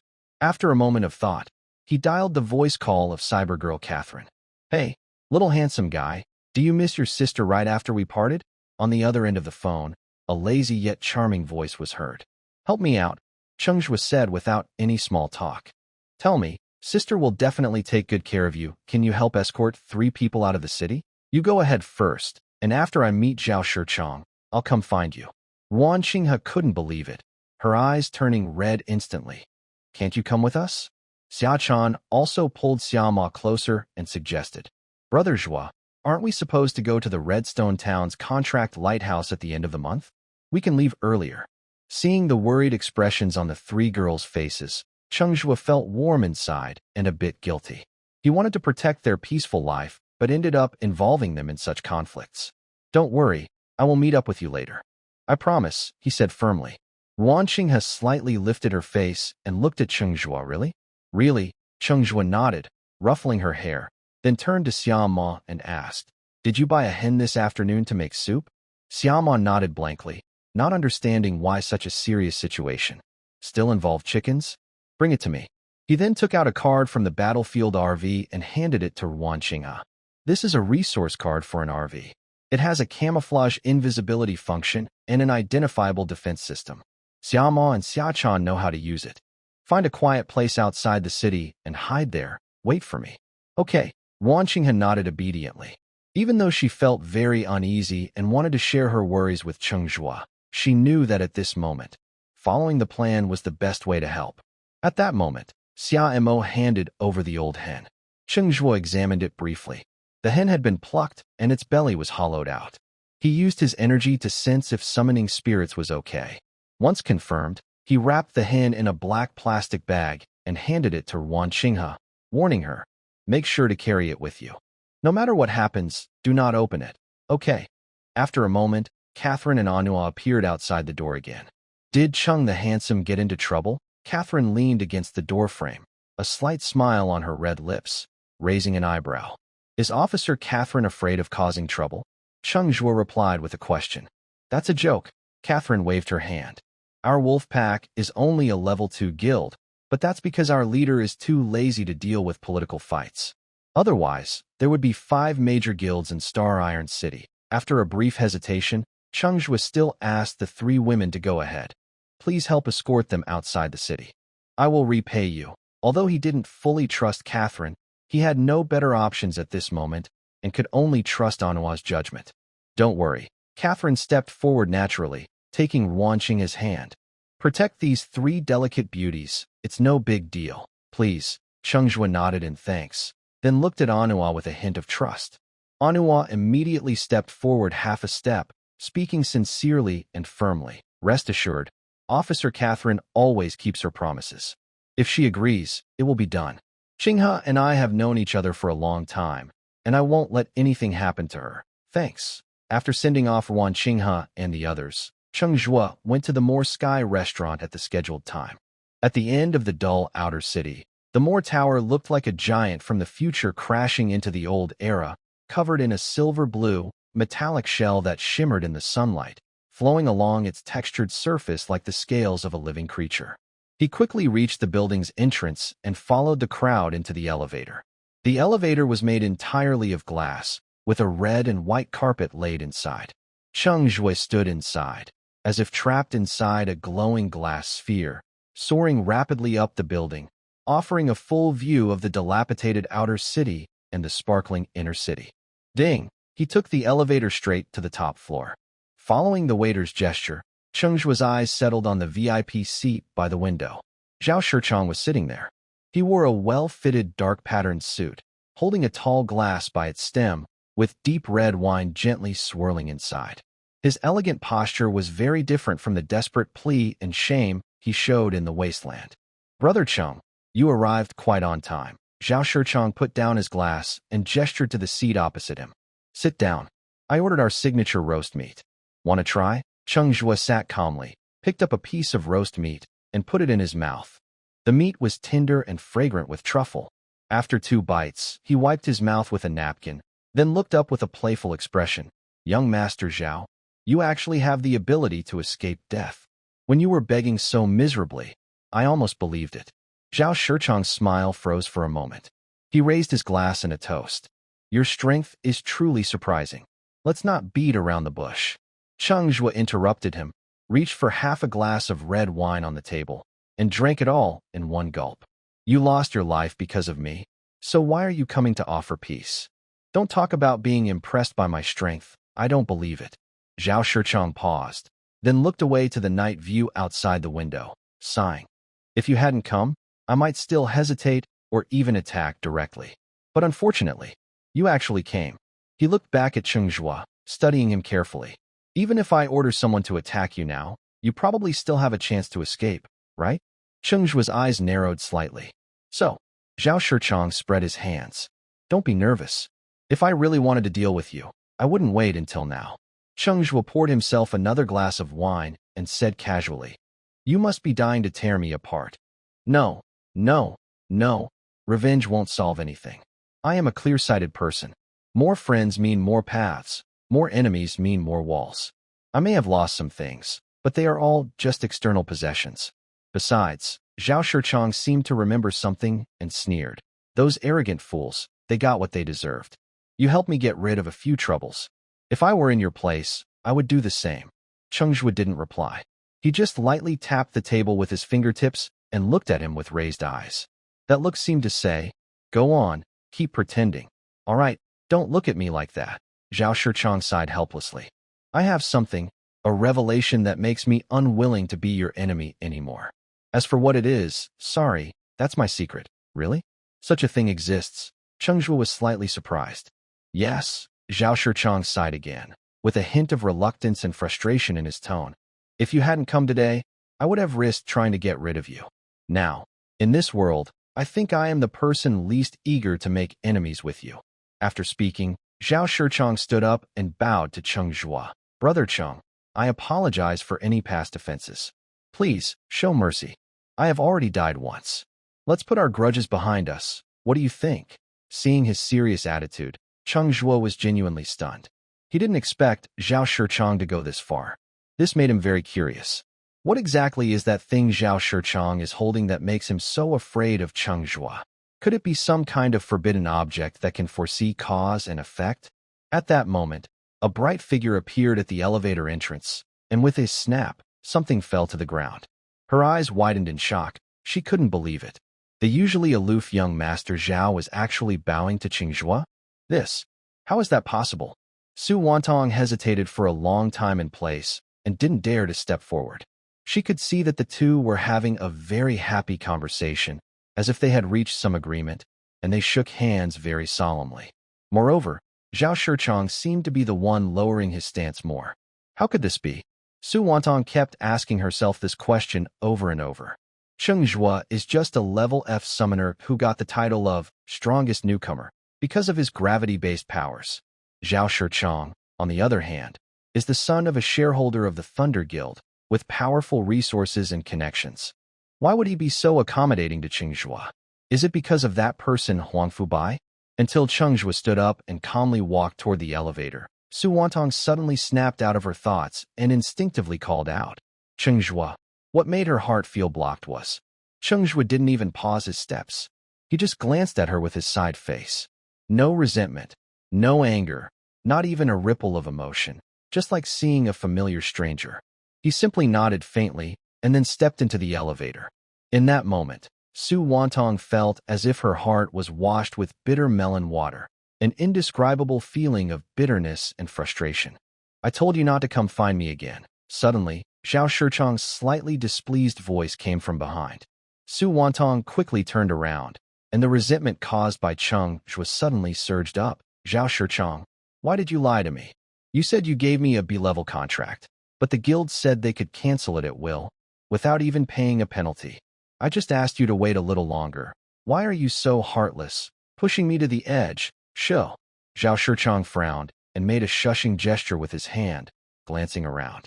The restaurant was already quiet, but now many customers were looking over, whispering and gossiping, making Su Wanong's cheeks flush with embarrassment. Don't act like a shrew, Zhao Shichong said calmly. Come with me. Su Wanong bit her lip, unwilling but following him. The two sat down. Zhao Shichong called the waiter to pour her a glass of wine, then looked her up and down with his eyes, suddenly sneering. It's really strange. How come I never noticed before? You and Chunhua look so different in temperament and appearance. Back then, I thought you were the prettier one. He paused, then seemed to realize something. TSK. Am I cursed to be like Chao Zai? You. Su Wanong suddenly stood up, about to get angry, but Zhao Shichong's words suppressed her fury. Don't you want to know why the guild canceled the contract with you? Su Wanong froze, slowly sat back down, her voice hoarse. Is it because of you? Zhao Shichong shook his head. It's because of Cheng Zhuo. Su Wanong was stunned. He's already strong enough to pressure your guild? Sometimes, you really are too self-important, Zhao Shichong said with a look of helplessness. Cheng Zhuo doesn't take you seriously. Otherwise, I wouldn't let you sit here and talk with me. Su Wanong could hear the sarcasm in his words. She forced down her rising anger, her voice trembling. Why? Others are fine, but why are you now siding with him? Did you lie to me when you made that promise? Zhao Shichong quickly reached out to stop her. Don't talk to me like that. How much money did I spend on you? How much effort did I put in? And you, just empty promises, not even letting me touch you. I just take a little longer to warm up. Su Wanong's eyes flickered, feeling guilty suddenly. Then go somewhere else and take your time, Zhao Shichong snorted. He stood up, tidied his suit, and looked down at her with a sneer, full of disgust. Don't act like a hypocrite here after being a mistress. He stepped to leave. As he passed by Su Wanong, he paused, his voice low but firm, with a warning. Let me give you some advice. Don't go provoking Cheng Zhuo again. If you're not satisfied and run after him, daring to mention me, you're doomed. After saying that, Zhao Shichong walked away without looking back. Su Wanong sat stiffly in her chair, feeling cold all over. She didn't understand why things had turned out like this. Zhao Shichong, who used to listen to her, seemed like a different person after going to the Void Realm. And Cheng Zhuo, whom she had personally pushed away, had now become someone she had to look up to. Your partner, Chunhua, is thinking of you. Harmony 5. Your partner, Chunhua, is worried about you. Harmony 10. Your partner, Xiaomo, is worried about you. Harmony 10. Your partner, Xiachan, is worried about you. Harmony 10. On the taxi heading to the city gate, Cheng Zhuo looked at the system's Harmony Points notifications and couldn't help but feel strange. It seemed that going out hunting during the day was really necessary. Within this short time, the three of them have already added 135 points to his harmony value, almost matching the 2 or 3 hours of his late-night effort. Over the past half-month, he kept testing repeatedly and finally understood the pattern of the harmony value. The most useful method is naturally the intimacy at night. In the first round, Ruoqing He, Xia Mo, and Xia Chan each contributed about 30 points, but it would decrease in the second round.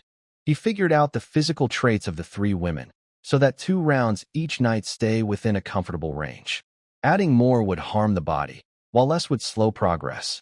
During the day, Xia Mo sometimes intentionally or unintentionally teases him, like wearing yoga pants to do difficult yoga poses in front of him, or just wearing his t-shirt and pretending to be busy in the kitchen. Of course, she would inevitably be scolded by Cheng Zhuo. Xiaochan also gets caught up in it. But the thoughts and harmony points contributed by Ruoqing He, who goes to the academy, are not less than theirs, sometimes even more. Compared to that, the pattern of unlocking genes is more chaotic. One thing Cheng Zhuo is sure of is that the chance of experiencing flying high in the clouds is the greatest, especially when the twin sisters sense each other deeply at the same time. So, if the goal is to unlock genes, too frequent attempts might not be good. Of course, it also depends on individual physical conditions. Xiaomo's unlocking rate is clearly faster than the other 2 women, already surpassing 4%. This value, for hunters who struggle on the brink of life and death, might have already triggered a second awakening. That's also why Cheng Zhuo is eager to become familiar with the wilderness ecology. He now has the Undead swap card, which allows him to seek out ecological zones slightly stronger than himself to push his limits. Glancing at the nearly 9% on his panel, a look of urgency flashed in Cheng Zhuo's eyes. Based on this probability, a few risky ventures should be enough to break through that barrier.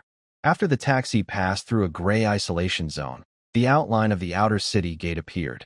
It was a massive structure spanning hundreds of meters, made entirely of a shimmering, imitation alloy with a cold glow. The 50-meter-high city gate looked like a sleeping beast's back, covered in faint blue source power patterns. This was Cheng Zhuo's first time seeing it. Before he could feel any emotion, he suddenly sensed a slight disturbance of air above his head. A woman dressed in a black professional dress suddenly descended from the sky, landing steadily in front of Cheng Zhuo. Cheng Zhuo, why haven't you replied to my message? A clear, emotionless, yet pleasant voice sounded. Cheng Zhuo focused and recognized the cold woman. She was the recruitment manager who claimed to be Mu Yanji from the Beast City last time. I waited for you for many days. The teacher said I should wait for a reply before sending more messages. She then pointed to Cheng Zhuo's watch with her hand. Hurry up and reply to me. Once you sign, I can go find Huangfu Bai. Cheng Zhuo looked a bit strange and paused before speaking. Manager Mu, I don't plan to sign with Xingyun. Mu Yanji was surprised, seeming to not understand. Why? Weren't you interested in the hunter contract before? This is it, still a sea level. Well, Cheng Zhuo frowned and replied, I want to explore the wilderness first before deciding. I see. Mu Yanji suddenly became quiet, resting her chin on her hand. Her silver-rimmed glasses slid down her nose, but she didn't bother to adjust them. The lantern light at the city gate shone on her black hair, highlighting her cold, yet beautiful profile. Her unconscious pursed lips and occasional head tilt revealed a strange innocence. It was then that Cheng Zhuo noticed that this woman, Mu Yanji, seemed different from ordinary people. Wait, Mu Yanji? The Xingyun Guild? Could this woman be the famous, female god of killers, Mu? It was said she practiced a killing sword intent, which made her almost emotionless, a killing machine. Vice President Hu Yensong also mentioned her, saying she was the only hunter likely to reach the 7th rank within a year. Cheng Zhuo immediately activated his investigation. The next second, cold sweat broke out. Mu Yanji's biological body strength was marked with a string of question marks. Is it really her? No. Such a freak. Why is she here as a recruitment manager? Is the Xingyun Guild so short of people? Teacher told me not to threaten, not to knock people out, and not to use swords. Mu Yanji muttered softly, with a hint of barely noticeable frustration. Don't worry, I'll think of what other managers use. Hearing this, Cheng Zhuo broke out in cold sweat. His summoned zombie hen was about to arrive. If this killer suddenly went berserk, he wouldn't have a chance to escape. All right, At that moment, Mu Yanji's dark eyes suddenly brightened. Do you need a companion for sleep? Mu Yanji's words shocked Cheng Zhuo so much that his chin almost dropped. Am I too bored with life? He hurriedly waved his hands, speaking quickly and cautiously. Don't joke around. I really just want to learn more about the wasteland to consider future plans. It's not about your methods or contracts. All right, Mu Yanji muttered regretfully. It's a pity. If you had agreed, I could have used my sword to give you a proper scare, Cheng Zhuo. So, you're planning to catch me off guard? Huh. Suddenly, Mu Yanji turned her head sharply toward outside the city, removing her silver-rimmed glasses. Excitement flickered in her dark eyes. Whoosh! Cheng Zhuo only saw a flash of residual movement. Mu Yanji's figure shot out like a cannonball, leaving only a faint swirl of air behind. When Cheng Zhuo followed the sound to find her again, she was already high in the sky under the moonlight, rushing out of the city. It wasn't flying ability, but rather a leap powered by her body's explosive strength. Cheng Zhuo couldn't help but marvel inwardly. What level of physical strength does she have? Huff! The departure of this female warrior made Cheng Zhuo instinctively breathe a sigh of relief. She hadn't released any pressure, yet Cheng Zhuo still broke out in cold sweat from fear. It seems something has appeared that interests her even more. Cheng Zhuo muttered to himself, quickly stepping forward and rushing out of the city. The pressure Mu Yanji had given him made him crave strength more than ever. Nighttime city entry and exit controls were strict. Fortunately, Catherine had arranged everything in advance, so Cheng Zhuo faced no obstacles. There were quite a few pedestrians and vehicles outside the city, mostly hunters returning from the wilderness, dressed in various combat outfits. Farther from the city gates, you could see scattered lights and campfires. Short, crooked shacks were huddled together, mostly made from scrap metal and cracked wood, some without roofs, covered only with tarps. This is a shanty town, home to the elderly, the sick, the disabled, and the homeless. Most people keep their doors tightly shut. Only a few bent old people shuffle along, scavenging for scraps. Looking along the main road, beyond the shantytown boundary, lies a deep, empty wilderness. The night is thick like dark ink, wrapping the distant landscape. Even the moonlight cannot penetrate the deep blackness. Programmed to see faint shadows in the distance, I notice some moving quickly through the darkness. Some resemble hunched figures. Others have long tails, darting swiftly through the shadows. These are low-level strange creatures, difficult to defeat, and they appear only at night. It seems everything is going smoothly for you, Commander Chung. A teasing voice comes from beside me. I turn my head to look. On the edge of the main road, Catherine's sexy figure leans against an exaggeratedly large motorcycle. She's wearing a tight combat suit that shows off her slim waist and curves, especially her long, fair left leg and her shiny, metallic right leg, which highlight her half-human, half-machine body with a strong, attractive presence. What are you looking at? Do you like my sister? Catherine teases with a playful smirk. You're so beautiful and sexy. What's wrong with liking you? I reply casually, smiling. Hee hee, I knew you had good taste, Catherine laughs softly. She turns around, lifts her shiny silver right leg, and straddles the heavy motorcycle. Her slightly leaning back posture makes her rounded hips stand out. Come on, she pats the seat behind her. Let me take you for a high-speed ride. I climb onto the back seat, reaching for the handlebar. Catherine quickly grabs my hand and wraps her arm around my waist. Hold on tight. I go pretty fast, she says with a smile. She turns on the power, twisting the throttle, and the motorcycle roars to life with a loud hum. For faint blue flames shoot out from the pipes behind her, and the tires crush over gravel, kicking up dust as the bike suddenly speeds forward. I quickly lower my head to steady her tight waist. The scenery around us rushes past, those crooked shantytown shadows shrinking into blurry shapes in the night. It only takes a few minutes. The two of them arrived outside a tall base wall. The motorcycle roared to a stop in front of the gate, which was topped with a large wolf statue. A green identification beam scanned overhead, then the heavy metal gate opened with a loud click, revealing a brightly lit base inside. Cheng Zhuo knew many guilds had bases outside the city, but he didn't expect a second-tier guild's base to be so grand. Looking around, the area seemed to cover several thousand square meters. On the left, inside a glass building, rows of energy target ranges were neatly arranged. The targets were projections of alien creatures with embedded low-level energy cores, and many people were shooting at them with rifles that flickered with red light. Next to the shooting range was a training area, more lively. Two strong men were fighting barehanded, one with a deep brown scale armor covering his arm, punching a long arm covered in white fur, making muffled sounds. A circle of people surrounded them. Occasionally, cheers and applause rang out.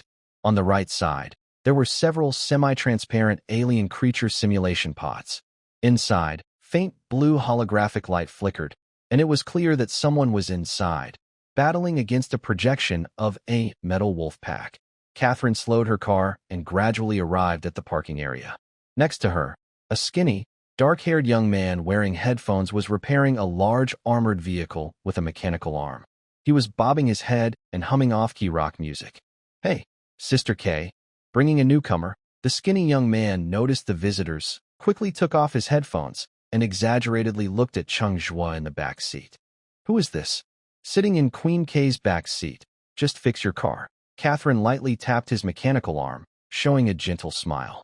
"Don't go on the road tomorrow, or I might break your leg." "Fix, fix, fix. Miss, stop staring at my legs all the time." The young man spread his hands and kept working on the car, shaking his head with a sigh.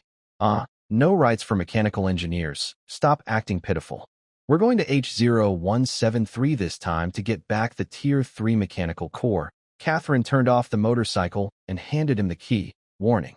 "Check my precious one too." The young man's ears only caught the words, Tier 3 mechanical core, and his eyes lit up immediately. "Really, Sister K? You keep your promises?" "When did Sister K stop keeping her promises?" Catherine raised an eyebrow. "Last time, when you were lazy playing mahjong and delayed using the car, I almost broke your leg right then and there," she said. The skinny, dark-haired young man shrank his neck. "I'll go fix the car first." Catherine twisted her waist and gently patted Cheng Zhuo's shoulder. "Don't worry, Sister is joking with him. Come with me. I'll take you to see your lovely friends." She then walked straight down a corridor in the parking area toward the back. The atmosphere of the Wolfpack Guild seemed pretty good. Catherine let him through, and most people had cheerful smiles, greeting her sincerely. They walked to a place that looked like a dormitory area and stopped in front of a metal door. "They're inside." Catherine nodded and gestured, then leaned close to Cheng Zhuo's ear, lowering her voice to tease. "Don't rush to get intimate. Just kiss her to comfort her. After that, come to the medical area to find me. Mayor Wang's people brought a few things for you." Brother Zhuo, as the metal door just slid open a crack, hurried footsteps suddenly sounded from inside. Three figures rushed out quickly. Wan Qinghe led the way, her pale hands grabbing Cheng Zhuo. She looked him over from head to toe, making sure he wasn't hurt, then let out a long breath, her voice still trembling a little. "Zhao, that bastard Zhao Shichong didn't trouble you, right?" "No, don't worry," Cheng Zhuo replied. He reached out and took her cool hand, then turned to the side, opening his arms to hug the approaching Xiachan, rubbing her head. Finally, he looked at Xiaomo, who was standing a few steps away, and gave her a meaningful look. Xiaomo understood and stepped forward gently. With her silver hair flowing, she leaned against Cheng Zhuo's chest and silently held him tightly around the waist. "Sorry to make you all worry." Cheng Zhuo's voice softened as he comforted his three wives. "It's nothing," he said. Wan Qinghe leaned on Cheng Zhuo's shoulder, her heart pounding still from anxiety. She had just heard Xiachan mention that the hunter team Cheng Zhuo fought in the endless wilderness seemed to have the emblem of the Thunder Guild on their combat uniforms. At that time, the RV was completely sealed off by Cheng Zhuo, and they didn't know what was happening outside. But Xiachan was very alert and seemed to hear some sounds of fighting. She guessed that the small team was probably wiped out by her brother Cheng Zhuo. Hearing Xiachan's words, Wan Qinghe became even more worried. Thunder City was a powerful force that ordinary people couldn't challenge. She knew Cheng Zhuo was no longer the same as before, but she couldn't help feeling anxious. "Husband," Wan Qinghe slowly raised her head, showing a determined look on her face. "I'm not going to Caxiu Academy anymore. I want to go to the ecological zone, hunt strange beasts in the wasteland, and I've discussed it with my sisters. We want to become stronger, have a second awakening, and help you instead of being a burden." Since leaving the new house and watching Cheng Zhuo disappear alone from sight, Wan Qinghe secretly vowed in her heart that she would work hard to become stronger. If such things happen again, she would never let Cheng Zhuo face danger alone. She really hated feeling so powerless. Cheng Zhuo responded with a tone full of gentle concern. Aren't you afraid, since you were pulled into the wasteland as a child and it left a shadow on you? I'm afraid. Chunhua nodded honestly, but clenched his hand tighter around his. But nothing is more frightening than losing you. Yeah, same here. Xia Chan nodded eagerly beside them. Xia Mo also raised her face, her silence filled with an unspoken determination. All right, Cheng Zhuo nodded slightly. I also had this idea. Since you all want to, let's work hard together. Oh, that's so cool. After a moment of tenderness, Cheng Zhuo remembered Catherine's instructions. He led the three girls to the medical area. When they arrived at the door, through the clean glass, they saw Catherine sitting on a medical chair. She was gently pressing her fingertips on the interface of her cybernetic right leg. The faint blue source power lines faded away. She held the metal edge of her prosthetic limb, gently pulled it, and removed the silver-white mechanical leg, revealing the red skin at the stump. Catherine also noticed them and waved to signal them to come in. Chunhua was the first to push the door open. She approached Catherine and gently touched the stump of her right thigh, her brows slightly furrowed. Big Sister K, does it hurt? Just used to it now. Catherine smiled and skillfully changed into a biomechanical prosthetic limb. Its skin color almost seamlessly matched her real leg, making it hard to tell the difference at a glance. She casually removed her cybernetic eye from her face and put on a pair of thin-framed gold glasses. Her long, dark yellow hair draped over her shoulders, hiding the faint mechanical connection behind her ears. After removing all the mechanical devices, Catherine looked much softer and more gentle. She had a kind of friendly, sisterly feeling. Then, if I practiced to the 7th level, Chunhua suddenly looked up with a serious expression in her eyes and asked, "Is there a way to help my sister repair herself?"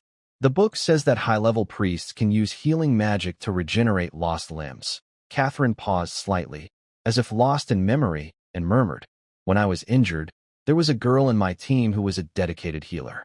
She asked me the same thing. Now, what level is she at?" Chunghua's eyes brightened. "Can I ask her some questions? I've decided. I want to become a hunter."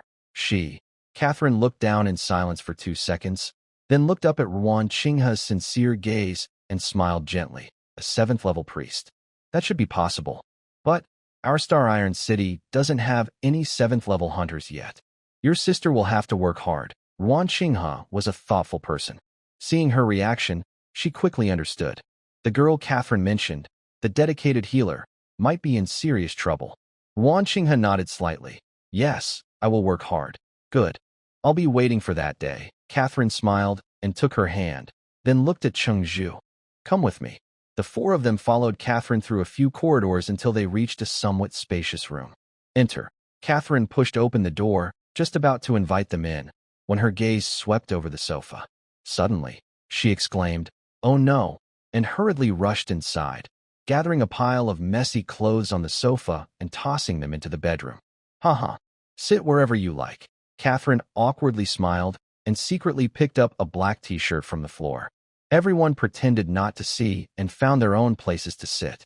The room was simple. Besides a sofa, a coffee table, a rack for drinks, and a refrigerator that added a bit of a lived-in feel. Catherine walked to the bookshelf and took down an unopened brown package from the top shelf. It had the emblem of Redstone Town printed on it. "This was sent by Mayor Wong from Redstone Town." "It just arrived," she said. Catherine handed the package to Cheng Zhuo. He only brought one message. "Thank you for bringing honor to Redstone Town.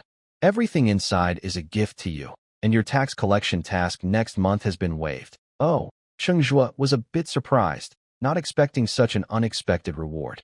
Cheng Zhuo took the package and opened it right in front of Catherine without hiding anything. Inside was a small leather case about the size of a book. When he opened it with a click, a faint purple glow spread out. Lying quietly inside was a source power card. Beneath the card, there was an envelope. Wow, when did Uncle Wong become so generous? Catherine adjusted her glasses and looked at the card carefully. "A top new talent gets an epic level card," she said. Cheng Zhuo also paused, feeling the slight tremor of source power flowing through the card's patterns. It was definitely an epic level. The title of Top new talent. Sounded impressive, but with 4 new talents each year, it wasn't a very rare honor. It might bring some attention to Redstone Town, but for a small town that could be swallowed by the ecosystem at any time, it didn't matter much. He had thought he would get a few thousand city-state coins as a reward. But unexpectedly, this Mayor Wong, whom he had never met, directly sent an epic-level card. Focusing on the card's details, Cheng Zhuo's eyes lit up instantly. Thundering Scepter, weapon card, quality, epic, purple, effect. Summon with the scepter.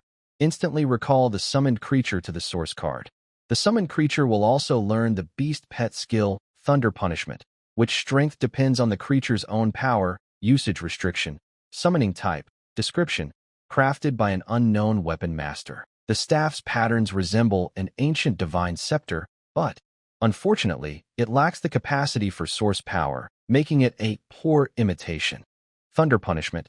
Cheng Zhuo lightly tapped the lightning pattern on the card with his finger. He had a premonition.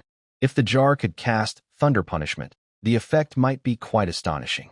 Carefully store the cards. Cheng Zhuo's gaze returned to the envelope still lying in the box. The envelope looked special, with a dark red gemstone seal on the flap. Cheng Zhuo pinched the edge of the envelope, feeling the heavy texture of the paper, something rare in today's era. He broke the wax seal and pulled out a dark card. When the words, Abyss, in gold embossing appeared, Cheng Zhuo's finger paused instinctively. Huh? Catherine, startled, instinctively leaned closer to Cheng Zhuo, almost pressing her face against the card, with a look of disbelief. Abyss Hunter card? Could it be for you? Quickly, check the back. Cheng Zhuo turned the card over as instructed. In the dark lower right corner, a line of gold-embossed small characters clearly read, Cheng Zhuo. This type of Abyss Hunter card was issued by Tashin, and it couldn't be copied or stolen. Having this card meant officially entering the main fighting circle of a certain faction, an opportunity many hunters desperately wanted. Catherine, staring at the dark surface of the card, stroked her chin. It seems there are really no new people in the town now. You haven't even advanced yet, and you've already got an Abyss card. Is it really just because there are no newcomers? Cheng Zhuo repeatedly examined the mysterious patterns on the card, pondering. Abyss hunters are considered the ultimate goal for most hunters. Only those with enough strength or potential can hope to obtain this card from the major lighthouse factions. After all, an Abyss hunter represents the face of a faction. If the outside world's ruins are like team dungeons, then the Abyss is like an endless mode. A hunter's name, level, guild, and the lighthouse they belong to are all linked to kill points and are displayed in real time on the Abyss leaderboard. If someone weaker than you surpass you, it's quite embarrassing. It was clear that Mayor Wong still had high hopes for him. Don't be too nervous. Seeing Cheng Zhuo clutching the Abyss card without speaking, Catherine thought he was intimidated by the words, Abyss, and patted his shoulder to comfort him. Our Redstone Town's Abyss hunters aren't as competitive as others. We've been at the bottom for many years. The townspeople are used to it. Besides, there's more than a month before the next Abyss opens, so there's no need to worry about it now. Us? Cheng Zhuo was surprised. Are you also from Hongsha Town? Of course, didn't I tell you? Catherine raised an brow. Oh right, I also have something for you. She turned her head and walked back to the bookshelf. She pulled down a canvas bag from the top shelf, and with a rustling sound, it spilled onto the table. It was a bright red color. Clearly, it was a pile of tower stones from Hongsha Town. Cough. Seeing Cheng Zhuo staring blankly at the tower stones, Catherine's ears turned slightly red. She scratched the back of her head and laughed awkwardly. That day I tricked you. Other towns really don't have many tower stones left, but Hongsha Town has so many that they're endless. Those 2,000. I spent them all. I'll pay you back tomorrow when I get the money from selling goods. Haha. No need to pay me back. Cheng Zhuo shook his head with a smile. You helped a lot today. You don't need to keep that in mind. It's still the same. What's owed is owed. Catherine shook her head. I never cheat my own people. Then she took out 3 pieces from the pile and handed them to Wan Chunhua and the other 2 women. If you're planning to sign a contract in Hongsha Town, just use these. When you go there, you'll pass through a medium risk zone. It's better to have some self-protection skills before heading over. Thank you, sister, the 3 women said gratefully. Don't worry about the Abyss stuff for now. Catherine looked at Cheng Zhuo again, her tone becoming more serious. Focus on preparing for tomorrow's mission into H0173. Honestly, I only wanted to bring you in because of the higher-ups' orders. I wasn't entirely comfortable leaving Chunhua and the others in your hands. But since Uncle Wang thinks highly of you, I feel more at ease. Are you familiar with Director Wang? Cheng Zhuo asked. Catherine nodded slightly. Yes, I grew up in the orphanage in the town.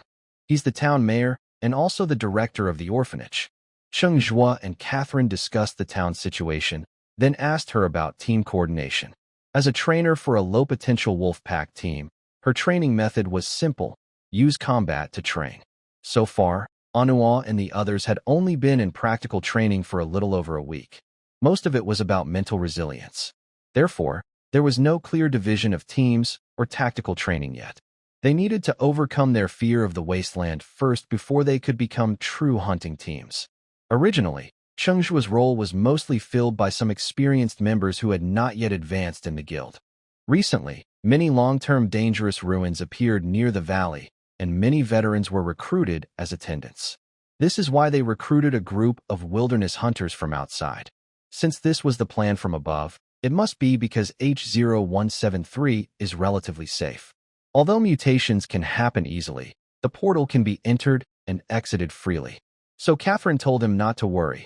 Whatever methods they used to fight in the endless wilderness could be used here as well. Night fell deeper.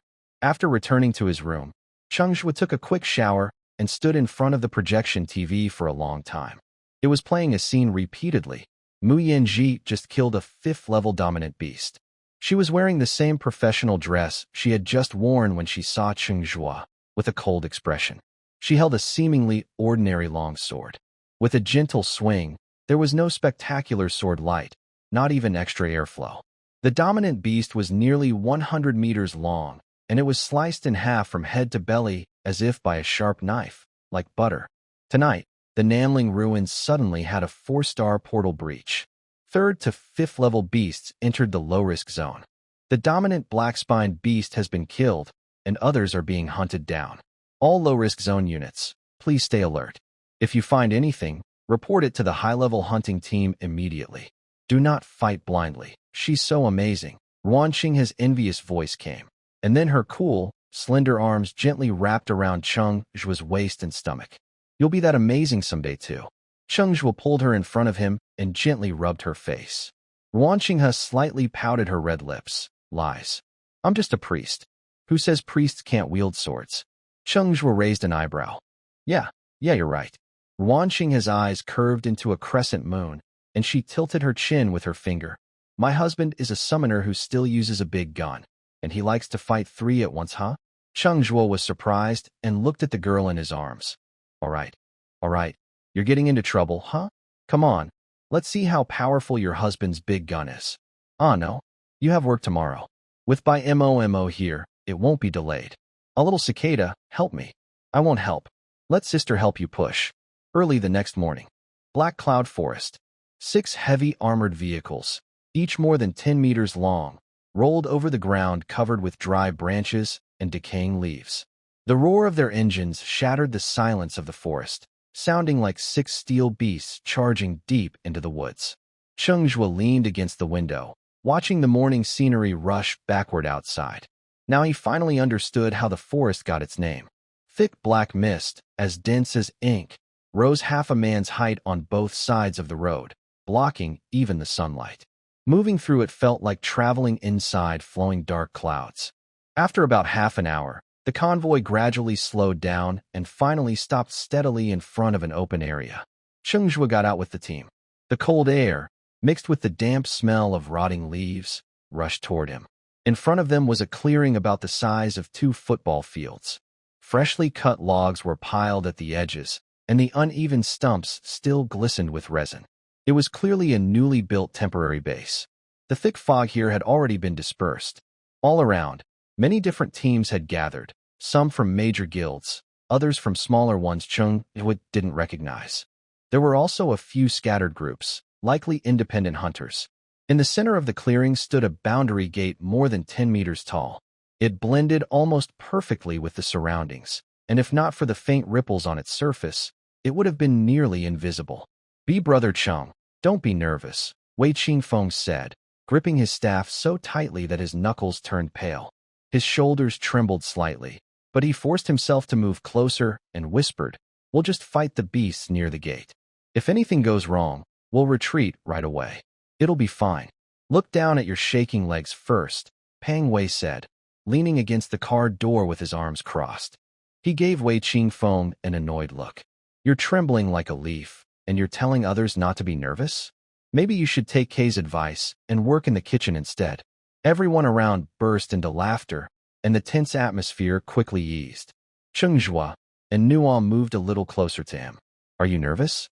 She wore a dark green combat uniform today, the fabric fitting snugly without being tight, perfectly outlining her graceful curves. Her waist was sharply defined, making her tall 170 centimeters height mostly appear as long, even legs. Cheng Zhuo looked back and raised an eyebrow, saying, "How could that be? I am the strongest newcomer. Only exotic beasts see me as nervous." And Nuo smiled softly, using her long bow to tap his shoulder, teasing, "Wow, you're quite confident." With this movement, she immediately drew the attention of many boys in the team. And Nuo was already a girl with outstanding looks and figure. Standing next to Cheng Zhuo, she looked even more eye-catching. Recently, Cheng Zhuo's physical strength had greatly improved. His already handsome face now looked sharper, and at nearly 190 centimeters tall, he was tall and straight. Standing with a Nuo, who held a long bow, they looked strangely matching.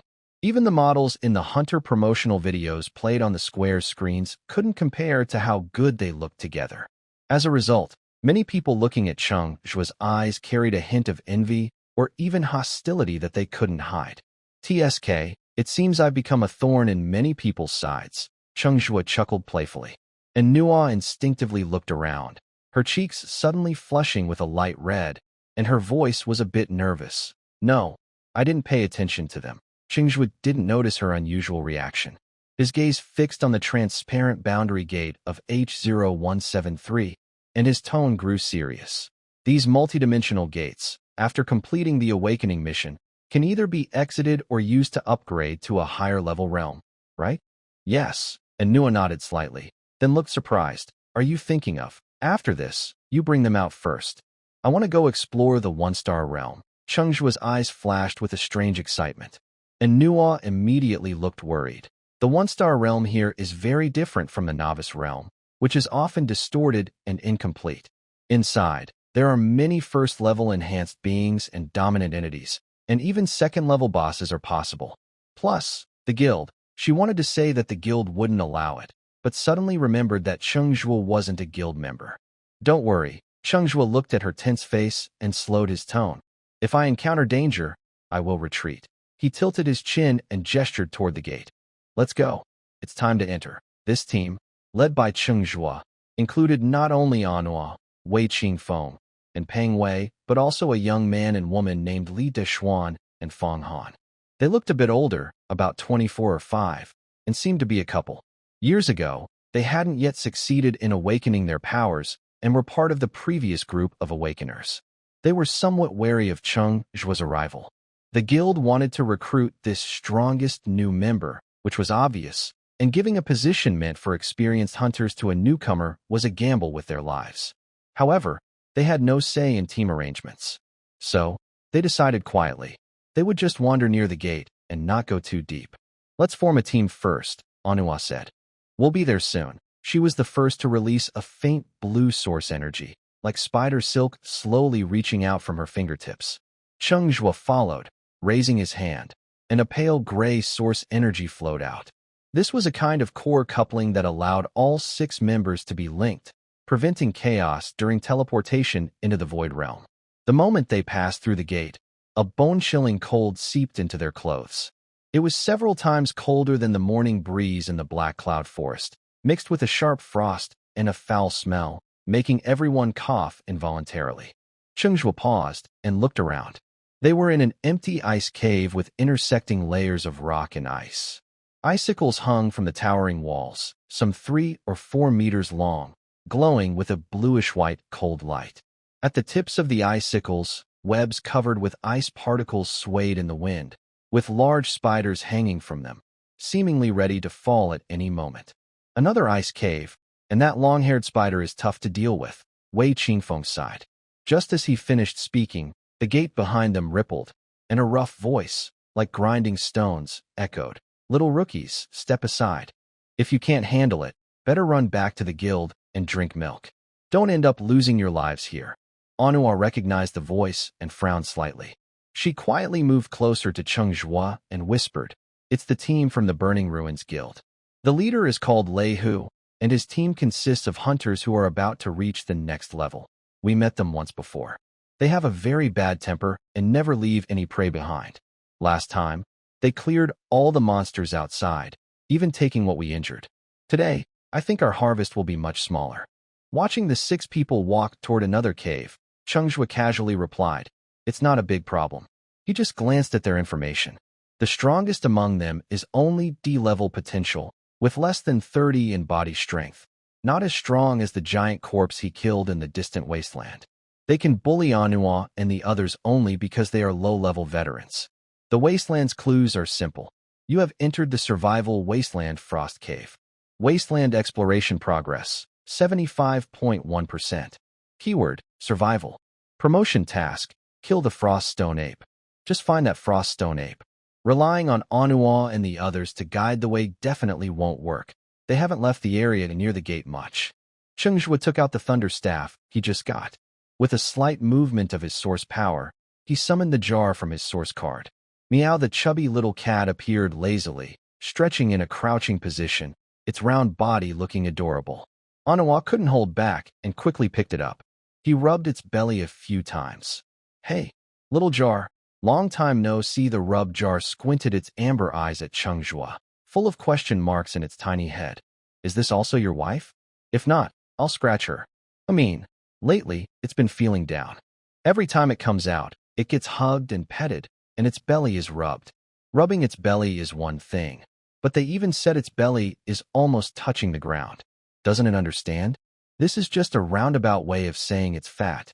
Cheng Zhuo stifled a laugh, gave the jar a "don't cause trouble" look, then turned his gaze toward the distant mountain cave wall. Sha-sha, sha-sha.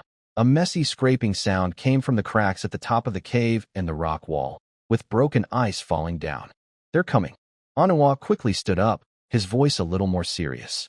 She tiptoed lightly onto a raised stone platform, holding her alloy bow at her side. A faint blue energy flowed along the bowstring, quickly forming a glowing arrow. "Peng Wei, Li Dixuan, keep your formation, okay." Peng Wei grinned fiercely, showing his sharp teeth. Li Dixuan also took a step forward, causing his heavy shield to thud onto the ground. Anua's gaze shifted to Wei Qingfeng, and her tone became more cautious. "Wei Qingfeng, your fireball is the nemesis of those eye bugs. Don't be afraid, and don't overuse your power. Watch your energy. Got it? Got it." Wei Qingfeng took a deep breath, calming his nerves. His palms quickly ignited 2 orange flames. Finally, Anua waved her hand at Feng Han behind her. "Sister Feng, watch the monsters they're entangling. Their abdomen is weak. Strike once and retreat. Don't get into a fight." Feng Han nodded slightly and drew a dagger that shimmered with blue light. Her figure flickered. She almost became invisible. Only a faint air current trail remained, silently moving toward the shadowy part of the rock wall. "Cheng Zhuo, you can do your own thing," Anua said softly, reminding her. "Be careful not to get hit by their self-destructing eye bugs. They are corrosive." Cheng Zhuo nodded slightly, her gaze fixed on the rock wall. She saw a group of half-human height spiders crawling along the stone surface, covered in tiny ice patterns. Their abdomens were densely packed with pupils, staring intently at everyone. "Meow." Guangguan looked at everyone ready for battle, tilting her round head in confusion, and looked at Cheng Zhuo. "Are they nervous because of these big bugs? Should the kitty go in?" Cheng Zhuo focused on a large spider climbing down the wall. Thousand-eyed spider, frost, level, Tier 0 derived creature, biological strength. 18.5. Talent AI pupil digging. Can dig out her own eye bugs and launch explosive attacks with her eyeballs. Description: a strange spider that grows in extremely cold places. It likes to eat human eyes. Be careful of the eyeballs it throws out. They burst with strong corrosive power. The spider looked quite intimidating, about half a person tall, but it didn't seem very strong. Zhuo Cheng quickly lost interest. Can Let's finish this quickly, with a command. Can's amber eyes instantly narrowed into vertical pupils, and its round body tensed suddenly. It shot forward with a whoosh, like a plush bomb full of energy. Its paw pads kicked out tiny cracks on the ice rock, and it swiftly rushed to the frontmost thousand-eyed spider. Chungqing was not idle either. He flicked his fingertips, took out a silver night gravity card. Source energy flowed from his fingertips into the card, and he gently threw it forward. A dazzling light of pale blue shimmered. The metal parts clicked and fit together in the glow, as if alive, rapidly assembling. The head, shoulder armor, torso, and legs formed one after another. In just 3 seconds, a dark silver mech over 3 meters tall landed heavily, its thick foot crushing the ice surface, causing the surrounding ice to crack and scatter. Chungqing leapt up, spun into the cockpit. He swung his mechanical arm, and the epic-length spear, Lone Star, materialized instantly. The spear tip shimmered like cold frost, and the dark patterns on the shaft slowly lit up as source energy was injected, resembling a dormant purple-scaled dragon. Chungqing controlled the mech, suddenly stomping his left leg. Crack! The ice rock instantly cracked like a spider web, and the silver knight shot out like an arrow, sweeping the spear across with a sharp, breaking sound. Wow, this gravity device is still in Brother Cheng's hands. So cool, Wei Qingfeng exclaimed in surprise. His flames had gone out. The others also turned their attention back, all captivated by the cool gravity device. Chungqing did not use the heavy weapons on the gravity device. For fighting this level of alien beast, using source energy weapons might not be enough. He held the spear horizontally, attacking boldly. Shoo! A giant spider on the stone wall was instantly split in half like paper. Kim was even faster, jumping and darting around, with occasional flashes of pale blue arcs on its claws. That was the Thunder Punishment, enhancement skill from the Thunder Staff. Any thousand-eyed spider touched by its claws would be instantly electrocuted, paralyzed, and twitching on the ground. Soon, it would be motionless. Its hunting speed was so fast that even Chungqing couldn't help but glance a few more times. He deliberately checked Can's panel. Apart from the new Thunder Penalty boost, other data haven't changed much. The growth progress is still surprisingly slow. Previously, Cheng Zhuo looked through Summon Beast training materials and learned that when a summoner advances, their summon also advances at the same time. But during the growth phase, evolution depends on feeding beast food and source cores. Last time in the Endless Wasteland, he defeated nearly half of the mutant beasts, feeding half of the source cores into the jars, but their growth only increased by 0.1%. At this rate, it's uncertain when it will reach the juvenile stage. However, Cheng Zhuo noticed that every bit of growth in the jars was very noticeable. That 0.1% increase brought a significant improvement, about 50 points in the biological strength of the jars, which now reach level 115.6. To know, first-level mutant beasts usually have biological strength between levels 50 and 150, so the jars have already surpassed most beings at this level. If they add the dragon form state, in terms of body strength alone, they are already unbeatable among first-level creatures. There are also some changes Cheng Zhuo cannot understand. For example, its source core. The system still shows it as a first-level evolution, but he can faintly feel that its source core is much stronger than ordinary first-level pets, as if it has some special storage ability. It's probably due to system enhancements and the influence of the mythic-level breathing meditation card, slowly fermenting inside it. As the person and the cat rush out together, their overwhelming slaughter leaves Chunhua and others stunned. Is a first-level pet really that strong? Where do the rumors of low-level summoners being weak come from? Handle the source core.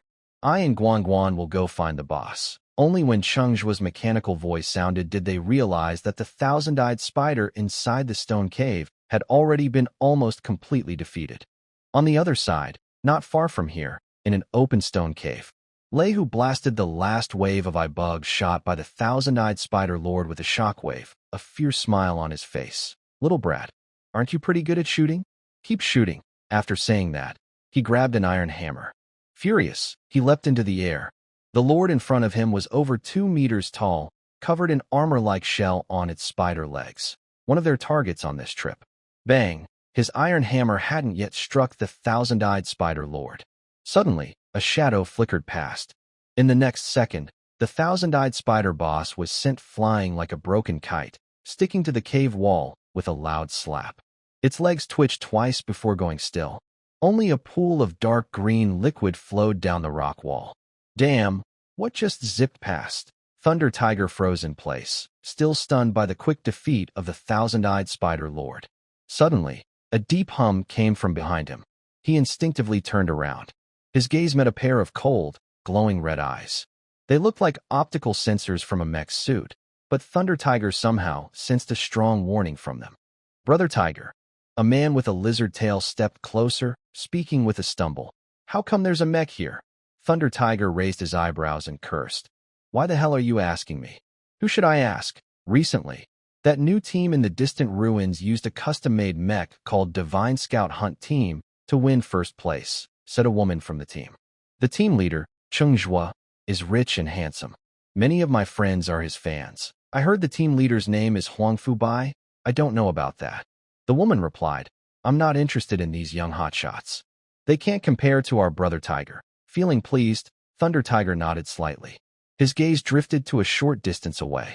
There, a crimson mech was advancing with crushing force, accompanied by a chubby, furry creature that looked like a panda or a tiger, moving incredibly fast.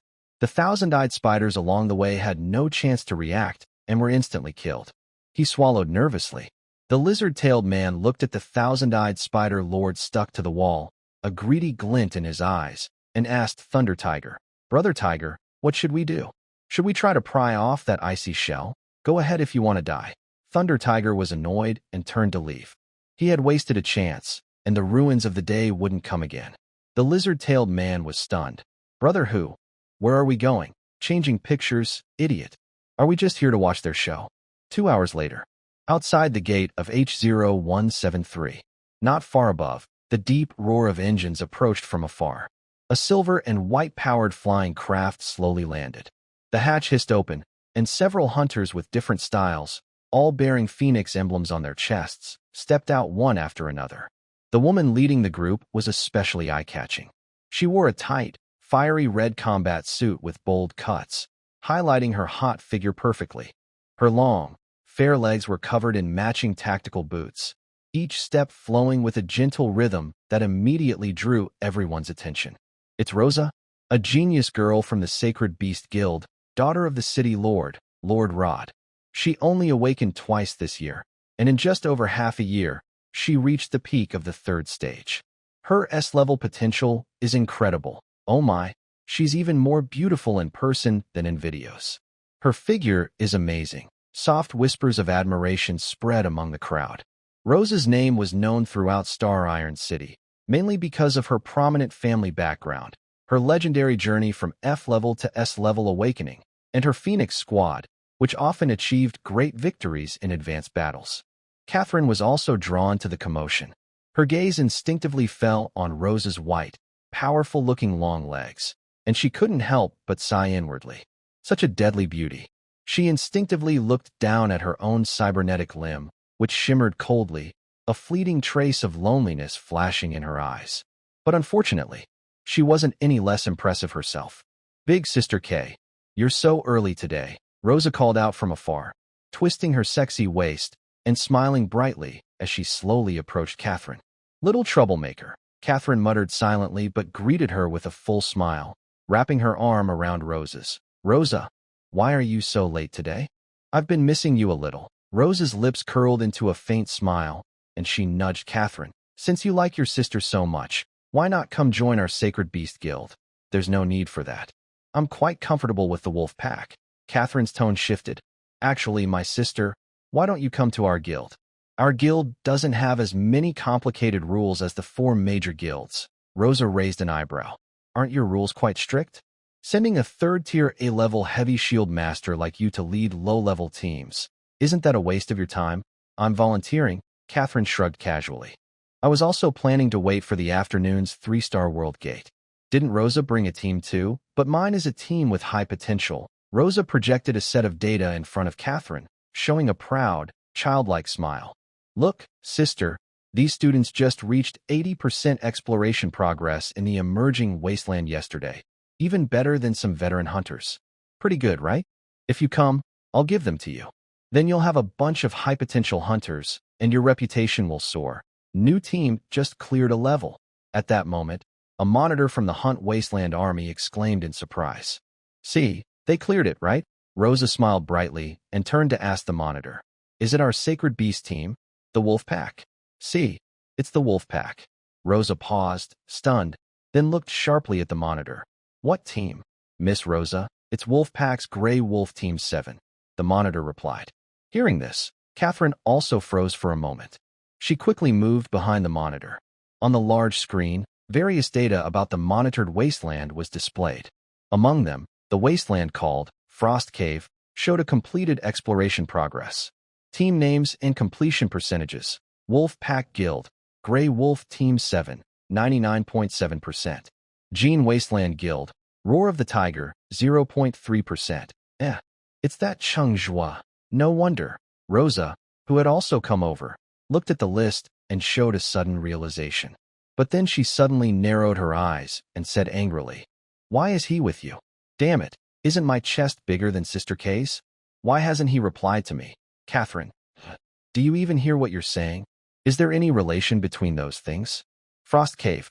At the end of a dense series of tunnels, a strange beast covered in white fur lies. It is over 5 meters long, with a chest full of muscles that look like icy stone slabs, each one radiating a strong, wild power. Level 1 Newborn Body Lord, body strength 123.8. Higher than the blind corpses in the endless wasteland. Cheng Zhuo gazes at the corpse of the frost stone ape, a satisfied look in his eyes. This kind of pure strength beast is perfect for his current method of summoning corpses. Not only can he perfectly recreate its strength from when it was alive, but because the corpse puppet doesn't know fear or pain, its fighting ability can be improved even further. With a slight movement of his finger, Cheng Zhuo puts the ape's corpse into the system space. Earlier, when he used a zombie hen as a quick fix, he had this idea. He can prepare some beast corpses in the system space for emergencies. These corpses within his mental summon range can be stored in larger numbers. Time in the system space is frozen, so there's no need to worry about corpses rotting. But now, it's time to increase the difficulty. Cheng Zhuo looks up at the message that appeared after defeating the boss. Would you like to enter a 1-star wasteland, the Forest of Death? Continue. Actually, those frost beasts posed a significant threat to Cheng Zhuo himself. He had just tried fighting without using enhancement cards. Maybe because he had the jar and various backup measures, Cheng Zhuo was clumsy but didn't get into a tense state. A second awakening requires a long period of extreme conditions, preferably with a near-death experience to trigger it. Cheng Zhuo clicks his tongue lightly and stops wasting time. Let's go? With a flick of his finger in the air, a ripple appears in space, and a 1-meter-tall teleportation gate suddenly materializes. Inside, gray mist swirls, and strange sounds can be faintly heard. Cheng Zhuo controls his mech and steps through. Roar! As soon as he crosses the gate, a blinding white light instantly floods his vision, and a strange, furious roar suddenly explodes in his ears. He instinctively tries to control gravity to block with his gun, but a dead silence and sluggishness follow. What's going on? His mech completely loses response. As the white light in front of him dissipates, Cheng Zhuo suddenly realized that a giant corpse with a green face and sharp teeth was rushing toward him. It was a 2.5-meter-tall giant corpse, all shriveled and blackened. Its torn work clothes revealed bony joints, and an orange helmet was strapped on its head. Its eye sockets were empty, only swirling with ghostly green flames. Wow, what a coincidence! Another blind zombie. Yunjing Villa. In a spacious room. The room was filled with the cold glow of a screen and various control panels. Security guard Lao Gao stood at the door, holding a silver tray, watching the figure almost embedded in the screen behind the control panels. His tone carried a bit of worry and sadness. Young master, you haven't eaten yet today. Inside the control room, Huangfu Bai seemed not to hear. His fingertips flicked across the projection like weaving threads. His eyes, bloodshot under the glow, looked very fierce. He stared tightly at the jumping data on the screen, whispering obsessively. If even a small blind zombie's force field can't be handled, what's the point of this so-called technology to destroy the ruins? After a moment, he looked as if all his strength had been drained. He suddenly collapsed onto the cold metal floor. Suddenly, he started trembling and whimpering. At first, just slight shoulder movements and soft sobs. But in no time, he completely lost control, lying on the ground with limbs spread out. He ruffled his golden hair into a messy nest and cried loudly. Wah, wah, wah. We got first place, but didn't even make it into the top 1,000. More than half of my teammates are dead or injured. I was saved by a level F guy. I'm locked inside this broken fortress and can't get out. It's so embarrassing. Lao Gao rubbed his pounding temples, thinking, another personality is emerging. Luckily, this little bai still knows to eat. He crouched down beside Huang Fu Bai with the tray, speaking softly. Young master, the team did get first place, and that's your goal. Without your gravity body, Cheng Zhuo couldn't have taken the strongest newcomer title. From another perspective, you are the strongest newcomer. Really? Huang Fu Bai popped a snot bubble, wiped it on Lao Gao's tie, and looked up with tearful eyes. Then it settled. You are the strongest newcomer. Old Gao nodded heavily, lifted the lid of the food tray, revealing a carefully arranged sandwich. Eat something first, a black fish roe and gold leaf sandwich, your favorite. Okay. Just as Huang Fu Bai was about to take the sandwich, he suddenly looked at Old Gao with a pout. But Liamo knew the whole time I messed up. We worked on it for days before we finally got it out. Boo-hoo. Smack. Suddenly, he slapped himself hard across the face. The look of grievance on his face disappeared instantly, replaced by a fierce gaze. His tone turned cold. If you ask me, we should just kill both of them and be done with it. That can't be done. His face showing anger, he whined. Cheng Zhuo saved my life. His expression turned cold again, and he scolded. What do you suggest we do? Stop arguing. Suddenly, Huang Fu Bai's emotions seemed to hit a reset button. He gently twisted a bracelet on his wrist, tidied his messy hair, and his demeanor instantly regained its noble air. His tone carried a hint of certainty. Xiao Bai, take the Emperor Killer back. After saying that, he stood up, adjusted his collar, and looked again at the complex design plans on the screen. Old Gao stepped forward, bowing slightly. Young master, have some food and rest? You're not in good shape. If they cause trouble outside, I won't be able to stop them. Huang Fu Bai paused, withdrew his gaze, picked up a glass of red wine from the tray, and took a sip. What's the situation outside? The heat from the extra-dimensional ruins has mostly subsided. Several major forces with bases in Redstone Town have sent you contracts. They also found your residence, and the gifts are almost filling the hallway, Old Gao replied. Ignore it. Huang Fu Bai's lips curled slightly, and he finished the wine in his glass. Then he asked, and those two guys? Those guilds also sent them contracts. Liamo signed with Thunder, but Cheng Zhuo hasn't signed yet. He reached a short-term cooperation with a small guild called Wolf Pack. Looks like he's waiting to see what happens. Xiao Bai is right. I really owe Cheng Zhuo a life, Huang Fu Bai suddenly said. Your gravity body hasn't been recovered yet, so it should be enough to repay. Not enough? Prince Bai directly interrupted, raising an eyebrow. Those are just external things. How could they compare to my life? That's true, Old Gao nodded. So, what do you mean? Since he saved my life, I will find a chance to save his. Huh? Old Gao was surprised. Get ready. Prince Bai turned to leave, his golden hair swaying with his steps. His lazy voice drifted over. Check Cheng Zhuo's location, bring the anchoring device and the mimic bait. I'll set a trap for him, then save him again. Payback is a must. This idea is brilliant, Old Gao. Is that how you use the phrase, payback? It seems the most normal thing is often the most absurd. Oh, and don't forget to gather some tool teammates.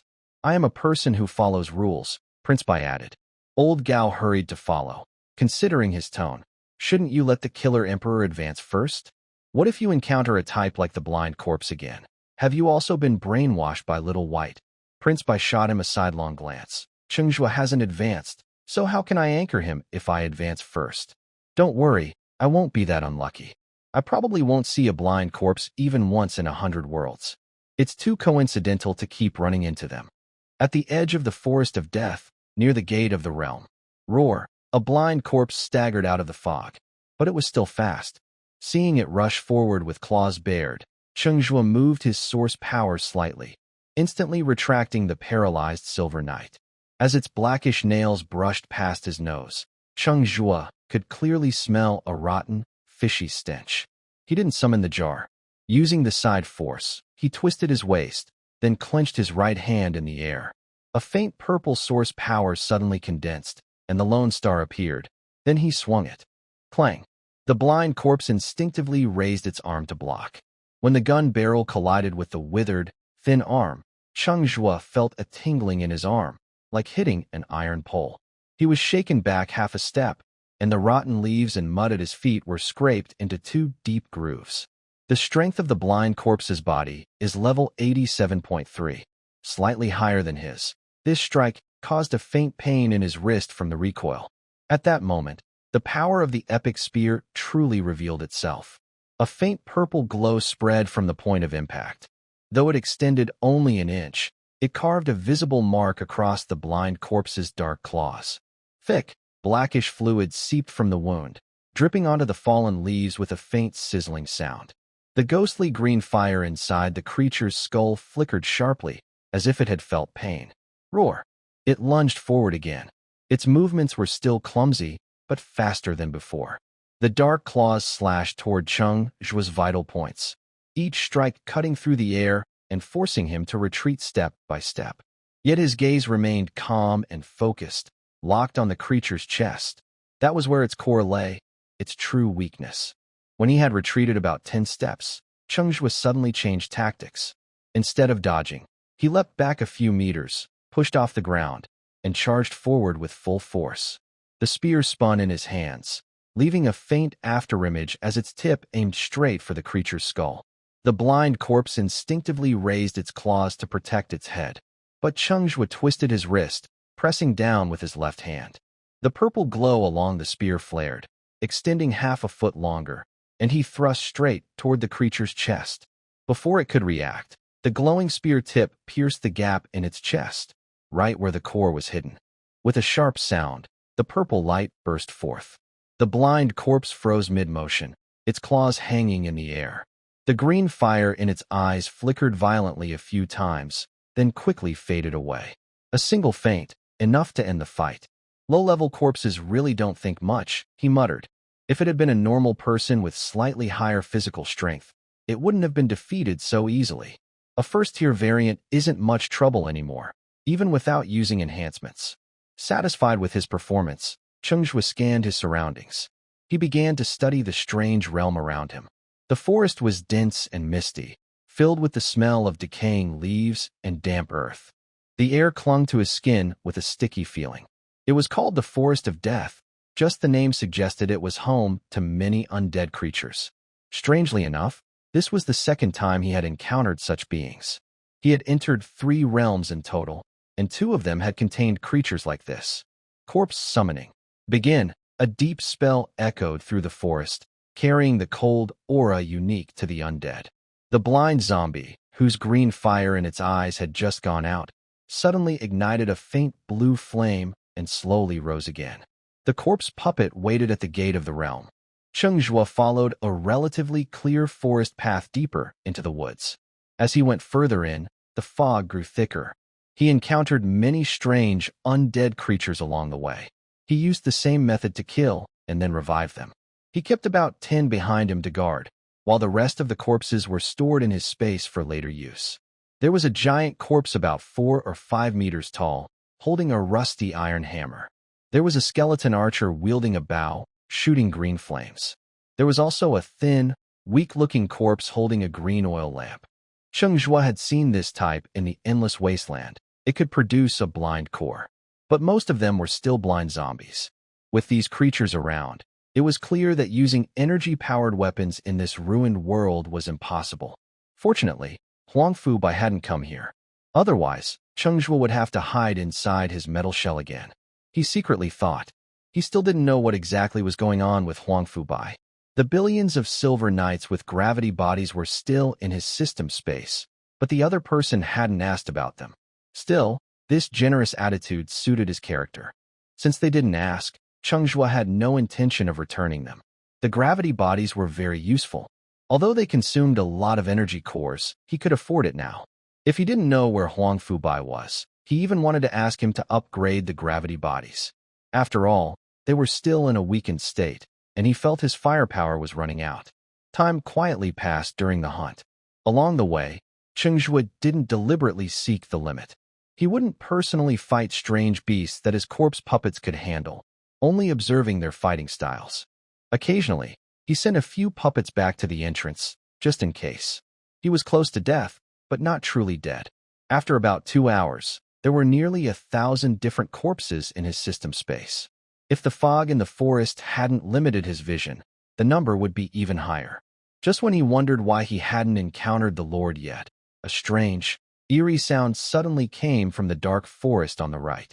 With the hoarse sound unique to spirits, like rusty metal scraping, Cheng Zhuo's heart tightened as he quietly moved closer. He passed through a dense bush, and suddenly his view opened up. There was a withered, thin zombie-like creature, about the height of a normal person, completely black, holding a bone knife with green flames, leaning against a decayed tree root. Huh! The moment Cheng Zhuo appeared, the bone knife zombie immediately looked up. Its eyes were blood red, wild and crazy, and it roared as it charged straight at Cheng Zhuo. So fast, Cheng Zhuo was greatly surprised, almost only seeing a fleeting shadow. If not for a giant hammer in front of him blocking the attack, he might have activated his dragon form immediately. Why did such a fierce creature suddenly appear? Cheng Zhuo wondered, focusing his gaze. Zombie Assassin Spirit, Level, Tier 1 Derivative, Biological Body Strength, 88.5, 176.0, Talent, Mist Concealment. Can hide in thick fog to deliver a deadly strike. Description: when it appears, stay away from the fog. This creature is in an overexerted, berserk state. In a split second, Cheng Zhuo noticed a scar on its forehead, with dried black blood at the edges, like that day when Demeng's skull was lifted. Cheng Zhuo carefully examined it. Sure enough, the zombie's bloodshot, frantic eyes and violent aura of its movements were exactly like Demeng's out-of-control state at that time. No way. Cheng Zhuo felt it was a bit unbelievable. Could it be that the guy called Luo Qiang didn't really die? Damn it, resurrecting such a godly tool is so common now? Or are they just hunters with similar abilities? Cheng Zhuo still couldn't quite believe it. Staring at the zombie assassin, who was easily slaughtering his puppet, his eyes narrowed slightly, and he activated his core technique. A layer of dragon scales suddenly appeared on his chest, spreading rapidly like a tide. Outside the H0173 World Gate. Buzz, buzz.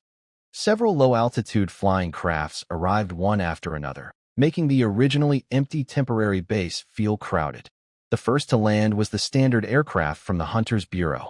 The moment the hatch opened, a military officer dressed in a black uniform, accompanied by several fully armed Hunter Corps soldiers, strode out quickly. His face was stern and square, like a piece of iron, and his eyes scanned the gathered crowd. He spoke in a deep voice. Spirit Monitor has detected abnormal internal energy fluctuations in H0173. All personnel, evacuate immediately. Then, the flying ships from the 4 major guilds landed one after another. A few senior officials stepped out. Ren Tianxing heard the warning and, with a serious expression, approached the officer. Lieutenant Colonel Liang Yi, could the abnormality in the gate of the constant state be caused by someone from the Shadow Society? Yes, Liang Yi replied heavily, glancing at the leaders of the 4 guilds. His tone carried some suspicion.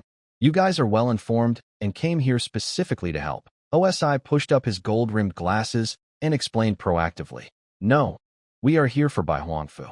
He just entered H0173. Liang Ye's eyebrows furrowed slightly, and his tone became more serious. The S-rank newcomer that the deputy director values so much? Exactly, they all replied. Oh no. Suddenly, at the edge of the base, a huge figure burst out from the treetops. As its 4 hooves hit the ground, the earth shook, and leaves flew everywhere. It was a giant blue wolf, about 2 meters tall, with smooth, silk-like fur. At this moment, it was panting heavily, and with a few thuds, it landed near the gate of the constant state. Riding on the wolf was an old man with dark skin and white hair at his temples. He looked over the 4 guild leaders and the hunter corps members, snorted softly, and paid no attention. He headed straight toward Catherine. "Hey, boss, why are you here?" Catherine hurried to greet him. "Don't be so informal. Call me Grandpa," the old man said irritably, giving her a sidelong glance, then got straight to the point. "How many people are still inside?" Seeing the tense atmosphere, Catherine didn't joke anymore and replied immediately. "This morning, 10 new teams entered. Only Team 7 has come out so far. The others are still inside." The old man sighed in relief. "That Cheng Zhuo is in Team 7, right? It's good he's out. Old Wang kept reminding me to make sure Cheng Zhuo and Bai Huangfu are safely delivered to him." He hasn't come out, huh? Did he switch teams?" "No. He advanced in rank and went to the Forest of Death." Catherine hesitated. "Also, Huangfu Bai just went in too." "What?" In less than half an hour, the originally crowded border outpost was mostly empty. Only a few huntress soldiers in black uniforms and some guild staff responsible for supervision remained, whispering around Liang Yi. More huntress teams came out one after another. They were immediately ordered to leave. After giving a series of commands, Liang Yi approached some senior guild members, pulled out the electronic document from his watch, and on the faint blue projection, the golden seal of the Huntress Bureau was very prominent. "Everyone, the deputy director has just issued an emergency call-up order. All 3rd and 4th rank Huntress teams from each guild must immediately set up defenses at the first beast tide line 20 kilometers outside the city." Is it that serious? Could it be that the Shadow Society wants to cause chaos again? Those lunatics will do anything. Recently, some hunters' organs have been dug out. It must be them. Voices of discussion arose. "Better safe than sorry," Liang Yi frowned. "Please, everyone leave quickly. This area is now under Huntress Army control. When other guild teams come out, we will ensure they leave as soon as possible." Everyone looked at each other but ultimately chose to follow the instructions. Before boarding the aircraft, Song He hurried over to stand beside Ren Tianqing and whispered, "Old Ren, what do you think?" Ren Tianqing stroked his goat beard, glancing at the patrol huntress soldiers in the outpost. "They won't let us defend nearby, but they arrange for us to retreat 20 kilometers outside the city. This isn't about defending against the beast tide. It's about keeping us out of sight." Song He's eyes flashed with suspicion. "Are they planning to hide something valuable?" "Hard to say." Ren Tianqing looked at a few teams nearby and raised an eyebrow. "Look at who they brought. Only 3rd rank huntress soldiers. If they're worried about the border breaking, why not bring high-ranked teams or armored troops?" "Are you suggesting?" Song He looked suspiciously. "They want to go in, most likely," Ren Tianqing replied. Song He looked a bit anxious. "Are we just going to leave like this?" "Why not?" Ren Tianqing teased. "Do you want to snatch something from the deputy director?" Song He hesitated, looking regretful. Being able to make the deputy director and the Shadow Society compete is definitely a good thing. Ren Tianqing stroked his goat beard thoughtfully. "Don't rush. Don't you understand the Shadow Society's crazy nature? If they can't get it, they'll fight to the death, even trigger a breach. There might still be a chance. It seems difficult," Song He said, pouting. "Last time, we heard that a forbidden item appeared in the endless wasteland, but we didn't even know what it was. The deputy director took it and pretended not to know anything." "That's true. I wasn't lying. That thing really didn't show up," Ren Tianqing explained. "I have an old friend researching the Death God's secret stash for the deputy director. He said it disappeared the night it was supposed to respond, as if it had never appeared." "Really?" Song He widened his eyes. "Isn't it said that as long as a fragment appears, the secret stash won't be taken back easily? Who knows? Such top-level forbidden items, humans still know too little about them." Ren Tianqing shook his head, but suddenly stopped. "Hey, who's that?" He looked up suspiciously. Song He followed his gaze, and his heart suddenly clenched. On the treetops to the west of the base, a middle-aged man in black stood there, dressed in a neat black suit, hands behind his back. Song He's first notice wasn't the person, but the branch. A thin branch, only as thick as a finger, supported the weight of an adult, bending only half an inch. Not even a yellowed leaf on the edge fell. What shocked Song He more was that, using his full source energy perception, he couldn't sense any aura from the man. It wasn't a matter of energy shielding, but truly empty. It was as if the middle-aged man wasn't real, more like a projection. "It's the bodyguard of Huangfu Bai." Song, he looked slightly enlightened. I saw him outside the gate of the world that day. I thought he was just an ordinary person. A bodyguard so mysterious. Ren Tianqing's eyes narrowed as he sighed. What is Huang Fubai's background? The Forest of Death. Strength, 72, 122. Agility, 65, 115. Spirit, 139. Constitution, 66, 116. Luck, 35. Biological body strength rating, 76.55, 182.45. Cheng Zhuo was satisfied as he quickly checked his dragon form status.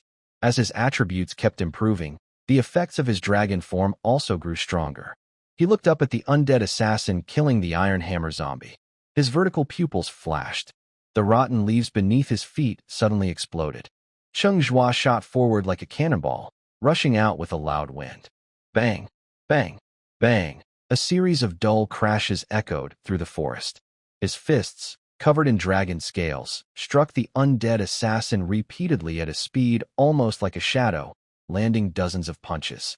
Once the undead assassin entered a berserk state, its biological body strength jumped to level 176, nearly matching Cheng Zhuo. It was clearly fast and agile, able to keep up with Cheng Zhuo's punching speed.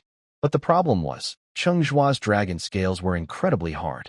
The green flame bone sword of the undead assassin shattered after a few hits, forcing it to use its thin, bony arms to barely block Cheng Zhuo's heavy punches. Crack! After a powerful strike from Cheng Zhuo, the undead assassin's wrists suddenly made a crisp sound and bent at a 90-degree angle. Huh! The undead assassin's eyes, glowing with crimson flames, paused. It tilted its head to look at its bent arm, seeming confused. Why did its good hand bend like that? Cheng Zhuo's vertical pupils narrowed slightly, a hint of teasing in his expression. Bang! He shot out again, punching directly. The undead assassin instinctively raised its hand to block, but was stunned to find that the right hand, which should have stopped the punch, was limp and hanging down, soft, and aimed toward its own head. Bang! Crack! The fist, as big as a sandbag, hit its face without resistance. A sharp sound rang out as the undead's head instantly deformed, black blood mixed with shattered bones splattering everywhere.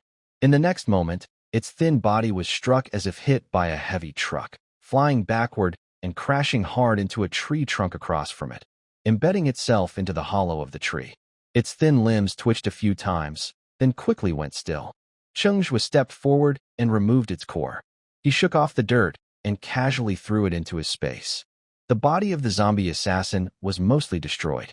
He didn't lose interest and casually threw out a dozen giant hammer zombie puppets, ready to continue clearing the way.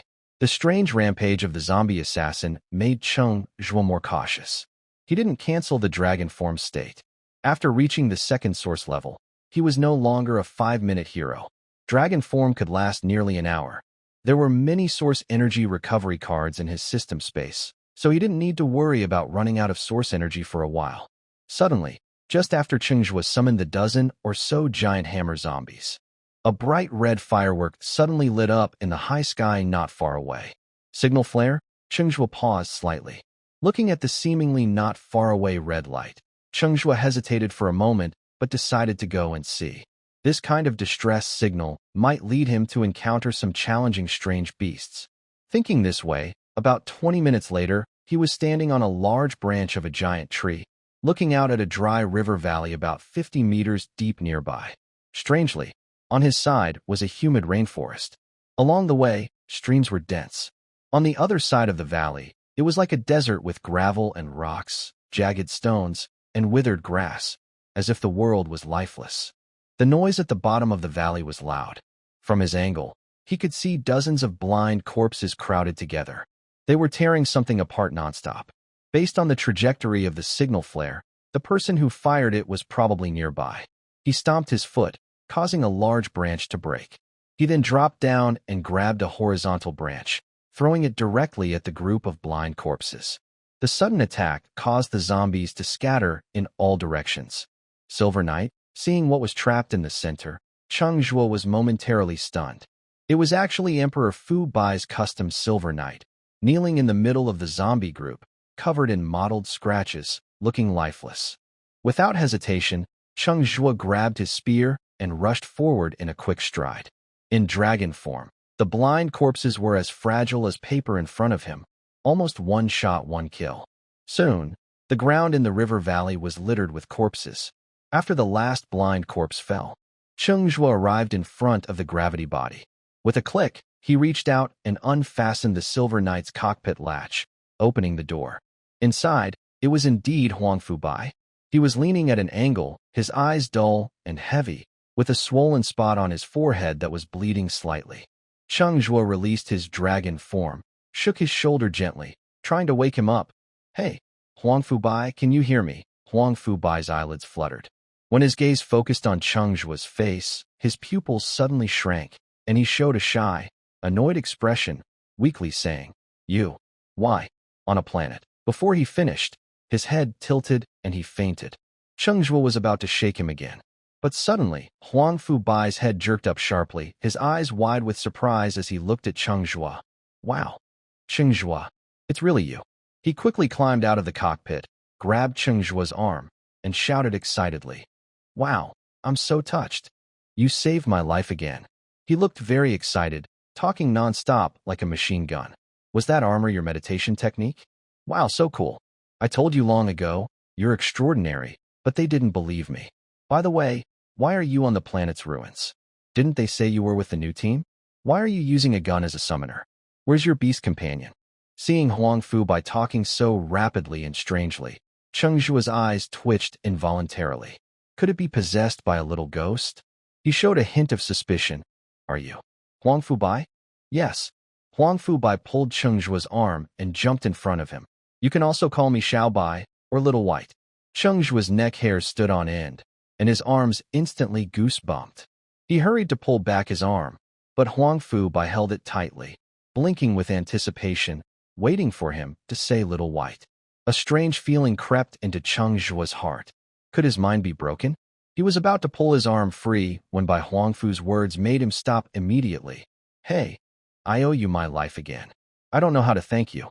How about I transfer 10 billion to you first?" "Huh?" Cheng Zhuo was momentarily stunned, his hand hanging in midair. He forced a dry laugh and said, "Haha, that's a bit too much to accept." Then he reached out with his left hand as well. He pulled out his payment code. "Humph." At this moment, Bai Huangfu suddenly let out a cold snort. He quickly shook off Cheng Zhuo's arm, looking anxious and panicked. He frantically shook his hand and then wiped it back and forth on his combat uniform. Seeing his disgusted expression, it was as if his hand was covered in dirt. Cheng Zhuo was confused. "No, does this person have some serious illness? Why are you here in the first star ruins?" After wiping his hand for a while, Bai Huangfu suddenly glared at Cheng Zhuo. It seemed he was holding back some strange anger, speaking with a mix of patience and fury. "Do you think that just because you're a new top talent and you've killed some low-level alien beasts, you can hunt here in the first star ruins? Foolish. Don't you know second-level alien beasts appear here? Are you trying to get yourself killed?" Considering the gravity body. Cheng Zhuo suppressed his frustration and said in a deep voice, "Captain Bai Huangfu, we're not official teammates. You're overstepping." Bai Huangfu hesitated for a moment, then reacted. He took a deep breath, forcibly suppressed the anger in his eyes, and returned to his usual cold and proud look, slowly saying, "Sorry, I lost my temper.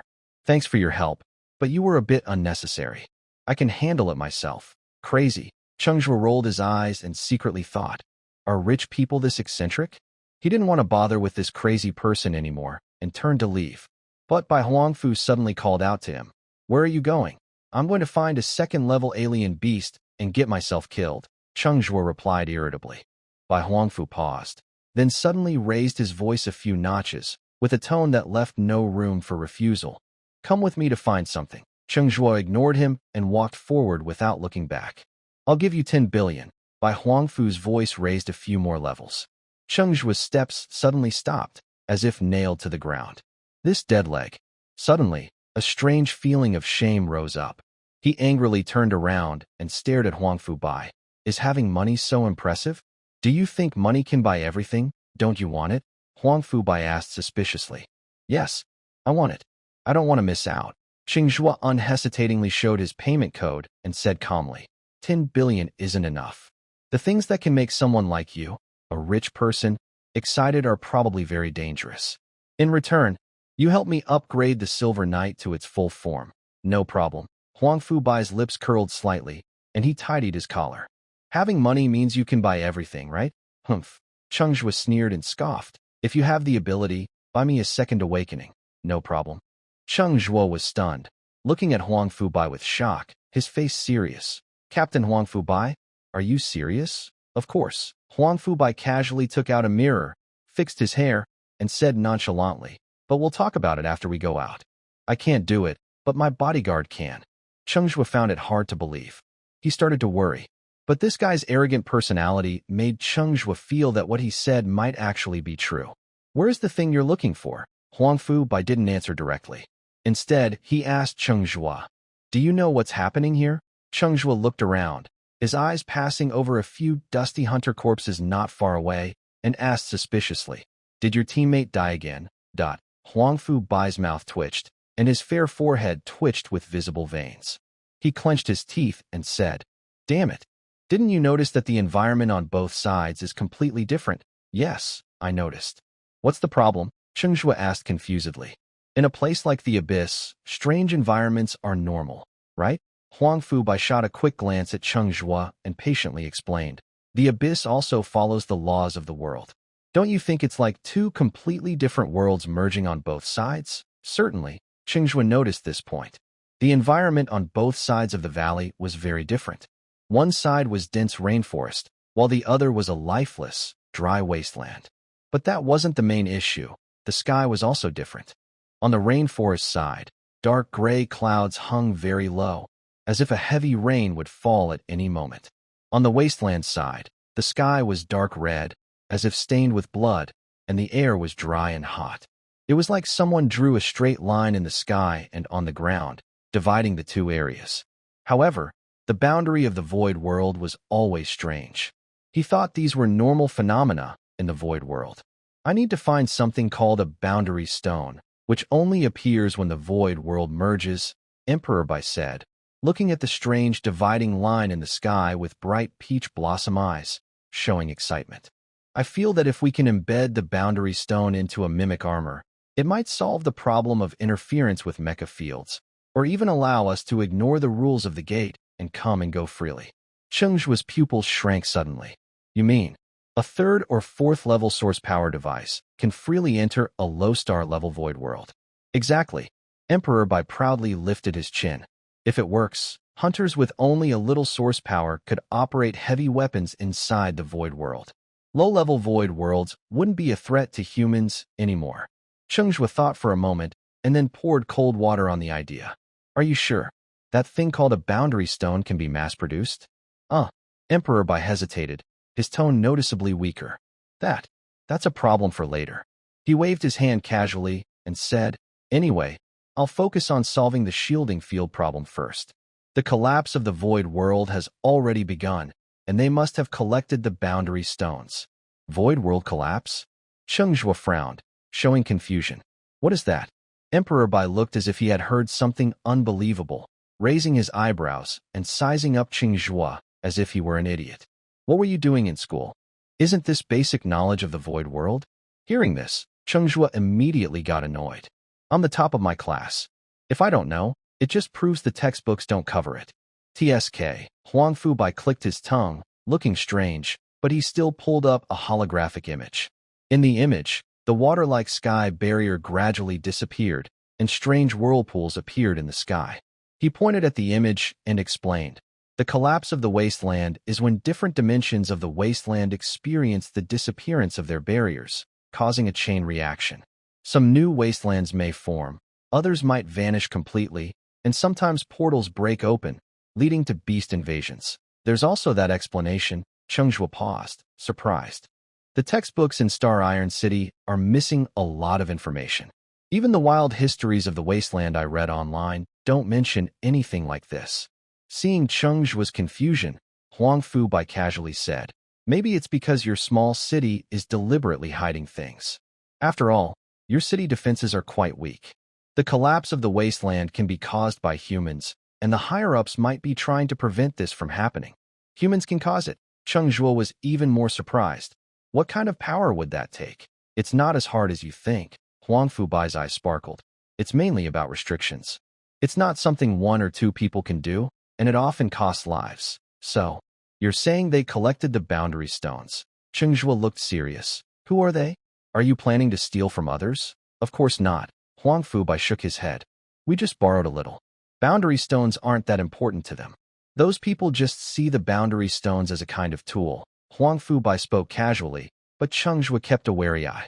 After all, this guy? His teammates seemed to have a high death rate. Cheng Zhuo looked at the nearby bodies with a sad expression and stepped closer. Hey, what are you doing? Huang Fubai looked confused as Cheng Zhuo rummaged over the corpses. Calmly, Cheng Zhuo packed some cards and core sources into his backpack, making sure there was nothing valuable, then stood up.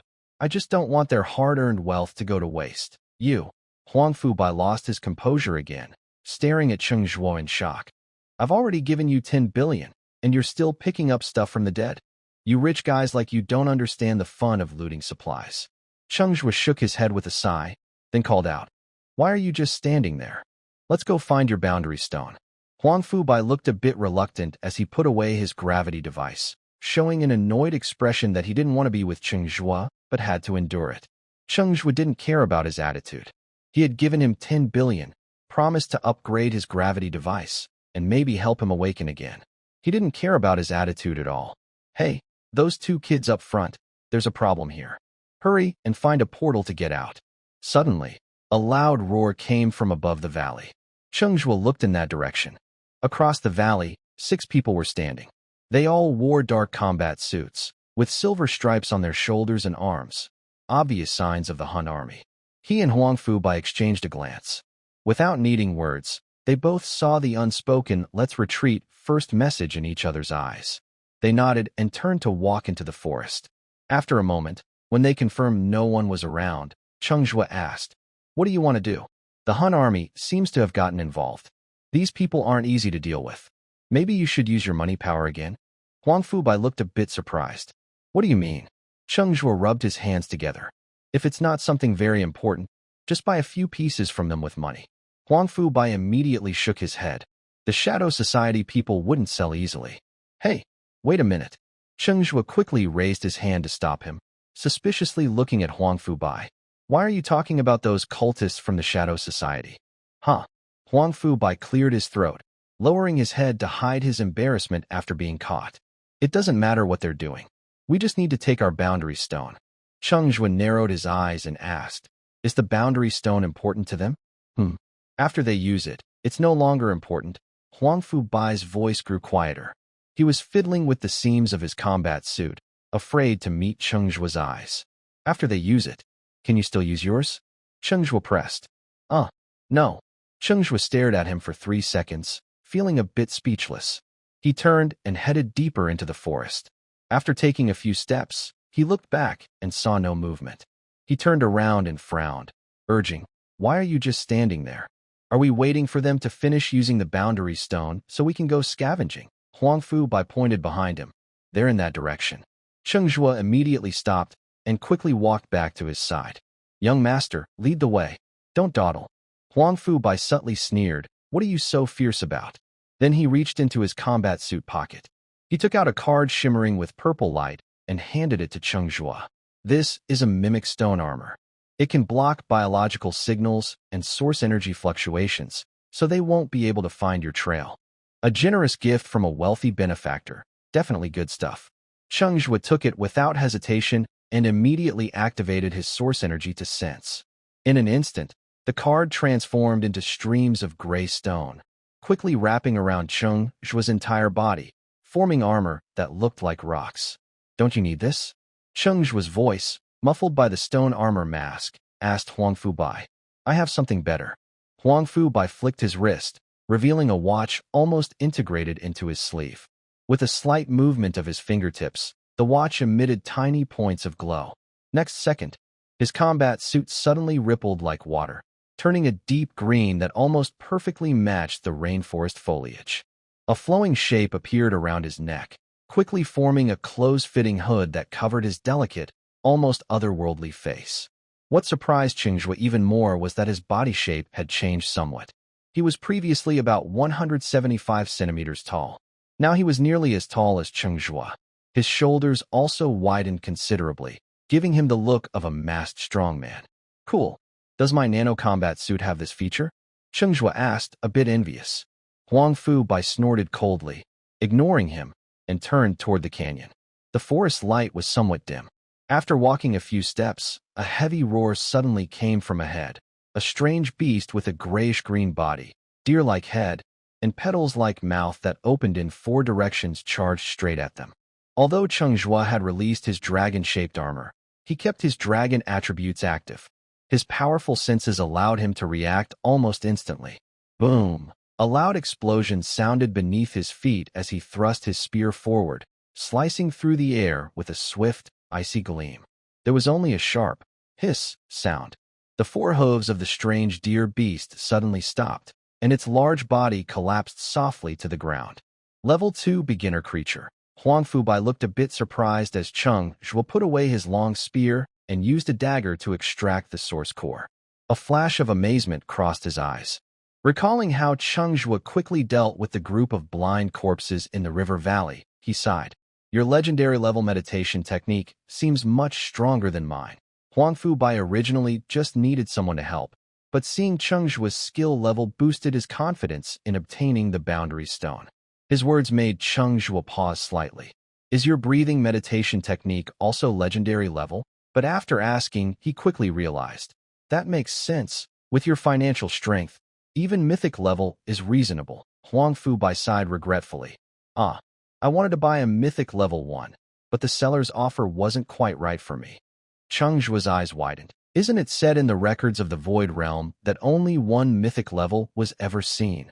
Huang Fu Bai looked at him, as if he were a fool. Are you a bookworm? Believe what the book says. 20 kilometers south of Star Iron City. At the border between the wasteland and ruins, a continuous defensive belt stretched like a steel giant snake. Every few hundred meters, heavy source energy cannons with dark barrels could be seen, and concrete high platforms rose from the ground, equipped with various heavy source weapons. On one of the towers, Song He, after receiving a call, immediately moved to stand beside Ren Tianxing, squinting and making a face. Got it. Want to know what's going on? Tell me. Song He brushed his bangs aside. You ask me. Seeing Ren Tianxing's disinterest, Song He felt bored and spoke to himself. Remember 20 years ago, that strange beast boss that bit the captain of the Mo Gene hunting team in Tianji City? Ren Tianxing paused, his brow furrowing as he recalled. The white-faced 9-tailed beast that was almost at level 8? Of course I remember. If that thing had still been a juvenile back then, Mo Gene might have been wiped out. He looked up at Chunhua with a more serious expression. What's wrong? Does this have something to do with that strange beast?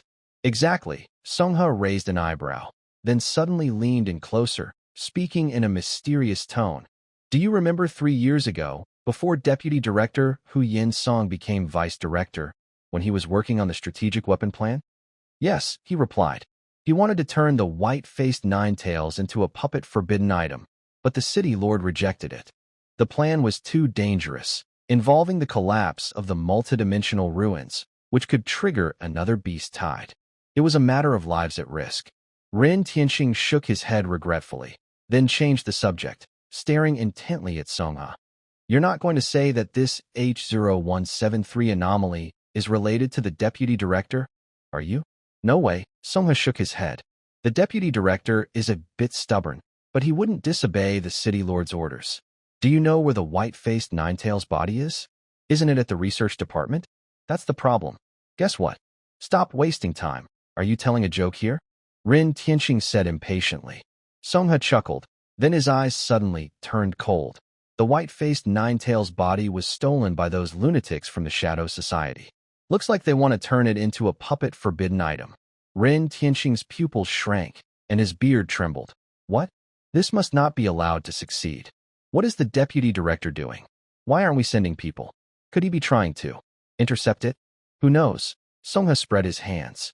From what the little kids just told us, the collapse at H0173 has already begun. It's probably too late to stop it. But trying to intercept it is very dangerous. Ren Tianxing's eyes twitched. Once that thing is completed, it could be a 7th-rank creature. If we can't control it immediately, the consequences could be disastrous. H0173, deep within the ruins realm.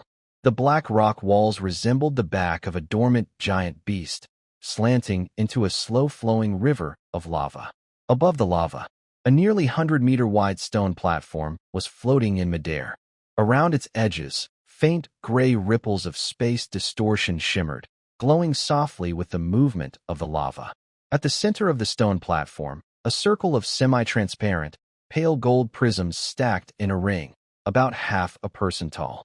Their surfaces shimmered with tiny, star-like light patterns, supporting a large block of ice 2 meters high.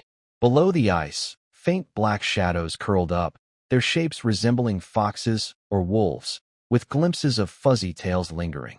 Along the edge of the stone platform, dozens of figures in dark red robes formed a circle, their heavy hoods pulled low over their faces. Each held a card that glowed faint purple in their hands. They moved their fingertips through the air, making soft, scratchy sounds like dry paper. As they chanted, red light lines rose from the molten river below, slowly wrapping around the ice block. Soon, a member holding a bone staff stepped out of the crowd. He approached a tall man, knelt on one knee, and respectfully asked, "Master Shepherd, we can begin now. What are they doing with such a big setup?" On a steep cliff wall, Cheng Zhuo and Huang Fubai crawled on a large rock, watching from afar a floating stone platform hundreds of meters away. "We need to borrow the power of the collapsing boundary, probably to refine a forbidden object," Huang Fubai whispered. "Forbidden object? Can it be made artificially?" Cheng Zhuo was stunned. He felt today he was completely an inexperienced fool. Huang Fubai replied quietly, seriously. "Remember what I just told you. When you get the boundary stone, lean towards a position where I can see you. Missing even one piece will interrupt their spell. You can't delay for a second.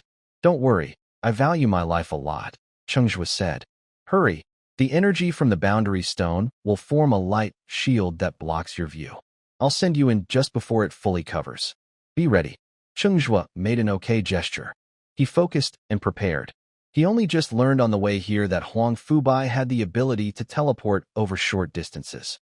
Teleportation requires being within his line of sight and no obstacles. They had tested this on the way here. Cheng Zhuo could only say, people who get carsick shouldn't try it casually. They might vomit.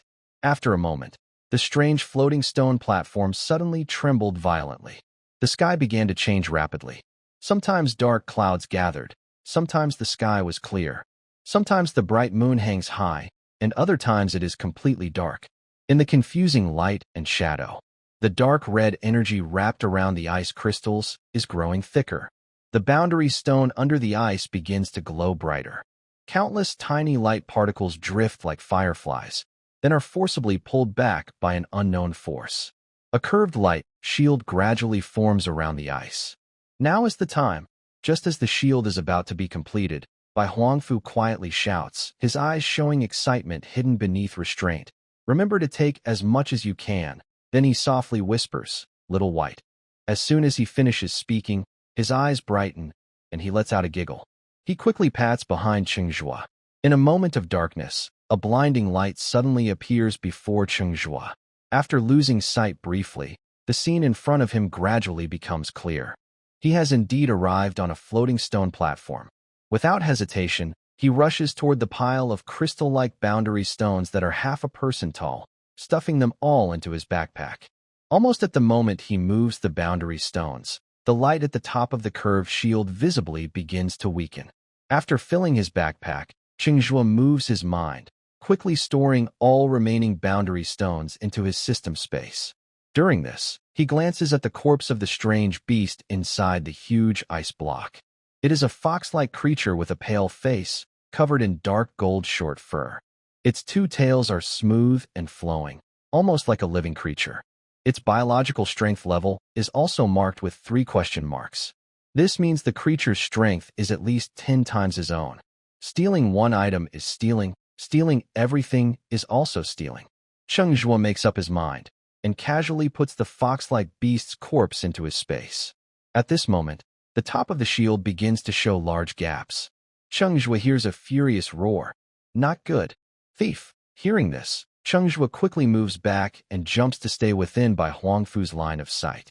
Suddenly, a tall shadow flashes in from above. A large hand like an iron claw grips his neck. Cheng Zhuo can even smell the strong blood scent on the hand. His pupils contract, and the light in front of him suddenly disappears. After a dizzy spin, Cheng Zhuo's back slams hard against a steep rock wall. He hears by Huangfu's urgent voice in his ear. Quick! Get on the vehicle! Cheng Zhuo snapped back to reality and quickly sat in the back seat, tightly holding on to Huangfu Bai's waist. Huangfu Bai frowned slightly, trying to stay calm, and forcefully twisted the throttle. Vroom! The hovering motorcycle emitted a deep roar, blue flames spitting out as it shot forward like an arrow. At this moment, the light screen on the stone platform had disappeared completely.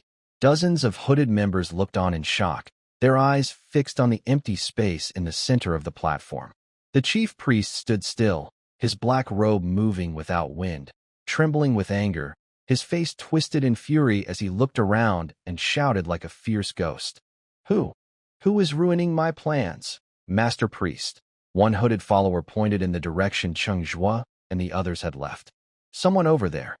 After a moment, that group from the Shadow Society drove various vehicles, rushing after Cheng Zhuo and the others in a large crowd. Damn it! Why aren't they going to find the boundary stone to repair the magic array instead of chasing us? Huangfu Bai muttered. Cheng Zhuo. Hold on tight, Huangfu Bai shouted sharply, suddenly slapping a card onto the vehicle. Click, click, click. A series of mechanical sounds rang out as two jet thrusters appeared beneath the hover motorcycle. Boom! The motorcycle's speed suddenly increased, and Cheng Zhuo felt like his soul was a beat slower. He clenched tightly onto Huangfu Bai's combat suit, his peripheral vision filled with breathtaking scenes of destruction. Only then did he realize what a collapse of the Void Realm truly meant.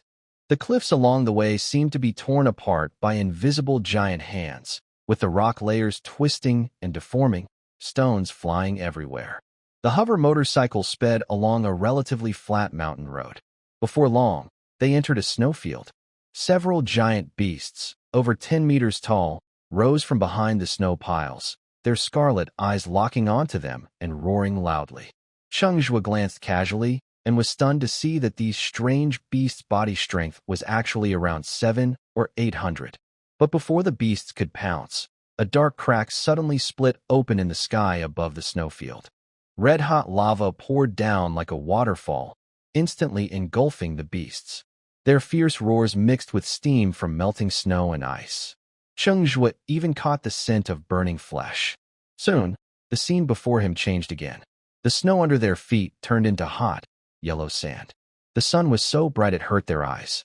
Suddenly, dozens of large black scorpions, as tall as a person, crawled out from beneath the sand. Their claws glinted coldly, and their tails curled high, rushing toward them. Fortunately, the modified motorcycle was very fast. The giant scorpions could only futilely dig at the sand behind them. They sped forward without stopping.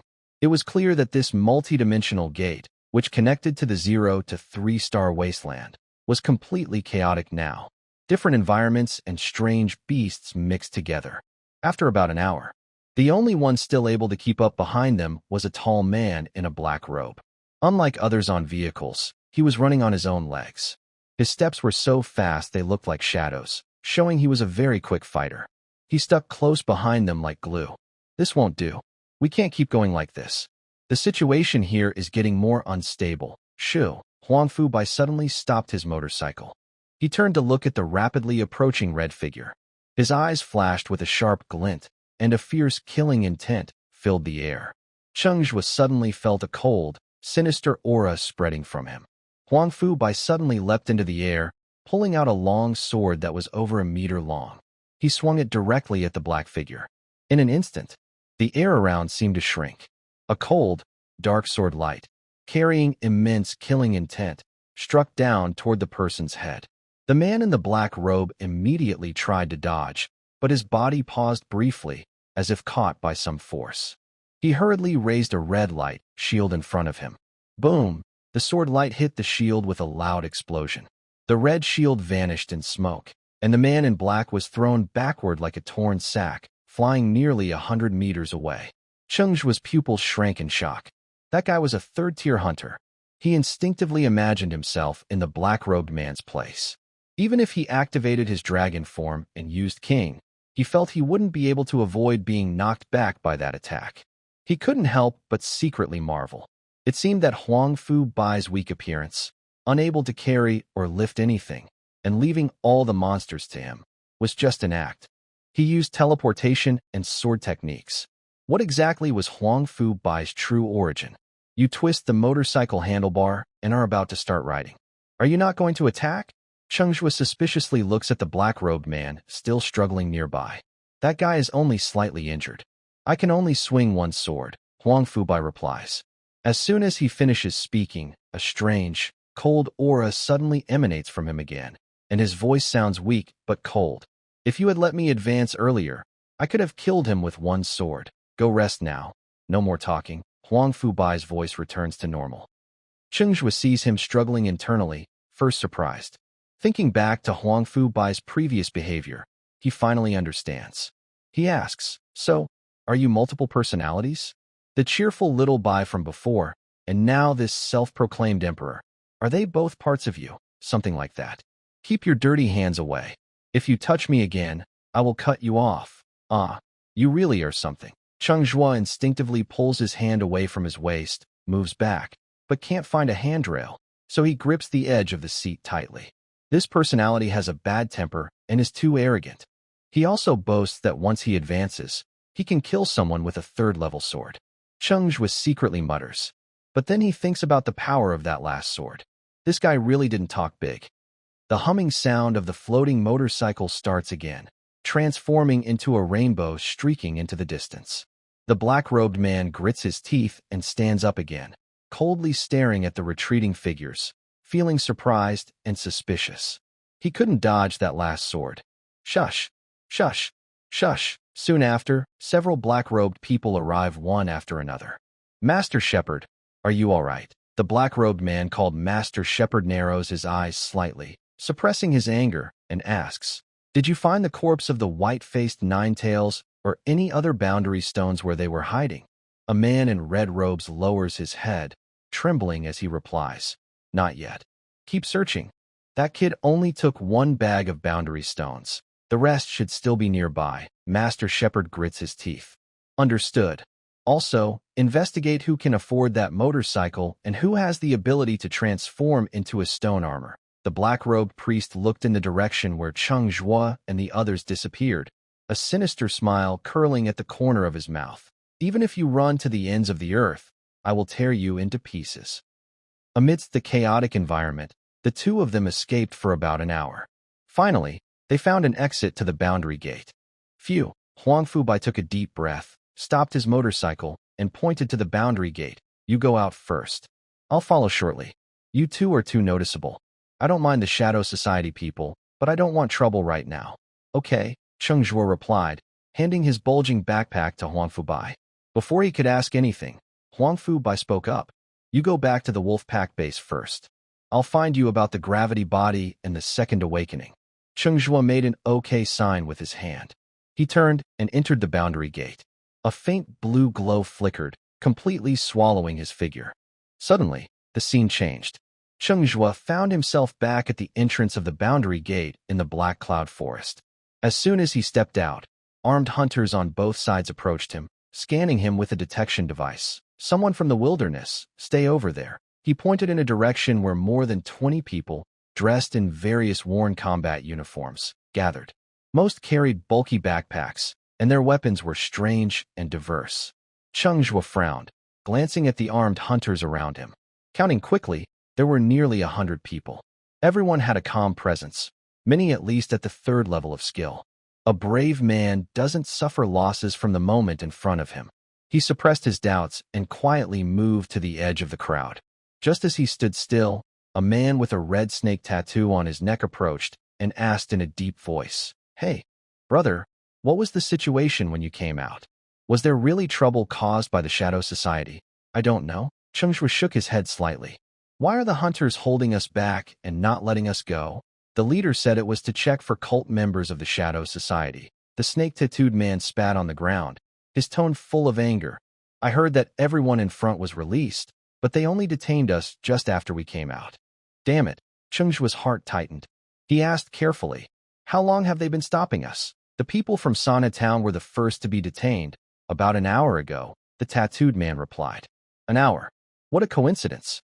He and Huangfu Bai had just shaken off their pursuers and come out. About an hour ago. A doubt rose in Cheng Zhuo's mind. Could the Hun army have been nearby at that time? But if they were there, why didn't they stop the Shadow Society members? Were they trying to use others to achieve their goals? Or maybe they are actually working together? The authorities might be using dark forces to do some shady things. That doesn't seem impossible. After a moment, a team of third-level Hun army soldiers stepped forward and ordered in a deep voice, everyone, show your core skills. All your source cards must be displayed openly. What? Why should we? You're being too unreasonable. We're not from your city. Exactly. This is an invasion of privacy. You preach freedom and democracy every day, but this is how you practice your freedom? The crowd immediately started complaining. Some of those outside had clean hands, but most couldn't withstand such scrutiny. Suddenly, a deafening gunshot rang out, silencing the noise. Ah! A heart-wrenching scream echoed. A hunter, trying to escape secretly, collapsed painfully 10 meters away. He clutched his bloody, mangled right leg, blood pouring out wildly through his fingers, quickly forming a pool on the ground. His lower leg had been shot off, the wound still smoking with black gunpowder. Heavy sniper. The noisy crowd instantly fell silent with fear. Several Hun army soldiers moved forward slowly, searching his body and backpack. They found standard Hun army weapons cards and combat uniforms. This person probably fought against the Hun army before, no wonder he was running. We're just investigating Shadow Society members. This has nothing to do with you. We won't interfere. A grim-faced officer stepped in front of everyone. He looked at the crowd with narrow eyes, his deep voice full of threat. But anyone who tries to run will face the same fate. This man was Colonel Liang Yi, nicknamed Hyena, of the Hun army. Cheng Zhuo recognized him at once. Liang Yi is one of the high-ranking members of the Hunt and Destroy army who appears most often in the news. Every time he is seen, he is associated with labels like ruthless suppression and thunderous tactics. Rumor has it that Liang Yi cares little about methods to achieve his goals. Once, in a shanty town, a parasitic monster appeared. He ordered the entire area to be sealed off and carried out an indiscriminate cleanup. Less than 30% of the people survived. After this harsh action to serve as a warning, combined with Liang Ye's intimidating presence, people's desire to resist quickly faded. They all showed their origins and carried cards for inspection. Cheng Zhuo also took out some low-level cards from his bag. After checking everyone, one of the Hunt and Destroy soldiers pointed to a nearby transport truck and loudly said, "All hunters below level D in the wilderness, go to that truck. It's not safe here. We will take you to the first line of defense against the beast tide. Once there, you are free." Hearing this, Cheng Zhuo's brow immediately furrowed. Is the Hunt and Destroy army being so kind? He glanced at the wilderness hunters around him and saw that several of them looked hesitant. But with a heavy sniper rifle aimed somewhere unseen, no one dared to refuse. Cheng Zhuo and a dozen low-level hunters silently entered the transport truck. When the metal door slammed shut with a bang, a blue light curtain suddenly lit up. They also activated a shield for the truck. It's unclear whether it was to prevent monster attacks or to stop people inside from jumping out. At the gate of the boundary, after watching the low-level, low-potential wilderness hunters enter the truck, Liang Yi lightly touched his wristwatch and made a call. "Dr. O, the fish has been sent out. Remember to send someone to pick it up." Tap, tap, tap. Hunt and Destroy headquarters. At the door of Vice Director Hu Yinsong's office, hurried footsteps suddenly sounded. "Vice Director, good news." His chubby secretary hurriedly entered, stumbling. Hu Yinsong immediately stood up, a hint of excitement in his eyes. Did Liang Ye's side send the message? Did he get the forbidden white-faced nine-tails? The chubby secretary's face stiffened. No. Hu Yinsong looked a bit disappointed. Then what is it? The chubby secretary chuckled softly. "I have two pieces of news, one good and one even better. Which would you like to hear first?" Hu Yinsong shot him a look that said he thought he was an idiot. The chubby secretary shrank back, annoyed, and then showed a page of information, pointing to a picture on it. "I found information about Huangfu Bai." Huyan Song raised an eyebrow and looked at it with interest. As soon as he saw a line of text, his face darkened visibly. Do you think I'm forgetful? That's clearly a woman. The chubby secretary looked excited and said, maybe Huang Fu Bai is a woman disguised as a man. In stories, wealthy young women often run away from home like that. Don't get mad at me yet. Just listen. He pulled out a family tree diagram and pointed to a woman's picture. This girl is Bai Luo Wei, the princess of the Bai family, the top business group in Tianji City. She's very smart from a young age. It's said that many of Bai's technological weapons were developed by her. Think about those custom silver knights Huang Fu Bai has. Those can't be bought in stores. Huyan Song showed a hint of interest, but shook his head. This doesn't prove she's Huang Fu Bai. Don't worry, let me finish, the secretary said eagerly, pulling the family tree up. There's a rumor that Bai Luo Wei is actually a daughter out of wedlock. Her mother's name is Huang Fuqin. Also, recently, the Bai group sent many hunting teams to different cities. They're apparently looking for Bai Luo Wei. I believe someone will contact you soon. Huang Fu and by surnames. Huyan Song narrowed his eyes and thought for a moment before speaking in a deep voice. Lingxi, pull up all information on Bai Luo Wei from the Bai family's database. Understood, respected Deputy Director Huyan Song, came the clear electronic voice.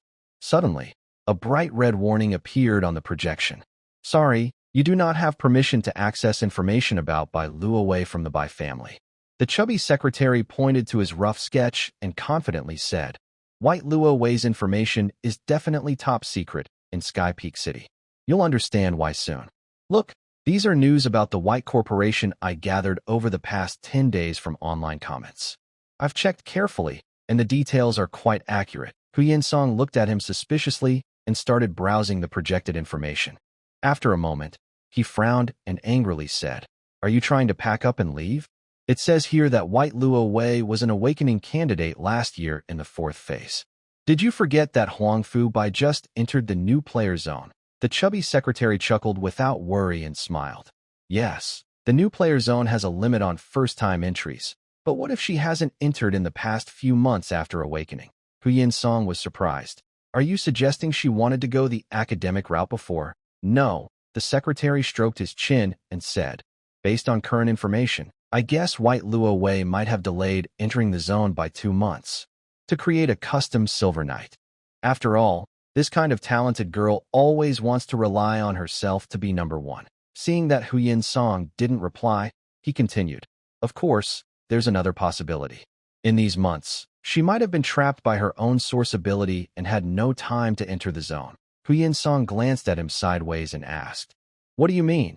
The secretary's expression grew more excited, and even the fat on his cheeks trembled as he said, This White Luo Wei's source might not be S rank, but a rare divine seal source, which people usually call SSS rank.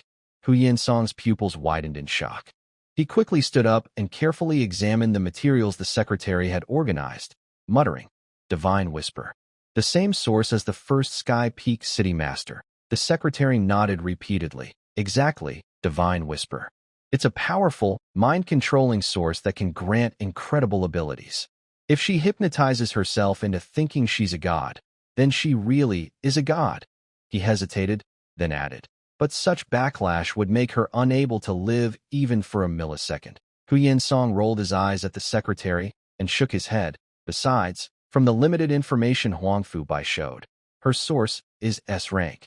The chubby secretary quickly said, If she can fake an identity as Huang Fu Bai and pretend to have S-level potential, it shouldn't be too hard. You make sense. Huyan Song nodded and sat back down, giving instructions. Most of this information is just your guesswork and needs more verification. But we definitely need to raise our alert level. Please contact Mayor Wang for me. Whether Huang Fu Bai is by Luo Wei or not, he shouldn't go to dangerous places like Hongshi Town. Understood, the chubby secretary nodded. You mentioned 2 good news. What's the other one? Huyan Song asked again. Hee. Well, the secretary's face jiggled with fat as he showed another holographic image in the center of the office. The scene was a group dining hall. The camera focused on a young girl. She looked about 18 or 19, wearing a faded light yellow t-shirt. She clenched the edge of the table tightly, seeming to be in great pain. Suddenly, she trembled violently, like having a seizure. But after a moment, an invisible pulse burst out from her body. The hunters nearby were thrown backward, and tables and chairs clattered to the ground, mess everywhere. Even more strange was what happened next. Centered on the girl, the ground quickly turned into a rocky, stone-like color. The tables, walls, and even the floating dust in the air visibly turned to stone. In just about 10 seconds, a large semicircular rock formation appeared around her in the dining hall. The surface of this rocky layer seemed alive, shrinking and expanding rhythmically. Second awakening with high potential, Hu Yinsong suddenly jumped up from his seat, eyes full of disbelief and excitement. Exactly, the chubby secretary said excitedly as well. From her performance, she might be S level, Hu Yinsong quickly answered, then asked, "Where is this? Who is she?" The secretary pulled up another page of information and explained. The footage was sent from the Wolfpack's dining hall. Her name is Xia Chan, a petrification gaze user with F-level potential. Unfortunately, she is blind. After speaking, he asked again, "Does she have a contract?" The chubby secretary's face stiffened slightly. Her contract information is in Redstone Town. Hu Yinsong looked a bit surprised. Redstone Town again? No, I need to go to the Wolfpack base. Vice Director. Wait a moment. The chubby secretary hurried forward to stop him, hesitating. There's one more thing you should pay attention to. What is it? Summer-chan is married. Hu Yinsong rolled his eyes impatiently. Married or not, it doesn't matter. I don't have any special feelings for her. The chubby secretary awkwardly smiled. That's not what I meant. It's her husband. You know him. His name is Cheng Zhuo. Huh? Hu Yinsong suddenly stopped, his brow furrowing instinctively. Before coming here, I checked. He might plan to take Summer-chan and 2 other wives to Redstone Town soon. As he spoke, the secretary hesitated and said, "You see, you previously punished Cheng Zhuo to go to the wilderness for a contract. He might not like the big city very much. Maybe we should." Hu Yinsong pondered for a moment, then asked, "Is Cheng Zhuo also at the Wolfpack base?" "He went to H0173 today," the secretary replied immediately. "We haven't heard from him yet." "Then contact Colonel Liang Yi quickly. If he shows up, send someone to bring him here immediately." "Yes. I'll do that right away." A moment later, outside the gate of H0173, Liang Yi hung up the communication and called his deputy. "Check if anyone just came out named Cheng Zhuo. F-level, summoning type." The deputy looked up the information and replied, "Yes, there is one." Liang Yi waved his hand. "Find out which vehicle he's in and send someone to the vice director." The deputy's face stiffened. He leaned in and whispered, "Colonel, that vehicle is a fish." Liang Ye's face suddenly showed a look of surprise. Then he hurriedly said, "Go. Contact the driver immediately to change the route. Don't let him meet the fish collector." The deputy nodded. "Yes. Wait a moment." Liang Yi called over his deputy, his eyes narrowing suddenly. His voice carried a hint of harshness as he said, "Send someone reliable to check it out. If the fish has already been caught, let him handle the situation. If there's a risk of exposure, we can't leave anyone who can be investigated." "Understood." A heavy transport truck was swaying along in the dark cloud forest. Cheng Zhuo leaned against the inside wall of the truck, looked around, and counted. There were 18 people inside, including himself. Most of them looked serious. Few people can survive in the wilderness without being smart. They said they were taking them back to the safe zone, but they separated the load based on their core potential. Is that really necessary? "Brother, where are you from?" A rough voice broke the silence. A tattooed man beside him leaned over, offering a rolled-up grass cigarette, and looked at Cheng Zhuo. "Fair and clean-looking, not like someone from the wilderness," he said. Cheng Zhuo took the cigarette and casually replied, "Hongsha Town." "Oh," the tattooed man's eyebrows lifted, and his voice became more familiar. "Such a coincidence. I'm from Hongsha Town too. But you look pretty unfamiliar. I haven't been there yet. I just used a Tower Stone contract," Cheng Zhuo said. The tattooed man looked surprised. "Oh, I see. You're from the city, but couldn't make it. So you came out to explore. These days, not many from the big city come to our Hongsha Town with contracts." Cheng Zhuo casually tucked the cigarette behind his ear. "Hongsha Town has better treatment, right?" "That's right," the tattooed man said proudly. "Can't say much, but our town has good benefits and is very united." He then opened his watch, slid his finger, and a card-shaped projection appeared in front of Cheng Zhuo. The tattooed man chuckled. I'm getting married before next month's clearance event.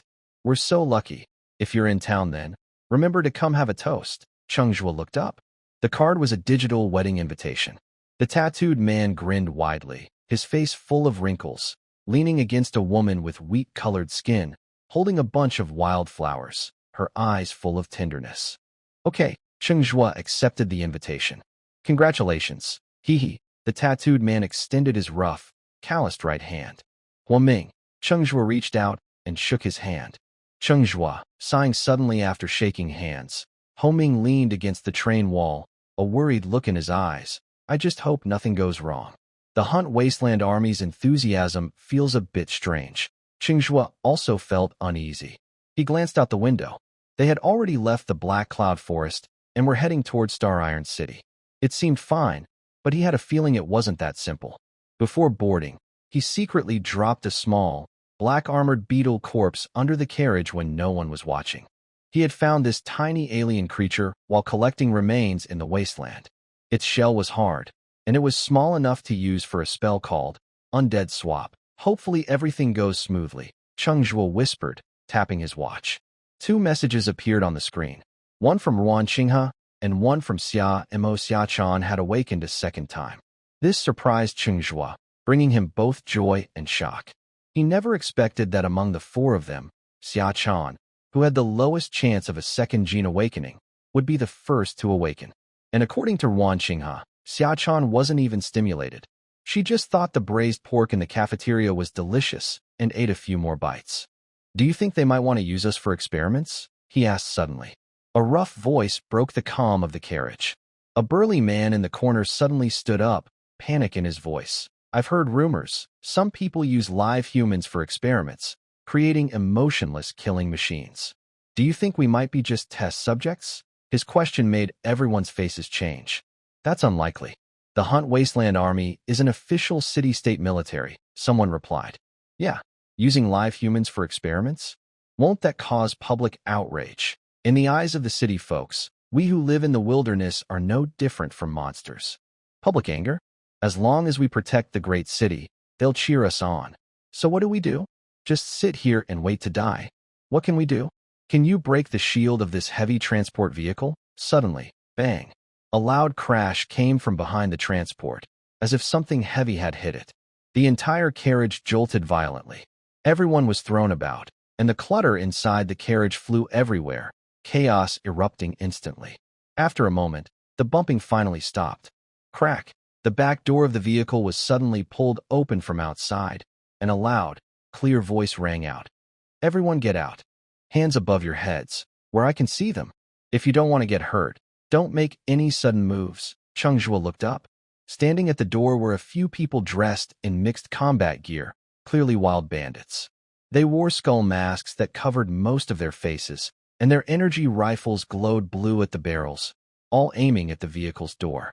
No one dared to move. They each held their heads and got out one by one. Cheng Zhuo walked in the middle, quickly glancing around. The driver from the Hunter Army was lying on the rocky ground beside the driver's seat, with his neck twisted at an odd angle. He was clearly dead. Strange. Could it really just be wild bandits? Cheng Zhuo initially thought these people were sent by the Hunter Army. It's you. Skull Hunters. The last big man to get out suddenly shouted. Everyone run. The ones cutting open Hunter's guts in the wild are these guys. He then kicked up a cloud of yellowish dust. But before he could run, there was a loud bang. The dust dispersed and fell to the ground. He instantly collapsed. In front of him, a thick gun barrel was smoking, and the hunter holding it coldly said, "Those who aren't afraid of death, try moving." Everyone immediately fell silent. Cheng Zhuo took a quick look. There were only 12 of them. Besides the leader, a red-clad hunter who was a second rank, the others were first rank, and their weapons looked very advanced. But for Cheng Zhuo now, it wasn't too difficult. Just as he was thinking about how to attack, suddenly, a distant engine sound grew louder. Everyone looked up. Not far away, high in the sky, a silver-gray shadow was rushing toward them. The Hunter Army emblem on its body shone brightly in the sunset. It was a single-person flying craft from the Hunter Army. Great! It's the Hunter Army, someone among the kidnapped crowd exclaimed excitedly. Cheng Zhuo and Huaming exchanged glances, both seeing the seriousness in each other's eyes. The reactions of these skeleton hunters seemed strange. The military aircraft had just landed steadily when the hatch suddenly hissed open. A dark-skinned hunter officer stepped out slowly. He had broad shoulders and a narrow waist. His black combat uniform collar was decorated with a silver hunter star badge. His cold eyes swept over the crowd with a look of disdain, as if looking down on ants from above. The red-clad hunter saw the newcomer and immediately changed to a flattering smile. He bent forward and greeted him. "Lord Red Shadow, this small matter, why did you come personally?" Red Shadow glanced at him sideways, then looked at the group behind Cheng Zhuo. He muttered, "You're quick to act. Too bad for you." Suddenly, there was a sharp whoosh sound. A crimson beam shot out from the back of the red-clad hunter's head, dragging a thin shadow behind it, shooting rapidly toward the remaining 11 hunters. Whoosh, whoosh, whoosh. In the blink of an eye, all 12 skeleton hunters fell to the ground. Cheng Zhuo's pupils shrank involuntarily at the sight, and he instinctively activated his dragon form state. Biological body strength, level 496.5. The officer named Red Shadow was a third-tier expert. Even in King's state, Cheng Zhuo was still slightly weaker. "Great. We're saved. Thank you, officer. Thank you, sir, for saving us." The surviving wilderness hunters bowed to thank him, deliberately ignoring the unusual familiarity and flattery from the red-clad hunter toward the officer. Red Shadow looked over everyone's faces and finally fixed his gaze on Cheng Zhuo. "Are you Cheng Zhuo? What's the matter?" Cheng Zhuo asked back. "Come with me. The deputy director wants to see you," Red Shadow said with an unquestioning tone. "Sorry, I'm not interested in meeting him," Cheng Zhuo replied expressionlessly. "Do you think I'm asking for your opinion?" Red Shadow's face darkened. He reached out to grab Cheng Zhuo, but to his surprise, Cheng Zhuo suddenly moved, easily dodging his grasp.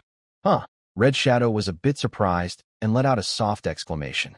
In front of him, Cheng Zhuo's body suddenly grew larger, almost instantly transforming into a humanoid beast over 2 meters tall, covered in dark green scales. Cheng Zhuo immediately activated the King support card. Level 488.65, status cards only boost the main body and the source skill. This is the combined effect of King and Dragon form, not multiplied after Dragon form. Red Shadow lightly taps the detector near his ear, a hint of realization and greed flashing in his eyes. No wonder he's so arrogant. It seems he has a treasure.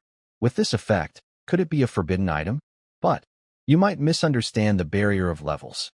It's not something that can be easily overcome by just increasing the machine's strength. After speaking, he flicks his finger. That streak of red light reappears. Whoosh. This time, the red light is 3 times faster than when he killed the hunter, accompanied by a sharp breaking sound, aiming straight at Cheng Zhuo's forehead. Cheng Zhuo's pupils suddenly shrink. His arm, covered in dragon scales, muscles tense. He quickly appears with a spear, holding it horizontally in front of his forehead. Clang. Sparks fly. The harsh, continuous collision sounds make the eardrums numb. Cheng Zhuo steps back several paces to steady himself.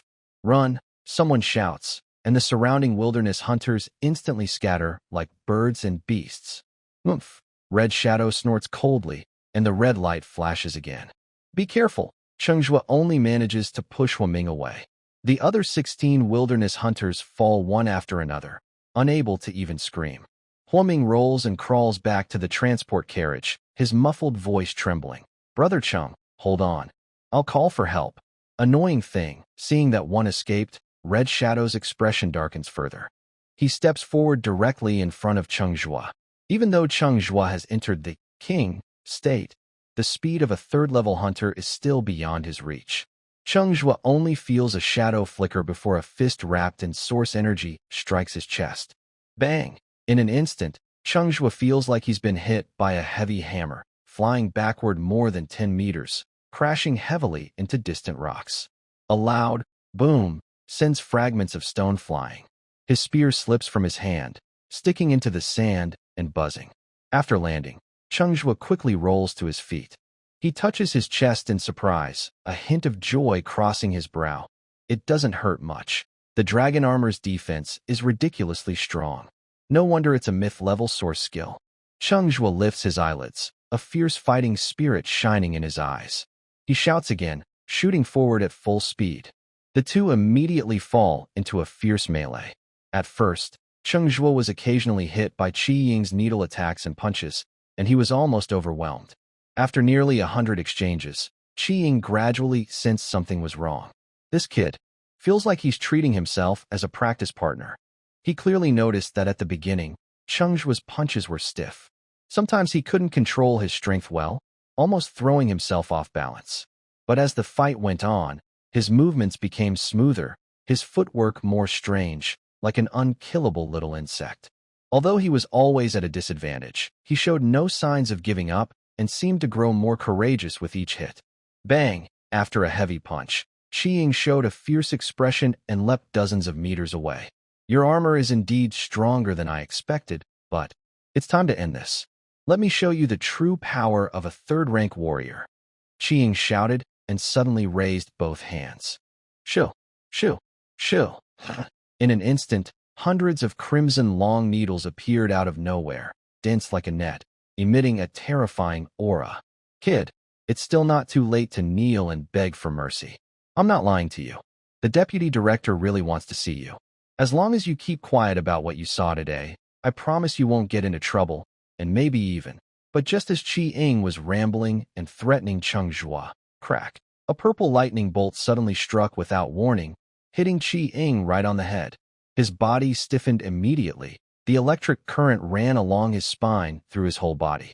Before he could break free from the paralysis, a sharp pain and a strong shock came from behind him. Bang! He was thrown like a broken kite several dozen meters away, crashing heavily into the sandy ground. Dust and smoke scattered everywhere. Qi Ying, terrified, saw a huge tiger-shaped beast walking out slowly. It was covered in dark green dragon scales, with dark purple horns on its head. Its muscles under the scales were thick and coppery, with amber vertical pupils glowing purple, and the spines at the end of its tail still crackling with electricity. Roar! A deep, deafening roar echoed. Forgot to tell you, I am actually a summoner. Cheng Zhuo's teasing voice came from not far away. Immediately, Qi Ying felt a series of intense electric shocks hit him, and he froze in place. The lightning strike wasn't deadly. It couldn't even hurt him. The number of attacks was so dense, it felt like they didn't cost anything, falling like rain and constantly hitting his chest. Soon, he felt numb all over, completely numb. How is that possible? He was sure he was just a low-level beast pet. How could it have such continuous spell-casting ability? Even with high-level cards boosting, it shouldn't make sense. It's just not logical. Red Shadow was filled with shock and anger, but no matter how much he struggled, he couldn't escape the relentless thunder punishment that never stopped for even a second. At that moment, he was terrified to see Cheng Zhuo suddenly leap in front of him, raising a long spear high. Red Shadow's pupils shrank in shock. You. No, you can't kill me. I am a captain in the hunter army. Next time you use a big move, don't talk so much nonsense.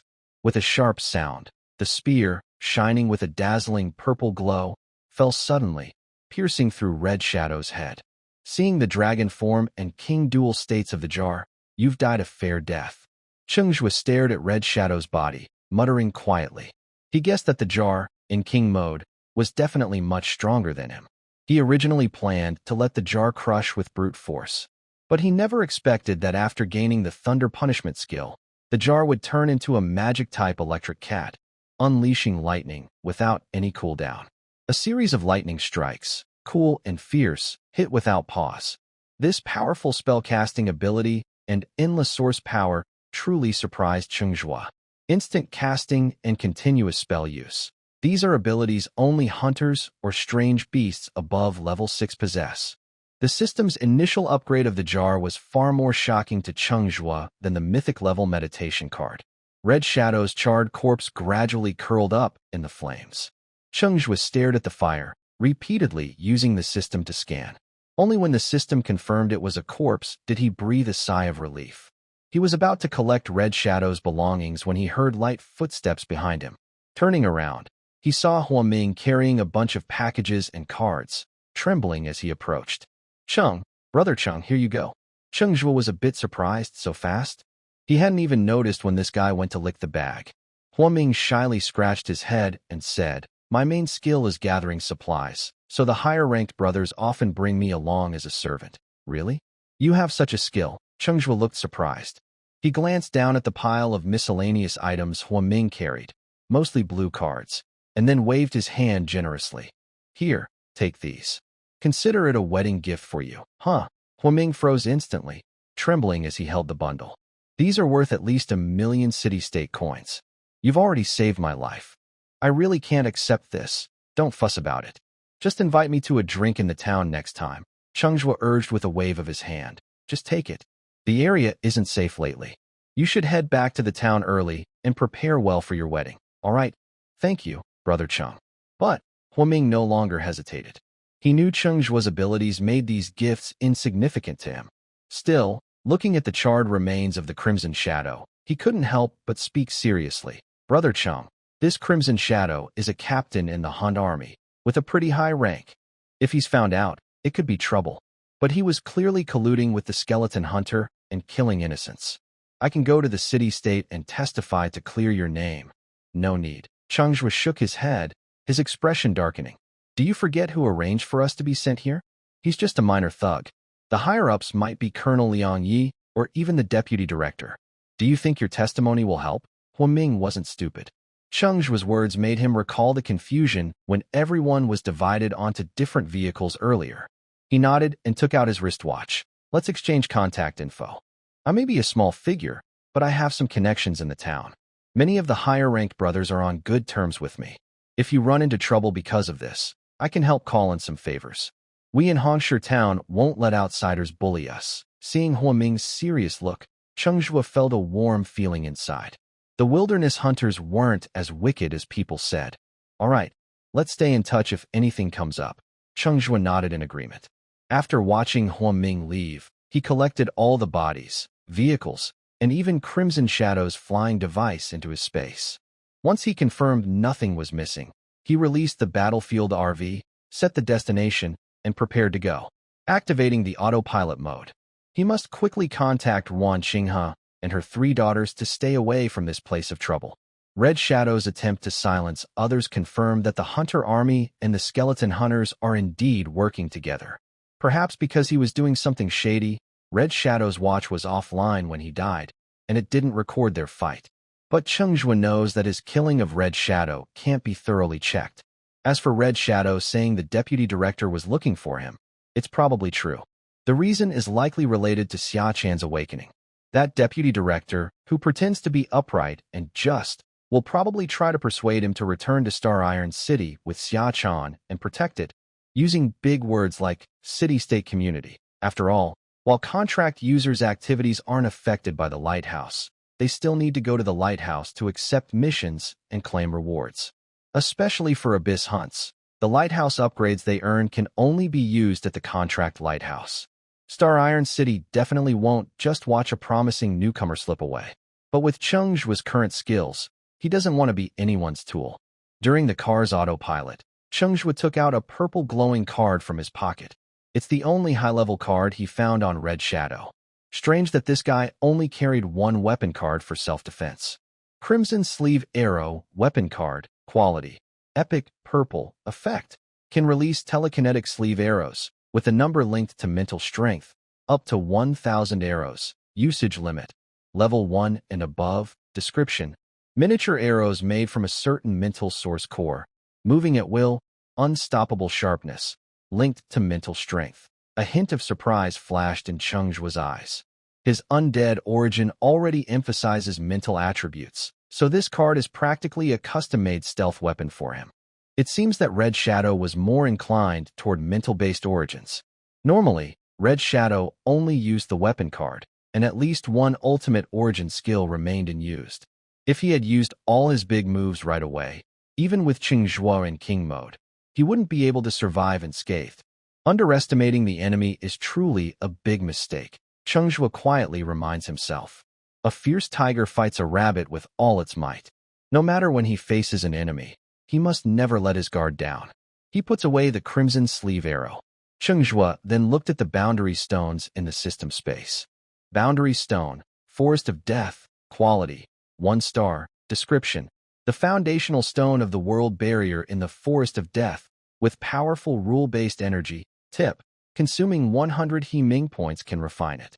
After successful refinement, you can replicate this boundary and rebuild the Forest of Death gate. The owner can enter the system's Forest of Death realm anytime and hunt. Do you want to replicate? Wow! Seeing the tip about replicating the realm, Cheng Zhuo was shocked and exclaimed. He quickly checked the detailed instructions about replicating the realm. The system's power is truly amazing. The replicated Forest of Death is exactly the same as the original realm. He can hunt inside it and absorb source energy to improve his level. Even the source cores can drop from it.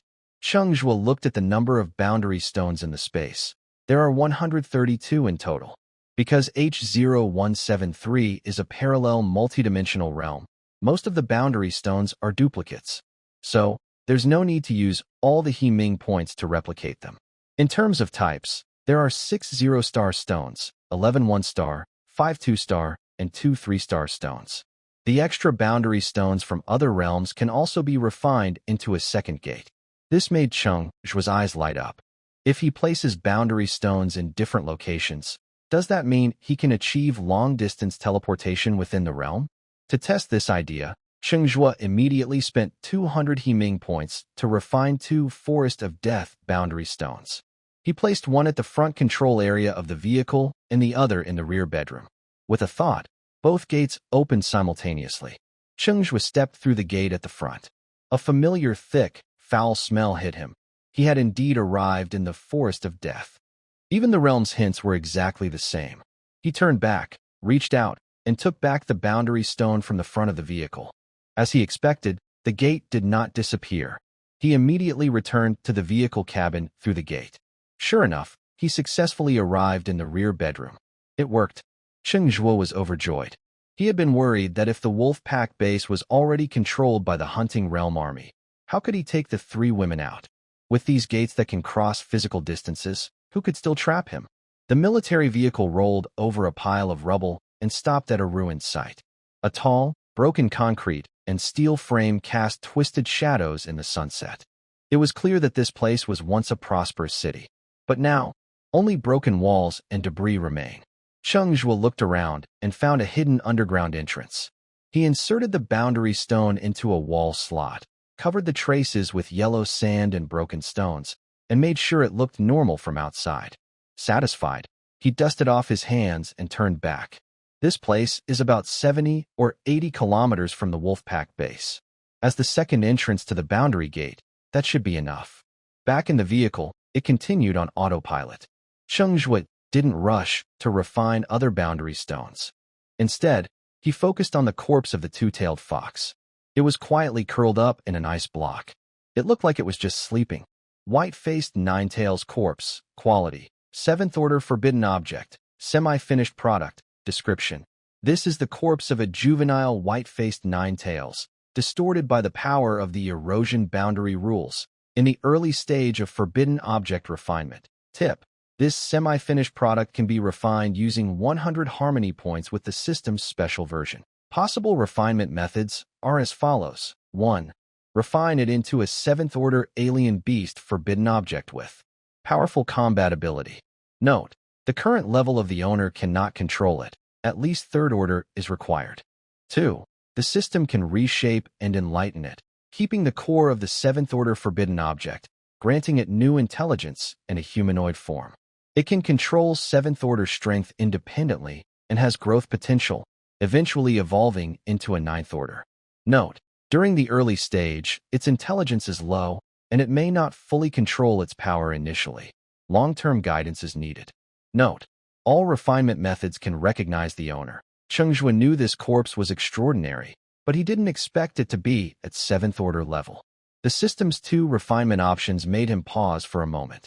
One was to directly use the 7th order forbidden object power after reaching 3rd order.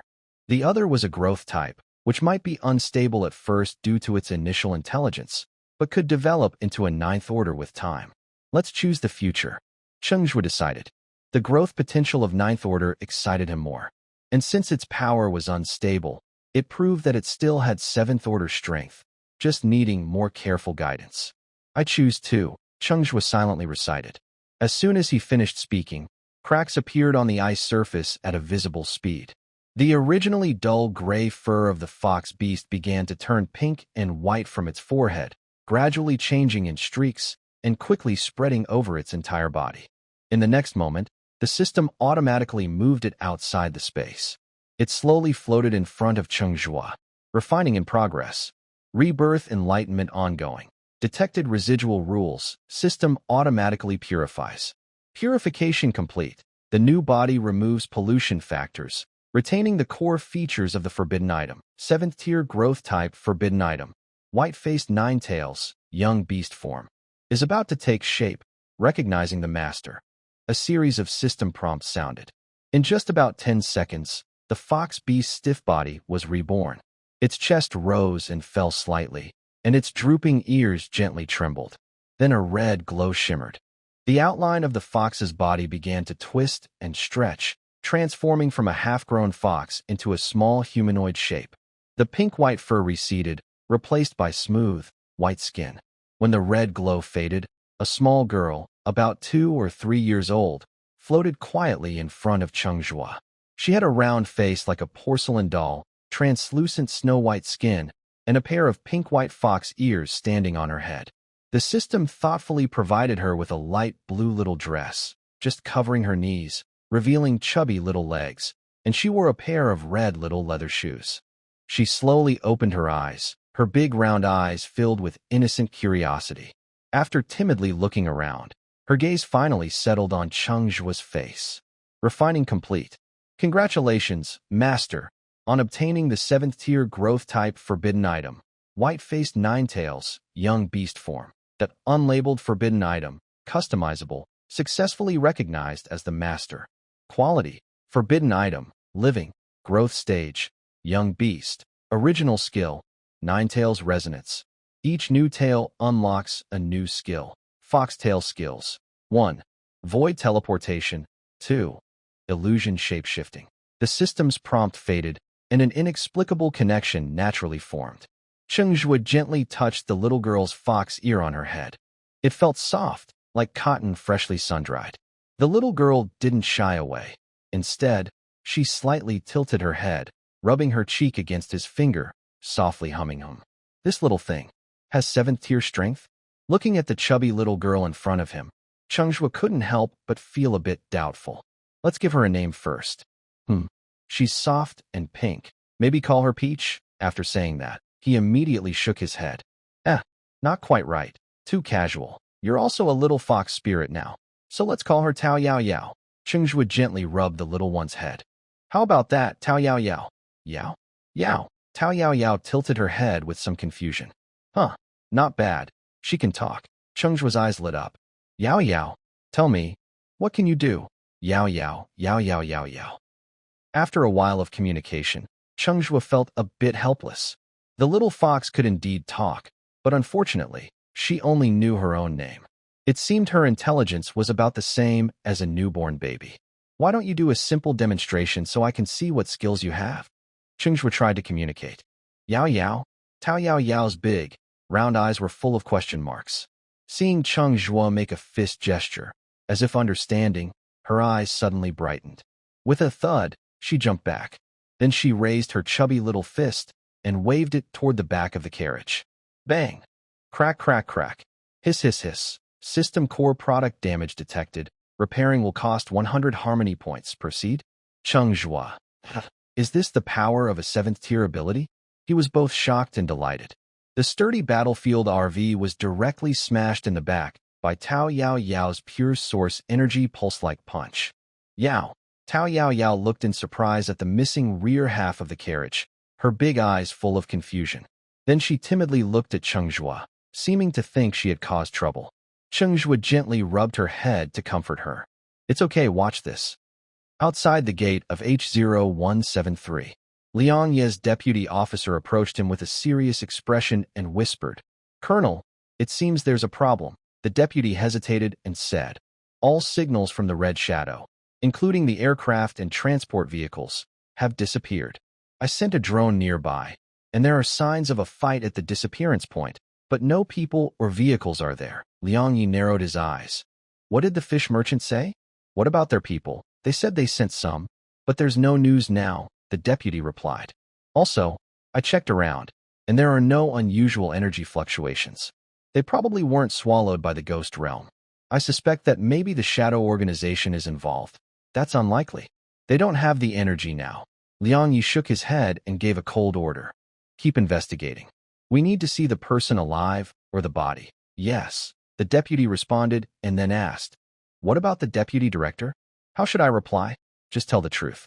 Say that Cheng Zhuo's vehicle might have been attacked by hunters, and everyone and the vehicle disappeared, Liang Yi said casually. The deputy took the order and was about to leave when he suddenly looked at the message on his wrist and froze. What's wrong? Liang Yi looked up suspiciously. The deputy looked surprised and said, the deputy director's people just told me that Cheng Zhuo has already returned to the Wolfpack base. Cheng Zhuo had just arrived at the Wolfpack base entrance when a chubby man in an ill-fitting suit blocked his way. The man was sweating on his forehead, his tie was crooked, and he held a wrinkled file bag, looking a bit anxious. Cheng Zhuo? The deputy director is waiting for you in the reception room. He specifically sent me to pick you up. Cheng Zhuo glanced at him.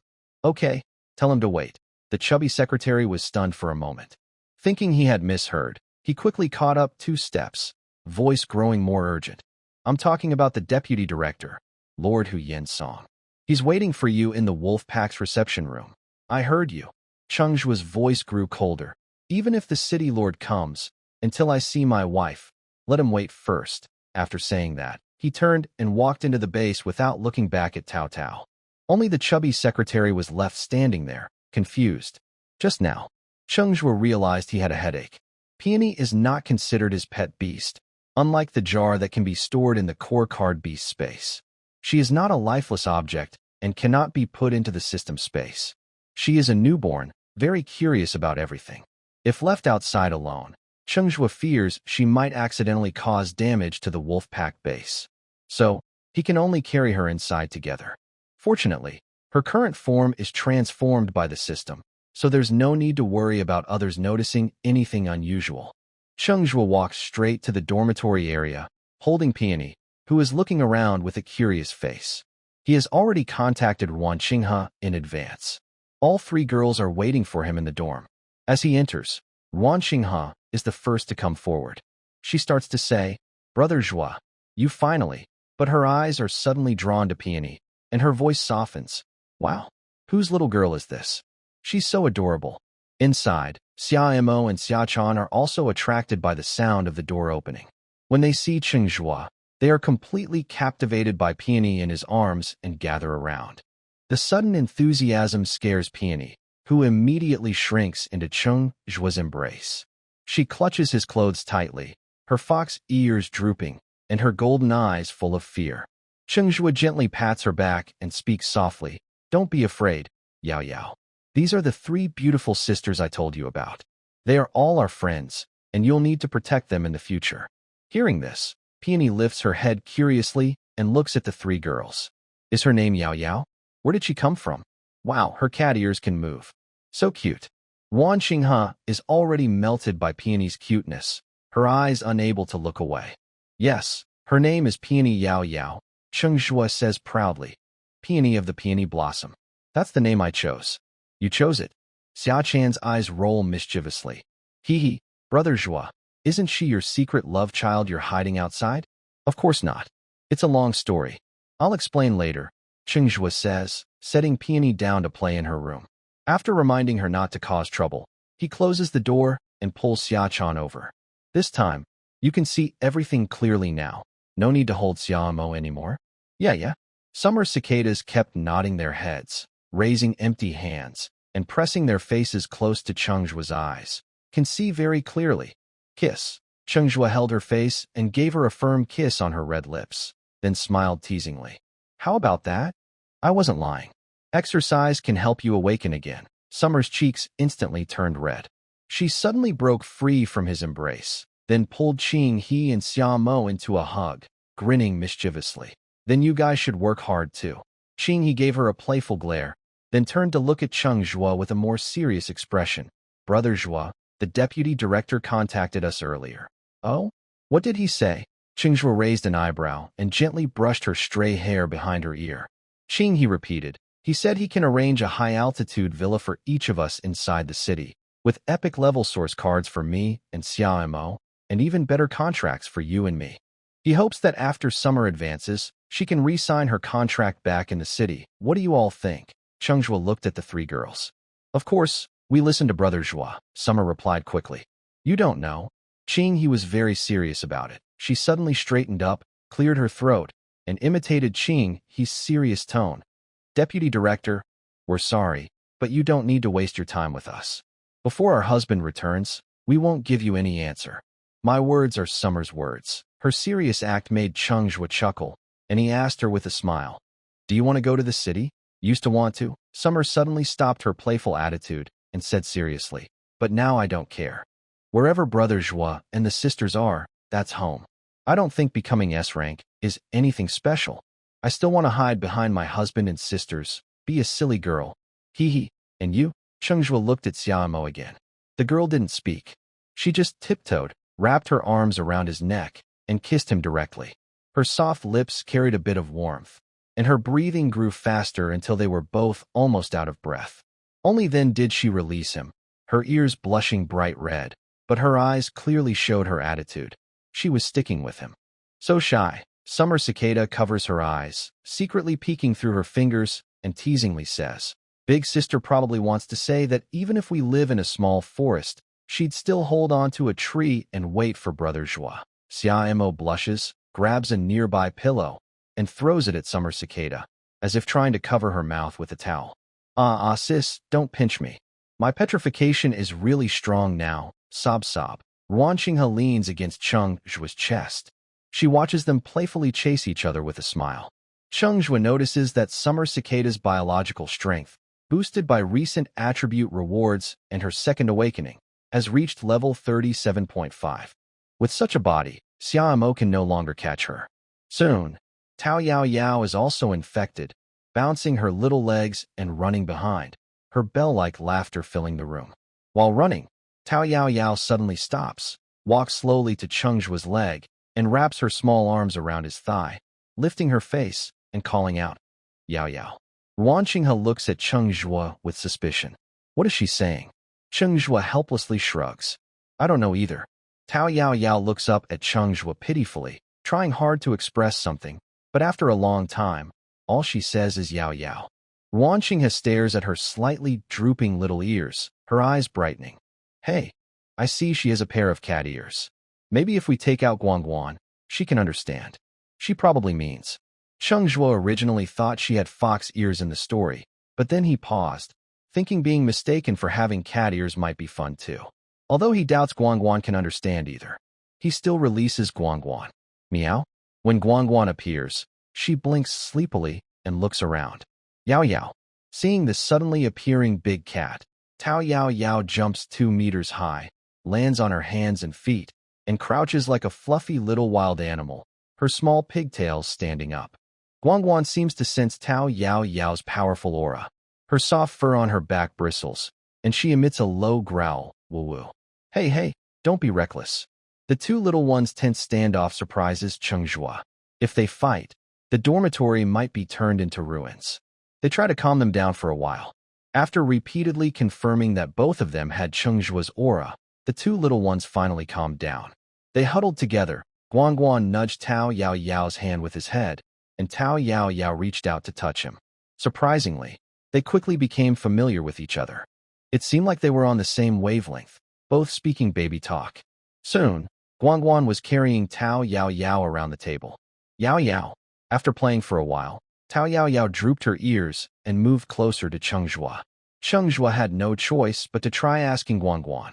Guangguan, do you know what's wrong with her?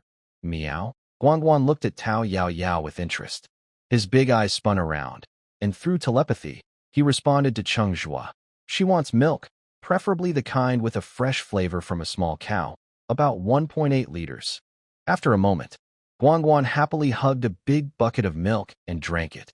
Tao Yao was lying on the bed, sleeping peacefully. It turned out she was just tired.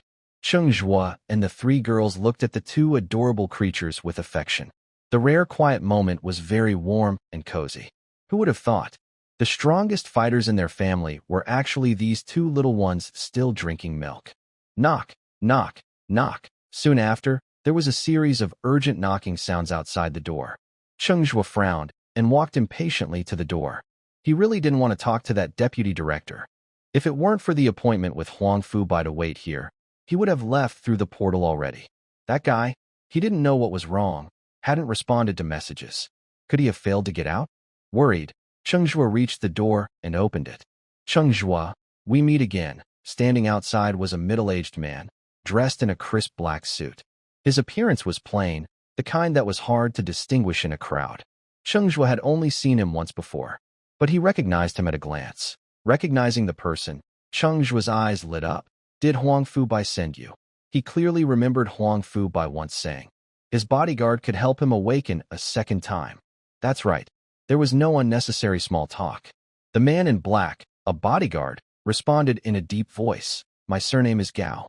Let's find a quiet place to talk. There are some things I must explain first. Okay, Uncle Gao. Hearing this, Cheng Zhuo immediately contacted Catherine to borrow a quiet room. As they turned the corner of the dormitory corridor, a sudden fiery red figure appeared, blocking their way. The person was tall, with waist-length wavy red hair, fair skin, and half of her ample chest was dazzlingly white. Her tight red combat suit outlined her hot curves perfectly. Although she looked only 20, she exuded a captivating, mature charm. She was Rosa, the noble daughter of the city lord. Cheng Zhuo, it's really hard to see you, she said with a slightly husky voice, carrying a hint of playful seduction. Cheng Zhuo stopped and nodded slightly. Miss Rosa, would you consider signing with our Sacred Beast Guild? I can help you level up in the higher-starred wasteland, Rosa said directly. Cheng Zhuo shook his head. Sorry, I have no plans to join a guild right now, Rosa continued. A level signing. I can help you explore higher-starred wastelands. Hearing this, even old Gao, who had been silent all along, subtly looked over, feeling a bit worried. Does she know I plan to help Cheng Zhuo with a second awakening? Cheng Zhuo raised an eyebrow, a hint of genuine surprise flashing in his eyes. He knew well that online opinions about him mostly said he relied on enhancement potions and legendary meditation techniques for immediate power, with little potential, mainly capable of blowing up rookie pawns. I'm really curious. Cheng Zhuo tilted his head slightly, speaking with a tone of inquiry. Miss Rosa, how did you see that I am worth an A-level contract? Intuition, Rosa suddenly leaned in, a faint fragrance filling the air. Her body almost pressed against Cheng Zhuo's, her bright eyes narrowing as she stared at his face, as if trying to find an answer in his eyes. Honestly, have we met somewhere before? This sense of familiarity, shouldn't it be something a sea king uses to attract fish? Cheng Zhuo smiled faintly. With your reputation, Miss Rosa, I must have seen you many times. But you probably haven't seen me. Thank you for the invitation, but I have urgent matters to attend to. I must take my leave now. After saying this, he gestured to Lao Gao, and the two continued walking toward the quiet room. Rasha slightly frowned her eyebrows and asked again, Are you really not considering it? The signing fee for an A-level is 100 million. I might consider S-level, but A-level is fine. Cheng Zhuo's voice came from afar. Strange. Rasha crossed her arms over her chest and watched Cheng Zhuo's tall figure gradually walk away. She muttered, Why do I feel so strangely familiar? She paused for a moment, then dialed a number labeled Turtle Teacher. Teacher, I saw Cheng Zhuo. How did it go? Is he willing to sign with our guild along with Xiachan? Came an old voice from the other side. He refused, Rasha pouted. Suddenly, her tone shifted with a hint of curiosity. Do you think we could offer both of them an S-level contract? Child, a level is already the highest I can give you. Don't be reckless. The voice on the other side grew serious. S-level isn't just about money and resources. It also involves various city-state privileges and deep abyss battles, which affect the guild's status. Oh, they know. Don't nag me about it. Rasha impatiently interrupted, then hesitated and asked, Why do I feel so familiar with him at first sight in the video? We've known each other for a long time. Can you help me recover that memory from the Source Burial Realm? I feel like I might have seen him there. Foolish girl, the voice on the other side sounded helpless. You're confused. Cheng Zhuo was just a newcomer to the realm of ruins last time. How could you have seen him in last year's realm? Ah, that's true, Rasha sighed. Could it be that he's a dragon walker? We're missing just one of the 4 walkers. No, the sacred beast hidden cache didn't react at all. Ha! A teasing laugh came through the receiver. Little girl, I think it's time you start dating. Besides, that Cheng Zhuo guy is quite handsome. Are you interested? Teacher. Do you know how weapon cards are created? As soon as the two sat down, Lao Gao asked about the basic knowledge of the middle school source card course. Cheng Zhuo confidently replied, after 7 years of hunting, Master Mo Shan created the first weapon with embedded cards, called source weapons. Since then, weapon cards began to appear in blind cores or lighthouse rewards. After 35 years of hunting, Master Mo Shan studied the principles of weapon cards, and artificial weapon cards officially came into being. Now, tell me, what is the principle behind making artificial weapon cards or resource cards? Lao Gao asked again. Although he didn't see how this related to the second awakening, Cheng Zhuo still recalled what he had learned and answered carefully. Spirit Masters strip the source cards from space-type source energy to make blank cards. Then, card makers guide the source energy to connect the source weapons with the blank cards. That's right. Whether it's the original weapon cards or later resource cards, the lighthouse or the wasteland seems to have a kind of power monitoring them. Every human breakthrough with source cards causes it to update lighthouse rewards or cards in blind cores.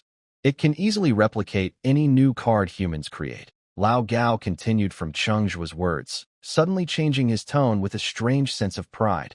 However, there is one type of card that humans have created, but it has never been able to successfully replicate. Cheng Zhuo was slightly stunned. What kind of card? The ancient martial arts meditation card. Lao Gao mentioned a card named Cheng Zhuo had never heard before.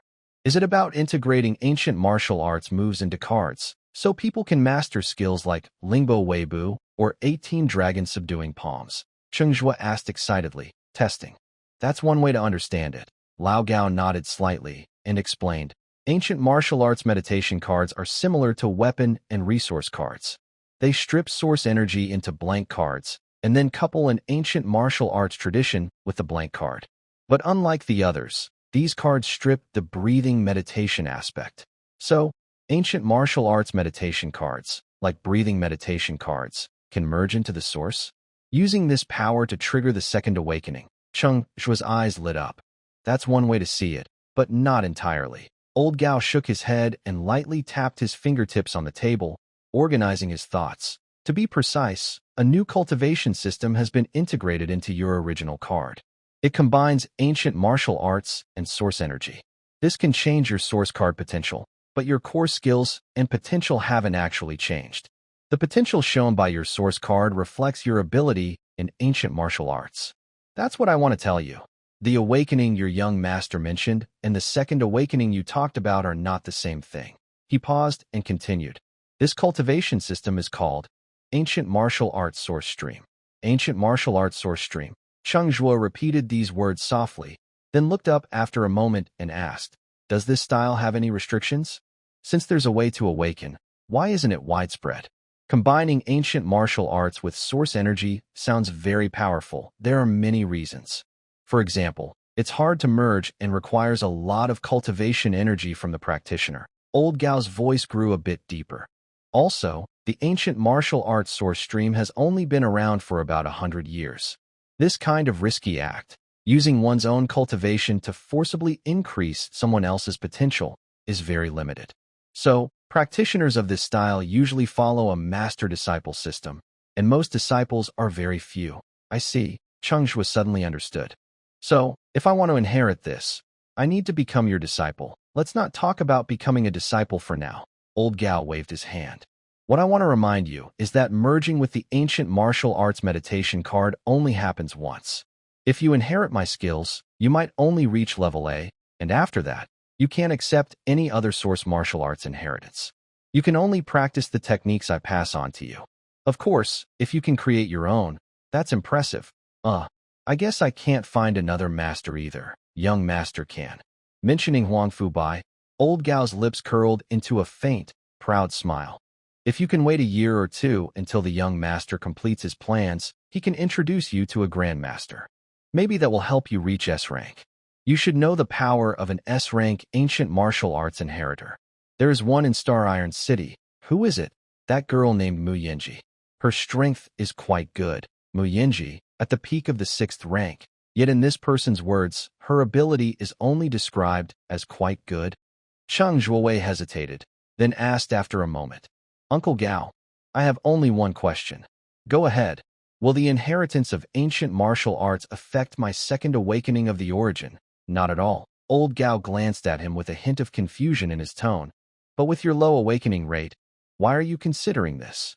Do you really think the second awakening is possible? Then that's settled. Feeling assured, Cheng Zhuo immediately stood up, bowing respectfully, as if clasping his fists. Master above, please accept my bow.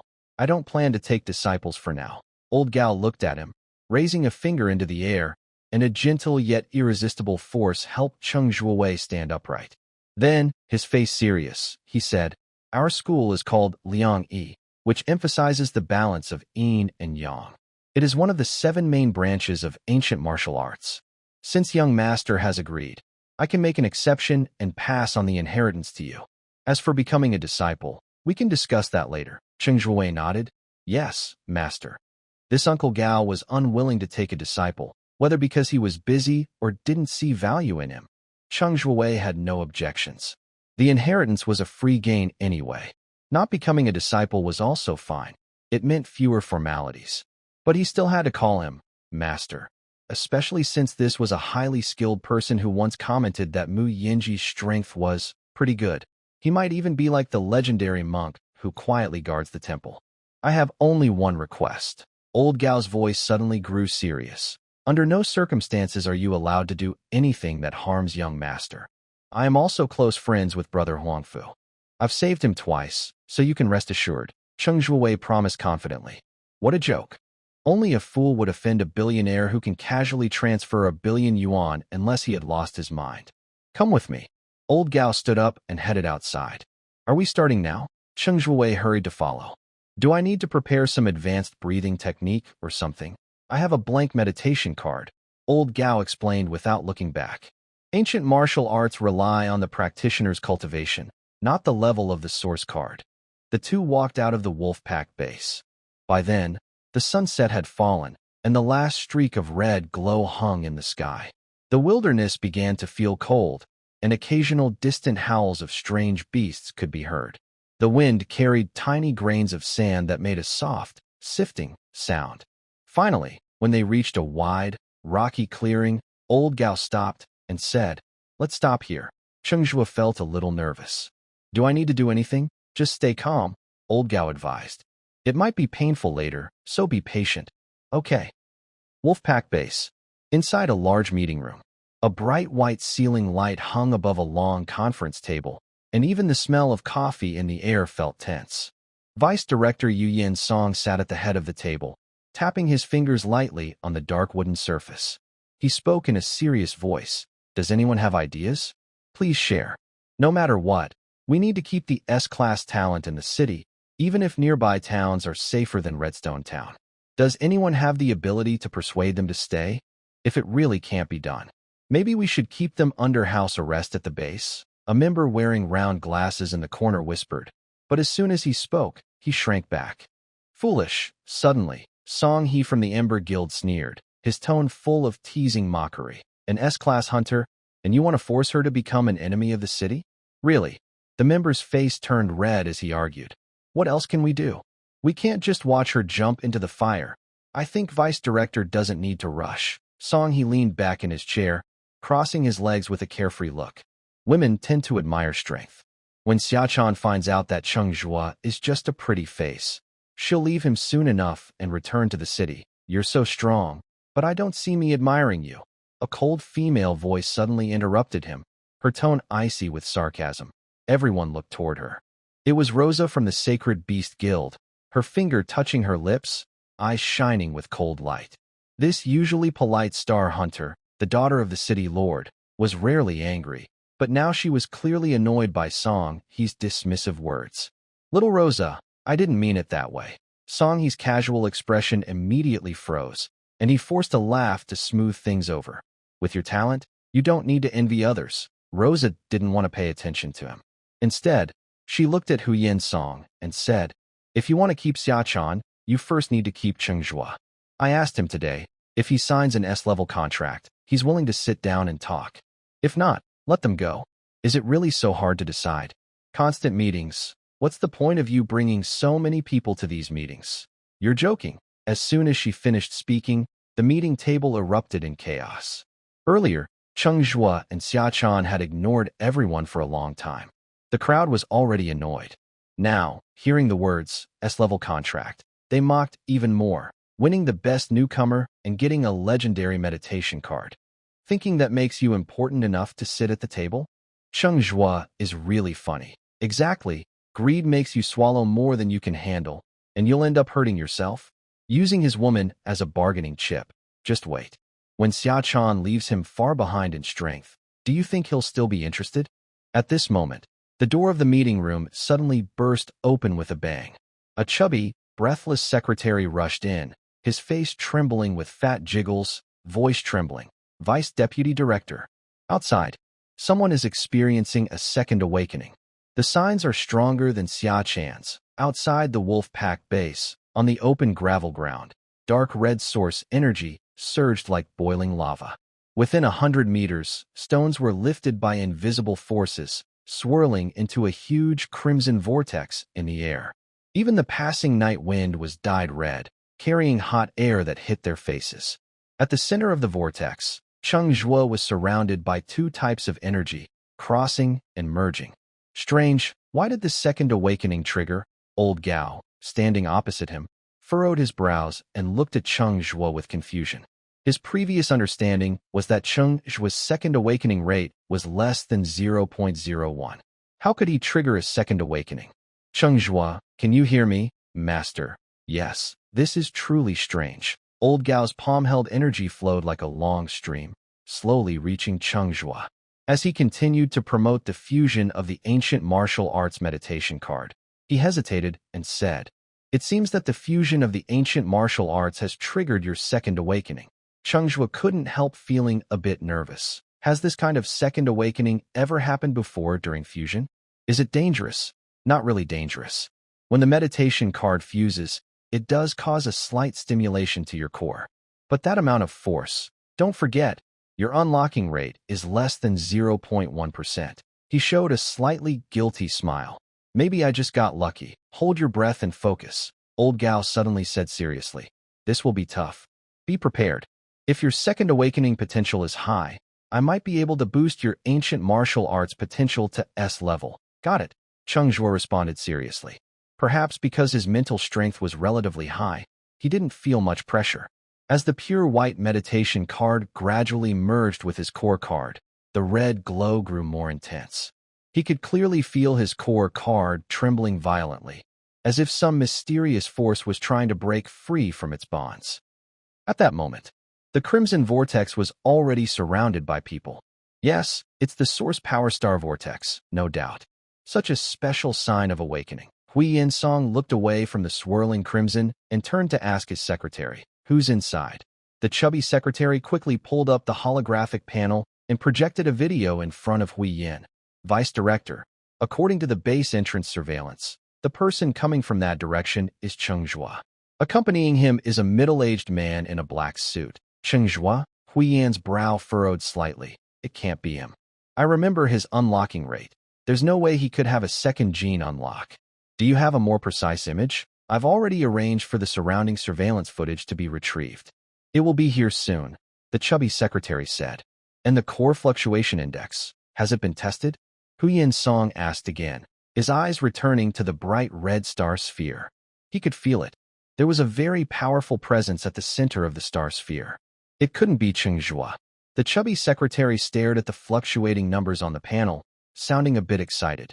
It's still rising. The current level has already exceeded the B-level threshold, but the influence of this star sphere is larger than the records of S-level awakenings in our database. We can't accurately predict its final potential yet. Could Cheng Zhuo be like Miss Rosa, jumping directly from F-level to S-level potential after a second awakening? OSI suddenly said. He pushed up his gold-rimmed glasses, a hint of calculation flashing behind the lenses. If that's true, our Thunder Guild would definitely try to recruit him. So far, only they have signed a B-level contract. Maybe they have the best chance. Song-hee couldn't help but snort upon hearing this. What are you thinking? Isn't it possible he's still inside? The unlocking rate is so low. How could he have a second awakening? Don't speak so definitely. Rin Tianqing squinted and stroked his goat beard thoughtfully. This kid's luck is extraordinary. He even managed to get a legendary source card from a blind pig core. A low unlocking rate doesn't mean there's no chance for a second awakening. At that moment, a staff member in a wolf pack uniform ran over, panting. Deputy Director, it's confirmed. The person inside the star sphere is Cheng Zhuo and a middle-aged man. Two people. Hu Yinsong's pupils shrank suddenly. How can there be two? Are you sure both are inside the star sphere? Absolutely. The young man quickly handed over a detector on his wrist. The screen showed a biological image of the center of the star sphere. I switched to the body detection mode, and I can clearly see two life signs at the center. When he said this, everyone present was stunned. Even if someone is an F-level awakening to E-level, the surrounding source force rejection can throw ordinary people away during awakening. The star sphere's source force influence extends over 100 meters. No one present could step inside, let alone stay at the center. Ha ha! Suddenly, a loud, hearty laugh silenced the commotion. Everyone looked toward the sound and saw a large, sky-blue wolf running in with flames behind it. Sitting on the wolf's back was an old man with dark skin and white hair. His black cloak fluttered loudly in the wind, and he looked like a wild hunter from the wilderness. The big wolf stopped steadily outside the crowd, and the old man leapt down. Who would have thought that our small wolf base could attract so many important guests? Hey, President Yang Tianlang. Nice to see you again. Song-hee's eyes lit up, and he pretended to be friendly as he approached. It's clear that trying to recruit people from Hongshi town is impossible for him. Yang Tianlang looked at him with slight disdain. Can you cut that messy hair of yours? You're old, but you dress like a girl from the red light district. Isn't that embarrassing? Song-hee was immediately annoyed. Hey, old man, why are you always so rude? I'm a painter. This is called artistic sense, understand? Yang Tianlang didn't want to argue and turned to look at Ho Yin-song, who had a serious expression. His eyes flicked to the swirling crimson vortex, and he smirked playfully. If Cheng Zhuo really had a second awakening, that would be interesting. Some people forced others into wilderness contracts and are now eyeing their wives. If this kid really becomes an S rank, those same people might have to beg him to come back to Xingtai City. This story is more dramatic than a soap opera. Ho Yin-song looked at him with some helplessness. President Yang, you don't have to be so sarcastic. Oh, so the vice director is here too. Yang Tianlang pretended to have just noticed Ho Yin-song, smiling slightly, but his tone turned cold. Ho Yin-song, don't bother. Old Wang said that as long as Cheng Zhuo and Huang Fu don't want to return to the city, no one will bother them. Of course, Xia Chan is included now. Ho Yin-song's face showed no emotion as he said slowly. President Yang, you should know best that Hongshi town won't last a year. So what? Yang Tianlang moved closer to Ho Yin-song, his eyes full of contempt. Until the last moment. How do you know it will be us who fall? Ho Yin-song turned his head, seeming unwilling to argue, and simply said, We'll see. Lieutenant, we've found it. Liang Ye's assistant hurried forward holding a holographic projector, bowing slightly with a cautious tone. This is surveillance footage from the vehicle transport center. Before the transport truck lost contact, it recorded some sounds, but only the audio is clear. Some of the content is sensitive, so I didn't dare to make assumptions. Please listen yourself. Liang Yi took a deep breath of smoke and coldly ordered, Play it. The audio played out, starting with a flattering male voice, deliberately trying to please. Lord Qiying, this is a small matter. You don't need to come personally. Just tell me what to do. Are you Cheng Zhuo? What's the matter? Come with me. The deputy director wants to see you. Sorry, I'm not interested in meeting him. Do you think I'm asking for your opinion? Kid, you can still kneel and beg for mercy. By the way, I should tell you, I'm actually a summoner. You. No, you can't kill me. I am a captain in the hunter army. Next time you unleash a big move, don't talk so much nonsense. Brother Chung, this Qiying is a captain in the hunter army. He's clearly colluding with the Skull Hunter and killing innocents. I can go to the city-state to testify and help clear your name. Add a contact method. I, Huaming, am just a small player. All right, contact me if anything comes up. Hearing this, the audio was completely drowned out by static, and the holographic image went dark. The assistant swallowed hard, a hint of confusion in his eyes. There was strong electrical interference on site, so the signal was patchy. But it's certain that Lord Qi Ying was definitely killed by Cheng Zhuo. It's strange. How could that kid possibly kill Lord Qi Ying? Liang Ye's brow furrowed as he listened repeatedly. A cold killing intent gradually appeared in his eyes. Cheng Zhuo, Huaming, they must not be left alive. The subordinate has already arranged to investigate Huaming, the assistant replied. What about Cheng Zhuo? His wife has now awakened to S rank. The deputy director values him highly. We can't act against him easily. Liang Yi squinted, hesitating for a moment, then asked, How's the Wolfpack base? Has the deputy director scheduled a meeting with him? Not yet. The deputy shook his head. Our people say that Cheng Zhuo is very proud. He refused all interviews and left the base with an unknown middle-aged man. And he paused, seeming hesitant to continue. Go on, Liang Yi urged coldly. The deputy looked strange and uncertain, saying, According to the reports from the scene, Cheng Zhuo may have experienced a second awakening. Based on the star pattern, he might even be in S level. What? Liang Ye's eyes widened. It might not be him, the deputy quickly added, startled by Liang Ye's reaction. I heard that there are two people inside the star pattern. One is Cheng Zhuo, and the other is that unknown middle-aged man. Do you even know what you're saying? Liang Yi rolled his eyes. An awakening star pattern can't have others inside, he said. The deputy looked confused. I'm also puzzled, but our sensors detected two life signs right at the center of the star pattern. He paused. Then his expression turned sinister. Colonel, we must keep the cooperation with the hunters secret. Maybe we should cut off the beginning of the video, keep only the later part, and make it seem like Cheng Zhuo murdered the hunter-ruined soldiers. Once Huaming is dead, he won't be able to defend himself. With this audio, no matter if he's S level or not, they'll listen to us. Liang Yi fell silent, thinking deeply. His fingertips rubbed the edge of the projector repeatedly, as if weighing the pros and cons. After a moment of contemplation, he suddenly slammed the table, stood up, and his military boots made a heavy sound on the floor. That's the plan. Let's go to the Wolfpack base. Outside the Wolfpack base, a crimson star pattern was spinning in the sky. Its dark red tendrils stretched out like living tentacles, wrapping Cheng Zhuo and Old Gao in the center. As the fusion continued, time slowly passed. Cheng Zhuo's consciousness seemed to be pulled away by an invisible force. He felt as if he had entered a vague, ethereal state. In an instant, the crimson star pattern suddenly vanished. Instead, there was a huge arena floating in the void. Under the dark, deep starry sky, the stone stands were layered and countless blurry figures shouted and cheered. The roaring applause was deafening, making his eardrums feel numb. In the center of the arena, a huge dragon covered the sky as it fought a creature with 8 limbs. The dragon's scales were dark purple, shining coldly. Its breath, a purple flame, fell to the ground and ignited blue flames that twisted the air. The 8-limbed creature was silver-white, resembling a snake or a lizard. Its 8 sharp claws gleamed like blades. Each swing tore the air and sent out semi-transparent streaks of energy. Boom! 2 powerful energies collided, causing big ripples to form in the air. The 8-limbed snake lizard was no match for the dragon. Every time the dragon's claws nearly pierced its body, a dark gold pattern suddenly lit up on its collar.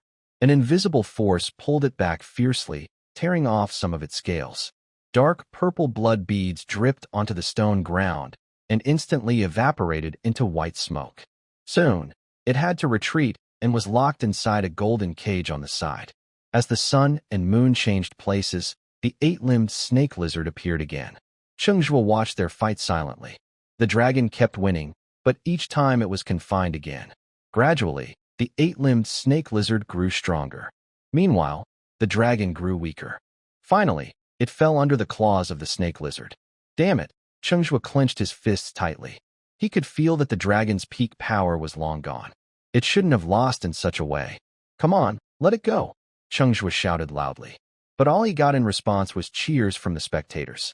When the dragon finally collapsed, the arena began to fade away.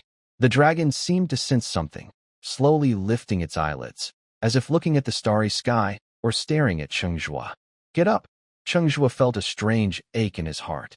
But then, the vivid scene that had lasted nearly 100 years, or seemed to only last a moment, suddenly disappeared. Everything before his eyes turned into emptiness.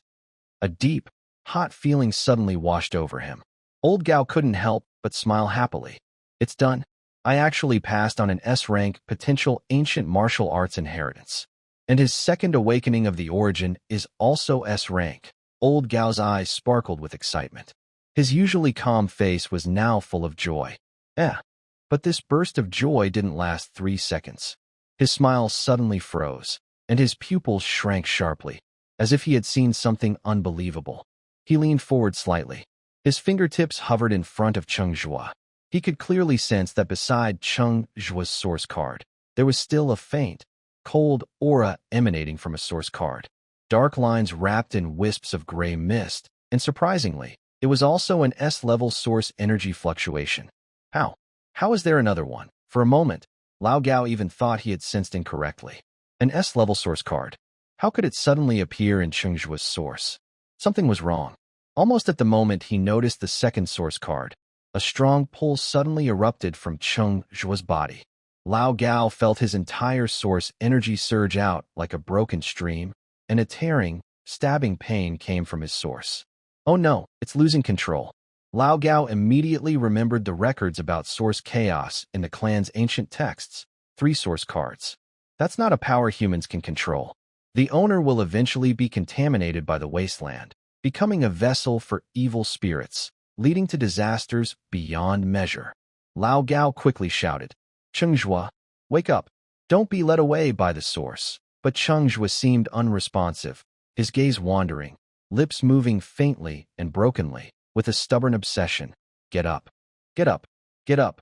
Outside Xingxuan, the crowd watching suddenly shivered all over. In the originally warm source energy fluctuations, a piercing coldness suddenly seeped in. Someone instinctively shrank back and pointed at the edge of Xingxuan, shouting, "Look! What is that? Is something crawling out of the ground?" Everyone looked in the direction of the shout. They saw at the edge of the crimson glow, countless pale white bones emerging from the dirt, followed by skull-shaped outlines. Skulls. An old hunter's face changed drastically, and he took 2 steps back. Someone is summoning spirits. When the pale blue glowing skeletons surged out from the edge of Xingxuan, the crisp sound of cracking and clattering made everyone's scalp tingle. The crowd watching suddenly erupted in chaos. They instinctively stepped back, especially some veteran hunters who had experienced the beast tide 20 years ago. Their faces turned pale, and memories seemed to flood back to the fierce battles against those undead summoning creatures. These creatures do not feel pain or fear. As long as their core isn't destroyed, even if they are only half alive, they will chase and bite people. The undead mage possessed by the evil spirit, although only at the 6th level, caused great trouble for Star Iron City's defenses against the beast tide. Deputy Director, does the Grim Reaper's secret stash have any response? Ren Tianxing pushed through the crowd quickly and approached Hu Yuan's Song, frowning as he asked. Several high-level guild members also gathered around.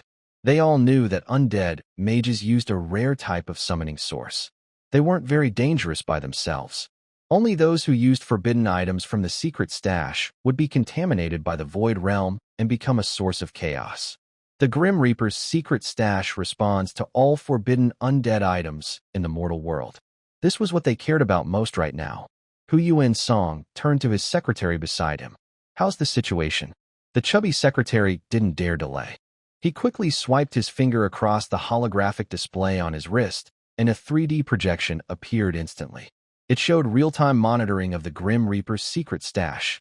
A large, dark gold book, ancient in aura, floated inside a special energy shield. The surface of the book was calm, with no ripples or faint light. He switched to several detection angles. The fluctuations of energy around the stash were as steady as a straight line. "Deputy Director." The chubby secretary wiped the sweat from his forehead and said confidently, "There's no response from the Grim Reaper's secret stash. This should just be An ordinary awakening of undead summoning.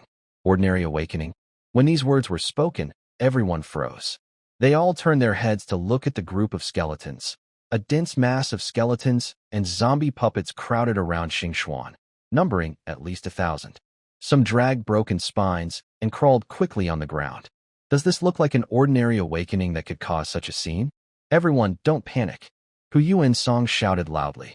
His rough voice cut through the chaos instantly. These undead summons are not showing any signs of attacking. Everyone, step back. All hunters, listen up. Set up a warning line. Go into alert mode. Do not attack unless I give the order. As soon as he finished speaking, the prepared huntress army immediately sprang into action. Their neat footsteps made the ground tremble, and the glowing blue shield clanged shut, quickly forming a protective barrier around the perimeter, with guns aimed at the group of skeletons. The chaos at the scene gradually calmed down. As he had said, the summoned skeletons near Cheng Zhuo were just aimlessly wandering. Occasionally, some would accidentally enter Cheng Zhuo and be instantly turned to ash. They looked quite dull and not very smart. At this moment, the previously swirling crimson wind suddenly changed color.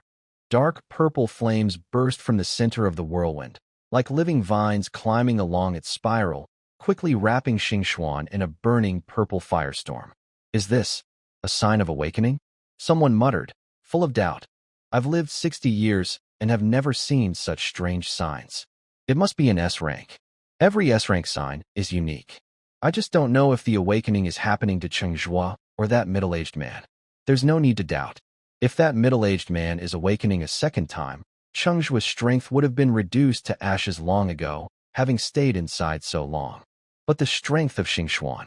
Someone lowered their voice, filled with awe. Among the 6-tier experts here, who has confidence they could stay inside that long? The rules of the lighthouse wrapped in the awakening sign are no joke. I believe that person must be a 7th-tier card master. While everyone was discussing, suddenly, bang, a shadow shot out backwards from the purple fire Cheng Zhuo. His clothes fluttered in the wind, making a rustling sound. Just as he was about to crash to the ground, his body twisted strangely in midair, lightly touching his toes, and he landed steadily. This person was the mysterious middle-aged man who had entered Cheng Zhuo with Cheng Zhuo earlier. Hu Yan-song and the others quickly stepped forward.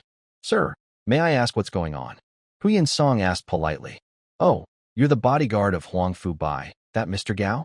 A nearby person, Song He, exclaimed in surprise.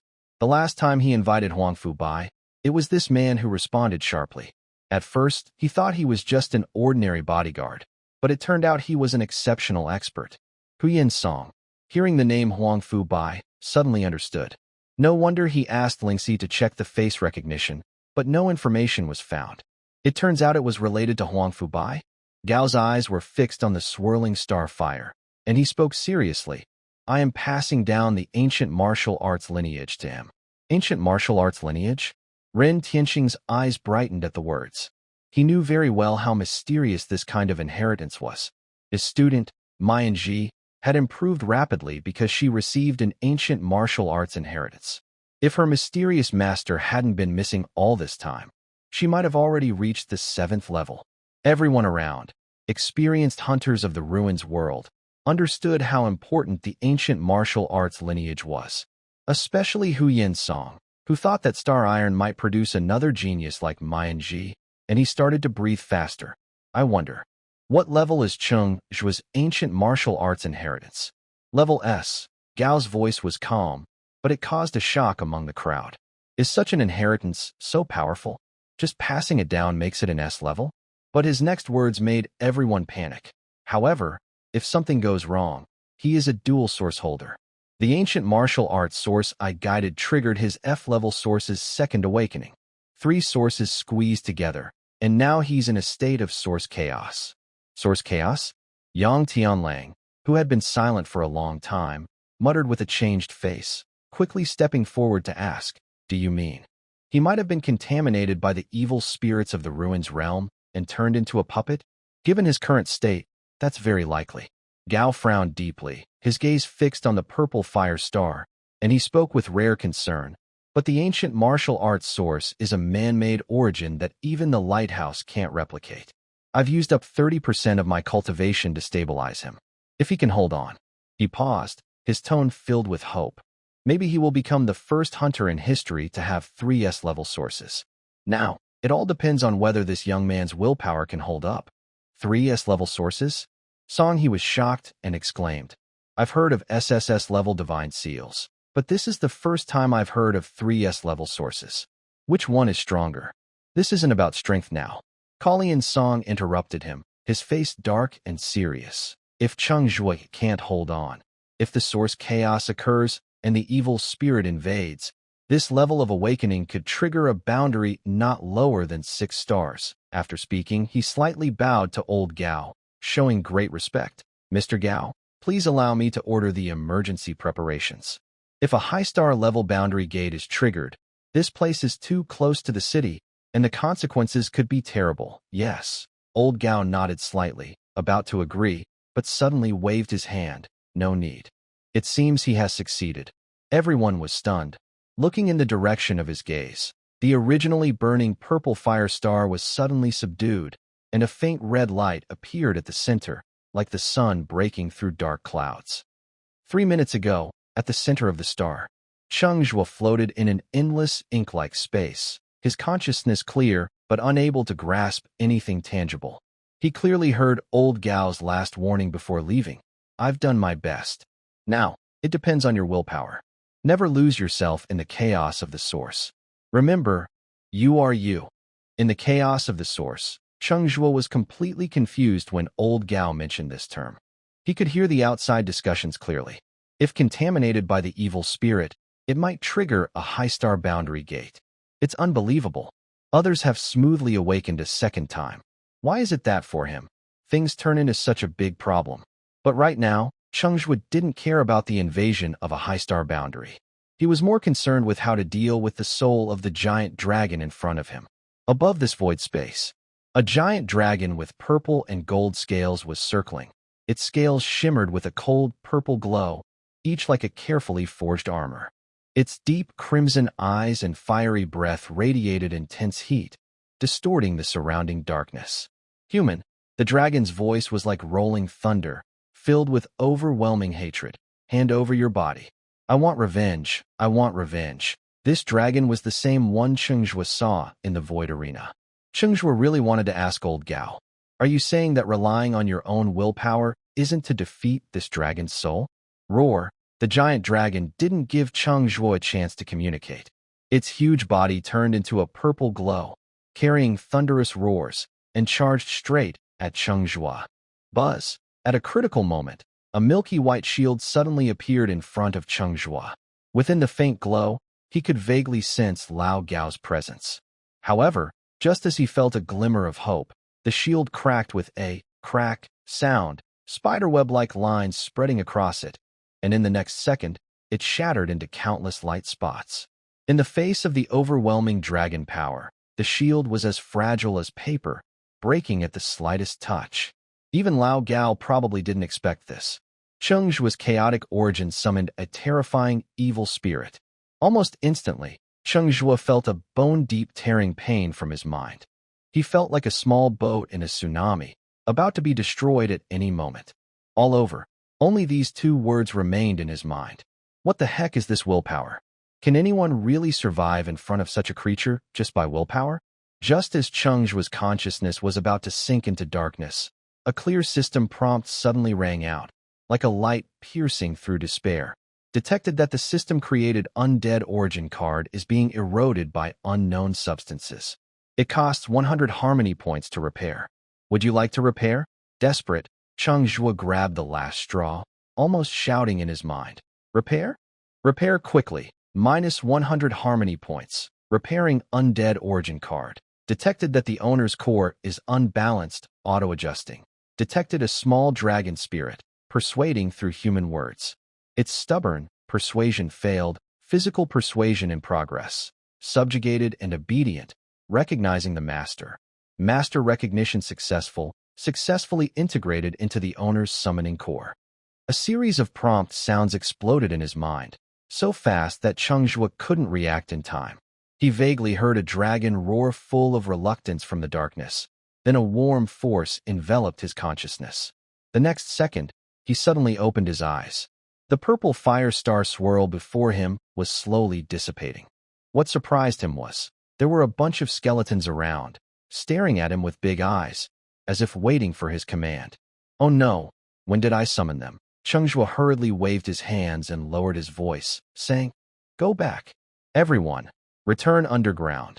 The skeletons clattered as they turned around and quickly sank into the ground, disappearing from sight. Only scattered bone fragments remained, which soon turned to ash in the aftermath of Xing Xian's energy wave. Cheng Zhuo, how do you feel? A figure almost teleported in front of him, showing a hint of nervousness that was hard to hide. He said he didn't care, but Cheng Zhuo was his first successor, and he had used 3 of his core sources. Of course, he cared deeply. Cheng Zhuo steadied himself and expressed sincere gratitude. Master, I feel very good. My core is stable now. No problem at all. Release your core. Let me see. Old Gao urged. Cheng Zhuo looked at the crowd gathering around him, hesitating. Don't worry. Seeing this, Old Gao's rough voice softened a little. On his usually cold and stern face, a rare smile of satisfaction appeared. With me here, you don't need to hide anymore. He then opened his 5 fingers. Boom! A white glow appeared in his palm, instantly transforming into a pulse that spread out like ripples on water. Everyone nearby stopped in their tracks. The sound of their hearts pounding was continuous. One by one, they knelt or bowed low, including the best at the moment, like Zhou Yong and others, who were half kneeling with faces full of fear. They knew this Mr. Gao was very powerful, but they didn't expect his strength to be so terrifying. This was not the aura of a 7th-rank cultivator. It was probably an 8th rank. Old Gao's lips curled slightly, and he flicked his sleeve. The white glow vanished instantly, and the oppressive pressure also disappeared. He patted Cheng Zhuo's back and said proudly, "This move is called shaking mountains and rivers. I took the time to teach it to you. It's best for intimidating small-minded people." Only then did the crowd dare to breathe heavily, looking at Old Gao's back with fear. But Cheng Zhuo was still stunned, his eyes suddenly brightening. Master, does this mean he has acknowledged me as his disciple? Filled with joy, Cheng Zhuo knelt down and bowed deeply. Thank you, Master. He only had one thought now. He must take good care of the divine rich Emperor Pu Bai. Old Gao helped him up and said, "Release your origin. Let me see if there are any problems." Cheng Zhuo nodded respectfully and quickly projected his origin outward. 3 different waves of source energy appeared along his arm, quickly forming 3 unique cards in his palm. 1 black, 1 white, and 1 purple, slowly swirling around. A faint red glow, representing S-level potential, shimmered around them. According to his master's previous explanation, the ancient martial arts origin created by humans should normally merge with his source card like a breathing meditation card. It seems the system, to keep the origin balanced, separated it out, forming a separate source card. To think it forms such a balance in this way. Strange. I can't understand this undead origin card of yours. Old Gao raised his eyebrows, looking surprised. It's truly a rare wonder. Someone with 3 source cards, and they stay stable. This kid is definitely extraordinary. A nearby voice, full of admiration, came from Song He, who was praising exaggeratedly. Old Gao shot him a sidelong glance. That's because your hair is long and your knowledge is short. The smile on Song He's face froze for a moment, and he awkwardly touched his nose, not daring to argue. An 8th-rank expert's words are always true. Old Gao's gaze returned to Cheng Zhuo's palm, focusing on the purple-flamed summoning source card. Curious, he asked, what changes happened to your second awakening of the summoning source card? Hearing this, Cheng Zhuo's mind moved. With a thought, a faint purple light pattern burst from the card and quickly coalesced into shape in front of him. When the light faded, a figure over 2 meters tall appeared. He wore dark purple dragon scale armor, broad shoulders, narrow waist, long limbs, and a powerful, explosive presence. His appearance was quite similar to Cheng Zhuo's dragon form state, but he was wrapped in ghostly purple flames, radiating intense heat and pressure. The most striking feature was his crimson vertical pupils, which tilted slightly as he looked around, with a slight upward curl at the corners of his eyes. He carried an air of haughty disdain, as if looking down on ants. Generally, When a second awakening occurs, besides increasing potential, it usually strengthens the source technique. Perhaps because the system enhanced the jar's abilities, besides his attributes improving along with him, the jar was unaffected by his second awakening. Cheng Zhuo could clearly sense this. The jar was still in the room, holding an empty milk bottle and sleeping soundly. Cheng Zhuo summoned a brand new creature. He immediately checked its details. Star Abyss Summon.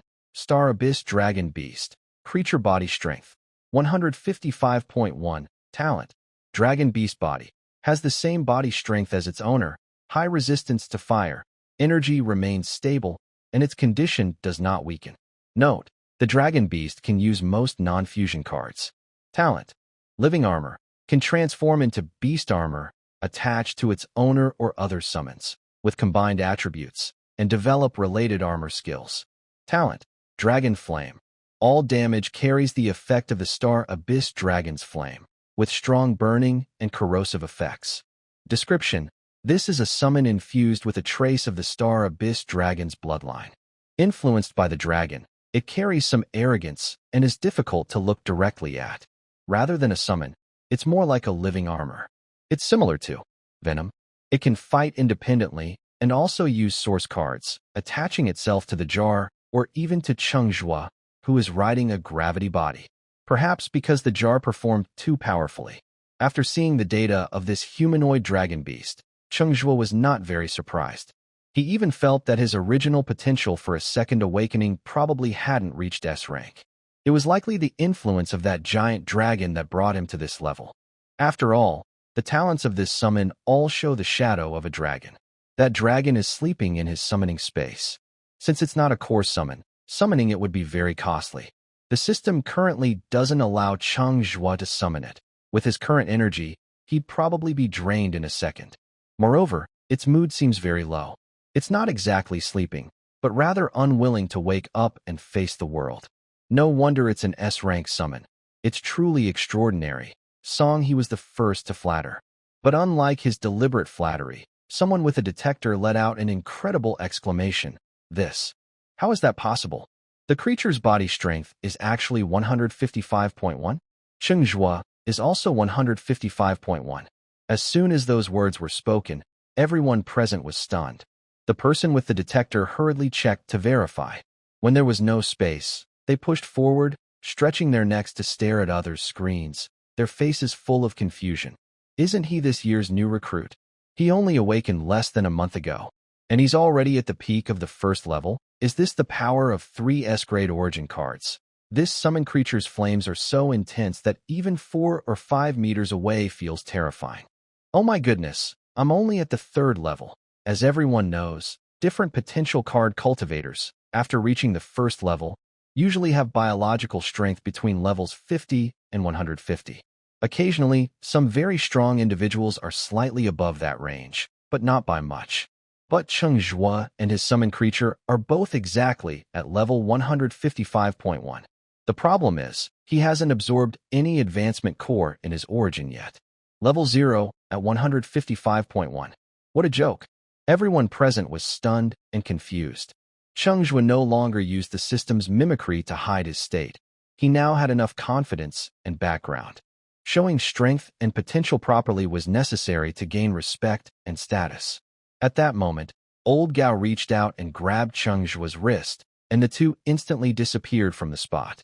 Only a faint breeze remained, startling everyone to look around in surprise. Deputy Director, this Cheng Zhuo has an incredible future ahead, Ruan Tianqing sighed. Huyan Song stood in front of the crowd, a complex look in his eyes. He couldn't help but feel regretful. He had thought that a useless F-grade summoner with no awakening ability, using a legendary breathing meditation card, was just wasting resources. He believed Cheng Zhuo would never break through to the next level in his lifetime. But less than a month later, just in terms of biological strength, Cheng Zhuo was already stronger than most first-level cultivators.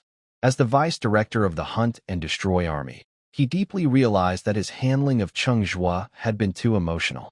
Since Xia Chan awakened her S-grade ability, this frustration had been growing in his heart. In his moment of anger, he had handed over a talented young person and even held a grudge. His vision was too narrow. Hu Yinsong silently regretted his actions. Yang Tianlang, the president of the Wolf Pack Guild, approached and asked in a deep voice, "Mr. Gao, is that Mr. Tian from Sky Peak City?" Hu Yinsong nodded. "Probably." Yang Tianlang frowned and turned to walk toward his giant wolf mount. Far away, he said, "Vice Director, perhaps now you should think about how to prevent the heavenly extreme city from taking people away, instead of just trying to bring Cheng Zhuo and the others back from Redstone Town." At the top platform of the Wolfpack base, Old Gao stopped walking. Here, he turned around and handed two strange, moving white cards with mysterious patterns to Cheng Zhuo. "At first, I didn't plan to take on a disciple, so I only prepared these two cards, which are basic ancient martial arts techniques from the 2E source. The other core techniques need more time to prepare. Practice these first." Cheng Zhuo took the cards and looked at them carefully. The cards were very smooth, with only tiny 2E characters carved in the corner on the back. At first glance, they looked just like basic breathing cards. He couldn't help but ask out of curiosity, "Are these ancient martial arts techniques also directly integrated into the source?" "Exactly," Old Gao nodded.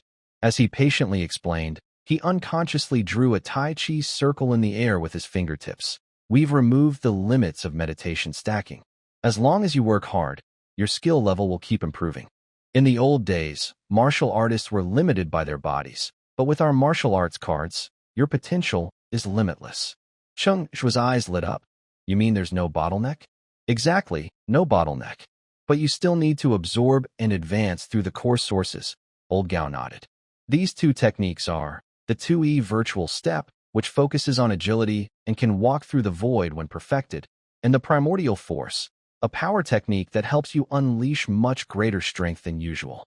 It can be used in close combat attacks." Old Gao's attitude changed from cold to very gentle and patient. Whenever Cheng Zhuo asked questions, he explained in detail, breaking down everything from how to advance in ancient martial arts to daily training tips. After explaining the basics of martial arts practice, Old Gao suddenly changed the topic, with a more urgent tone. "Young master is researching a new material. I can't leave his side. You should go hunting more often and raise your level quickly. H0173 might be chaotic soon. You should find a different place." "Understood. I will do my best not to disappoint my master," Cheng Zhuo replied honestly. Feeling that he had delayed too long, he left very quickly. With a light jump, his figure shot out like a feather and disappeared into the dark night. After his master left, Cheng Zhuo finally had time to check his status panel. He gained 2 new S-level origin cores, each adding 30 points to his 4-dimensional attributes. His luck, a special trait, could only be increased through system rewards. At this moment, his biological body strength had reached level 155.1. This was more than double what it was before he awakened. But among these surprises, what excited Cheng Zhuo the most was not the sudden increase in attributes, but the breaking of the restrictions on absorbing source power. He instinctively looked at the system space, focusing on the floating boundary stones. The boundary gate crafted by the system was not limited by realm rules. This meant he could finally take his wives to fight monsters and level up. The night wind swept over the high platform again. Cheng Zhuo was no longer in sight. A swift figure leapt several times above the base, quickly heading toward the gate. "Wow, Brother Zhuo, are you a god?" Looking at the boundary gate shimmering with gray light and rippling like water, Xia Chan's big eyes widened in amazement. Ruan Xinghe and Xia Mo were equally shocked. Cheng Zhuo could decide when to open the boundary gate, and it was only for their use. "Stop staring. Follow me." Cheng Zhuo carried the still sleeping Tao Yao, greeted Guan Guan and the 3 girls, and stepped into the boundary gate first. The gray light flowed over him like water. In the next moment, he touched soft grass under his feet. Before him was a world that could make one's heart tremble. The bright moon, dozens of times larger than in reality, hung in the sky, casting a clear glow that made the vast grassland look bright and transparent.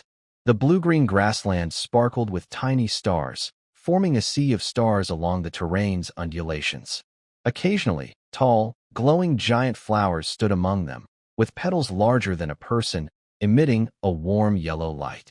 To ensure both harmony with the harmony and monster fighting, Cheng Zhuo deliberately chose a boundary stone marked with prairie to facilitate the movement of the battle vehicle.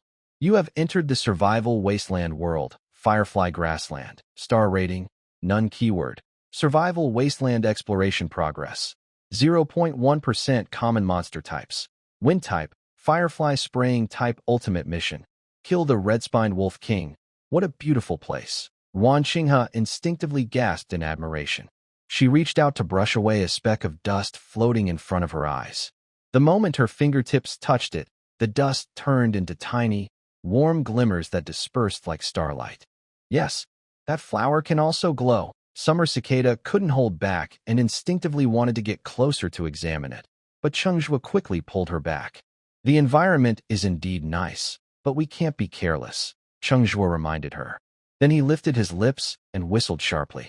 Whoosh! A bright red arrow suddenly shot out from the void, leaving a long crimson trail behind. It moved like a red lightning bolt, spinning rapidly around them 3 times. They heard a few sharp, mournful sounds. More than a dozen semi-transparent beast shadows emerged from the grass, revealing their true forms one by one, collapsing immediately. These creatures were about half a person tall, covered in light blue fur, with faces that split open like those of man-eating flowers, looking very fierce.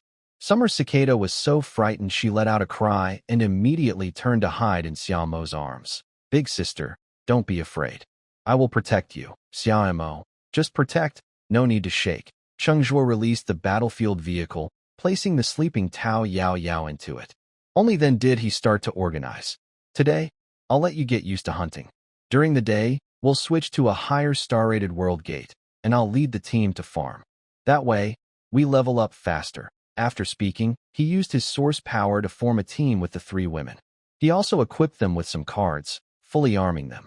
Summer Cicada looked at the TDG rifle in her hand, hesitating for a moment, then looked up at Cheng Zhuo and asked, Brother Zhuo, do you have a knife? Why? Cheng Zhuo raised an eyebrow and looked at her. The girl was clearly scared, her lips trembling, but she still held her head high, eager to try. He couldn't help but smile. You're scared like this, and you still want to fight up close? I'm not afraid. Summer Cicada raised her chin defiantly and said, I'm excited.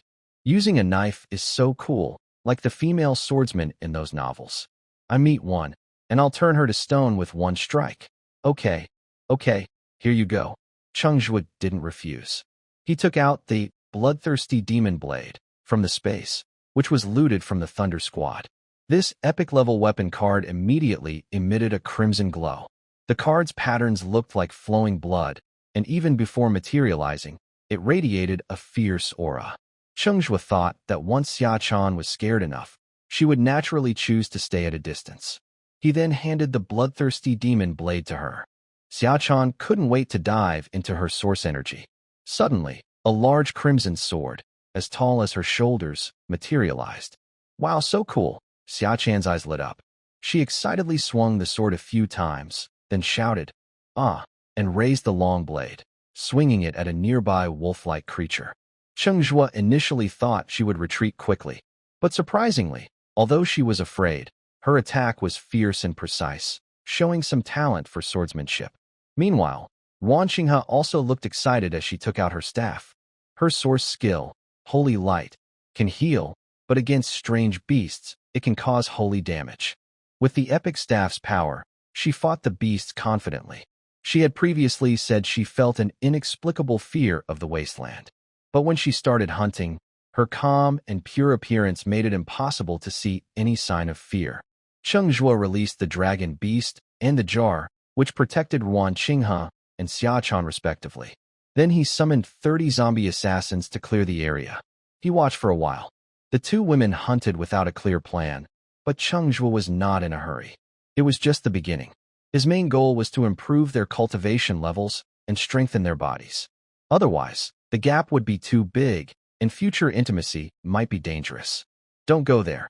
Cheng Zhuo pulled Xiaomo, who was eager to join the hunt. Your most important task now is to awaken quickly.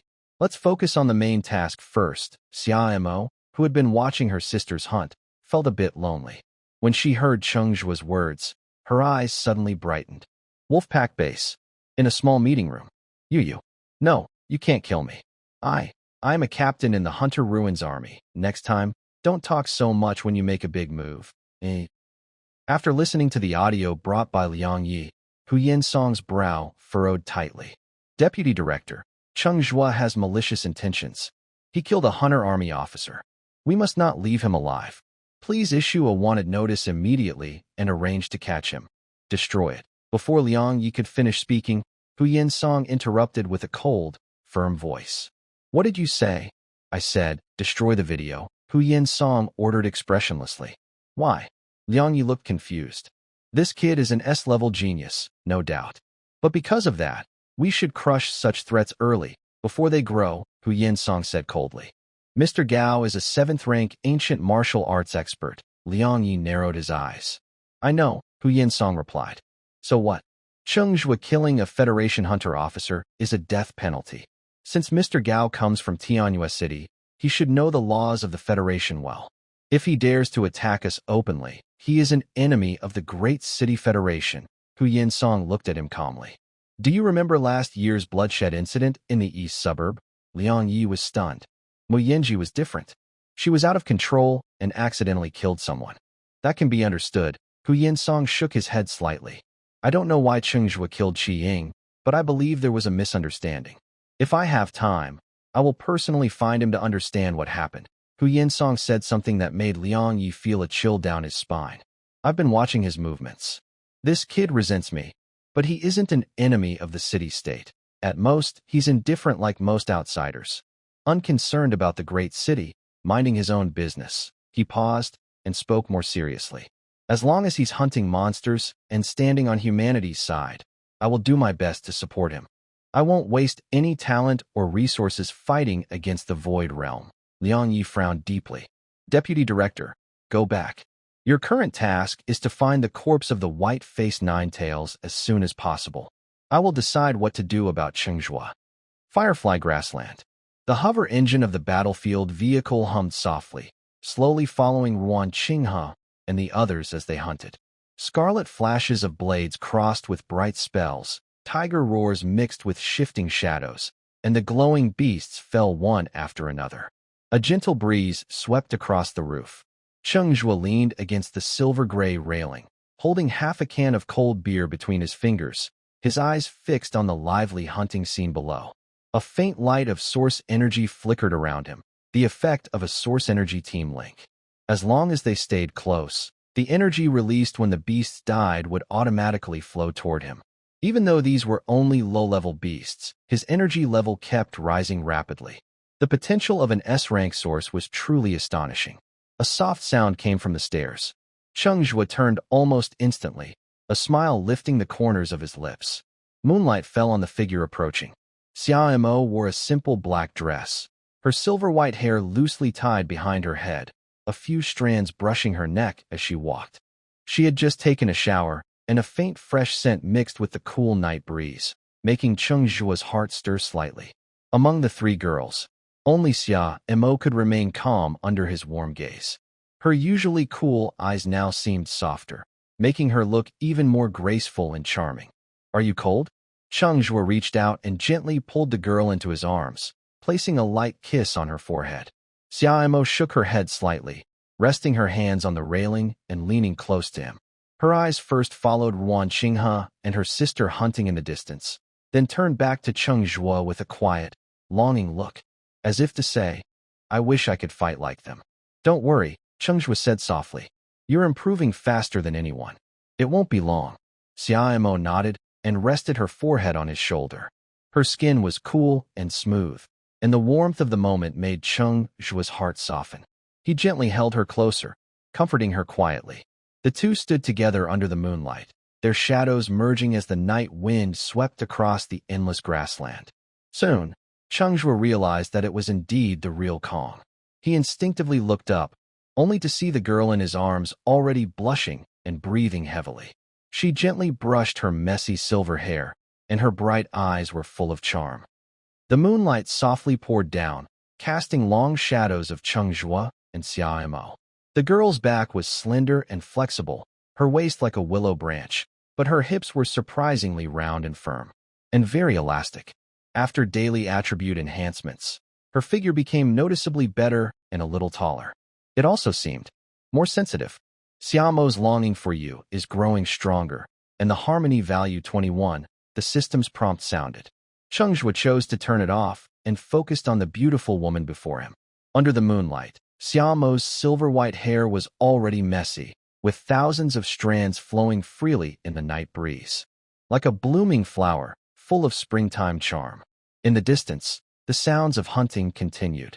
The calls of cicadas and the crackling of thunder mixed with the fiery breath of dragon beasts, as if the heat waves could reach the top of the carriage. But these noisy sounds couldn't hide the romantic atmosphere on the roof.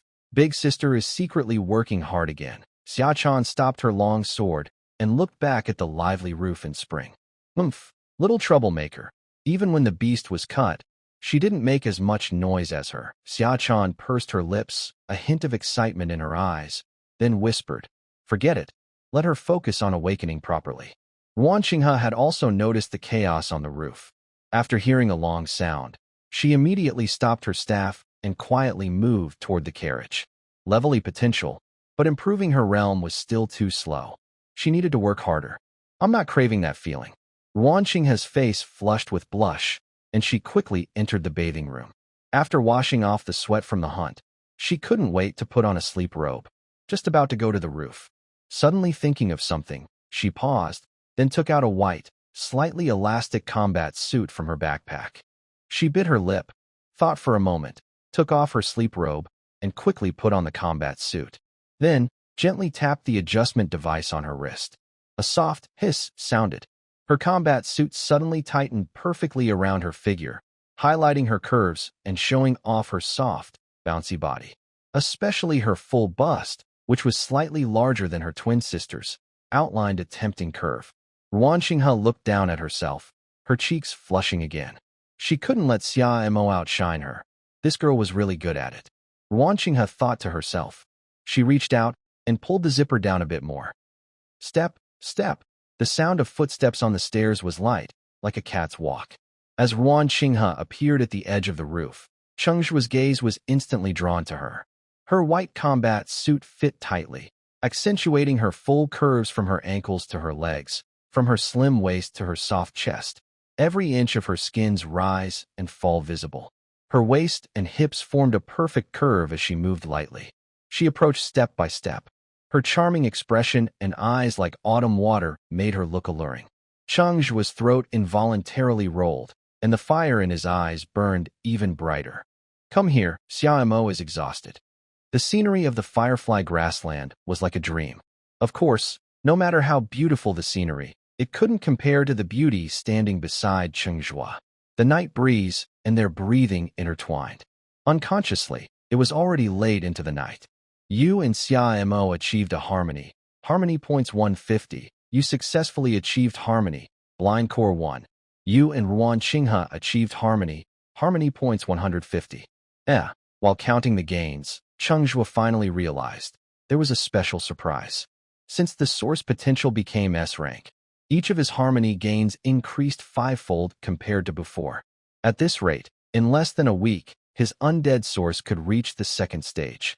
And perhaps because of growing feelings over time, the harmony points caused by the emotional fluctuations among the three women also increased significantly. Especially feelings like, even though you're right in front of me, I still miss you so much, which, during this romantic late night, could increase 4 or 5 times in an hour. This increased much faster than in actual combat harmony gains. Night grew deeper. As sleep sounds around me began to rise. Cheng Zhuo stopped the caravan and stepped outside. Not far away, the zombie assassin was still searching for missed targets, and the dragon beast with purple glow was rushing around.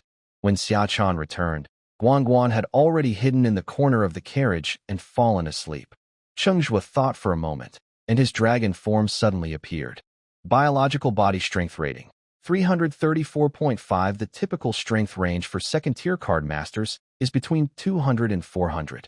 After his second awakening, Cheng Zhuo's dragon form had a strength comparable to regular second-tier card masters. It might not be as strong as some who focus on physical enhancement, but it was still quite impressive. After a brief adjustment, he looked up at the nearby dragon beast, still busy hunting, and changed it back. Compared to Guan, who was still a young hatchling but had sharp intelligence, this dragon beast seemed less clever, only able to follow Cheng Zhuo's commands mechanically. Cheng Zhuo stood beside it and compared. One was dark green, the other purple. Besides the dragon beast's head looking more like a fierce beast, it was very similar to his dragon form. Armor attachment, Cheng Zhuo muttered. As soon as he finished speaking, the dragon beast suddenly let out a low growl. He saw the scales all over its body start to tremble, and its body began to deconstruct visibly. Dark purple scales peeled off from its back, transforming into streams of purple glowing light that wrapped around Cheng Zhuo's ankles and moved upward. In no time, the color of Cheng Zhuo's dragon scales shifted to a flickering mix of dark green and deep purple. On his limbs, bone spikes appeared, layered and sharp, making him look taller by a few inches. He also became a bit stronger. Even Cheng Zhuo's dragon helmet changed shape. Its once smooth outline became more fierce, with two short, thick purple crystal horns protruding from the forehead, and 3 rows of jagged spikes sticking out from the jawline. He looked like an ancient fierce beast. At the moment, the beast armor formed. The system updated his beast armor dragon form with new information. Beast armor dragon form, biological body strength. For 190.2, beast armor technique, dragon flame pulse. Focuses the dragon flame power of the armor to shoot out a high-temperature, corrosive pulse. Current duration, 1 hour 45 minutes. Description, the state after attaching the dragon form to the armor. Defense and body attributes are greatly increased. It also gains long-range attack ability. Congratulations, this is a perfect humanoid combat weapon. Cheng Zhuo slowly raised his hand, while silently reciting Dragon Flame Pulse. The armor on his right arm made a clicking sound, gradually forming a barrel about the size of a palm, glowing with a dark purple light. Bang! A deep rumble suddenly roared. A dark purple dragon flame pulse, like a compressed purple fire, burst out from the barrel. The firefly grass passing through it instantly curled into blackened fragments. The air along its path twisted into wave-like patterns, carrying a strong shockwave as it sped away. 30 meters away, an unknown strange beast happened to walk into the pulse's path. It sensed danger and dodged sideways, but the residual purple dragon flame wave still knocked it flying. No blood splattered. Only a sizzling corrosive sound erupted as its shell-like skin melted visibly, revealing gray glowing bones underneath. In less than 3 seconds, the entire body collapsed into a black, smoky mud. Seeing this, Cheng Zhuo's crimson vertical pupils flashed with satisfaction. Finally, a decent long-range skill. The next day, the blazing sun hung in the sky, inside an underground passage of an old city ruin. Clatter! Suddenly, a few pieces of debris fell from the grooves on the side wall, hitting the dusty ground with a faint sound. Then, faint light halos appeared. A grayish gate suddenly materialized. Cheng Zhuo stepped out from the gate. Although he had awakened S-level potential, had a powerful master backing him, and received top contracts from several guilds, he still chose not to stay at the Wolfpack base.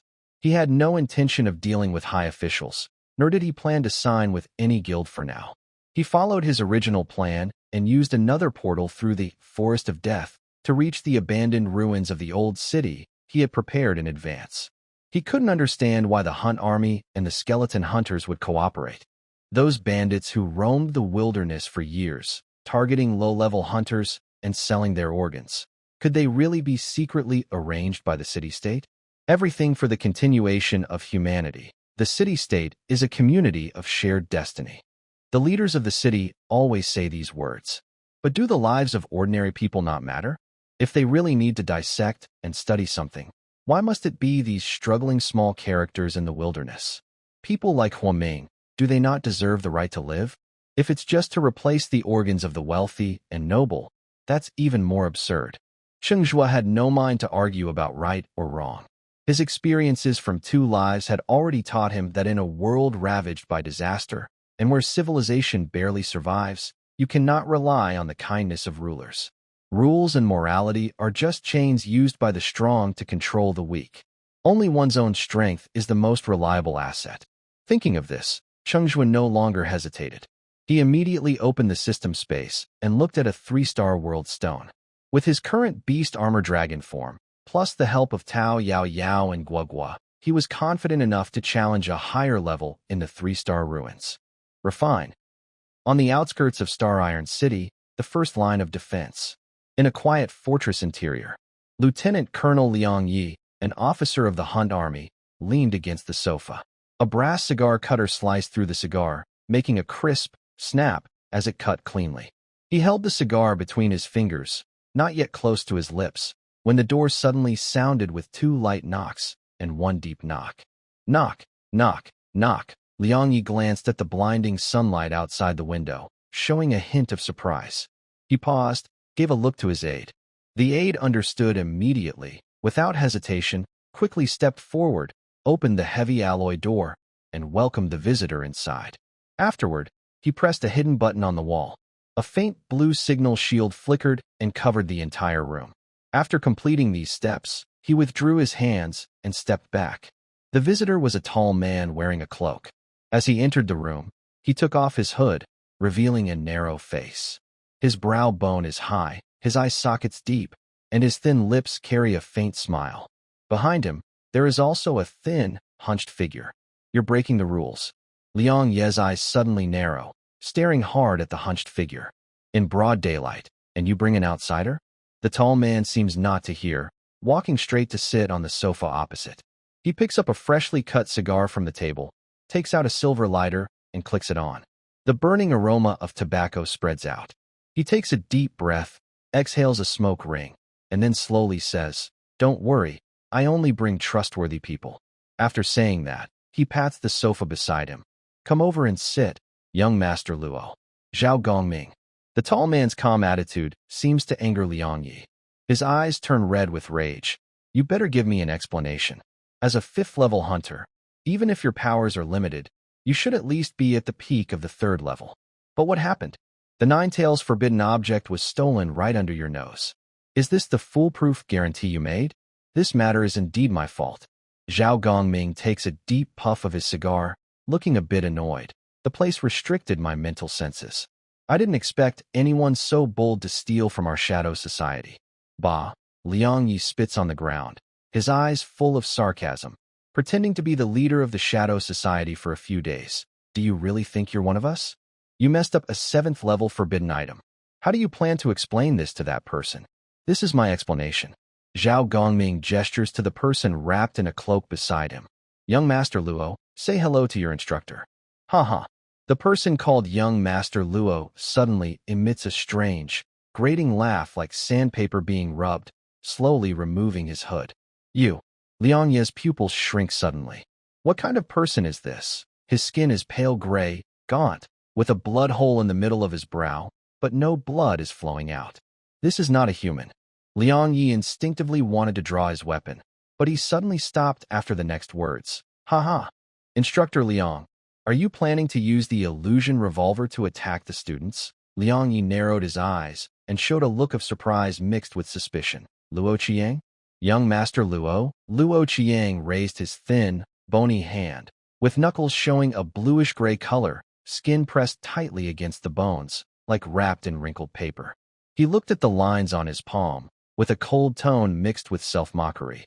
"It's normal that the official authorities wouldn't recognize me in this state." Liang Yi looked suspicious. "What's wrong with you?" "Huh." Luo Qiang's fingertips suddenly sparked with faint blue flames, flickering along the cracks of his fingers, but without any warmth. Instead, the surrounding air grew colder. "I have an invincible item from the Death God series." "What?" Liang Yi froze completely, quickly flipping his wrist, and with a loud sound, drew his pistol. A faint blue glow flowed along the gun's barrel, aiming steadily at Luo Qiang's forehead, and even his breathing slowed a bit. "Zhao Gongming, what's going on? Is what he said true? You're an officer, yet more reckless than a rookie." Zhao Gongming sneered, reaching out to press Liang Ye's wrist holding the gun. His gaze swept over Luo Qiang, then said, "If young Master Luo has a problem, it's not your turn to draw your gun.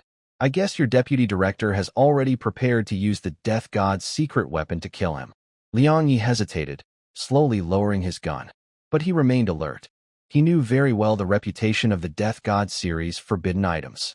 20 years ago, during a great war, a deadly undead forbidden item from the Death God series appeared, causing a terrible disaster.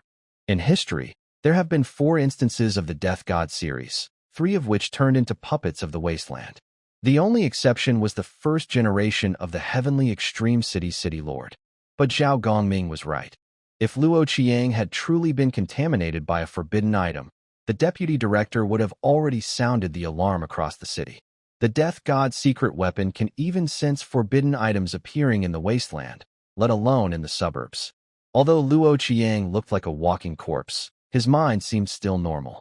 Could he have found a way to suppress it? Liang Yi looked at Luo Qiang, who seemed neither fully human nor fully ghost. Young Master Luo, why choose to live a wealthy, noble life and then ruin yourself like this? Heh. Luo Qiang chuckled strangely. It's all because of that Cheng Zhuo. Cheng Zhuo? Liang Yi looked a bit surprised. Why was it always Cheng Zhuo?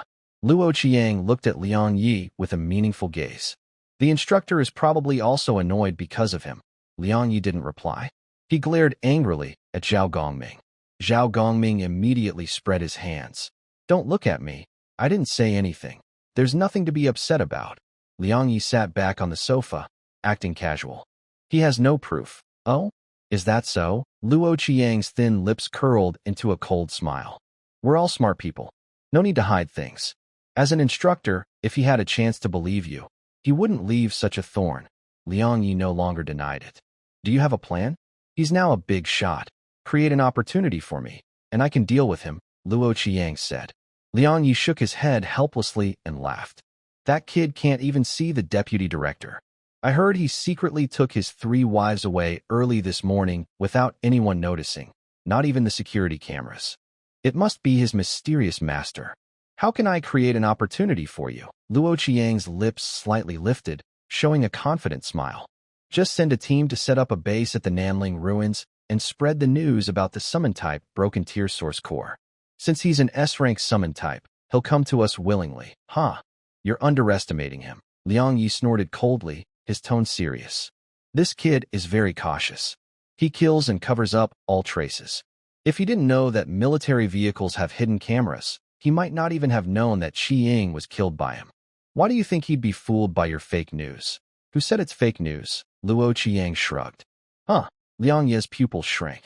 Are you saying the news about the Broken Tier Source Core at the Nanling ruins is real? Luo Young Master, I'm not joking.